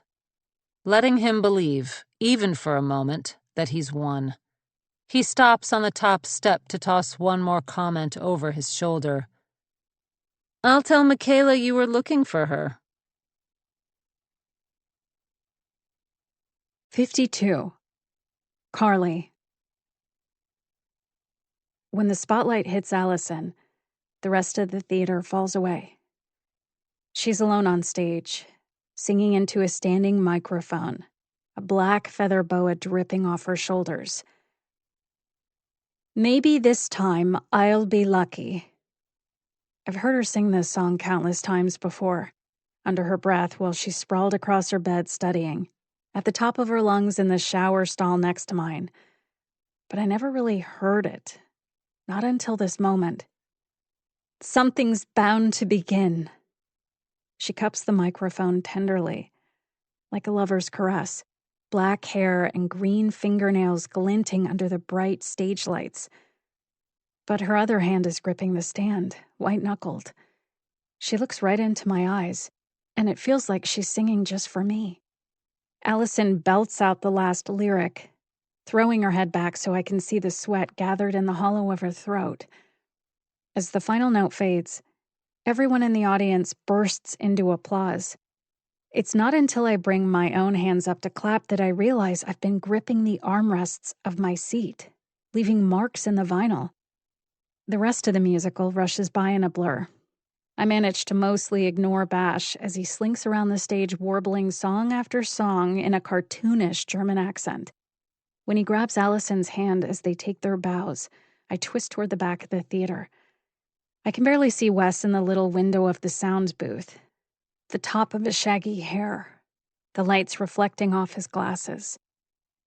We haven't spoken since writing class on Monday. He and Allison have both been busy with the musical, but I know he's avoiding me, and I know I deserve it. I can't get his kicked puppy expression out of my mind. I know my way around the theater well enough by now to sidestep the crowd in the lobby and slip downstairs to the dressing rooms via the tucked-away stairwell the actors use. The basement of Riffenberg Hall is filled with cast members laughing, hugging each other, the stench of sweat and hairspray thick in the air. I don't see Allison, so I keep walking, head down until I get to the last dressing room, which she shares with a couple of the female dancers. Sure enough, she's in there, alone, staring at herself in the mirror. She's already changed out of her costume, though the lace-trimmed black dress she has on looks like something Sally Bowles might wear too. She doesn't notice me at first.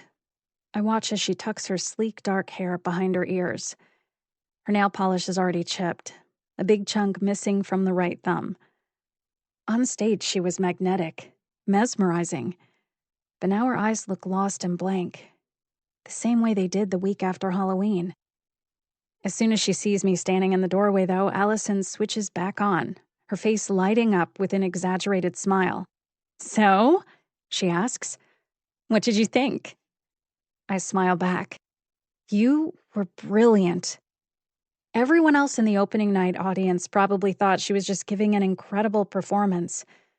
But I saw the genuine pain in her eyes, the desperation, the heartbreak. Like Alex told me, you can't keep feelings bottled up inside forever. And Allison poured hers out all over that stage tonight. Allison beams at me. "Thank you, darling. I try." "Is Wes around?" I ask. "He's up in the booth still." A cruel smile pulls at the corners of Allison's red-painted lips. "He said you were a giant bitch to him in class." My mouth falls open. "He said that?" I was kind of a giant bitch, but I can't imagine Wes calling anyone that. "No, he just told me what happened. I'm the one saying you're a giant bitch." Allison laughs and jabs at my arm. She might intend it to be playful, but it hurts all the same. "You can talk to him at the cast party. I'm heading over there as soon as I fix this mess." She gestures at the smeared, sweat-blurred stage makeup distorting her features. I assume she's going to wipe it all off so she'll look like herself again. But instead, she picks up a sponge and starts applying even more color. "It's going to be so much fun," she says, reaching for an eyeliner pencil next. Bash's roommate designed this show-themed cocktail, the Toast of Mayfair. Isn't that adorable? The party is at Bash's place? She can't be serious. The thought of setting foot in that house again makes me sick. And I'm not even the one who was attacked there. Allison's face hardens. If you don't want to come, don't. Jesus. But I don't have a choice. I have to go to the party. It's the only way to make sure he doesn't hurt her again. 53. Scarlett.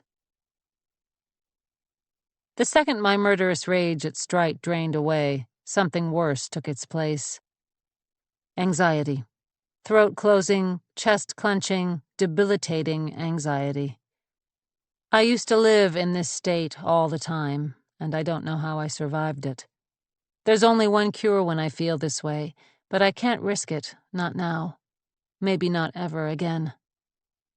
I can't trust myself, so I've spent the past few days shut up in my house, feigning illness and attempting to get myself under control. My final interview for the Women's Academy Fellowship went by in a blur. I don't know whether I did well. I can barely remember the questions Judith asked me or what I said in response.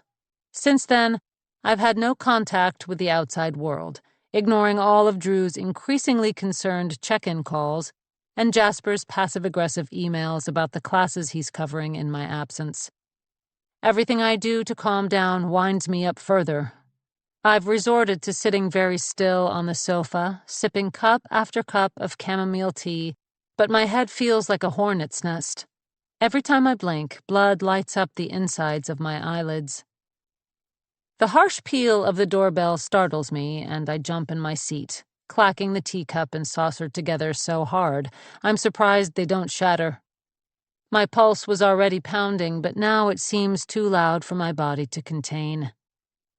I set down the teacup and go to the door, tightening the sash of my robe. I know I look awful, unshowered, no makeup, still wearing my nightclothes, my nails gnawed down to swollen stubs. If Abbott and Flynn see me like this, they'll think the guilt is finally getting to me. I open the door, and it's not Drew or Jasper or the police standing on my front porch. Mina. My relief lasts less than a second. I'm not sure I can trust myself around her either. Not that I would hurt her, but her presence makes me weak in other ways. What are you? I need to talk to you, she says. I haven't invited her in, but she pushes inside anyway. That wild-eyed obsession is back in her eyes again, and she's clutching a file folder to her chest so hard her knuckles blanch. But you weren't at work. Are you sick? I start to answer, but she's already on to the next thought, too distracted to wait for my response. I figured it out, she says. I figured it all out. She thrusts the folder into my hands. What's this? I ask. The report, the one Michaela and I have been working on the suicides. The stapled document includes all the men she'd listed on the whiteboard, and she's found a few others too. So many faces I looked into while they breathed their last. Except, Mina says, I don't think there were suicides at all. I try to keep my own breathing steady as I flip through the pages, but my pulse is racing, my body betraying me. What do you mean? I think these men were all murdered.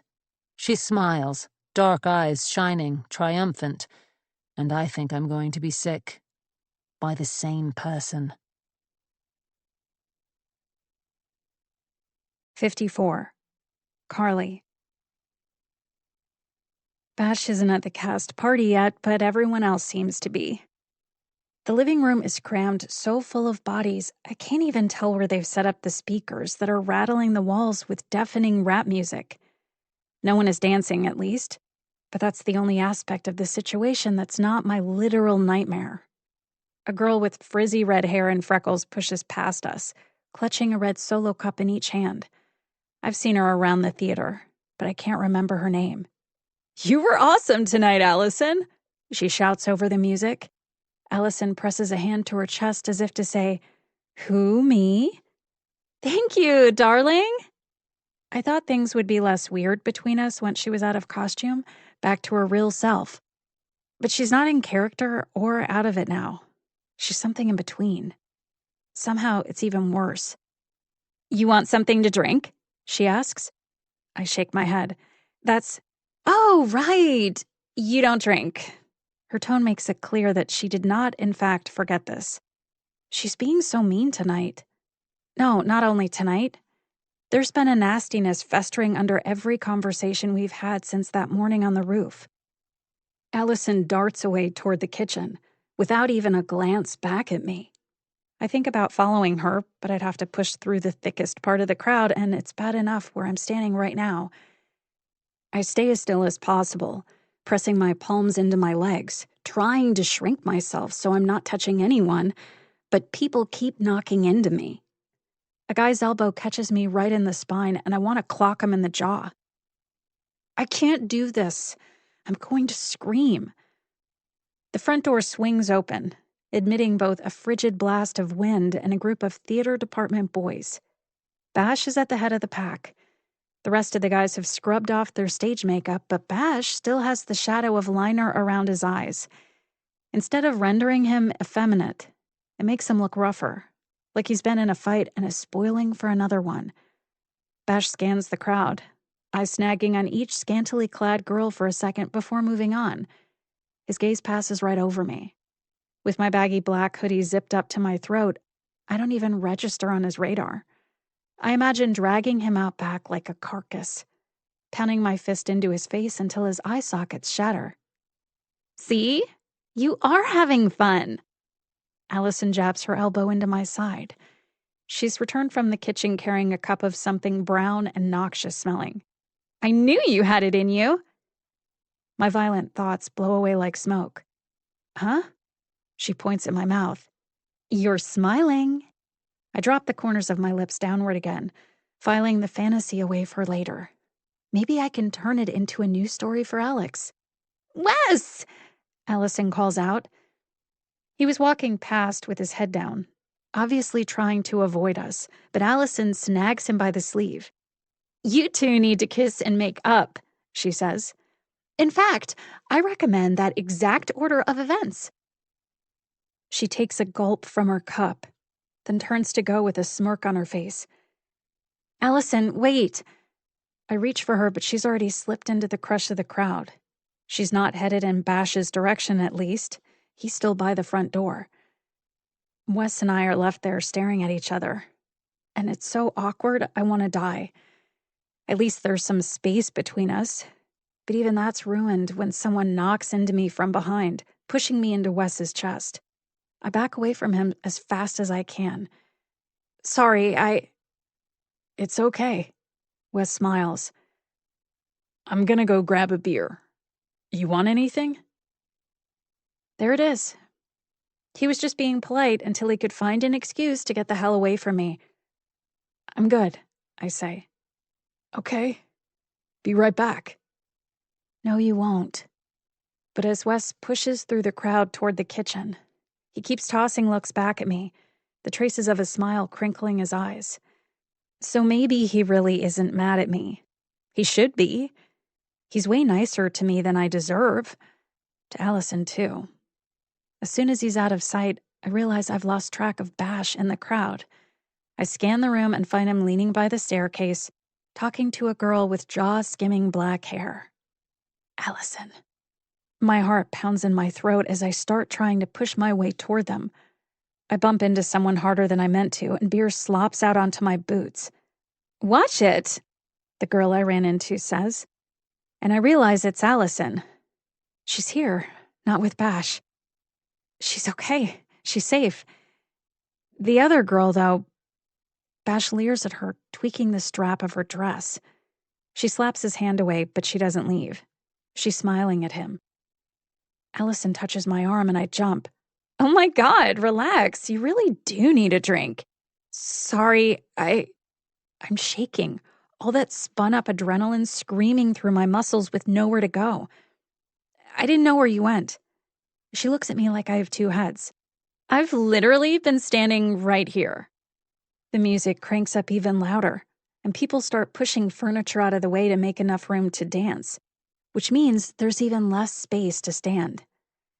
Allison and I back up, bumping into each other and then into Wes, who's just returned from the kitchen with a bottle of Yingling. "You want to dance?" he asks me. I shake my head. I don't care if Allison is annoyed with me. I'm going to stay by her side tonight no matter what, and keep a close eye on Bash too. He has his arm around the dark-haired girl's waist now, and she's leaning into him, smiling as he pulls her out onto the makeshift dance floor. "Who's that girl?" I have to shout the question twice and do some very rude pointing for Allison to understand me over the music. "Anna Turner," Allison shouts back. "She's a freshman. She lives in our dorm." Anna actually doesn't look a thing like Allison, except for the length and color of their hair. We've never spoken beyond the occasional hello in the hallway. But I saw her on move-in day, the young woman bidding a tearful goodbye to her father right next to my own family's farce of a farewell. Bash flips Anna around so he's pressed up against her back, his arm latched across her stomach, and there's a little stutter in the rhythm of her dancing, her body stiffening. She's not smiling anymore. "We should do something," I say. Allison frowns. "What?" "We should do something," I repeat, louder this time, assuming she couldn't hear me. But she just rolls her eyes. "They're dancing, Carly. What do you want me to do?" Bash's fingers are digging into Anna's hip bones now, his nose pressing against her neck. She's clearly uncomfortable. Why can't Allison see that? "Are you serious?" I yell. "He's groping her, right in front of— Oh my God, calm down." Allison drains the rest of her drink. "Just 'cause you're so fucking repressed." I glare at her. I am not repressed. She's the repressed one, repressing all her feelings about what Bash did to her, pretending everything is fine when it's not. I'm the only person who's treating what happened to her with the gravity it deserves. That horrible doctor, the dean of students, they both dismissed her. I'm the only one trying to protect her from him. And who's going to protect that poor girl? If he tries to do to her what he did to Allison? Well, I don't know what I'll do exactly, but I can't stand by and let it happen. "Oh, really?" Allison says. "You're not repressed?" Then she takes my face in her hands and kisses me. 55. Scarlett. Mina doesn't even seem to notice how shaken I am. She's pacing back and forth, rattling off names, causes of death. If I weren't already so intimately familiar with the cases she's referencing, I'd find it impossible to keep up with the dizzying pace of her words. "It's sort of brilliant, actually," she says. "Different murder methods every time, tailored to the victim. But there's still a pattern. There's always a pattern." Mina takes the report out of my hands and starts turning the pages herself. "Michaela charted out all the dates for me, and there's been one death like this per year for at least 7 years. The first one was this guy." She stabs the picture at the top of the page with her index finger. A handsome blonde boy with bleached white teeth. Dylan Hughes, she says. "He drugged girls at parties and took naked pictures of them while they were passed out. But he was the son of a major donor, so the university brushed it under the rug. Then he ends up downing a bunch of pills and choking to death on his own vomit the night before graduation." I was still refining my technique. Luckily, the police assumed the haphazard cuts on Dylan's arm were hesitation marks, that he'd considered slitting his wrists before turning to the pills instead.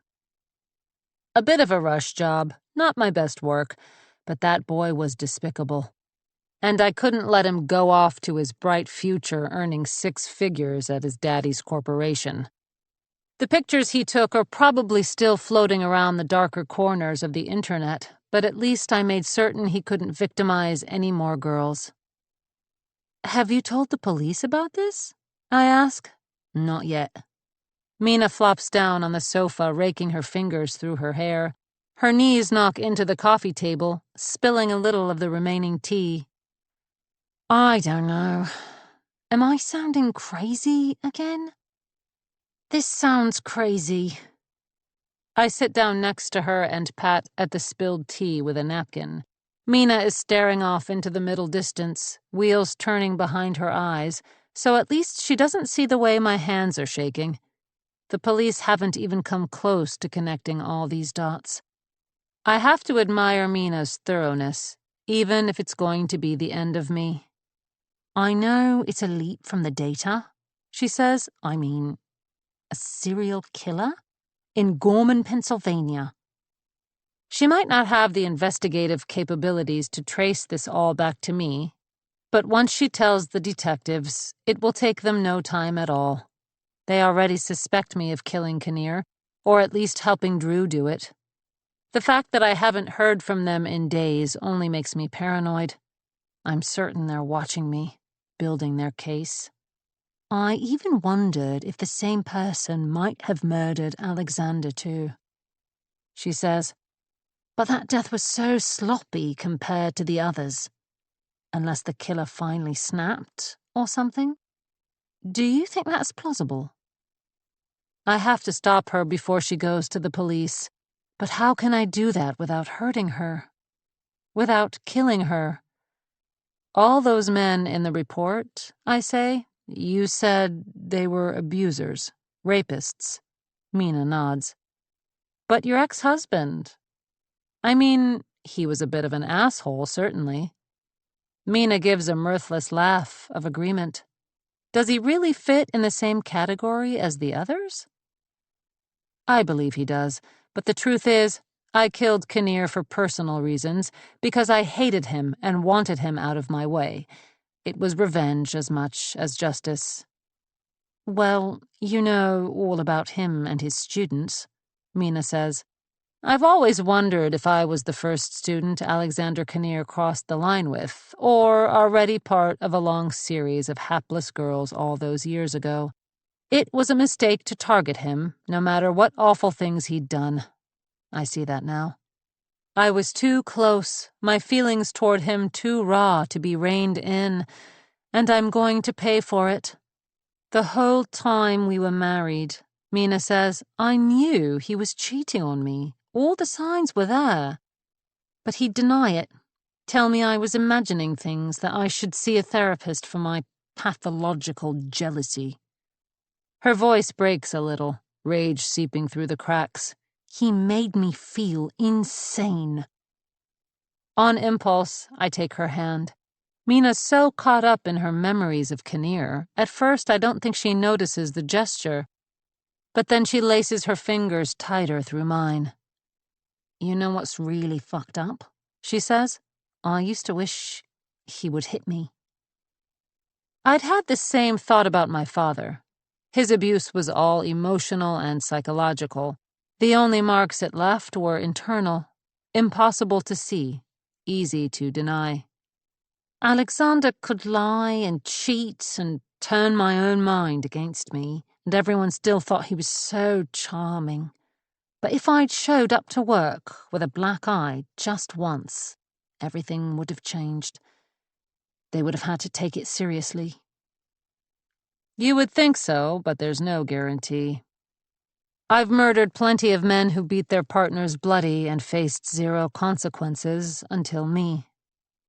If there really is someone killing all these men, I have to say, Mina looks me right in the eye. I almost admire them. Admire them? It's what I've always wanted to hear. But I'm sure she would feel differently if she knew she was holding the hand that cut her ex-husband's throat. Mina squeezes my hand, pulling it into her lap. Whoever they are, they're not standing by, letting men get away with this shit. They're doing something about it. I want to tell her everything. About Kinnear and Dylan Hughes and all the other men I've killed. About the timid girl I used to be and the way she turned herself into a weapon. I want to look her in the eyes and say, it's me. I'm the one. And I did it all to protect women like us. I did it, and I'd do it again. But I can't tell her any of that. So I swallow my secrets and kiss her instead. 56. Carly. The second Allison's lips touch mine, every eye at the party turns in our direction. Whoops and wolf whistles and even a smattering of applause spike above the music. Bash stops dancing just to leer at us, the freshman he was pawing practically forgotten. By the time Allison pulls away with a big theatrical smack, I'm shaking, blinking tears out of my eyes. I've wanted to kiss her for so long, but not like this. Not with everyone staring at us like we're zoo animals, and her lipstick painted on so thick her mouth felt like a waxy facsimile rather than the real thing. Wes is watching too, clenching his jaw, gripping the neck of his beer bottle. He doesn't look like a kicked puppy anymore, that's for sure. I don't know if he's angrier at me or Allison. Why? I start, but I can't even hear my own voice above the cacophony. Why did you... Allison runs her thumbnail along her bottom lip like she's fixing her makeup, even though it looks totally flawless still. It's no big deal. But it is. It is to me. And she should know that. I have to get out of here. I start shoving through the crowd and Allison doesn't follow. No big deal. God, I wish she hadn't done that. It's exhausting being in my head. I wish I could stop thinking. I wish I could be like everyone else. I end up in the kitchen. The air is less saturated with smoke back here, and there's space enough to move. Only a couple of people loitering between the crookedly hung cabinets and the dented refrigerator. Every surface seems to be covered with drinks. A precarious assortment of bottles and cans weighing down a card table in the corner. A bowl of punch sitting on the counter. Plastic cups strewn across the oven range and the floor next to the trash can. The punch is already half gone. Splatters of brownish red like dried blood staining the formica around it. Maybe I can be like everyone else, at least for tonight. Before I second-guess myself, before I think any more at all, I pick up one of the cleaner-looking cups and dip it into the punch bowl, then toss my head back and chug. It tastes disgusting. Too bitter and too sweet all at once, burning my throat. But I force myself to swallow it all, and the intensity of my feelings dials down, replaced by a pleasant, floaty warmth. I scoop out a second helping and gulp that too, even faster than the first. Taking a deep breath like I'm about to swim underwater, I push my way back into the living room. The music has switched to a brutal techno beat that hammers at the base of my skull. I don't see Allison, but at least Anna Turner is clear of Bash's clutches for the moment. She's dancing in a circle with some female friends, arms raised above her head. Wes is out on the dance floor too, pressed up against the redhead who complimented Allison earlier. Everyone is laughing, smiling, having fun. Everyone but me. I'm in a house full of people and I'm all alone. Relax. But I feel woozy, nauseated. Everything is too bright, too dark, too loud, too much. And then I see them. Allison and Bash in the center of the throng. At first, I think I'm imagining it. A hallucination, a bad dream.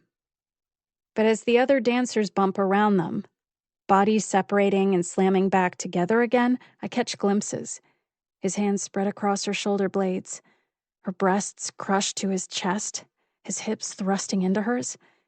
He lowers his mouth to her sternum, his fingers slipping past the fabric of her dress. No, not again. I shove my way to them, elbowing side, stepping on toes, whatever it takes to reach Allison. If she cries out in pain or protest when I grab her by the elbow, I can't hear it over the music. I drag her away from him, through the roil of bodies and perfume and sweat and smoke, grabbing for the staircase railing, hauling us up, out of the crowd. On the second floor, it's quieter and cooler, but the music still throbs through me. If I hadn't been there, if I hadn't intervened, Allison shoves me away from her. My shoulders scrape against the wood paneling, and that's when I realize where we are. The hallway outside the bathroom where Bash took her on Halloween. "What the hell is wrong with you?" she demands. "He was—" The images strobe across my mind, speeding up, sharpening. "I thought he was—" But he wasn't. Bash wasn't grabbing her, forcing himself on her. Not this time. This time Allison's hands were on him, gripping the collar of his shirt, the back of his head, drawing him close, not pushing him away. A sour taste rises in my throat, that revolting punch threatening to come back up. "You need help, Carly," Allison says. "Don't think I haven't noticed you following me around campus like some stalker creep." I was only trying to make sure. "Well, I never asked you to." She backs me up against the wall again, caging me with her arms. "You know, I tried to be nice to you, tried to include you in things because I felt sorry for you, but you're a total freak." She's right. I'm not normal. Normal girls don't feel this way. Normal girls don't fantasize about breaking guys' fingers and bashing their faces in, or about kissing their best friends. I don't know which one of us starts at this time. 1 second, her lips are inches from mine, her eyes sparking with rage, and the next, we're clutching each other, her tongue in my mouth, her hand sliding up under my sweatshirt. She's pinned against the bathroom door now. It swings open and we stumble inside, tripping over each other's feet. She moans into my mouth and steeples her fingers over my spine. This isn't what I imagined either. All the times I fantasized about kissing Allison, it's frantic, and it's awkward, and it hurts, and both of our mouths are sour with punch. But at least it's real. The strap of her dress slips off her shoulder, and I tangle my fingers in it, tugging it lower. As soon as her hips hit the edge of the sink, though, she breaks off the kiss, snapping us apart like a broken bone. She says something, almost a whisper, too soft for me to hear. I reach for her, sliding my palms across her skull to grip her hair at the roots, but she holds me at arm's length. "I said no." A few strands of Allison's hair come away in my hands when she shoves me. I stare at the black tendrils threaded through my fingers, then at her tear-streaked face. She looks even angrier than before. She looks like she hates the sight of me. She swipes her knuckles across her eyes, smearing what's left of her makeup into a furious slash of black across her temple. "Get out." I reach for her again. I'm not trying to kiss her anymore. I just want to calm her down. "Don't touch me." She shoves me even harder than before, sending me stumbling back toward the doorway. "I don't want you to touch me." My heart is crumbling into dust. "Allison, please, This time she shoves me so hard I trip back into the hallway, catching myself on the door frame to keep from falling over. Get out, get out, get the fuck out!" She's shrieking, almost incoherent. I'm so sorry, I tell her, because it's the only thing I can think to say. She answers by slamming the bathroom door in my face. 57.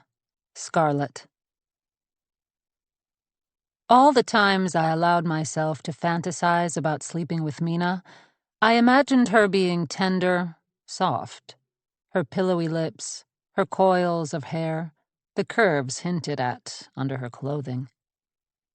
Mina may be soft, but she isn't tender. There's a brisk efficiency in the way she takes off my clothes. Like she thought about it in advance and mapped out the most effective method. Once she's stripped me naked, she pushes me down on the bed and removes her own clothing, still standing, letting me watch. Her body makes me think of classical statues, the wide hips and small breasts like ripe apples, the rounded stomach. She's even more beautiful than I'd imagined. She slides between my legs, kissing my chest, my collarbone, my neck. My hands fit perfectly into the curve of her back, Holding her close, she moves on to the sensitive spot behind my ear, whispering something I can't quite make out. "What did you say?" My voice is soft and breathless, but still sounds too loud in the hushed shadows of my bedroom. "I said, what took you so long?" Mina kisses my neck again, her lips curving into a smile. "I wanted you from the first day I met you." The first day I met you. The same thing Kinnear said while he pressed me against his bedroom wall. I blink the image away. He has no place here. Mina's lips are soft as flower petals, but there's steel behind them, too. She knows precisely the amount of pressure to use, and before I can think or breathe or even moan in pleasure, I'm coming with a startled gasp. I feel her smile again, molding against my inner thigh as she grips my hips, waiting for the waves of my orgasm to subside. She presses a kiss into the pale skin there, making me shiver, then crawls back up to lie beside me. Immediately we're kissing again, hands tangling in each other's hair. Her perfume, that night-blooming jasmine scent, fills up my senses. I slip my hand between her legs so I can look her in the eyes while I make her come. I want to savor every moment of this, because, as much as I want it to be the start of something, more likely it's the end. All of Mina's reserve melts away as my fingers work inside her. She moans and throws her head back and clenches her thighs around my wrist. She trusts me. She's vulnerable, here in this bed, naked, her throat exposed, but she's not afraid. I lose count of how many times we make each other come. Our last climax is nearly simultaneous, and we collapse in each other's arms, heads sharing a pillow, slick bodies pressed together. I haven't slept like this, wrapped up in someone else, mouths so close we're sharing breath, since college, so I'm not sure I'll be able to fall asleep. But I shut my eyes, and when I open them again, it's daybreak. In the pale morning light, Mina practically glows, her dark hair shot through with strands of gold and red, a light dusting of freckles shining like constellations on her bare shoulders. How could Kinnear have cheated on this perfect woman? I never want to let her go. Mina stirs slightly, and I shut my eyes, pretending to be asleep still. She slips out of bed, slow and careful, obviously trying not to wake me. Does she regret what we did last night? Is she going to sneak out of the house without speaking to me? I open my eyes a sliver, just enough to see Mina arch into a leisurely stretch like a cat, and pick up my robe off the floor. She wraps it around her, tying the sash at her waist. She's not leaving. She looks satisfied, happy. She wants to be here. For now, anyway.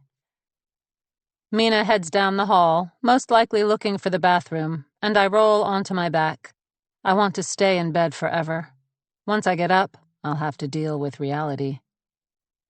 My cell phone buzzes on the bedside table. I reach for it, the brightness of the screen stinging my sleep-blurred eyes. It's Judith Winters. Jesus Christ. Of all the times for her to finally call, at the break of dawn on a weekend when I'm naked in bed. I wrap the sheets around my body before I answer, even though Judith can't see me. Hello? Dr. Clark?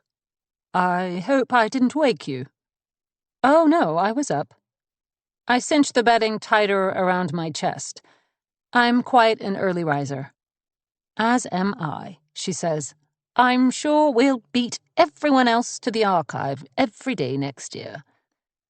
I'm so pleased to officially extend the Women's Academy Fellowship to you. I'm thrilled, my heart nearly pounding out of my chest.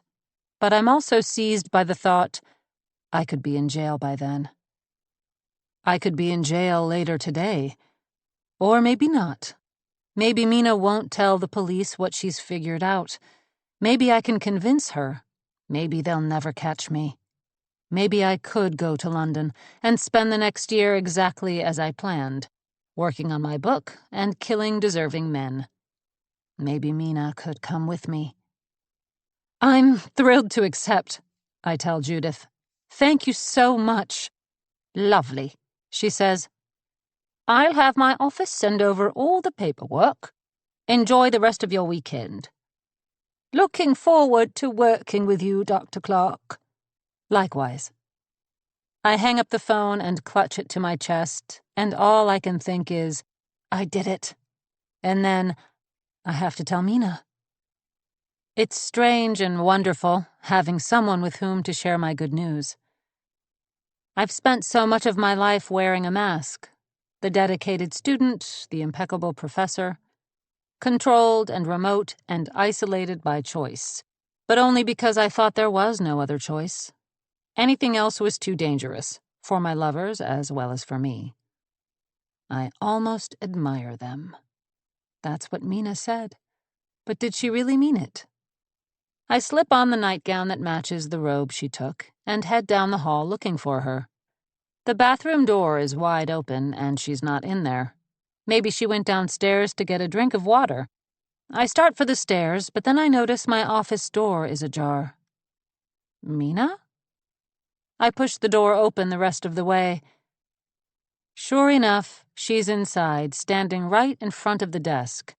She turns toward me, and there's something in her hands.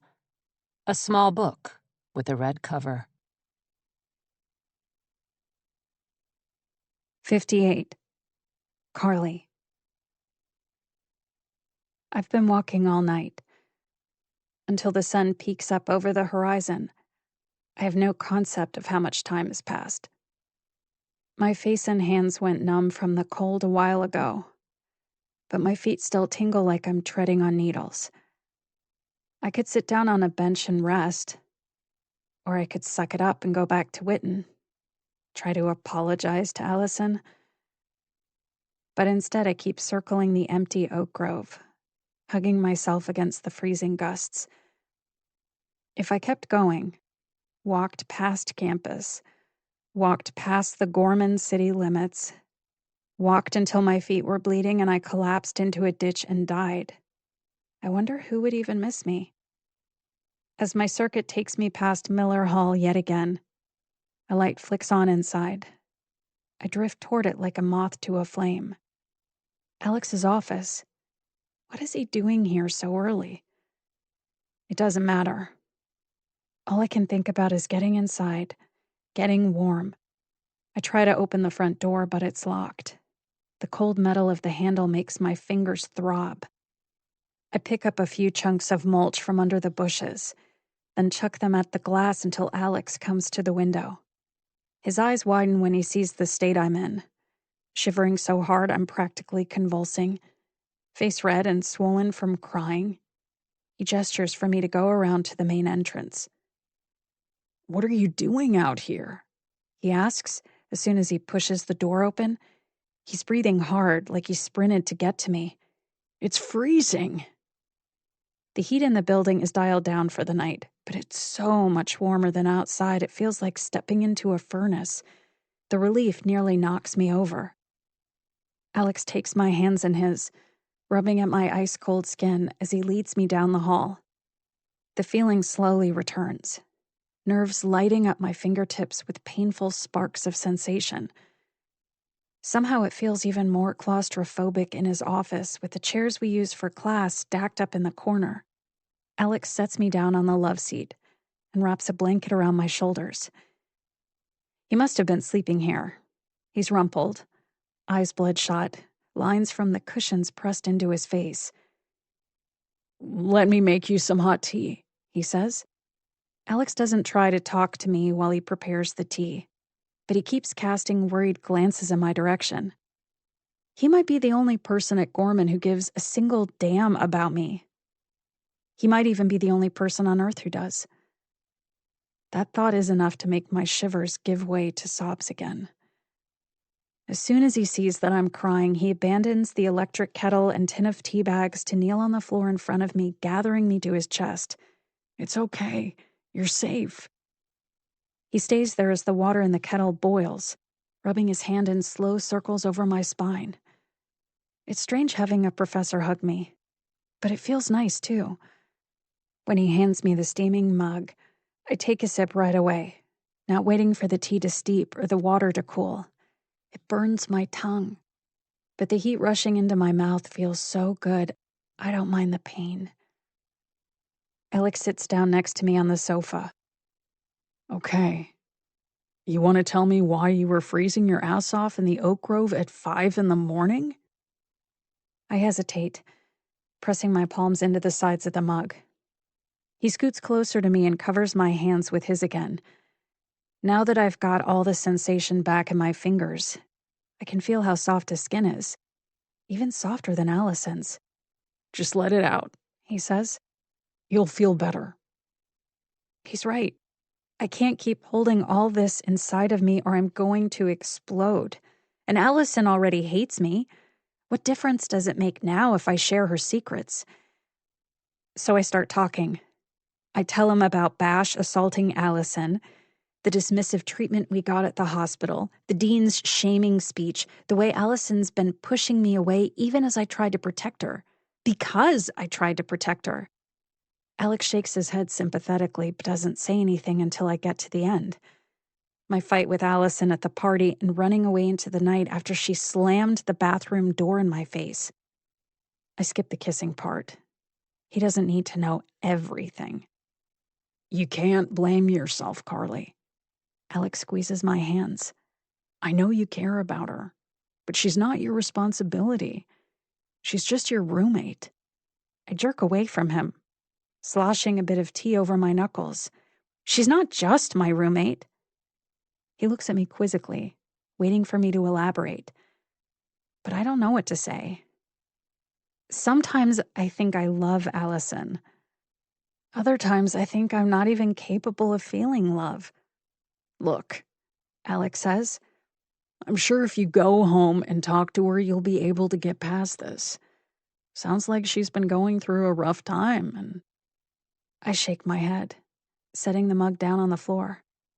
I'm crying again, but it's less intense this time. Tears streaming down my cheeks rather than full body sobs. I can't go home.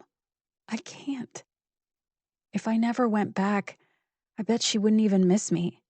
She'd probably be relieved to have the room to herself, to finally be free of my creepy attentions. Are you? Alex leans closer. I keep my hands knotted together in my lap, so he touches me on the knee instead. Are you worried this boy might hurt you too? My mind fills up with flashes of the stories I've written.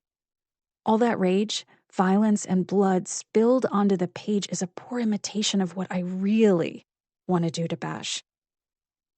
No, I say. I'm afraid I might hurt him. Don't be ridiculous, Alex says. You wouldn't hurt anybody. I want to.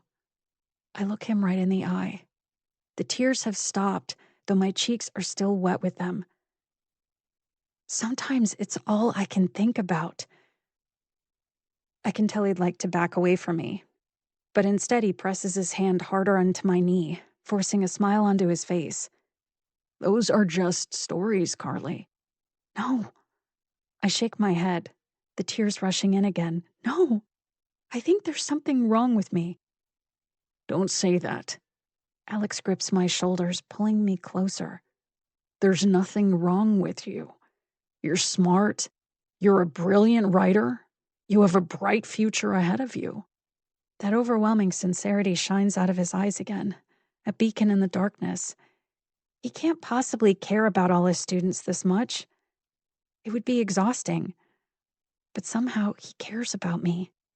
I smile, swiping my face dry with my sweatshirt sleeve. And then Alex's mouth covers mine, and I can't breathe. 59. Scarlett. Mina holds out the book. Where did you get this? Viola Vance's diary, the one I took from Kinnear's library. She recognizes it. I am so screwed. I bought this for him, Mina says. On our first anniversary, I scoured my favorite little shop in London, looking for something special, something that would show him how much I... Her voice is steady, but there's fear in her eyes. He would never have lent it to you. Mina, I can explain. I take one small step toward her, and she freezes like I have a gun aimed at her chest. It was you. She's not asking. She's sure. You killed him. You killed them all. I try to think of a way to deny this, to smooth it over, to explain away the presence of the diary. Of course not, I would never have hurt him, I had no ill will toward him, I could never kill someone. But I know how false it would sound. Mina, please.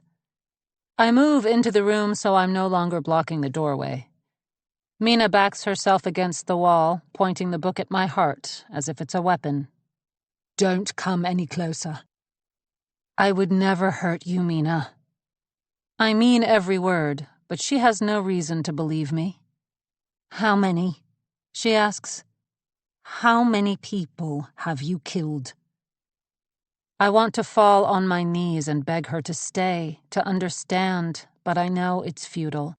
There was never any hope for us, never any hope for me to have a real relationship, for someone to love me. I was deluding myself, thinking I might be able to take off my mask for her. Tell me.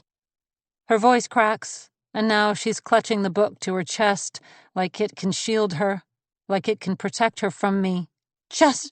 I've only ever killed men, I say. Men who deserved it. Like you said. Mina presses the diary harder into her sternum, trying to steady herself. She's starting to hyperventilate, blood draining from her face, her eyes glittering with tears. But she hasn't tried to leave yet. Just the men in my report? She asks. I hold her gaze. I don't want to lie. I never wanted to lie to her. More. She stares at me like I'm a wolf about to tear her to shreds with my teeth. I've seen that look before, not just on the faces of my victims, but on Allison Hadley's face, the last time I ever saw her. When Mina runs out the door, taking the diary with her, I don't try to stop her. I was a fool to think for even a second that she could find out what I was and still accept me. I'm a monster, just like the men I kill. 60. Carly. At first, I'm too shocked to do anything except let Alex keep kissing me. Is this how Allison felt when I kissed her? Frozen? Stunned? Helpless? Alex hasn't shaved in a day or two, and the feeling of his stubble scraping across my chin finally snaps me out of it. I put my hands on his chest and push him away. What are you? He tucks my hair behind my ears, cupping my cheeks, smiling gently as he presses me back against the arm of the sofa. Then he starts to unzip my sweatshirt. Slowly, tooth by tooth. I'm smothered by his body, trapped in place, but I'm also floating away, watching his hands move on my breasts like I'm over in the shadowed corner of the office rather than underneath him. The only thing I can feel is the panic in my chest. It keeps rising until it bursts out of my throat. Stop, I say, but his mouth swallows the sound. He's crushing me, sucking all the oxygen out of my body. I push against him, harder this time, locking my elbows. Stop it! He listens. He stops. But when he sits back on his side of the sofa, he has a look on his face I've never seen before. Alex is angry. I curl in on myself, my knees against my chest. Why would you? What about your wife? I thought we understood each other, Carly. He shakes his head like I'm a misbehaving child. I thought you were more mature than this. Not so long ago, I would have apologized for coming here alone, for giving him the wrong impression. I would have cried and simpered and tried to smooth things over. But I'm all out of tears. I stand and zip my sweatshirt back up, all the way to my throat. Alex watches me warily. My calmness unsettles him, and that makes me cling faster to it. Fasten it around me like armor. He can't hurt me unless I let him. You're not. Alex swallows. I'm the one scaring him now. You're not going to tell anyone about this, are you?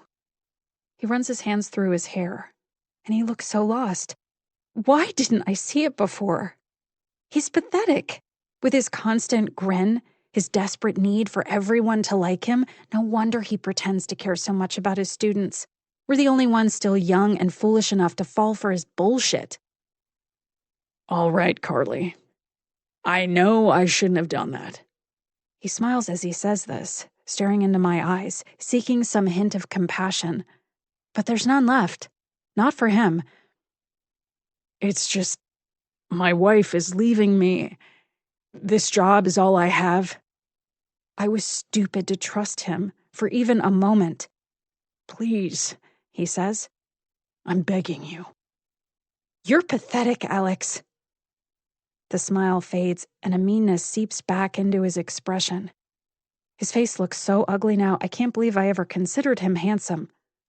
No one would believe you anyway if you told them. Troubled girl like you. I glare down at him. I guess we'll find out. He doesn't try to follow me. I slam my hands into the front door of Miller Hall so hard it scares a small flock of birds into taking flight, retreating to the mostly bare branches of the oak trees. It's much warmer out now. Sun streaming through wispy clusters of clouds. I could march right into the department chair's office on Monday morning and file a report on Alex Kinnear. Let everyone know exactly what he tried to do to me. Not only the kiss, but all of it. The private meetings, the lingering touches, bringing me to a bar even though I'm only 18. But who's to say he'd take me any more seriously than the dean of students took Allison? No, I can't trust any of them.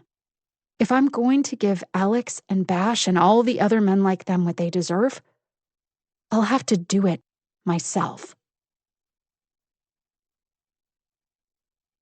61. Scarlett. I planned for this day just like I planned everything else.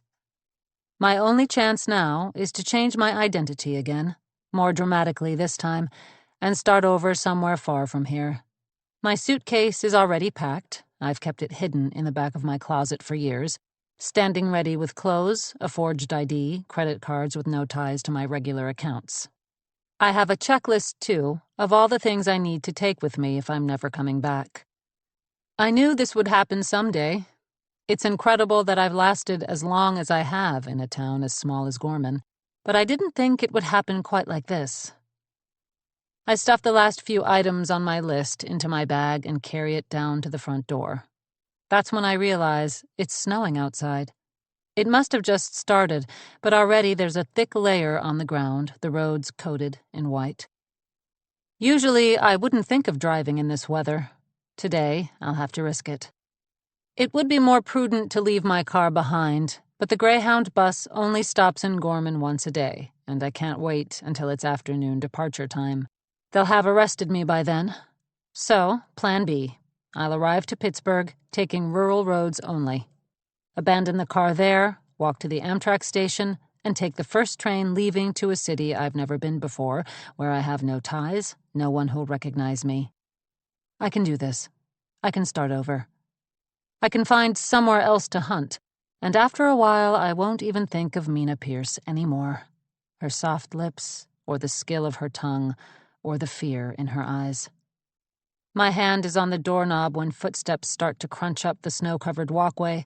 I clutch the suitcase handle, heart pounding. They're here. 62.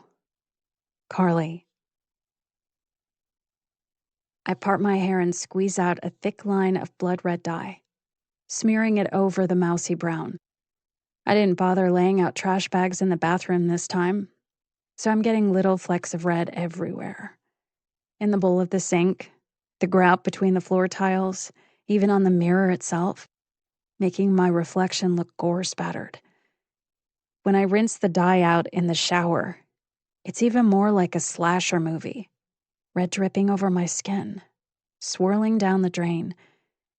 Changing my hair color wasn't a strictly necessary part of the plan I concocted after storming out of Alex's office. But I wanted to look different, like a stranger. I felt strange all day. A buzzing in my blood, a sharpness in my senses. I haven't even attempted to sleep.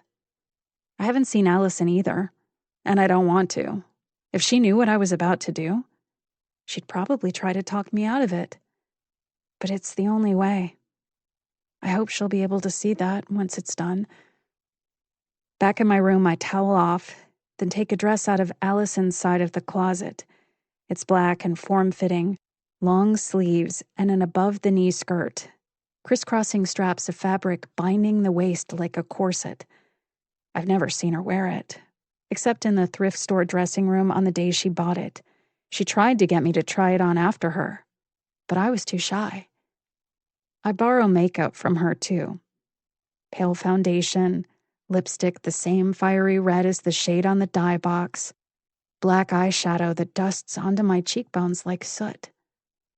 My hands are shaking so much I mess up my eyeliner, drawing a jagged line across my lid. Instead of fixing it, I smear it further. Then I set the pencil down on the dresser and step back to assess myself in the mirror. I look different, that's for sure. Allison's dress turns my body into a series of black slashes, my cleavage swelling over the top. My lips look swollen. And my hair? Even slightly damp, the red glows around my face like flames. I notice the flaws too. Strands I missed with the dye, a smear of red staining my neck, bits of lint speckling my skirt. But as I take in the whole picture, my spine draws up straighter, my shoulders square back. I don't just look different. I look dangerous. 63. Scarlett. The footsteps stop, and the door shutters with a knock. I want to peer around the curtains to see who it is, but I can't risk showing my face. Dr. Clark? Are you there? Michaela Atwell. She's the last person I would have expected on my doorstep today. I haven't seen or spoken to her since she stormed out of my classroom, and she's never been to my home before. But whatever Michaela wants, I don't have time for it. Please, I need... Michaela breaks off sobbing. She sounds distraught, desperate. I have to go. I should be gone already. The police could arrive any minute, but I can't leave the poor girl out there crying in the cold. Before I can talk myself out of it, I open the door to her. I'm so sorry to come here like this. Michaela's words tumble out in a panicked rush. She's a wreck, skin pallid, eyes bloodshot and shadowed. I didn't know where else to go. It's okay, Miss Atwell. Come in. I peer past her, scanning the street outside. Everything is silent, blanketed by the snowfall. The snow is coming down harder by the second. Flakes sparkle in Michaela's hair, and as soon as she steps into my well-heated entryway, she starts dripping all over the rug. Her coat is buttoned wrong, and she's wearing pajamas underneath, the fleece pants tucked sloppily into a pair of imitation Ugg boots. She notices my suitcase sitting by the door. Are you going somewhere?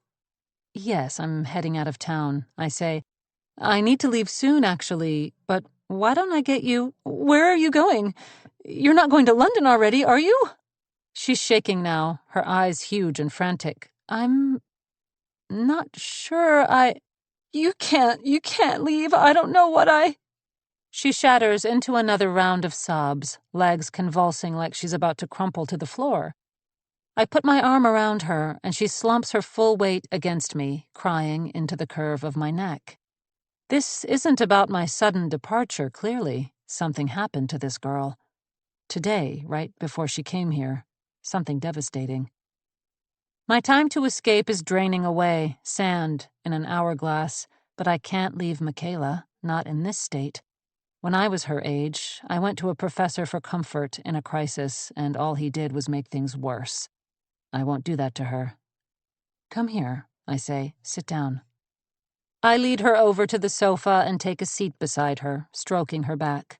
I'm still listening for the scream of approaching sirens, but there's no sound other than Michaela's heart-wrenching sobs. I wait until there's a brief lull before saying, as gently as I can manage, "Tell me what happened." She shakes her head. "You're going to think I'm so stupid."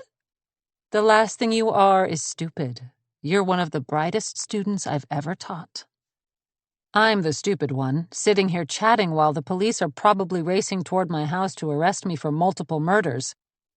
Her delicate features pinch tight with tears again. I thought I had it under control. But he wouldn't leave me alone." Straight. I fucking knew it. "I need you to tell me exactly what he—" Michaela winces, and I realize I've grabbed her wrist. I let go and try to soften my tone.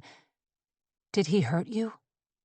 She shakes her head, a shadow crossing her expression. "He tried, though." "How long has this been going on?" I ask. At first it was—" I've never seen Michaela so at a loss for words, but I can fill in the blanks on my own. It would have been all too easy for someone like Strite to draw her in.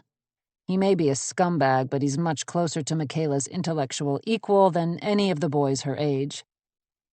"We'd hang out after class sometimes, talk about books, music, that kind of thing. But then, well, one time he kissed me, like, out of nowhere." Michaela's tears are fading now. She's getting angry. Good. She'll need that anger. "I always thought if a guy ever tried to hurt me or control me, I'd fucking destroy him, you know?" I nod. I know all too well.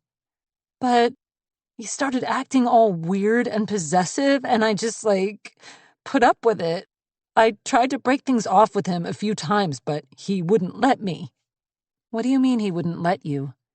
"The more I tried to avoid him, the more I started seeing him all over campus, watching me, outside my dorm room window, even. So—" She twists her hands in her lap, avoiding my eyes.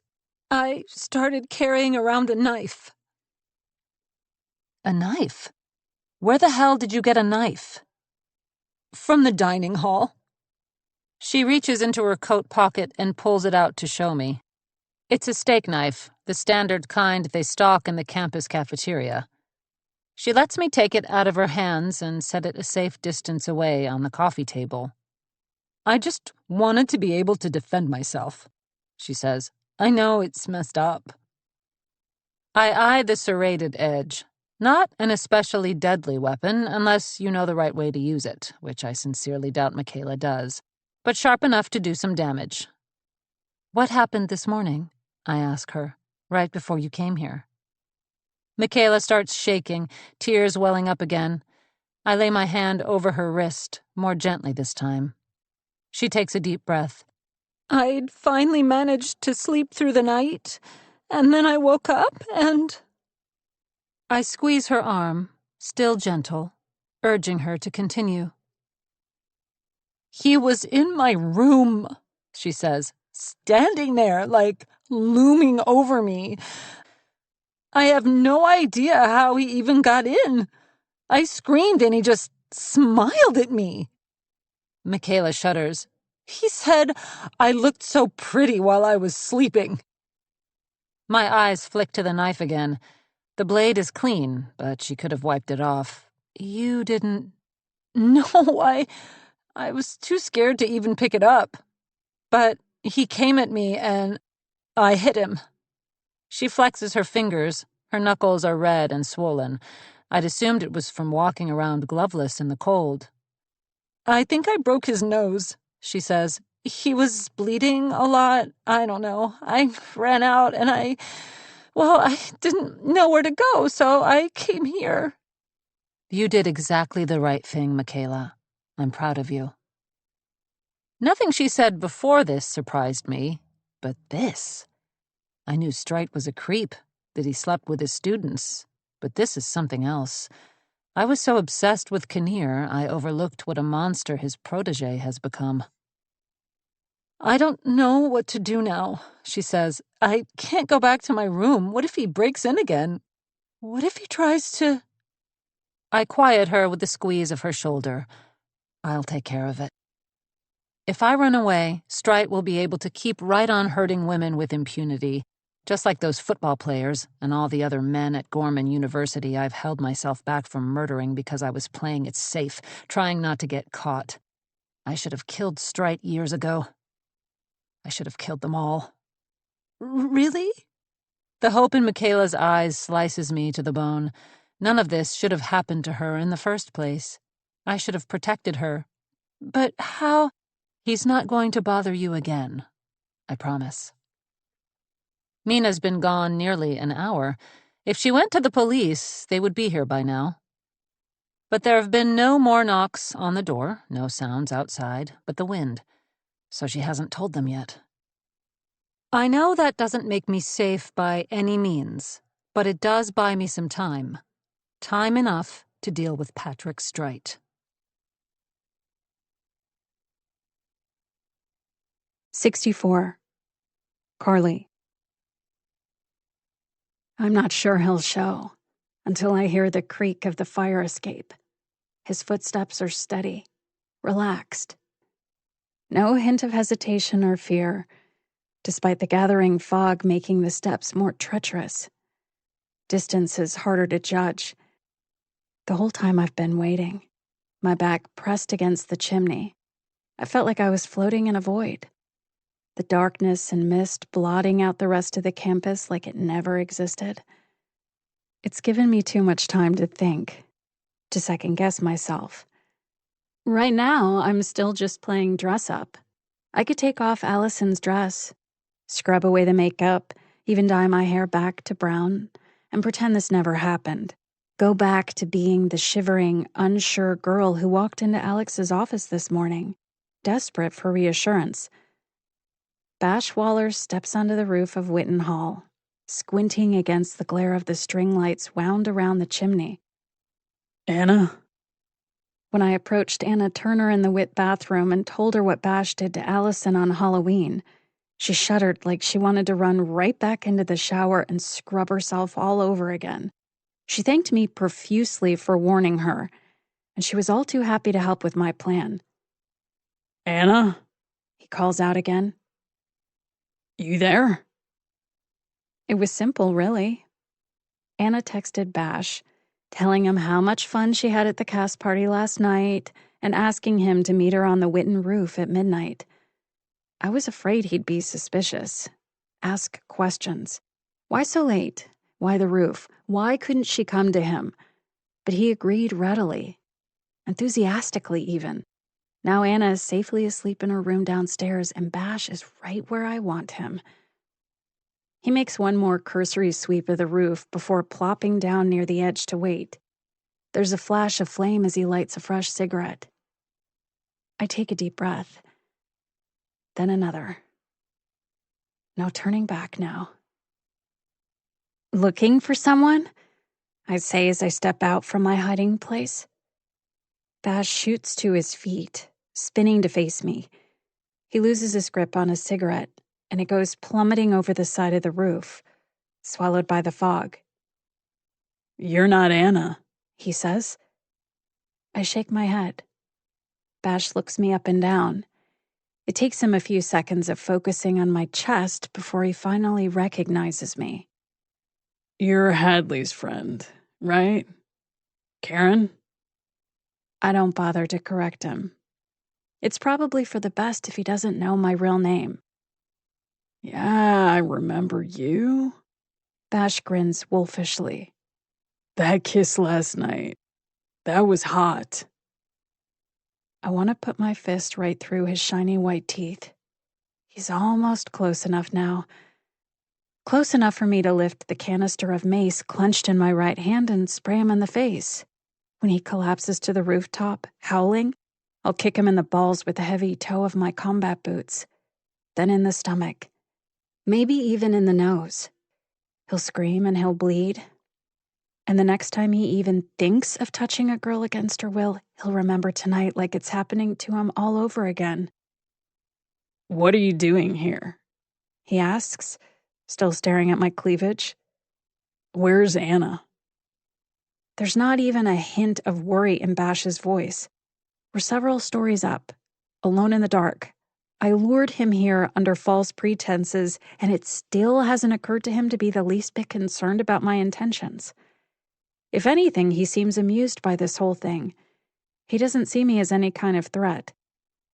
Well, I'm trying to move slowly, seductively, but my legs are shaking, and I don't know if it's from nerves or rage.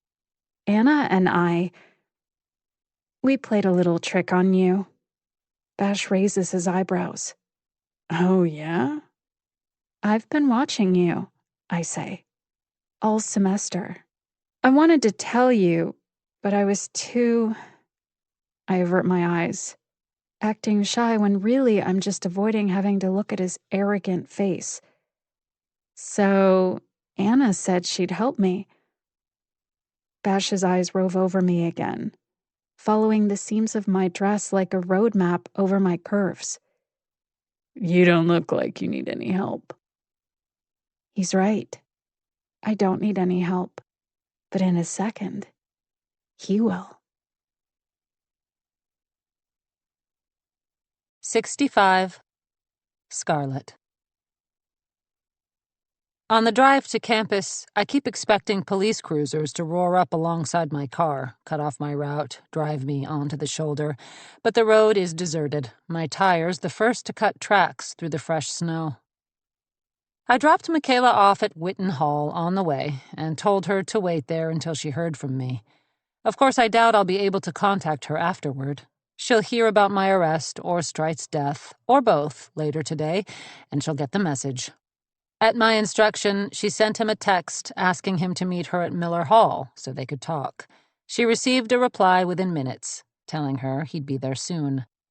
I expect to find the front door of Miller locked, since it's the weekend, but it swings open. Someone else must be here already, which is not ideal. I still have a bit of time, though. In the snow, it should take Strite longer to make the trip to campus. In the meantime, I can find whoever's here and try to convince them, nicely or otherwise, to leave. As I walk down the hall, past the darkened classrooms and locked-tight faculty offices, I'm all too aware of the cold length of the blade pressing into my leg. I scrubbed Michaela's fingerprints from the steak knife before slipping it into my boot.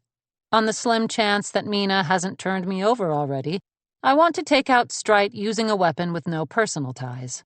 The knife is perfect, totally generic, one of thousands in circulation in the campus dining hall. I'm wearing gloves, too, to ensure I don't leave any of my own prints behind. The entire first level is empty, so I head up to the second, where I find only one room illuminated on the whole floor, Mina's office. When I appear in her doorway, she starts, then exhales, pressing her hand to her chest. "What are you doing here?" she asks. "Did you follow me?" It looks like she's been hard at work, though it also looks as though she stopped off at home after she fled my house. She's wearing a white sweater and jeans, her hair piled high on her head, and she even swiped on some mascara. Not exactly the actions of a woman fearing for her life. I had no idea you'd be here. I step inside the office, and Mina stays completely still. She doesn't look happy to see me, but at least she's not backing away or screaming for help. She has a spread of file folders on the desk in front of her, arranged in neat stacks. Viola Vance's diary sits on top of the center pile. The whiteboard on the wall still contains the list of men's names, but she's added another at the bottom. Alexander Kinnear. You haven't contacted the police yet, I say. Mina presses her lips together. You shouldn't be here. She's right, I shouldn't. If I were smart, I'd be long gone by now. But then Strite would keep right on terrorizing Michaela, and the next girl, and the girl after that. I promised to take care of this, and I will. It might be a stupid thing to do, But it's the right thing, too. I take another step toward her. Why did you decide not to? I haven't decided anything yet, she snaps. Well, what are you waiting for? I meant to sound forceful, but the question comes out pleading instead. You know what I did, what I am. I have no idea what you are.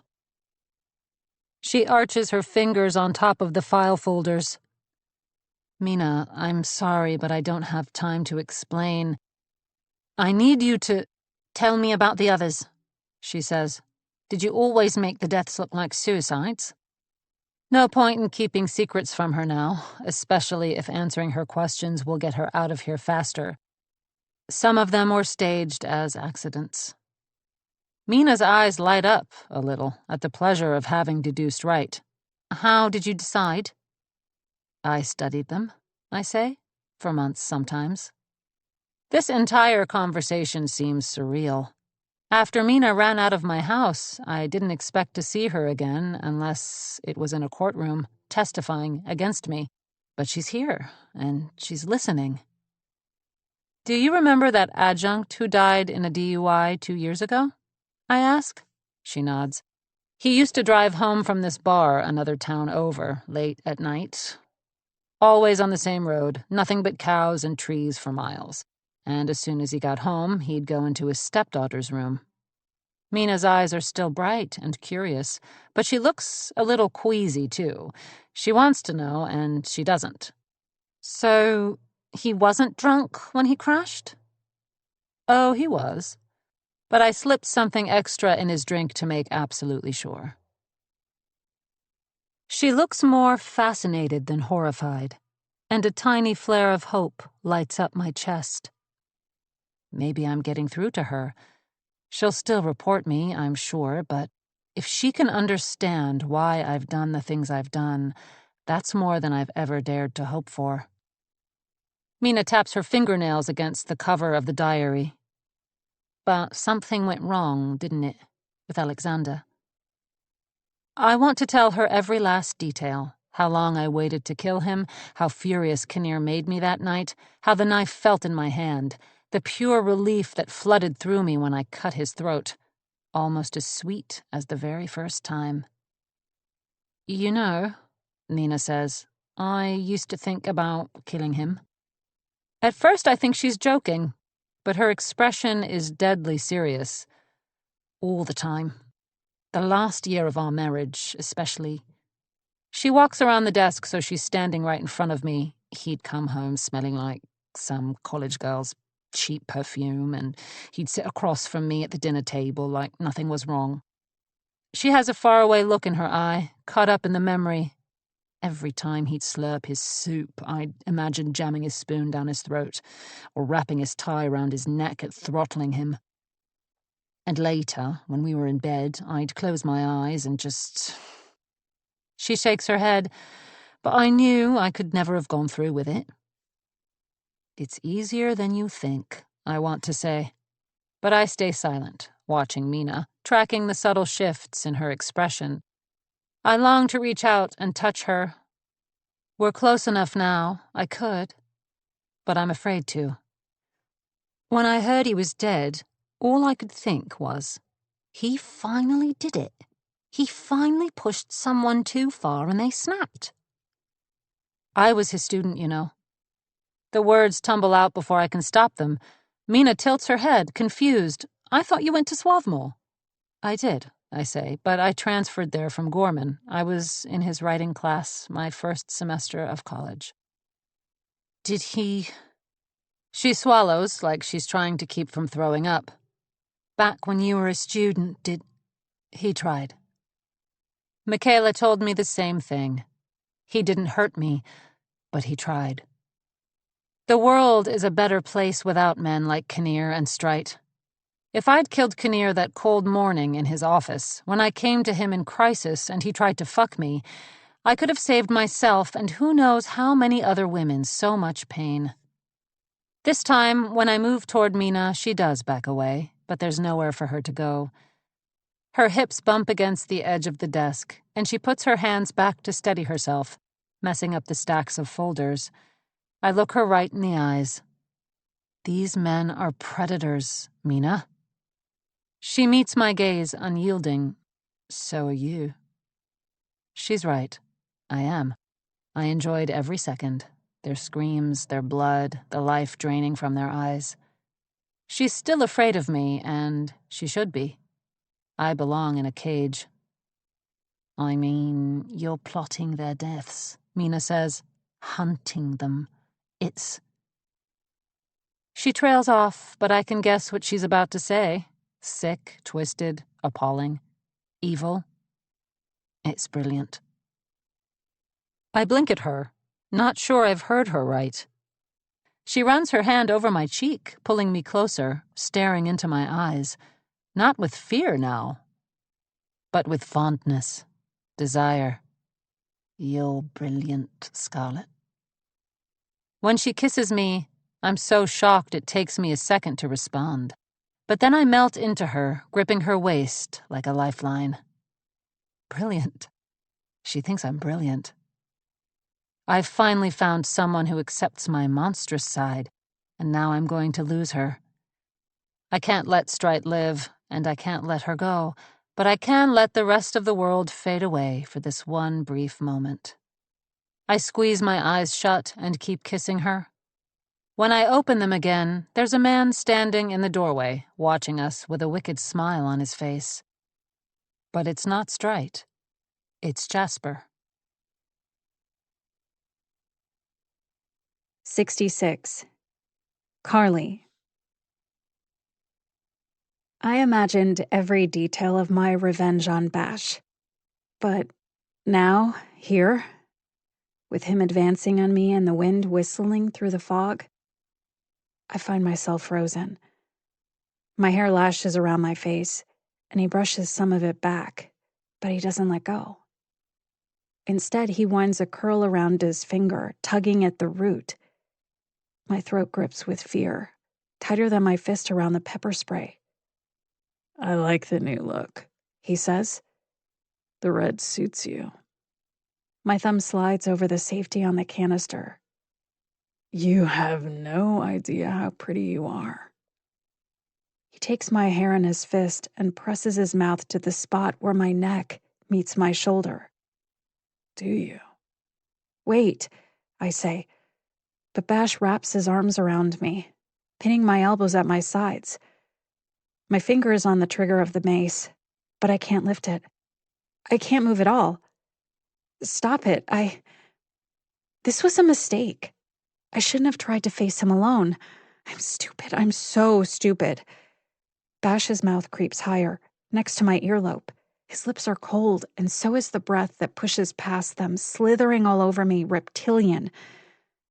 I struggle against him, but that just makes him clamp down tighter, digging into my arms, the same place where he left those bruises on Allison. I think of my fantasy, my story for Alex's class, but it seems pathetic now. I could still kick him in the crotch. I could scream, loud enough to wake up Samantha, to rouse the whole dorm. I'll tell him he tried to force himself on me.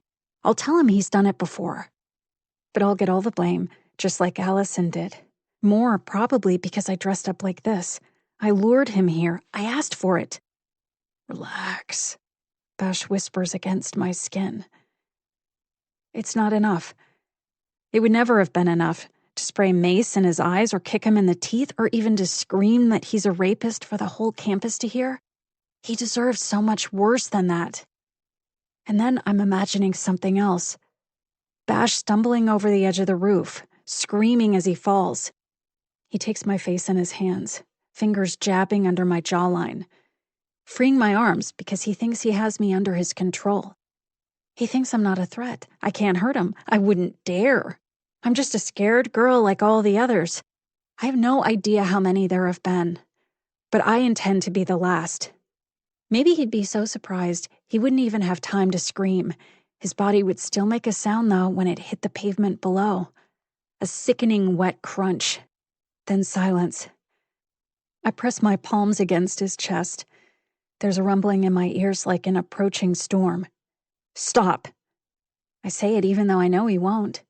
Men like him, They don't stop. Not unless someone stops them. The sound thunders louder until it's all I can hear. This should have been my plan all along. 67. Scarlett. I'm not sure how long Jasper was standing there in the doorway, how much of my conversation with Mina he overheard. His nose is red, dried blood scabbed around his nostrils, and suddenly I understand. He's the one who broke into Michaela's room this morning, the one she hit, the one she hid a knife under her pillow to protect herself from. It was him, not Strite. It was him all along. I knew you were behind that text. Jasper looks haggard, his hair lank and greasy, and his white Oxford shirt wrinkled like he slept in it. Michaela must have gotten him with her nails, too. Raw red lines mar the skin above his collar. She would never have done that on her own. Mina looks back and forth between the two of us. What the hell is he talking about? I don't know what Michaela told you, Jasper says, but that little bitch is so obsessed with me. Mina bristles. She may not know the whole story, but she won't put up with him talking about Michaela that way any more than I will. All the pieces are coming together in my mind. The signs I missed because I was so focused on Kinnear and Strite. The petite figure by Jasper's side the night I tailed Kinnear to the Gorman tap. The lock-picking skills that must have gotten Jasper into Michaela's dorm. The way she reacted when he touched her arm in class. He was the only one in the room not disturbed by her outburst, because he knew it was about him. To be fair, though, Michaela's pretty obsessed with you, too. Jasper says, sidling closer to me. Mina shifts back a step as he approaches, but I force myself to remain completely still. I could have killed Strite without remorse or hesitation. With Jasper, it isn't so simple. He's much larger than Strite, and I'm all too aware of the sinewy strength in those arms. If we were alone, I could seduce him. It would have been easy to pretend to reconcile, to get him down on the floor underneath me where he's been so many times before, and choke the life out of him. She talks about you all the time. Dr. Clark this, Dr. Clark that. I wonder what Dr. Clark will think of my term paper. He traces his finger down my arm and around the point of my elbow. I bet she'll be so disappointed to find out her role model is a fucking murderer. Mina sucks in a sharp breath. I just stare at him. He wants a reaction, and I'm not going to give it to him. I'm saving all my energy to take him down. Jasper grips my shoulders and hunches lower to stare me right in the eyes. Why didn't you tell me? Excuse me? I try to pull away, but he holds firm. I wouldn't have told anyone. I haven't told anyone. I could have ratted you out to those detectives, but I didn't. Doesn't that count for anything, Scarlett? He's squeezing me so hard now it hurts. I want to slap his hand away, but I know if I touch him, I won't be able to stop until he's bleeding. I followed you to Kinnear's house that night, you know. I didn't know. I had no idea. He's held the nails to my coffin all this time. So why didn't he hammer them in? Why did he lie for me? Tell the police I was with him all night? Jasper always did love to back me into a corner, but in his own twisted way, he does care about me. That doesn't change what he's done, though, or what I have to do now. I hated that bastard, too, Jasper says.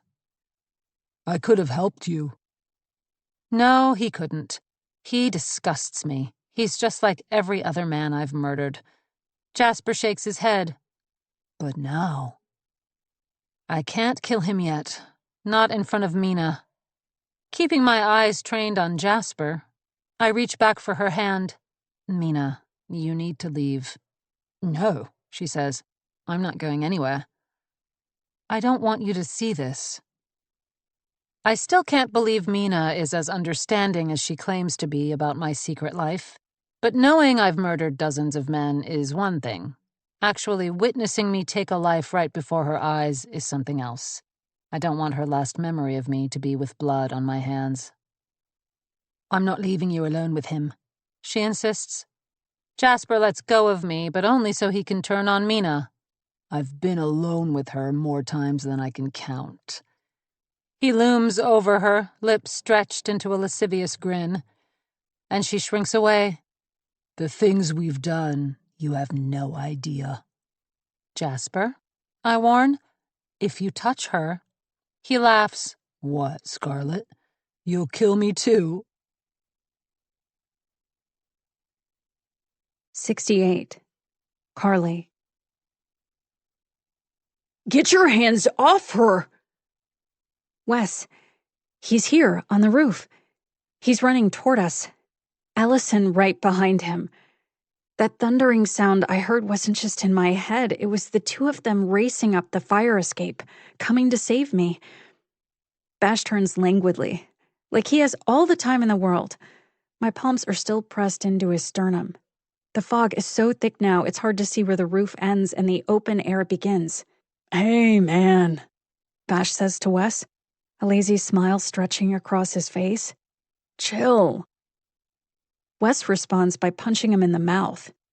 Allison shrieks, and Bash reels down, catching himself on the heels of his hands. He's so close to the edge of the roof, his fingertips wrap over the side. He scrambles backward, eyes wide with panic. It's the first time I've ever seen him truly afraid. She tricked me into coming up here. Bash points a trembling finger at me, his voice keening unnaturally high. She wanted it! Just like I wanted it on Halloween, right? Allison says. She's trying to look strong, hips cocked defiantly and arms folded across her chest, but I can see how shaken she is. Bash spits a mouthful of blood onto the roof, then glares up at Allison. You did want it. You were practically begging. Allison kicks him hard between the legs, the same way I imagined doing. Bash doesn't howl with agony like in my fantasy, though. He just curls up in a ball, hugging his knees to his chest. Shut the fuck up, Allison screams, even though his pathetic whimpers are barely audible above the wind. It's picking up, growing wilder now, like her anger is summoning a real storm. She rears back, but before she can kick him again, he hauls himself to his feet. Crazy bitches, he mutters under his breath. He looks at Wes. They're all yours, man. Bash stumbles toward the fire escape, as fast as he can while still bent double with pain. Allison looks like she wants to go after him, land a few more hits, but she stays rooted in place, glaring at his receding back.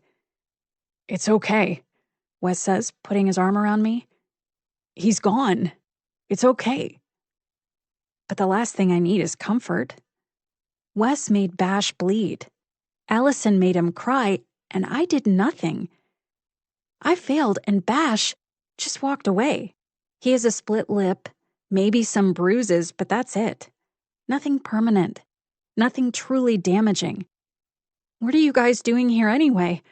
I shiver, and Wes draws me closer. But I'm not cold or scared. I'm vibrating with unspent rage.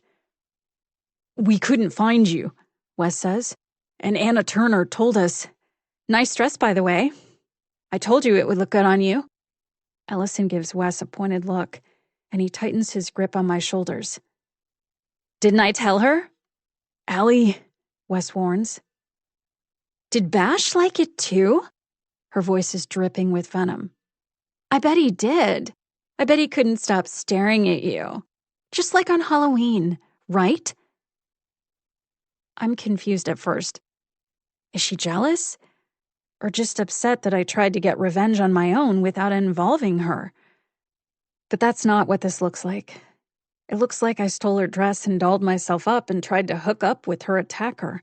Less than 24 hours after we got into a nasty argument on this very subject. After we kissed and she slammed a door in my face.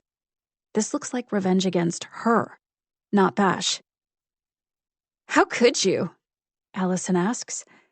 The same thing I said to her when I dragged her away from Bash last night. You don't understand, I say. And she never will. My plan seemed perfectly reasonable when I was thinking it up. But now, even in my head, it sounds completely unhinged. I was going to pepper spray him and rough him up a little. And then when that didn't work, I seriously considered pushing him off the roof to his death. I can't tell her that. I can't say that out loud. No. The fire of her rage is fading already, her blue eyes icing over. I really don't. 69. Scarlett. Jasper holds my gaze as he seizes Mina by the shoulders, daring me.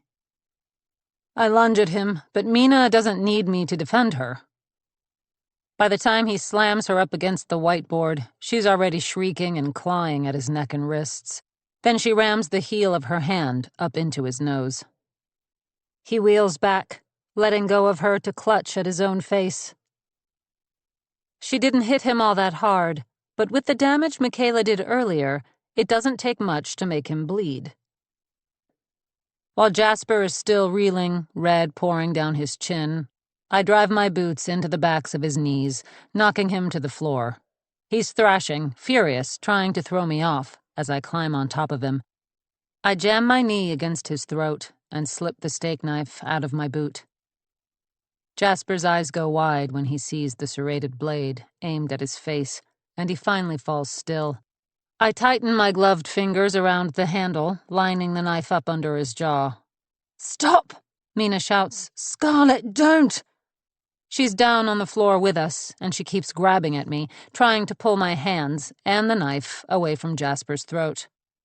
For a second I think she's bleeding too, but it's only the red marker from the whiteboard, smeared over the back of her sweater.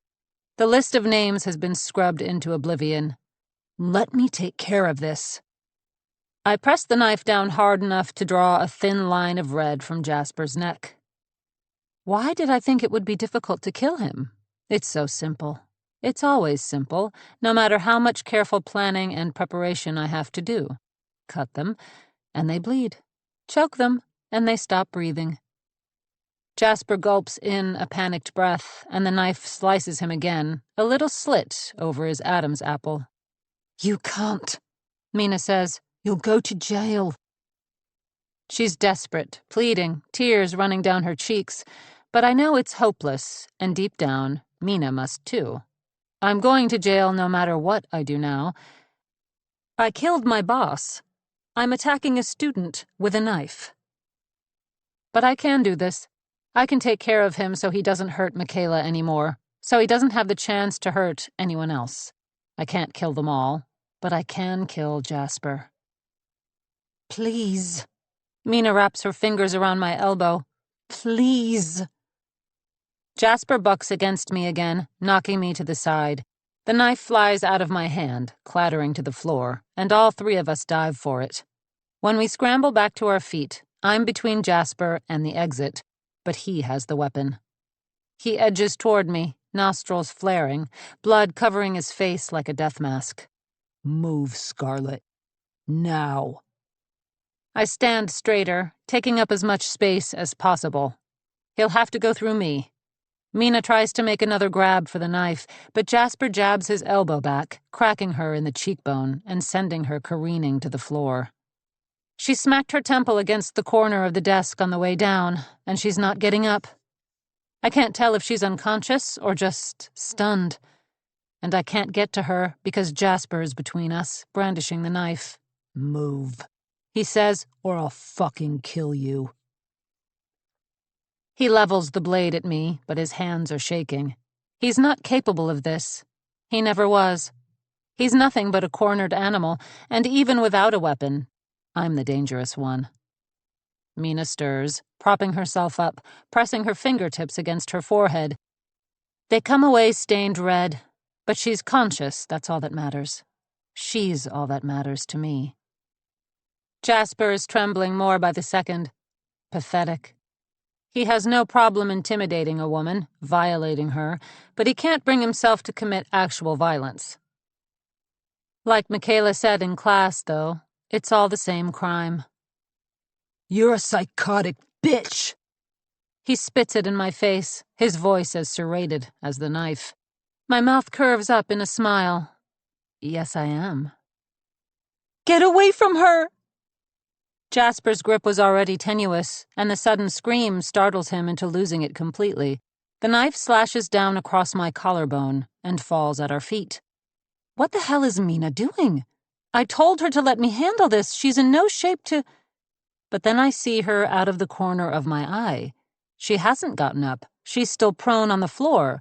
Only now she's staring up in horror as Jasper stumbles away from me, clutching at his chest, his white shirt rapidly staining red. 70. Carly.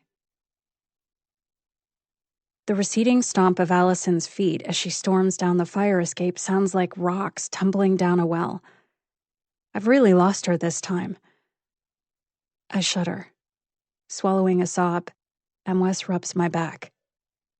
It's okay, he says again. Like if he repeats it enough times, it will magically become true. None of this is okay. Allison is never going to speak to me again. Bash will never be punished. Everything is fucked up and broken, and I can't fix it. I'm a freak and a failure, and I shouldn't have tried in the first place.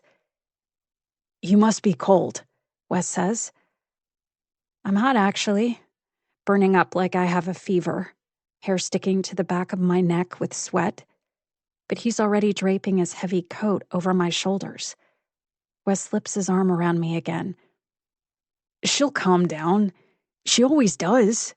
She and her roommate last year fought a lot too, but they always made up. Really? I say. Yeah. There was a whole month last spring when they couldn't even be in the same room without trying to kill each other. So Allison crashed in my room. Is that allowed? I try to imagine them in bed together. Allison pillowing her cheek on Wes's chest like I did during that strange night I spent in his room. But I can't quite picture it. Wes laughs. No way.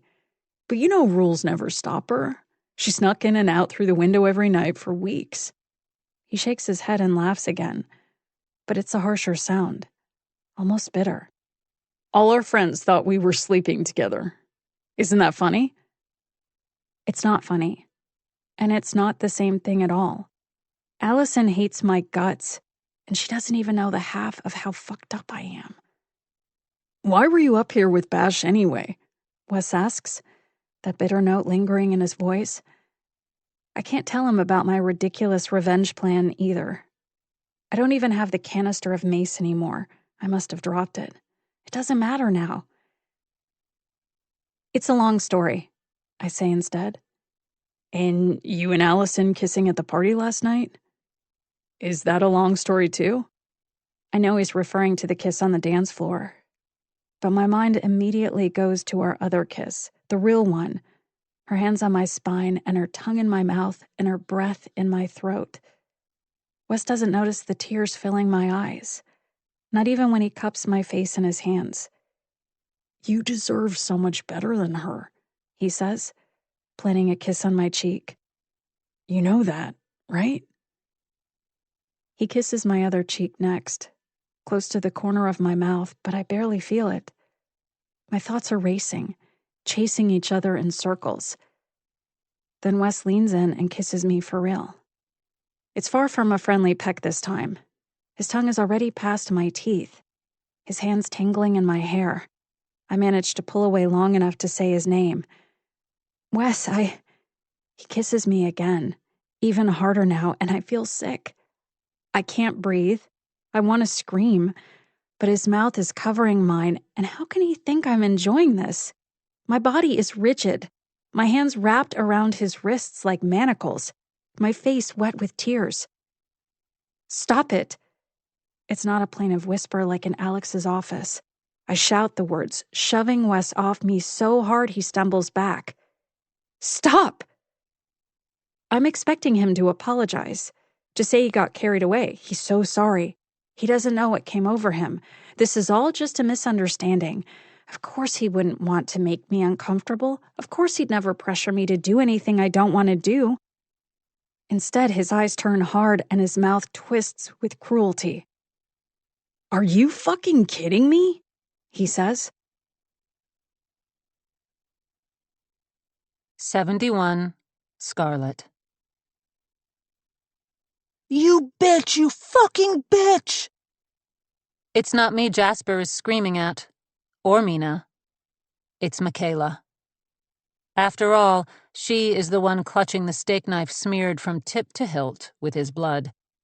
Jasper falls to his knees, a circle of red already spreading on the floor beneath him. I'm vaguely aware that I'm bleeding too. A pulsing sting below my throat where the blade bit in as he dropped it, sticky warmth soaking into my shirt. Michaela is shaking all over, gripping the knife so hard her knuckles turn pale. Her angelic face is a mask of horror, eyes unfocused. She must have followed me here instead of staying in her room like she was supposed to. She shouldn't have had to see this. She shouldn't have had to do this. Michaela. I step toward her. Give me the knife. He was going to kill you. She can hardly get the words out around the panicked gasps gripping her throat. Wasn't he? The pool of gore around Jasper swells, his skin looking more waxen by the second. Incredible that such a small blade could draw so much blood. She must have hit a vein. Beginner's luck. He was going to kill you. I had to. She collapses into sobs, clutching the knife dangerously close to her chest. I wrap my hand around hers, prying her fingers loose so I can take it from her. The blade nicks her under the chin as I pull it away, but she doesn't even flinch. It's okay, Michaela, Mina says. She's pulled herself up to standing now, though she looks more than a little unsteady, blood smeared down the side of her face from where her head hit the desk. Just try to breathe. Jasper is still clutching at his chest, eyes wide with terror, like a little boy desperate to wake up from a nightmare. That darkness I've always sensed in him, it's not like my urge to kill, it's something else. An urge to control, to possess. I don't feel guilty, not in the least, but I will take the blame. Listen to me carefully. I say to Michaela, when the police get here. She whimpers, clutching at her own coat sleeves for comfort. When the police get here, you're going to tell them I stabbed him. Mina grabs my hand, the one holding the knife. Scarlett, you don't have to do this. Michaela looks so scared, so lost. I want to put my arms around her, but Jasper's blood is all over my gloves. Her hands are covered in it too, and she has a smear across her cheek. We'll have to clean that off before the police arrive. You did the right thing, Michaela. I scrub the knife on my shirt, wiping away her fingerprints. You protected me. You protected yourself. You still have a bright future ahead of you. I tug off my right glove and toss it on the floor, then wrap my fingers around the knife handle, pressing my own prints in. I told you I was going to take care of it, didn't I? Michaela gives me a trembling nod, but Mina is shaking her head. Scarlett, I'm telling you, don't do this. She puts her hands on my face, forcing me to turn toward her. She looks so beautiful, even with her swollen eyes, the blood matted in her hair. I want to carve this moment into my mind, the way she's looking at me, the feel of her fingers on my skin. If this is one of my last moments with her, I'm determined to remember every detail. It's okay. I tell Mina, the same words she said to Michaela. It's my choice. She has to know it's too late for me. At least if I can save Michaela, some good will come of this situation. Jasper has gone still now, his hands sprawled at his sides. He's breathing shallowly, the barest rise and fall of his red-stained shirt, but he won't last much longer.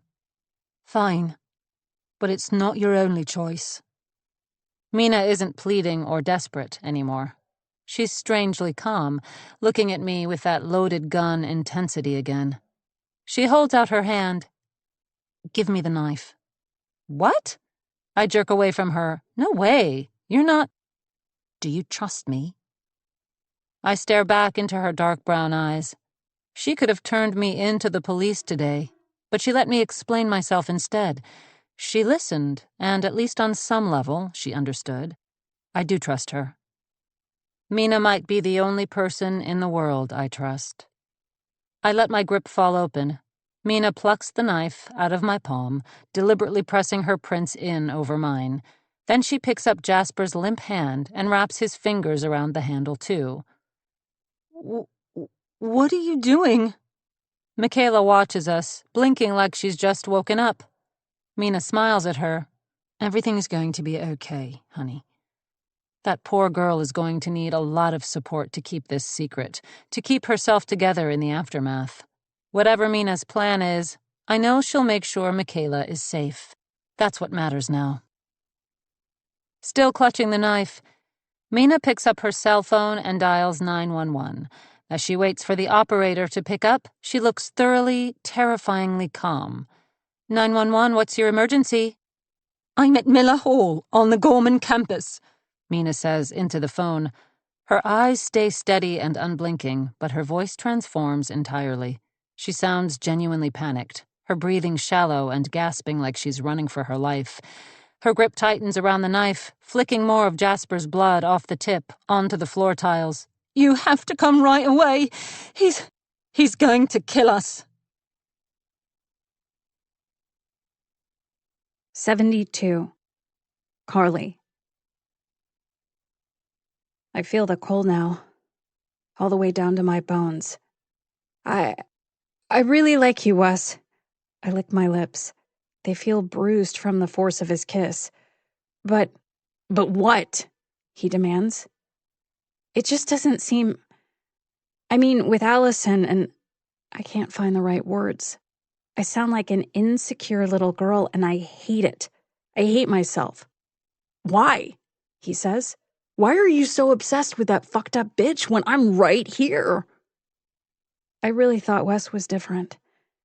The way he listened when I told him about my father, the respectful distance he maintained between us when I slept in his room. Even the weight of his coat on my shoulders now, I thought we were friends. I thought he cared about me. But I never really knew him at all. You act all innocent. He's scowling, and he looks like a complete stranger. But you're just as manipulative as she is.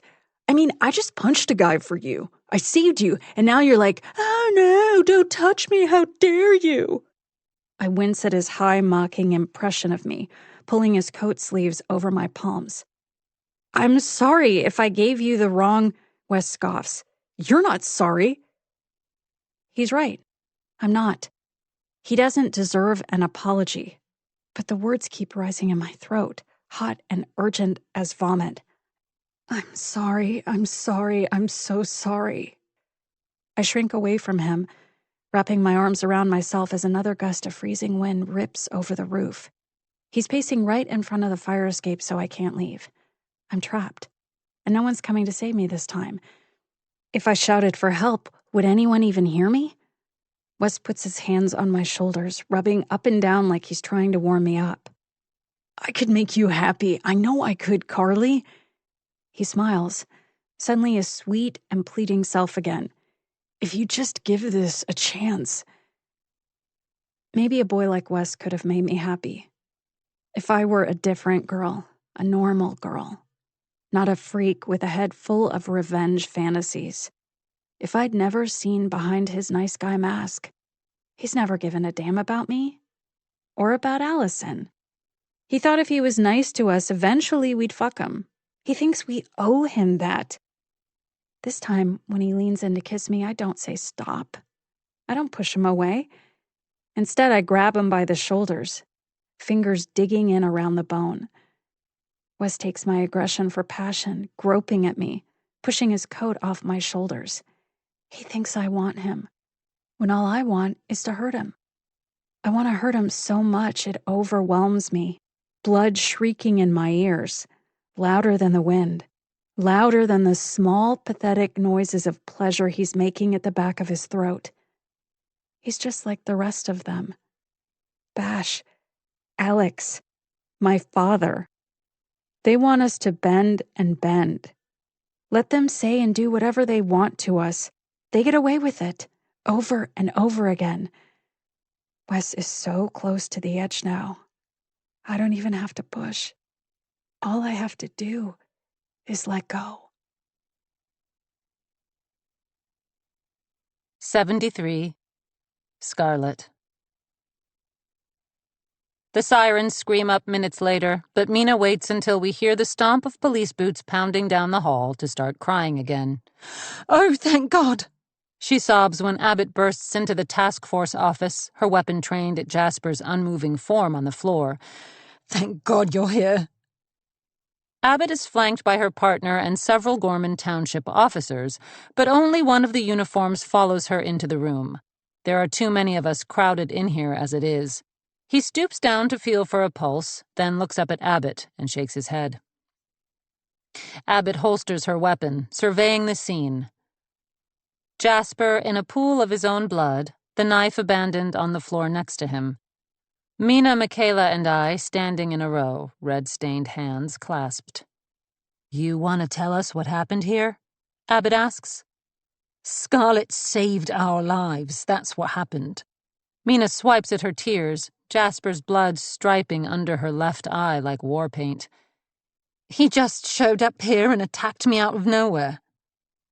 She looks to me, waiting for me to pick up the next part of the story we decided on while waiting for the police to arrive. I wish we'd had more time to work out our plan, but any further delay would have invited questions about Jasper's time of death. We were in my office downstairs, Miss Atwell and I. I look at Michaela. She nods, biting her lip. We agreed it would be best for her to stay silent as much as possible. And we heard Mina screaming. "He had a knife," Mina says. "If she hadn't been here, I don't know." She breaks down again, burying her face in my neck. I wrap my arm around her. I wish I could force myself to cry like that. I can only hope the detectives take my relative stoicism as an attempt to stay strong for Mina and Michaela. Abbott crouches down to make a closer inspection of Jasper's body. "Looks like one of you has an impressive right hook." "That was me," Michaela says. Her voice is shaking. I put my arm around her shoulders, too, drawing her against my other side. "He came at me. I didn't know what—" But Abbott's already moved on, pointing at the marks on Jasper's neck. "And these?" The slices from when I held the knife to his throat overlap with the scratches Michaela gave him earlier, and the fresh gouges from his altercation with Mina. I usually try to erase all forensic evidence from the scenes of my crimes, but in this case, the messier the better. We just have to stick to the story. "We were all struggling," I say, trying to get the knife away from him. Mina nods, and then he rushed toward us and— Abbott raises her eyebrows. "He ran into the knife?" It all happens so fast. Mina's eyes fill again. Abbott appears dubious, but Flynn is looking at Mina with far more compassion. Men never can resist a pretty woman in tears. Another man bursts through the doorway, not one of the cops, but Drew, responding to the frantic text I sent him after Mina's 911 call. He stops on the threshold, taking in the body, the blood. "Dear God, are you—" "Please wait in the hall, Dr. Torres," Flynn says. Drew backs up as instructed, but his eyes don't leave me. "Are you okay, Scarlett? I got here as soon as I—" "Dr. Torres." Abbott gives him a warning look. "Actually, if you could all go outside and watch your step." She herds us out of the office, sidestepping the viscous seep of Jasper's blood. As soon as we enter the hallway, Drew moves in to embrace me. Abbott surges forward to stop him. "Don't touch her." Abbott snaps, "Don't touch any of them." Drew backs off further, shoulders against the wall, hands in his pockets. "Sorry." "I'm okay," I tell him, but she's bleeding. I motion to Mina's head injury. "Where's the ambulance?" Drew asks. "She might have a concussion or—" "They're right behind us," Flynn says. "Dr. Pierce, why don't you sit down?" Mina waves him away. "I'm fine. Scarlett's the one who needs medical attention." She gestures to my throat. I'd almost forgotten about the cut. The pain has settled into a dull throb. But while the nick on Michaela's chin has already started to coagulate, I'm still bleeding freely. The knife must have sliced deeper than I thought. Drew reaches out like he wants to wipe the blood away, but then he sticks his hand back in his pocket, remembering Abbott's warning. Abbott squints at my wound. Mr. Pryor did that? I start to answer, but Michaela steps in. He tried to cut her throat. I saw it. Her voice is sounding steadier. She's better at this than she thinks. Scarlett was just trying to protect me, Mina says. I thought he was going to kill her too. I thought he was going to kill all of us. Drew shakes his head in horror. Abbott looks less credulous. Any idea why he would attack you, Dr. Pierce? Mina shakes her head. I barely knew him, but... She pauses, letting the detective see her think this through, so it seems like the idea has just now occurred to her. Mina called me brilliant, but I pale in comparison to her. Jasper always hated my ex-husband, she says. That's true, Drew says. Jasper used to be Kinnear's graduate assistant. Did he tell you that? They never got along, they argued constantly. That's why he was reassigned to Scarlett. The detectives exchange a look. He didn't mention it to us, no, Abbott says, but we were aware. Mina's eyes widen, her hand flying to her mouth. You don't think he might have had something to do with... It's possible, Flynn says. We have reason to believe Mr. Pryor visited Professor Kinnear's residence on the night of his death. Then why the hell hadn't you arrested him yet? Michaela's voice is brittle with anger. I tighten my grip on her shoulders. Careful. Abbott shoots Flynn a glare. Clearly he wasn't supposed to volunteer this information. Let's discuss this down at the station. After you get those injuries looked at, of course. She nods to Flynn. Make sure forensics gets pictures of everything before the EMTs treat them. Dr. Torres, if you don't mind sticking around, I have a few more questions. Flynn motions for Mina, Michaela, and me to come with him. I catch Drew's eye, and he smiles, trying to reassure me. He has no idea the hell he could find himself in if he says the wrong thing to Abbott, but he's on his own for now. He'll tell nothing but the truth, so I just have to hope they believe him. Michaela follows us obediently at first, but then comes to a standstill, staring through the office door at Jasper's body. She's been avoiding it until now, actually looking at what she did. Jasper's eyes are still open, wide and blank and impossibly green. I steer Michaela away before anyone can get a look at the stricken expression on her face. Abbott seems skeptical, but we just have to stick together, keep repeating the same story. Jasper's not here to contradict us, and thanks to Mina's quick thinking, he could even end up taking the fall for Kinnear's murder. I might have a future after all. A future with her.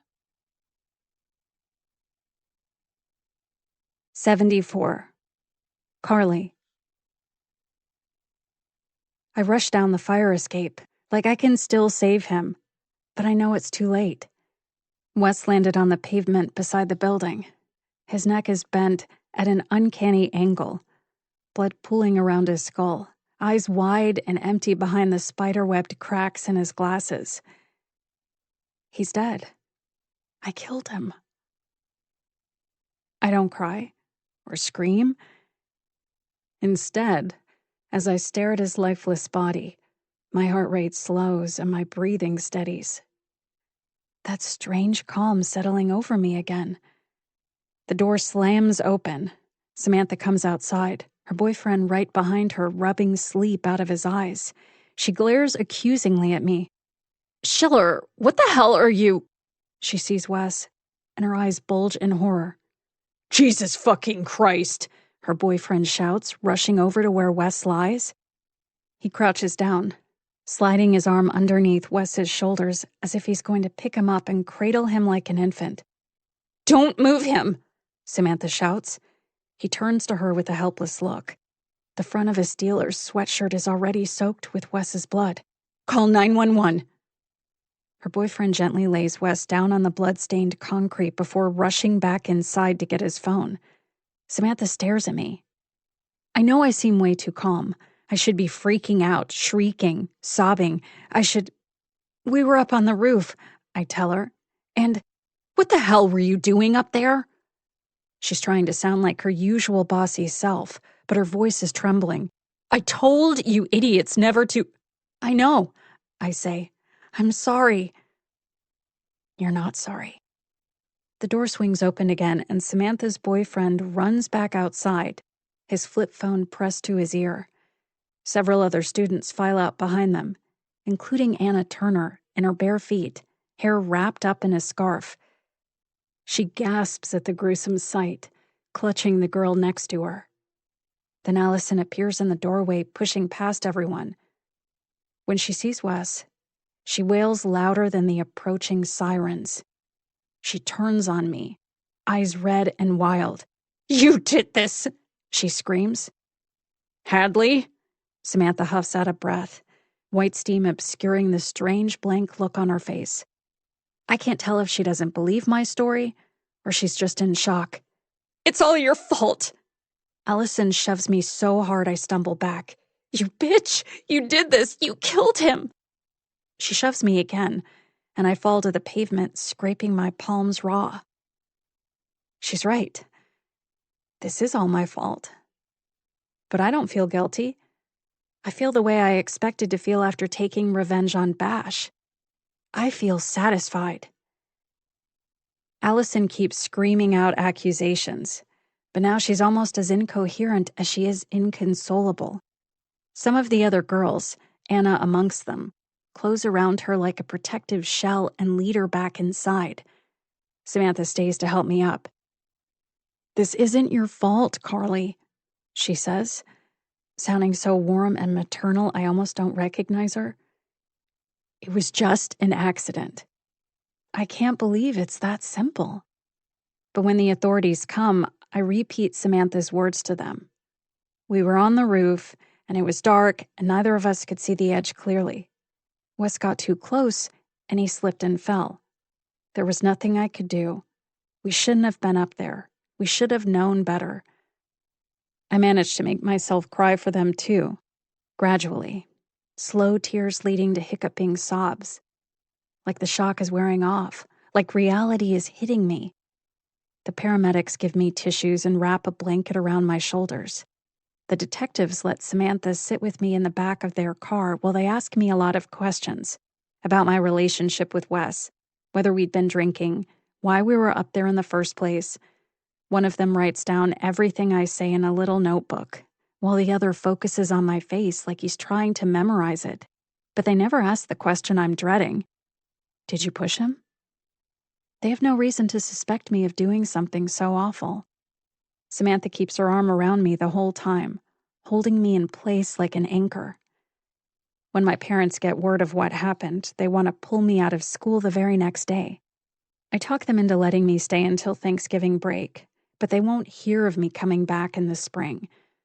Within hours, Allison has cleared out her closet and gone to stay with some theater department girls in a house on the other side of town.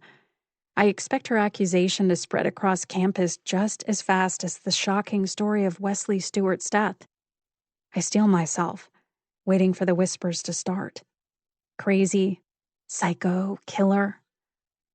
But instead of avoiding me, people seem drawn to me.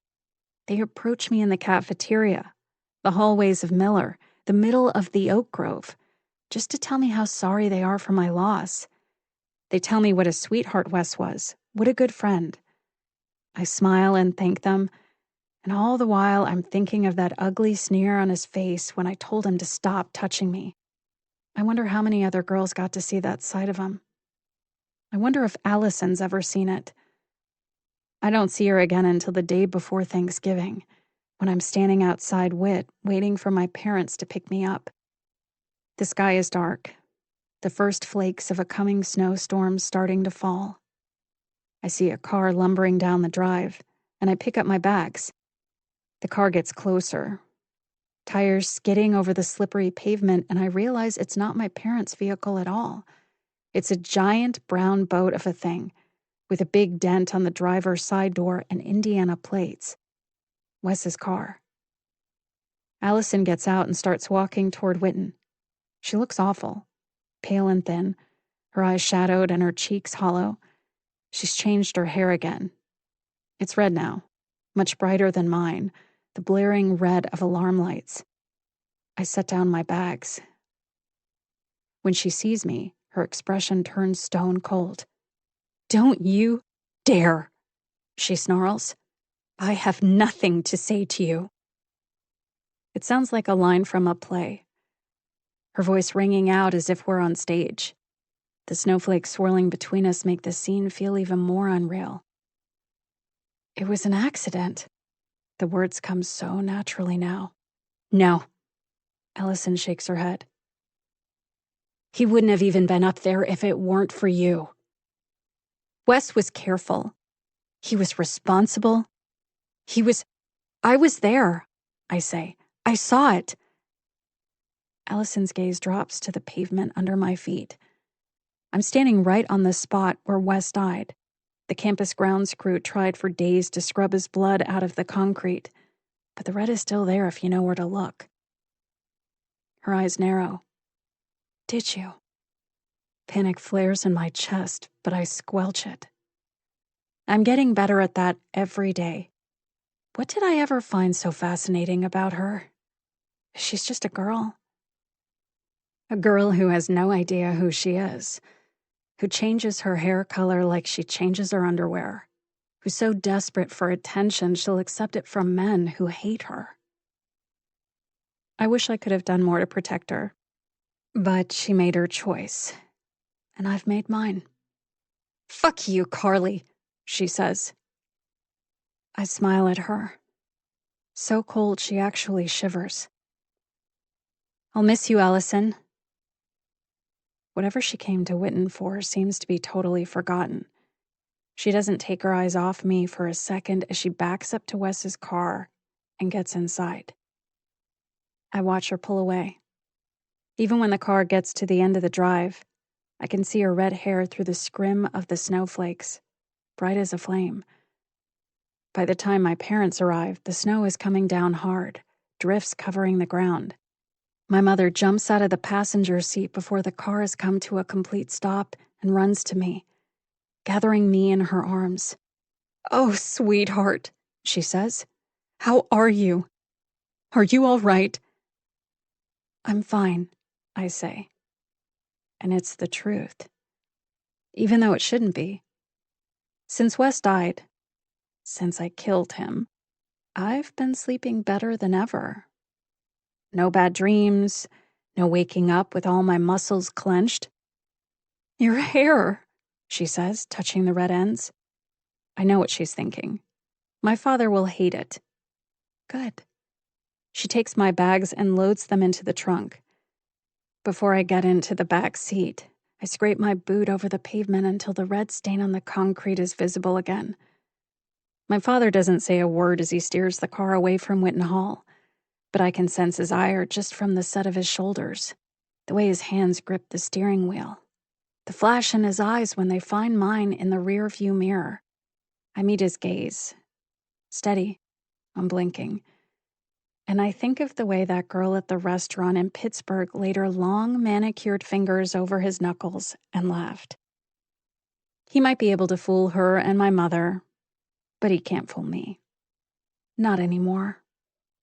A smile spreads across my lips, even colder than the snow.